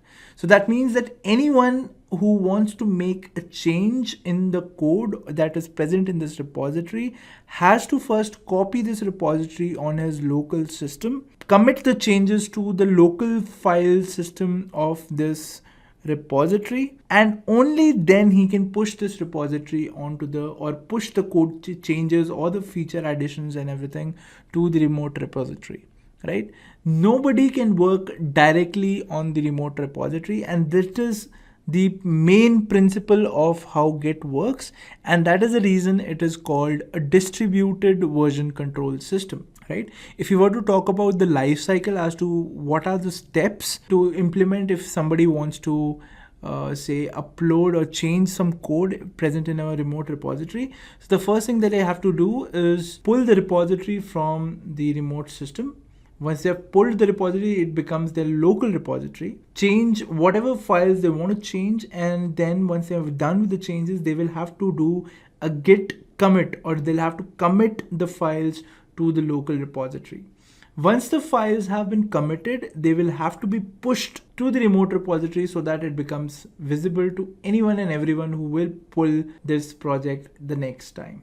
All right. And this is how the whole Git architecture works. Now, I hope you guys understand what is the working of Git and what exactly is the architecture of Git.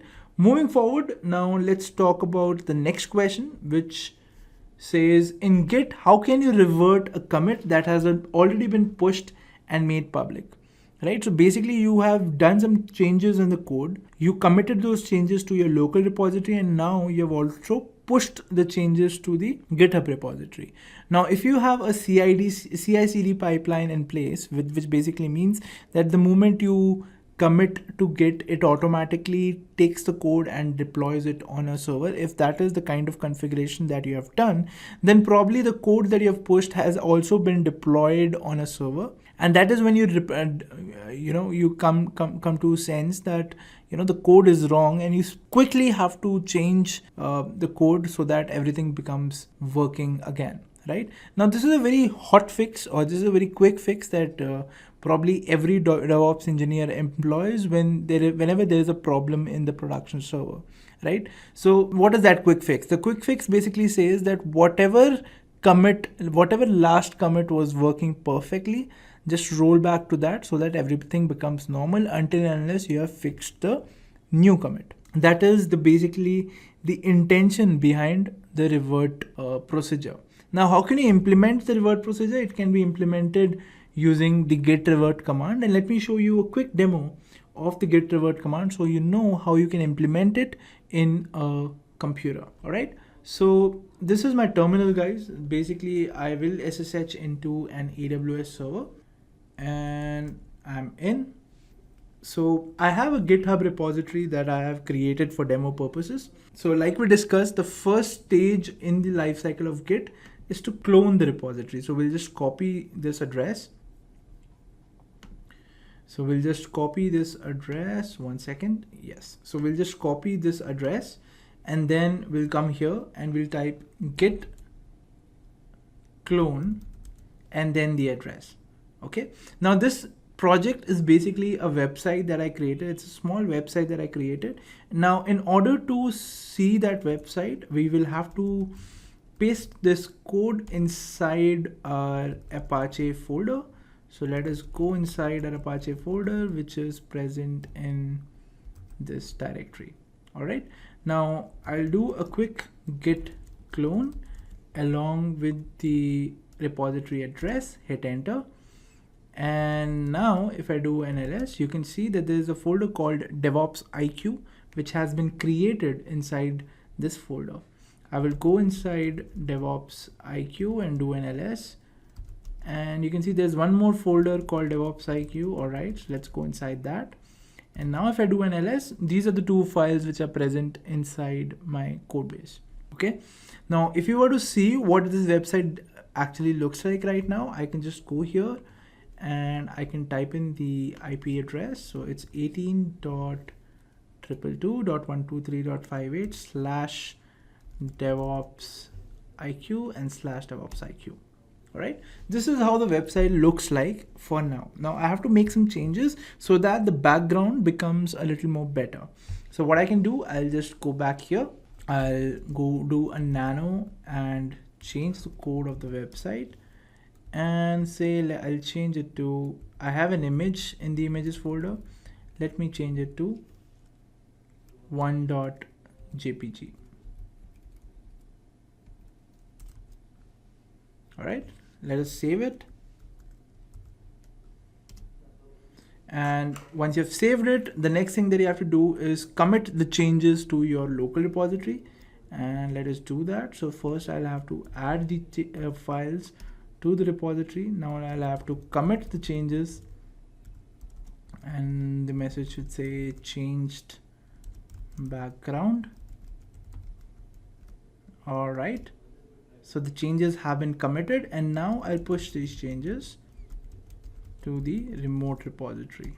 So it's HSHAR and the password is this. Now before making these changes, let me quickly show you the code that you are currently going to see before I push anything on this repository. So can you see the code is images/2.jpeg.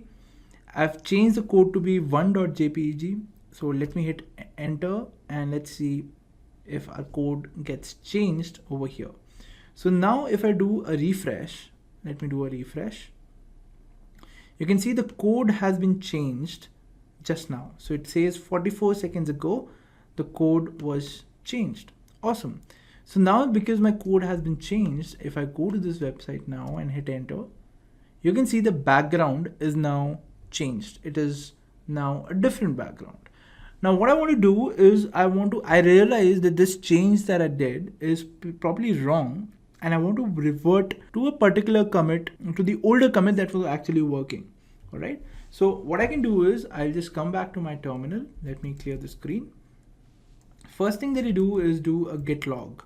So now you get a log of all the commits that you have made to this particular repository.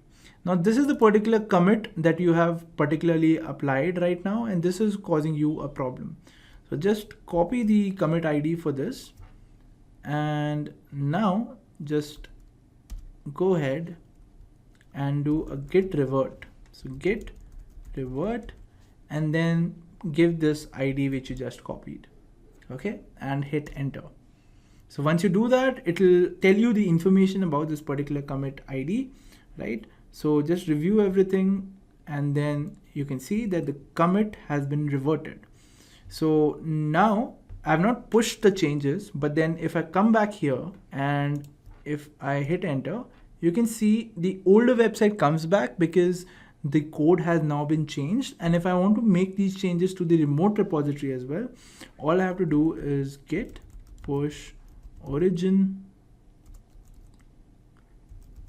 master, and it'll ask me the credentials, and the changes have been pushed, right?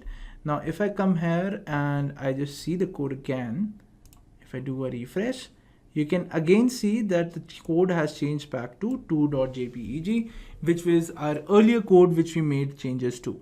All right. So guys, this is how you can do a revert on a basically a commit and a push that you have made to your remote repository as well, right? So if you encounter any problem during working while working as a DevOps engineer, you should remember this session where I taught you how to revert a particular commit.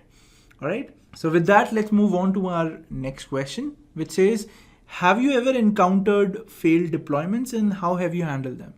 Now see, any DevOps engineer in the world will have faced a problem in which, probably the things that he had planned, the things didn't go according to his plan, right? That absolutely happens. And if somebody is asking you in a DevOps interview, have you committed mistakes? So you should, just to impress them, probably never say yes, right? So if you have never committed mistakes, that's awesome, right? But then I know that every engineer or every DevOps engineer who has worked in the industry would have faced a problem while working and would basically account to a mistake that he made while deploying things, all right? Now, the important thing or the important key takeaway from this kind of a learning should be that whatever mistake you make, you learn from it, right? And you never commit it again. And that is basically the intent behind this question as well.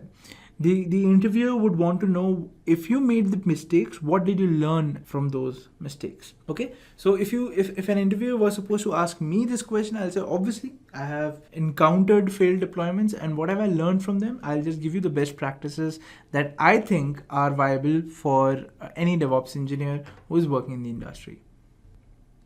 So the first thing that everyone should follow and should make it a thumb rule is that you should automate code testing. Not only does it save time, because now your tester does not have to wait for your developer to basically push the code and then check it. The developer can check it in real time because you have written a script for his application, and all the major tests which are to be done, which are pretty common, can be done using automated code testing, right? Now, like I said, it's not only for time saving, but also it removes the part where a human error can occur, right? So if you are working, when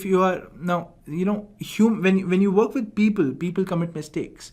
But if you can write a code which will basically test each and every functionality, that code will never make a mistake. And that is why you should always automate things as far as possible, right? So like in my example, what happened was that there was basically a commit to the repository, which was basically a feature addition, right? And the tester did not see all the functionalities, or forgot to see some of the functionalities that could impact the other components of my product. And because of that, when it got pushed onto production, basically a disaster happened. Everything stopped working, right? And that was only because the testing did not happen properly, right? So for all the critical processes of your website or your product, you can basically create a code which will test that website. And basically that would basically close down most of the doors to mistakes. All right. The next thing is you should always use Docker for same environment, right? And this is basically the ideology behind DevOps, that these kind of problems where a developer used to work and the tester could not run his code on his computer, but the developer said that everything is working fine on his system. Docker basically solves that problem, right? So use Docker as much as you can for the same environment problem that you might face. then we should always use microservices. Now, when you are working in a company, it could be that the product is in the legacy phase and hence it's on a monolith kind of a thing, but you should never encourage this kind of an architecture, right? Reason being, say you did a bad commit or you did a bad push on the production server, but it should not impact the other components of your product, right? If probably you have done something to search, and if it's a bad commit or a bad push, the only functionality that should be impacted should be your search functionality and not the other functionalities. And that is the sole reason behind why we should use microservices. That is, we should divide our application into different small products which we would deploy on servers, and these products should be independent of each other. When you talk about the monolithic architecture, all these components are coinciding with each other, have the dependency upon each other. But when you talk about a microservices kind of an architecture, you remove that dependency so as to, even if one component fails, it does not impact the whole application. Fourth point being, you should always overcome risks to avoid failures. Now, this basically means that if there is a code change, or if there is a feature addition which works sometimes and sometimes it does not, and you're not able to figure out why is exactly that thing happening, it is better to wait and troubleshoot it than to push it just to meet your dates, right? Because the latter can cause you a big problem in production when you're in a company like probably like Airtel, or in a company like Samsung or Ericsson, where their products, each second of their website's uptime brings in money, right? So if your website is down for 30 seconds, that could amount to a huge loss, and that would be on you, right? So for you to not face that kind of a situation, always be 100% sure before you make a change or a release onto the production server. All right, so this is the end to the domain of continuous development. Let's go ahead and now talk about virtualization and containerization. All right, so let's start with the first question of this domain, which says, what is the difference between virtualization and containerization? Now, this is a very important question, guys, because most of us get confused between virtualization and containerization. So let's see what are the differences between these two things. So virtualization is nothing but installing a new piece of operating system on top of a virtualized hardware. What does that mean? So basically, there are softwares like hypervisor or any other software which specializes in virtualizing hardware. So if you have a server which has around 64 gigs of RAM and 1000 TB of hard disk space, with a software like hypervisor, what you can do is you can take that space and divide it among multiple operating systems, right? You can deploy multiple operating systems on the same hardware by virtualizing the hardware, so as to the operating system will feel that, say, if you virtualize 1 GB of RAM from this whole system and say around 100 GB of storage, the operating system will think that, it only has 1 GB and 1 GB of RAM and 100 GB of storage space available to it. It cannot go beyond that. Reason being, it does not know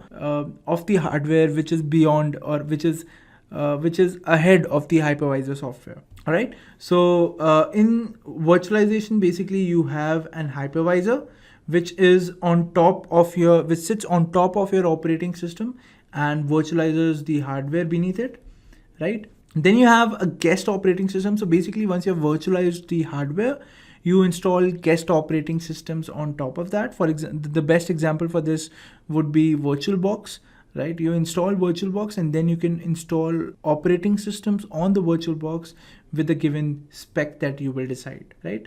And once you've installed the guest operating systems, on top of that, there would be the binaries or the libraries that you probably would be downloading or that came with the operating system. And on top of that, you have the applications which would be running, right? So the key takeaway from virtualization should be that it's the whole operating system is installed from the kernel level to the application level. Everything is fresh, everything is new. Now let's talk about containerization. So the thing in containerization is that the host, on top of host operating system, you install a software called the container engine. Now the container engine is just like any other software, like you have an hypervisor, you have a container engine. Now the container engine does not encourage installing a whole operating system. For example, if you want to run a container for Ubuntu on, say, a Mac machine, you can do that, right? But it will basically, in that container, you will have basically the bare minimum libraries that amount to become the Ubuntu operating system minus the kernel, right? So in a container, you do not have a kernel. The kernel is always used of the host operating system. And this is the main difference between virtualization and containerization, that in virtualization, you have a separate kernel present of the virtual operating system, but in containerization, you do not have that. And that is the reason the containers are very small. They have the bare minimum libraries required for that container to behave as a particular operating system, but the container itself does not contain any operating system.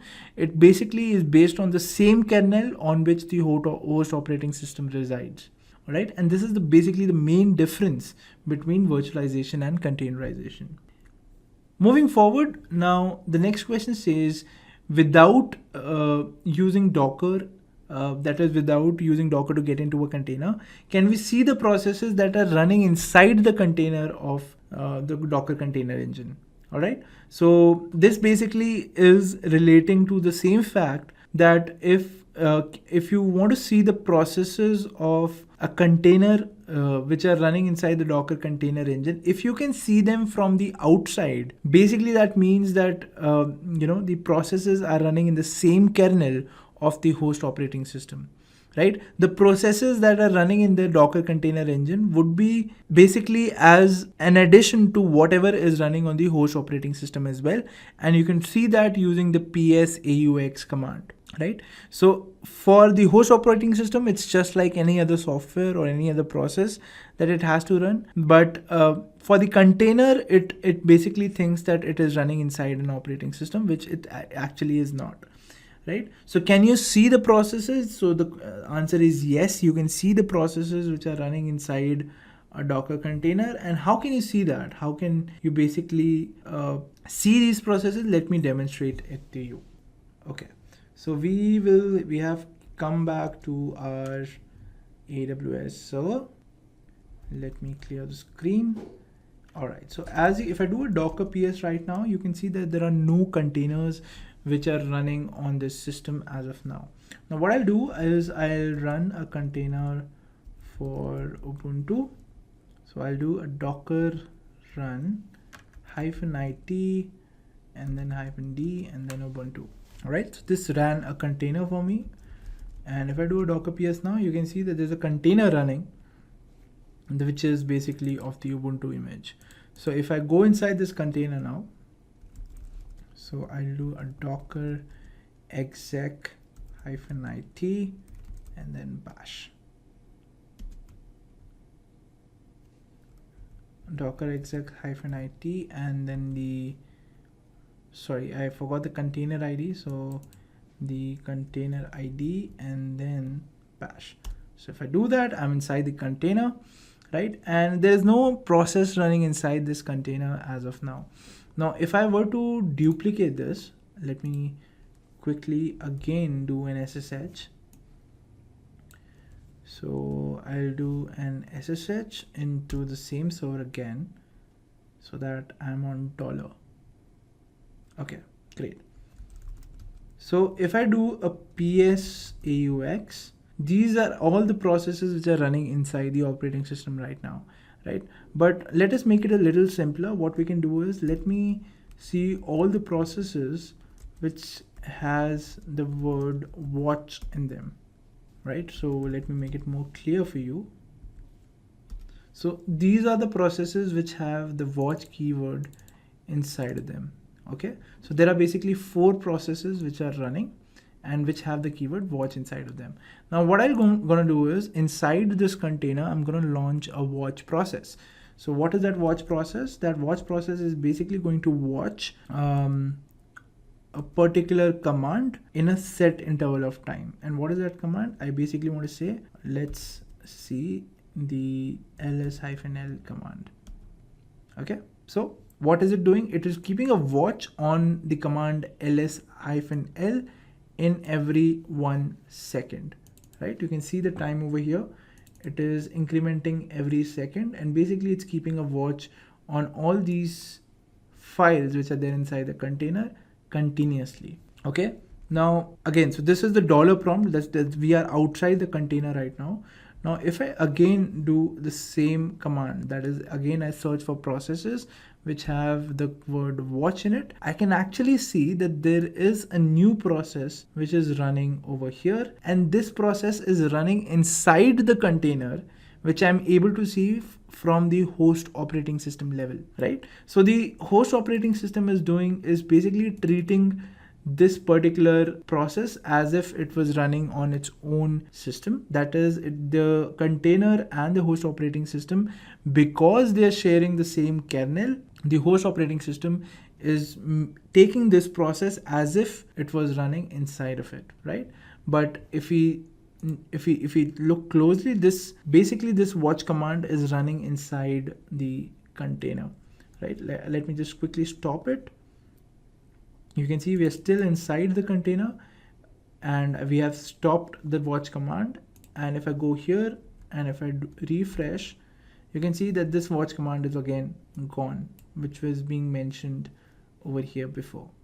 And this is exactly what we wanted. We basically wanted to see a process which was running inside a container from outside the container, that is from the host operating system, and that is exactly what we just did. All right. So the question that without using Docker, can you see the processes that are running inside a container? So the answer is yes, you can do it. All right. So the next question is, what is a Dockerfile used for? What do you basically use a Dockerfile for? So a Dockerfile is nothing but it's basically a text document to create an image using an older image and adding some files into it. All right. So it's basically like a script that you run in Linux, which can do all the things for you that are required. For example, I might need an Apache image, and I want my website to be put inside the var/www/html folder inside this particular Apache container. Now, in order to do that, if I were to do it without a Dockerfile, I would have to first download the Apache image. So I would probably type docker run -it-id and then Apache. Once I've done that, I will exec into the container and then go to the directory called var www.html. Probably I'll do a git clone of the website that I want, and then my website will be available in that container, and hence I'll be able to use it, right? This is one way. Second way is I can create a Dockerfile which will basically build this image for me without me having to do all these things, all these manual things which I just told you, all right? So let's see how we can do that. So let me just exit this container and let me remove the container which are just running inside my system right now. Okay, so if I do a docker ps now, it's clean.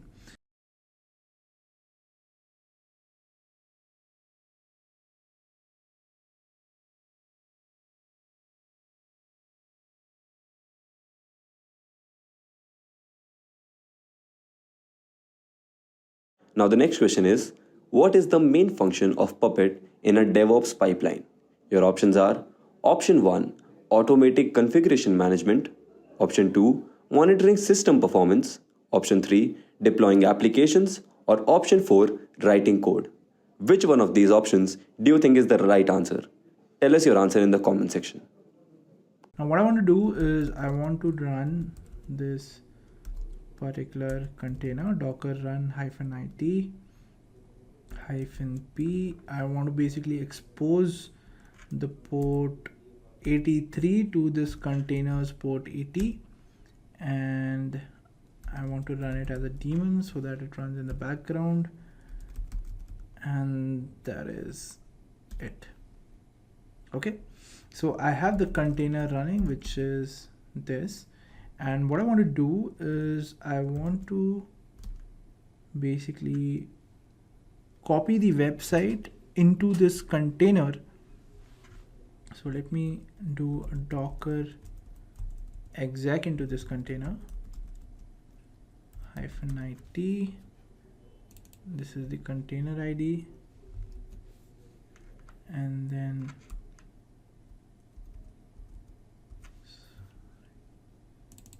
container ID, and then bash.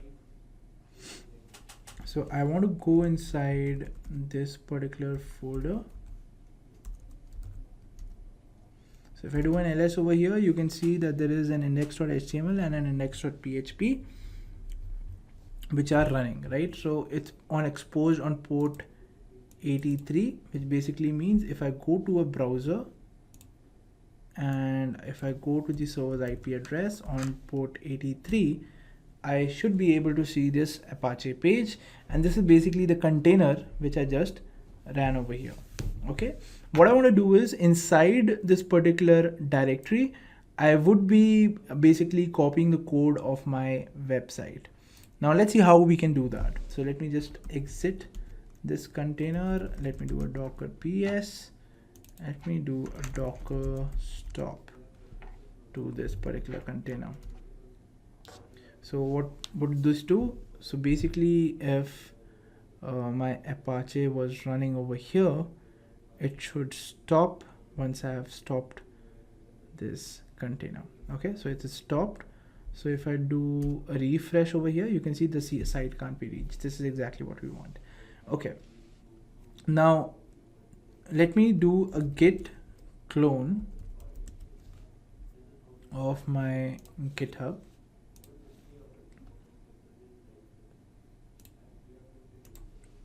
I'll do a git clone.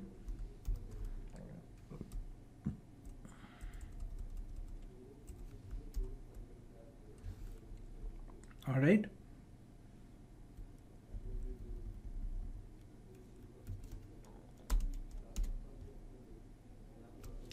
Awesome. Now I'll go inside this folder, and basically I want to copy this particular folder inside the container.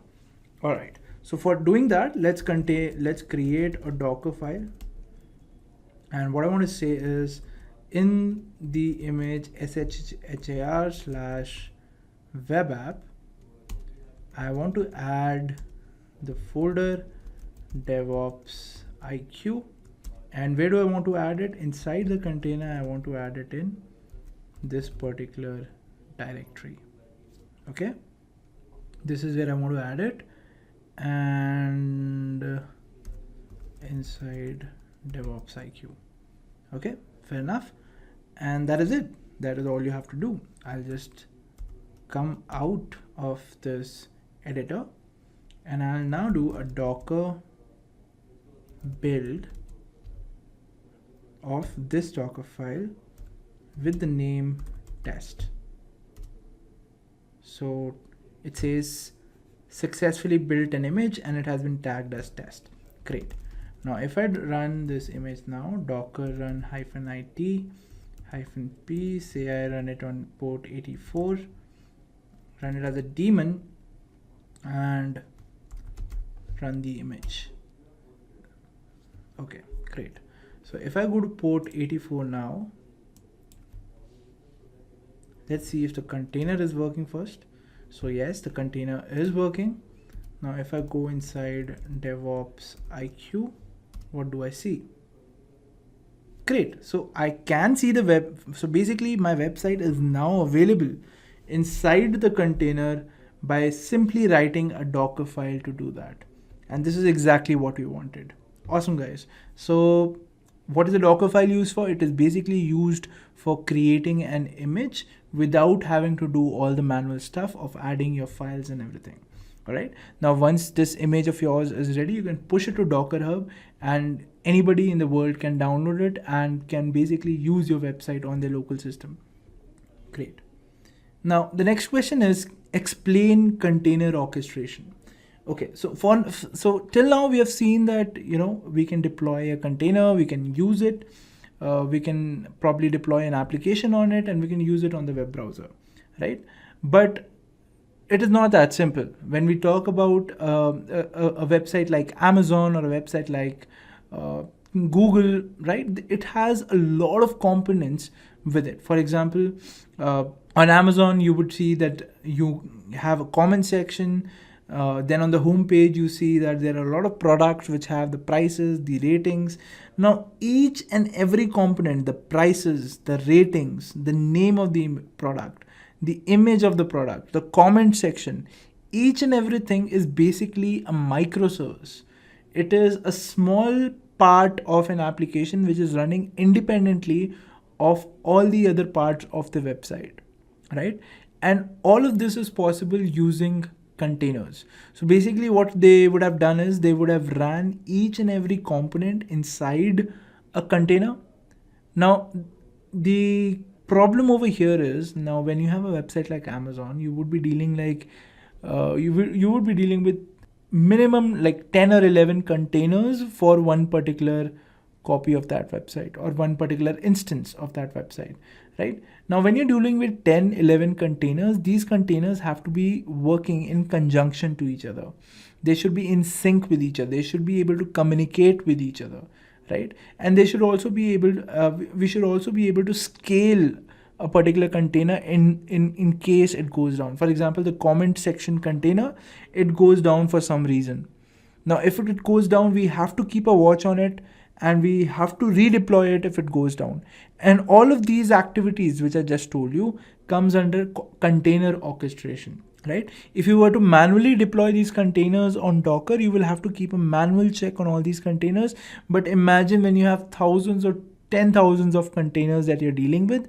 In those kind of scenarios, you need container orchestration. Now, container orchestration can be done using various softwares. So you have a software called Kubernetes, and before that there was a software called Dockerswarm, which basically made our life easier by doing all the manual work for us. That is, it will check the container's health. It could scale them in case they become unhealthy. They could always also notify the administrators by an email in case something happens, right? They can also run a monitoring software for you, which basically gives you a report or the health status of all the containers which are running inside that software. So this is a very small part of what a container orchestration tool can do, right?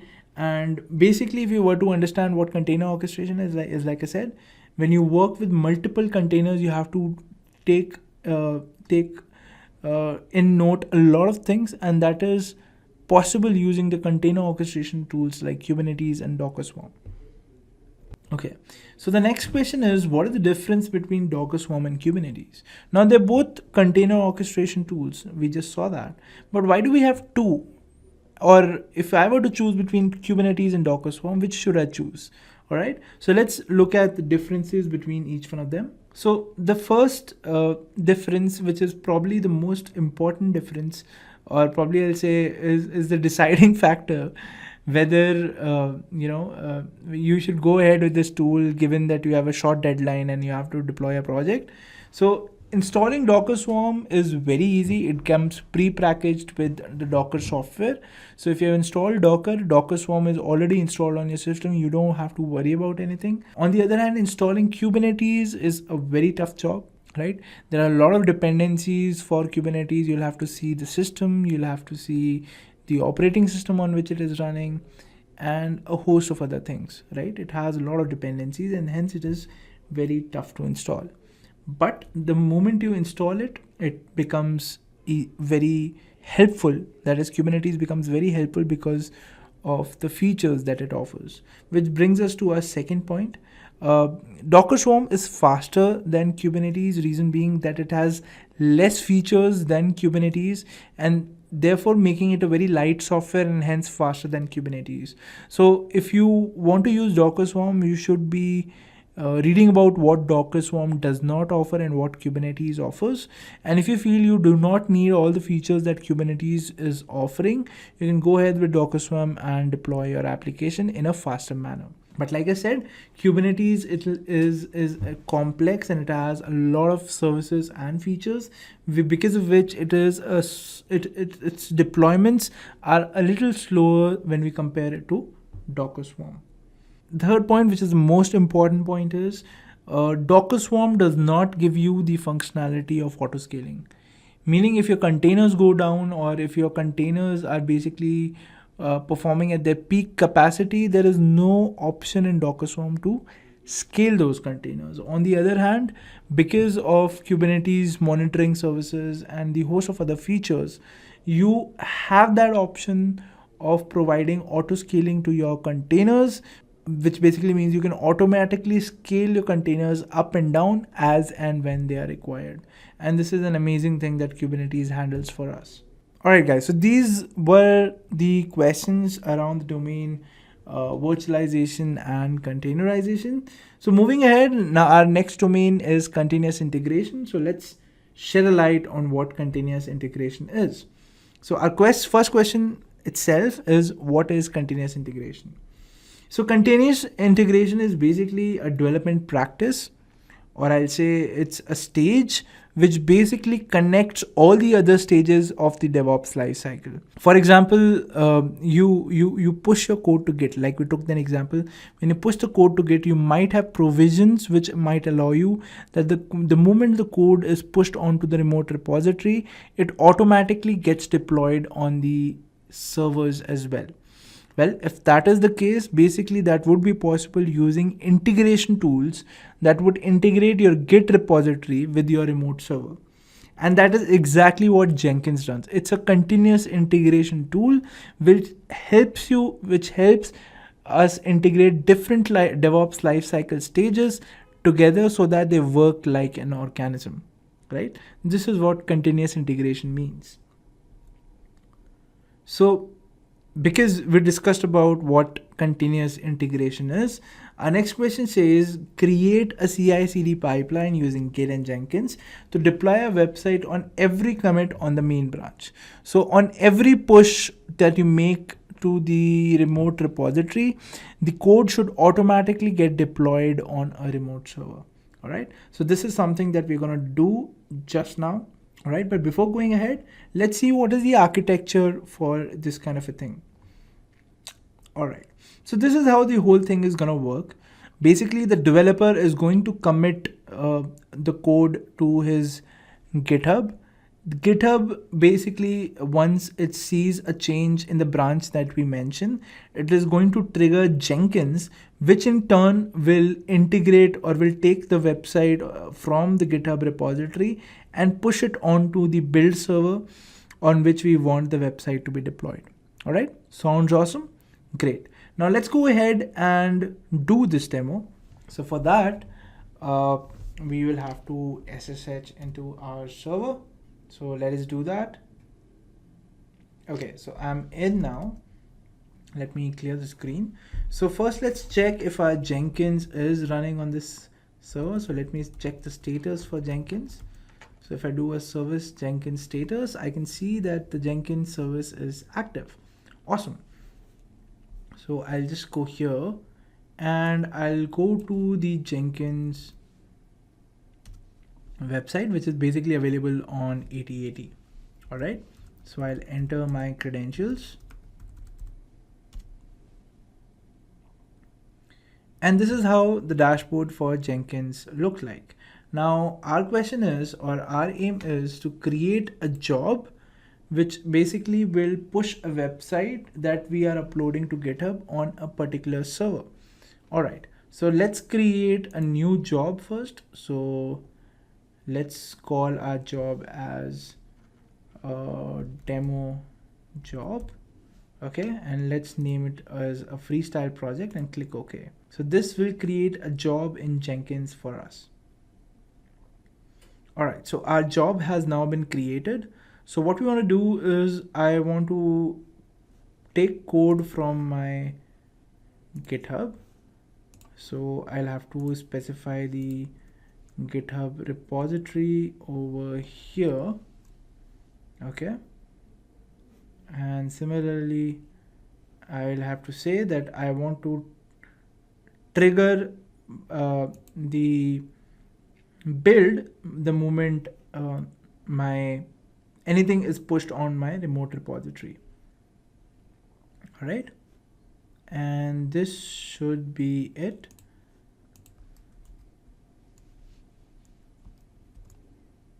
Great. So I mentioned that anything that is pushed onto my master should trigger a build on Jenkins. Okay, and what should this build, or what set of commands do I want to run once build is triggered? So first I want to remove all the containers which are running inside my system. So I want to clean up, right? So for that I'll say sudo docker rm -f, then a $. This basically is going to clean all the containers which are running currently in the system. Once this is done, I want to build my website, which is going, or build my container, which is going to have my website. All right, now how can we do that? For that, I'll have to push the code to my GitHub, which will have the Dockerfile as well. Okay, so we created a Dockerfile inside. Now the next question is, what does continuous integration in Jenkins aim to achieve?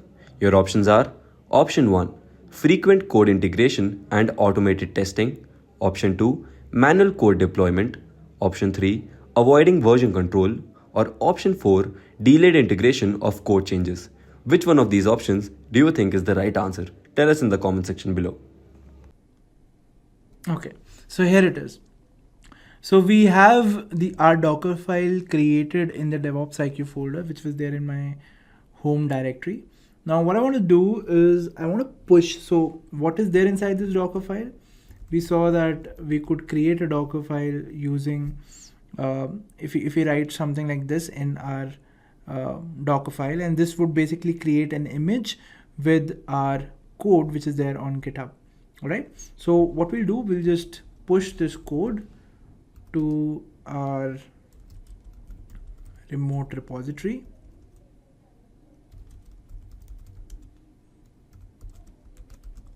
And let's add the message that we have ordered a Dockerfile.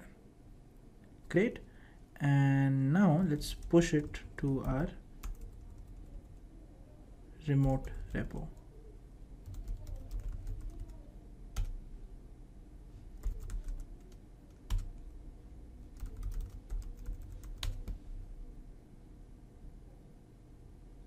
Great. So it has been pushed to my remote repo. And now if I just go here and check if my changes have been done or not, let me just quickly refresh it. So yes, I have a Dockerfile in my Git repository right now, which was committed 42 seconds ago. Awesome.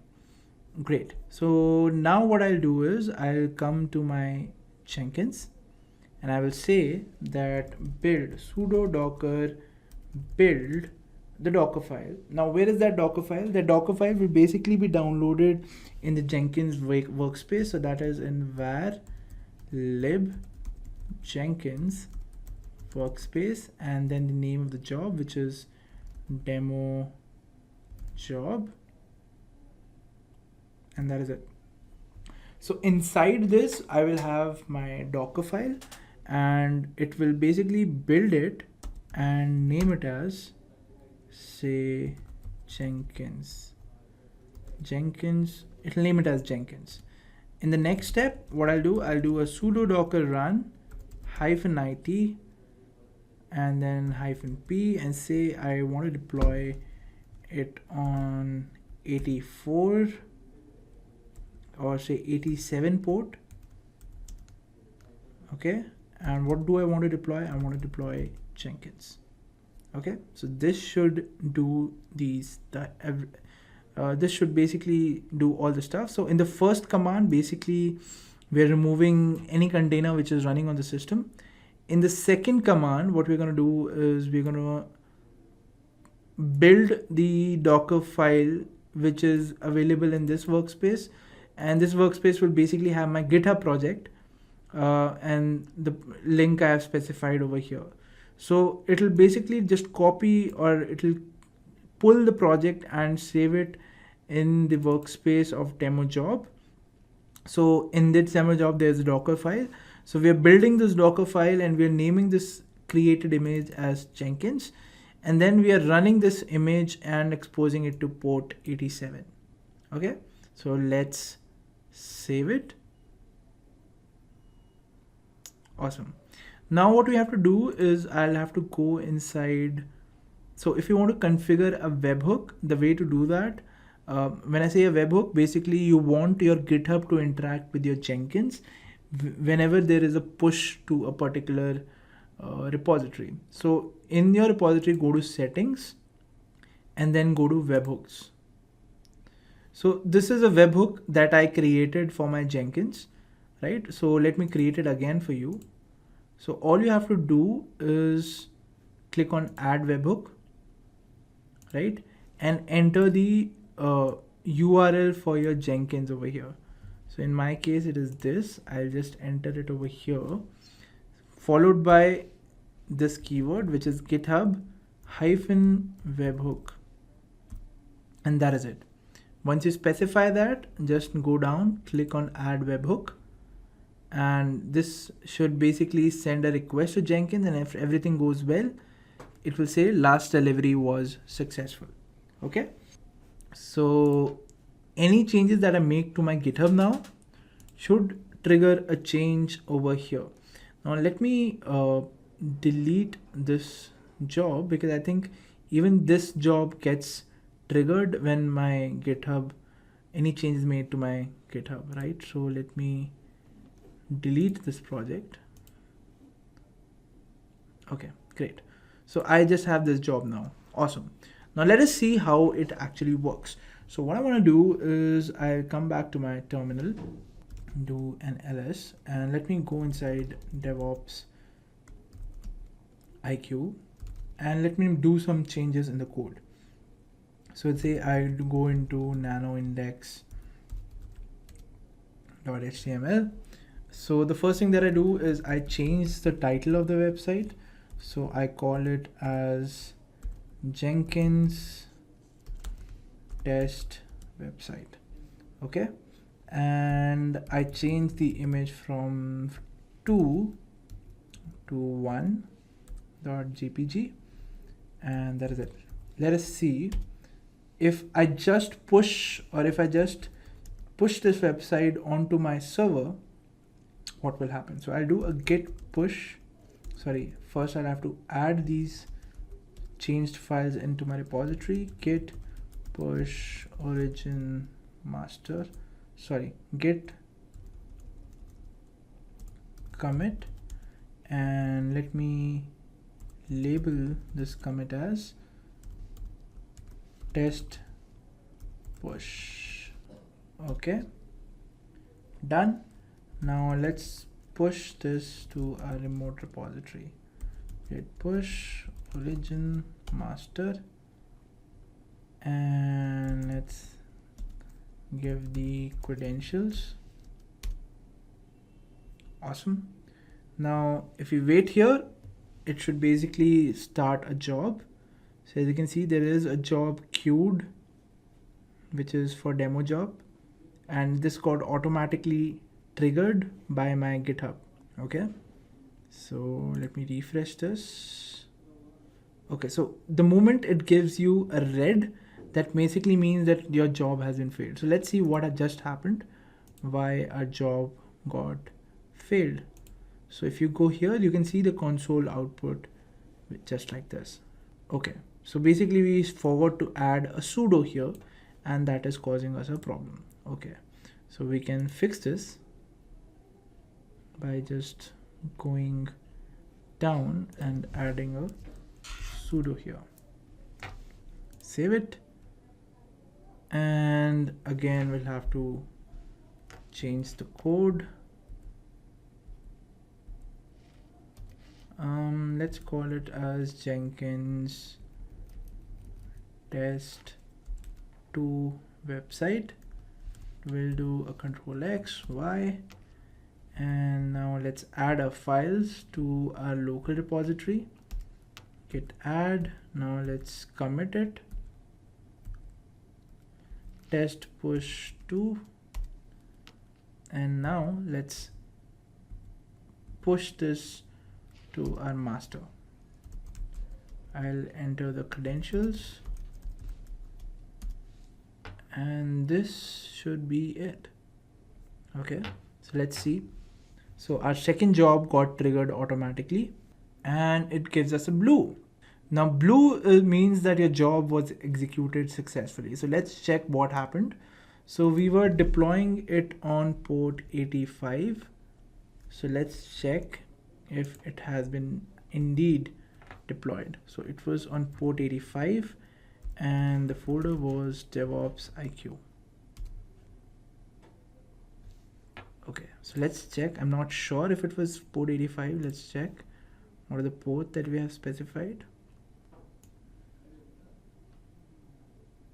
So the port is 87. Okay, so let's go to port 87. Okay, so it's giving an error saying unsafe port.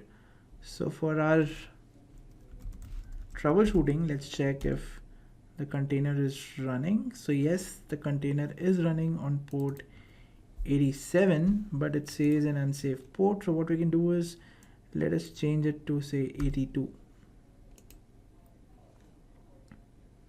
And now let's just try to build the job from here. We'll just click on build now. Job has been completed and the port was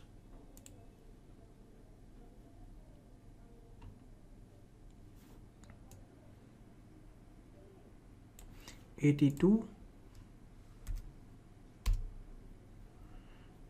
Yes, so Apache is working. Now let's try going inside DevOps IQ folder. And there you go. You have your website with this title which you pushed on GitHub. Now for one more time, for testing purposes, let us push our code once more and see what happens. So I'll say that this website is test3 website, and say I'll change the image as well to 2.jpeg. Okay, save it, do a git add, do a commit, and say call it test push 3, and now let's git push origin master. Enter the credentials.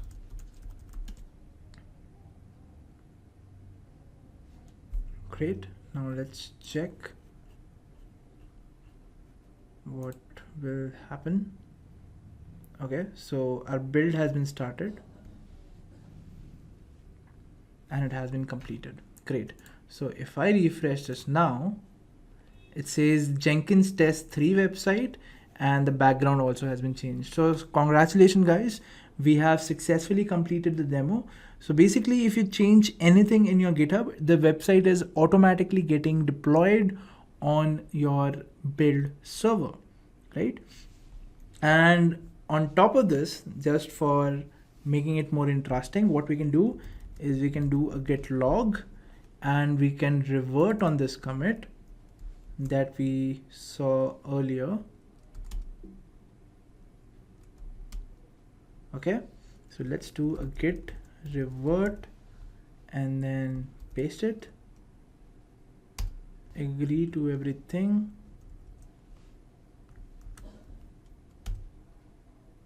and then push to master, enter the credentials,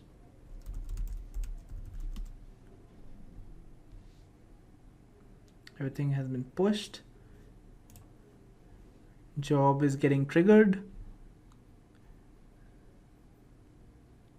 Job is completed, and if I go here again, my website got reverted to a particular previous version. Awesome, guys. So we have completed the demo, which basically asked us to create a CI/CD pipeline using Git and Jenkins to deploy a website on every commit on the main branch. So we have done it successfully. Awesome. Let's move on to our next domain, which talks about configuration management and continuous monitoring. Awesome. So what is configuration management and what is continuous monitoring? Let's understand it. So what is the difference between Ansible, Chef, and Puppet?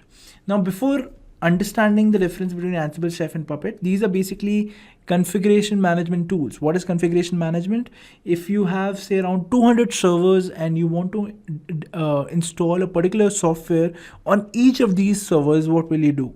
One way what you can do is you can basically go to each and every of these servers, run a script, and that basically will install software on that on these servers, right? The other way to do it is install a configuration management software using which you can deploy or you can install all these softwares, or you can control the configuration of all these servers from one central place. And that is exactly what configuration management means, right? Now, in configuration management, you have many tools like Ansible, Chef, Puppet, etc.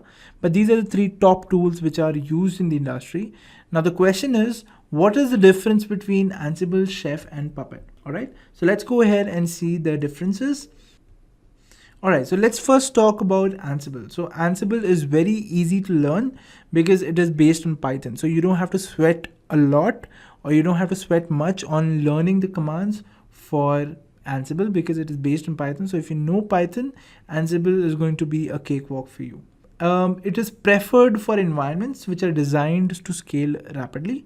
Basically, with Ansible, the thing is that you don't have to install the Ansible client software on the systems on which you want to basically deploy the configuration. Ansible just has to be installed on the master, and that is it. No other configuration required. You can directly control the configuration of the client server given you have the access to it.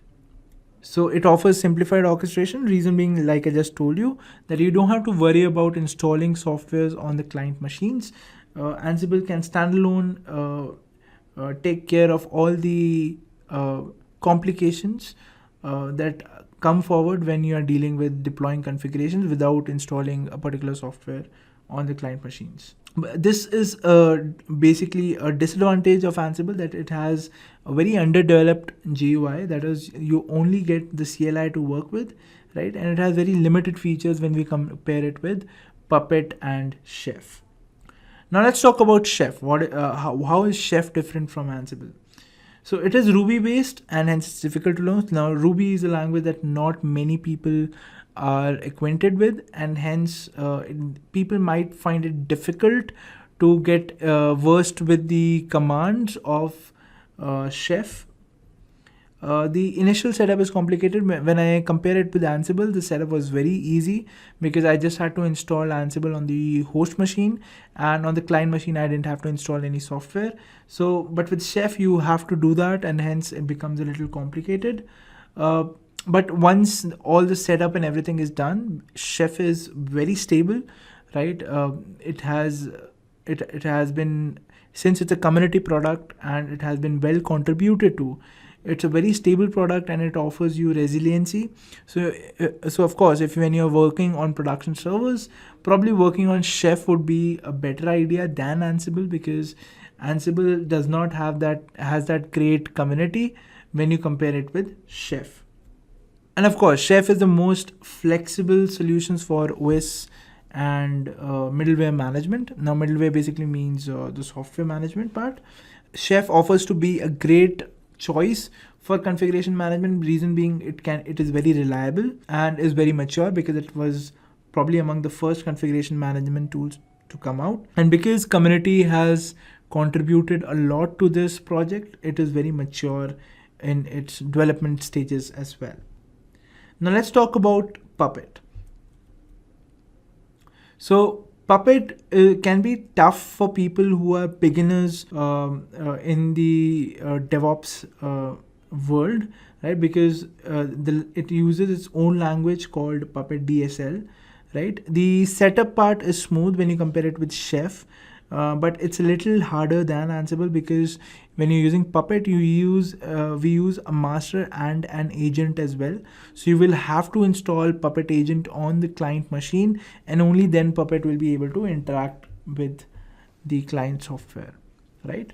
Now it has a strong support for automation. So if you're planning to do some configuration management that you want to automate, Puppet is very compliant in that part. You can easily do the automation part using Puppet, and it is not suitable for scaling any deployment. So if you have say around 50 or 60 servers and you plan to add more in the future, probably Puppet would not be the right choice for that kind of an architecture. It is good to have when you have a stable infrastructure where you're probably not adding servers now and then. But if you are working on cloud and you do not know the capacity that you would be running, probably Puppet would not be a good idea to manage your configuration on your clients.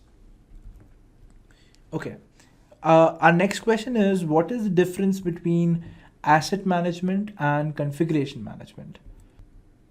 So asset management basically deals with resources. It deals with hardware, which we'll have to plan so that our IT workforce can work with maximum efficiency, right? So we'll have to plan the planning of your hardware, of how many resources a particular team might need. Giving the right resources to the right people is what asset management counts in. When we talk about configuration management, it basically employs not the hardware but the software component of what all softwares are required by a particular employee of a team or a particular person in the team. What softwares are required by that person, and for other person what software is required. I mean, rather than taking the radical approach of installing every software in every machine, which should not be done because some softwares are licensed. So configuration management basically means installing the right software on the right system on which a particular person or on which a particular workload is going to run. So our next question is, what are NRPE plugins in Nagios? Okay, so NRPE plugins are basically extensions to Nagios, which help you monitor the local resources of the client machines, right? So you don't have to SSH into the client machines to see how much of memory or how much of CPU is being used. Nagios being a monitoring tool, you just have to install the NRPE extension on the client machine, and it will give you a real-time data of the resources that are being consumed on that particular client machine. And obviously, when you're working in production environment, you will be monitoring multiple machines, and with NRPE plugins installed on each of those machines, you can easily monitor the resources of them at one central place. And that is exactly what NRPE plugin is. Our next question is, what is the difference between an active check and a passive check in Nagios? Okay, so in Nagios, if the data, the monitoring log that you're getting from your clients, if it's being delivered by a Nagios agent, in that case, it is called an active check. Reason being, Nagios is actively involved in taking all the data or in collecting all the data from your clients. But in case when you're dealing with systems wherein it does not allow you to install any other software, or probably the software itself can generate monitoring logs, in those cases what happens is rather than Nagios, the software component pushes the logs to the Nagios master, where it can take the logs and probably create a graph or create the metric for you in the dashboard. So basically, using those logs which are being published by some other software, Nagios will create a report of the health monitoring part of your client systems, right? And that is why it is called a passive check. Reason being, Nagios is not involved on the client side at all. it is basically the software's own services which are basically pushing the log to Nagios master, and hence it's called a passive check. All right, but if you talk about the architecture or the working or the life cycle of how this actually works, on the master itself, the logs which are published are actually published to a queue, right? And whether it's an active check or a passive check, the logs have to be published to that queue so that the Nagios master can pick them up and create the monitoring metric which is required. All right, so in a passive check and in an active check, the queue is going to be there, but it's only difference between the agents. That is, in an active check, the Nagios agents are involved, but in a passive check, third-party software tools are involved, which publish the log to the Nagios master. All right, so our next question says, create an Ansible playbook to deploy Apache on a client server. So basically, we have to do configuration management. So as to, without, going inside the client system, we'll have to install a particular piece of software inside it. Okay, so let me quickly do an SSH into my AWS machine. And what I'm gonna do is, I have a slave machine which I have already configured, which can interact with my master. That is, if I do a Ansible ping all, you can see that there is a server 1 that I have configured, which has successfully responded to my master's request. Okay, now let me show you the server, which is basically working. So this is the server which is configured with my master, right? This is my client machine, and on this machine I'll have to install Apache. So if I right now go to the IP address of this machine, it says connection refused. Reason being that there is nothing installed on this server, or there is no Apache software installed on this particular server right now. All right, so let's install Apache. Now to do that, you will have to write a playbook. Now, what is a playbook? A playbook looks something like this.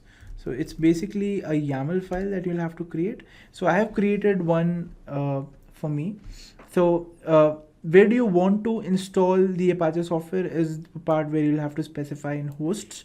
So basically my client machine is a part of a group called servers that I've created, right? So the hosts are servers, and where can you actually specify what part is your machine, or which group is your machine a part of? So that you can specify over here. So it's in /etc/Ansible and /hosts. Okay, so as you can see over here, this is the group name, that is servers, and inside servers I've specified a server 1 client machine which has the IP address this. So this is the IP address of my slave. So if you can compare, it's 18.223.101.172, and if I compare it with my slave, this is the IP address of my slave, right? And this has been configured over here. So I can refer to my server 1 as servers, or I can refer it to as server 1, right? So if I do, let me do a clear over here, I can say Ansible -m ping, and I can say server 1 as well. It will reach out to my server 1, or I can say servers as well, because it's part of the group servers. Okay, so this is how it works. Now I want to install Apache. So for installing Apache, I'll have to write a playbook which looks like this. Basically, it's a YAML file. So you start with the 3 dashed lines, and then you specify hosts. So hosts, I've specified every server, every machine which is inside the servers group should install Apache on it, right? And what is the task? I want to install Apache 2. This is basically a name. You can specify anything over here. Then I've specified apt. Basically, I want to use the apt package to install Apache 2, the latest software. Okay. Now, what I will do, I will type in Ansible -playbook and I'll type in apache.yaml.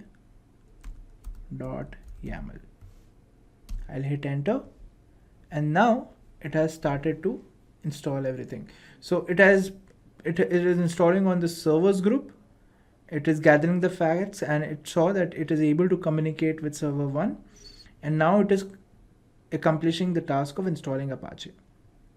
All right, so it has been done successfully. So if I go to my Chrome browser now, and if I refresh the address, you can see that Apache is installed on this server automatically.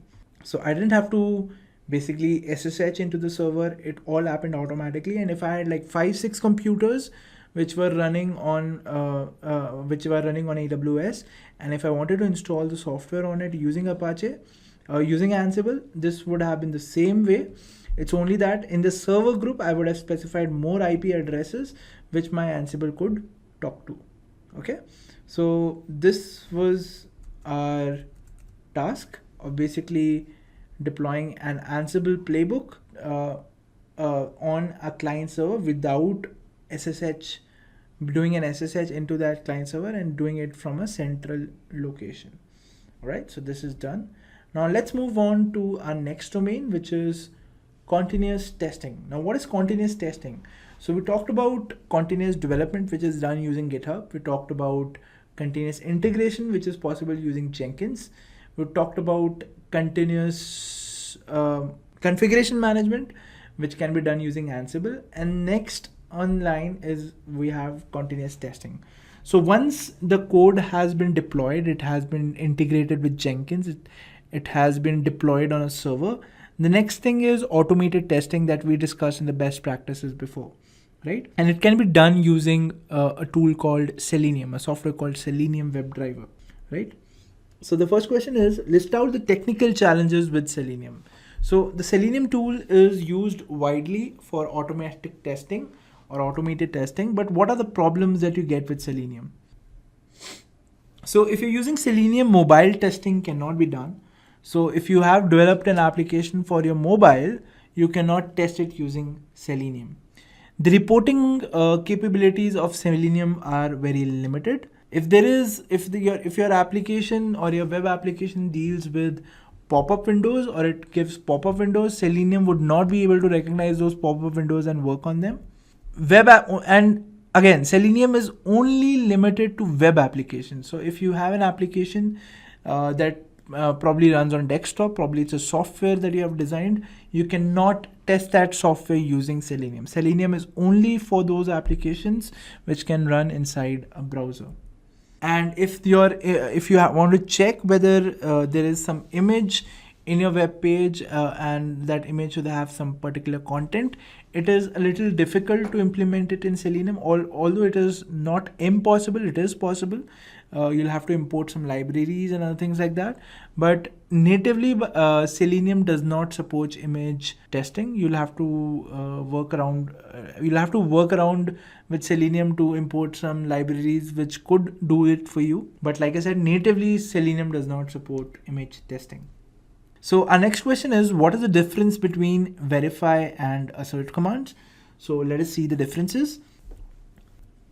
So if you're using assert in Selenium, if the command fails, the whole execution comes to a halt. Whereas in verify, it does not come to a halt. It keeps on continuing the rest of the lines which are written in the code. Now, how can it be helpful? How is it helpful to basically put execution at halt whenever there is an error which occurs for a particular line? It is helpful when you're dealing with critical cases. Like for example, if there are 5 cases and say if case 3 fails, case 4 and 5 cannot execute because they have a dependency on case 3. In those cases, I would say that you would have to use assert with the case 3. But in the same example, if you talk about case 1 and case 2, they do not have a dependency or they do not create a dependency for any other test cases that have to run, right? For example, case 3, case 4, case 5 are not dependent on case 1 and case 2. In those cases, we can run the verify command, which will not stop even if the test case fails, right? And this basically is done to basically see what all is working and what all is not in one shot in a testing program. And for those cases, you would use verify. But in the cases where you are testing critical cases and you do not want to waste your time testing other things, if one of your case fails, in those cases, you will use the assert test.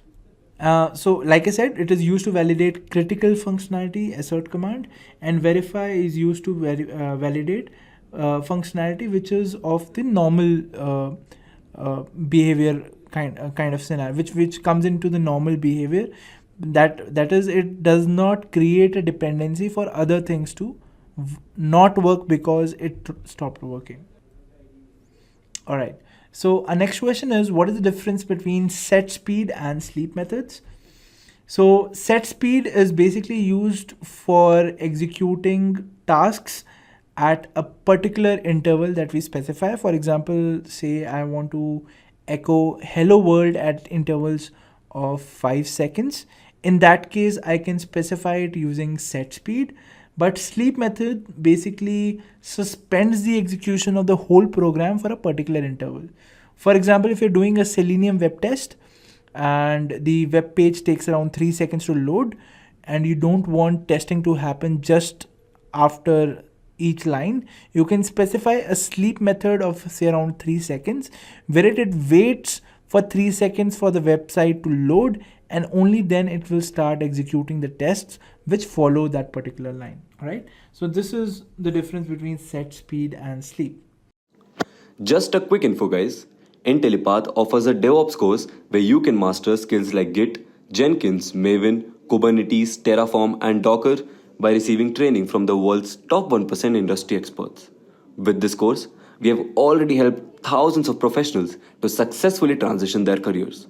You can check out their testimonials on our Achievers channel, the link of which is given in the description below.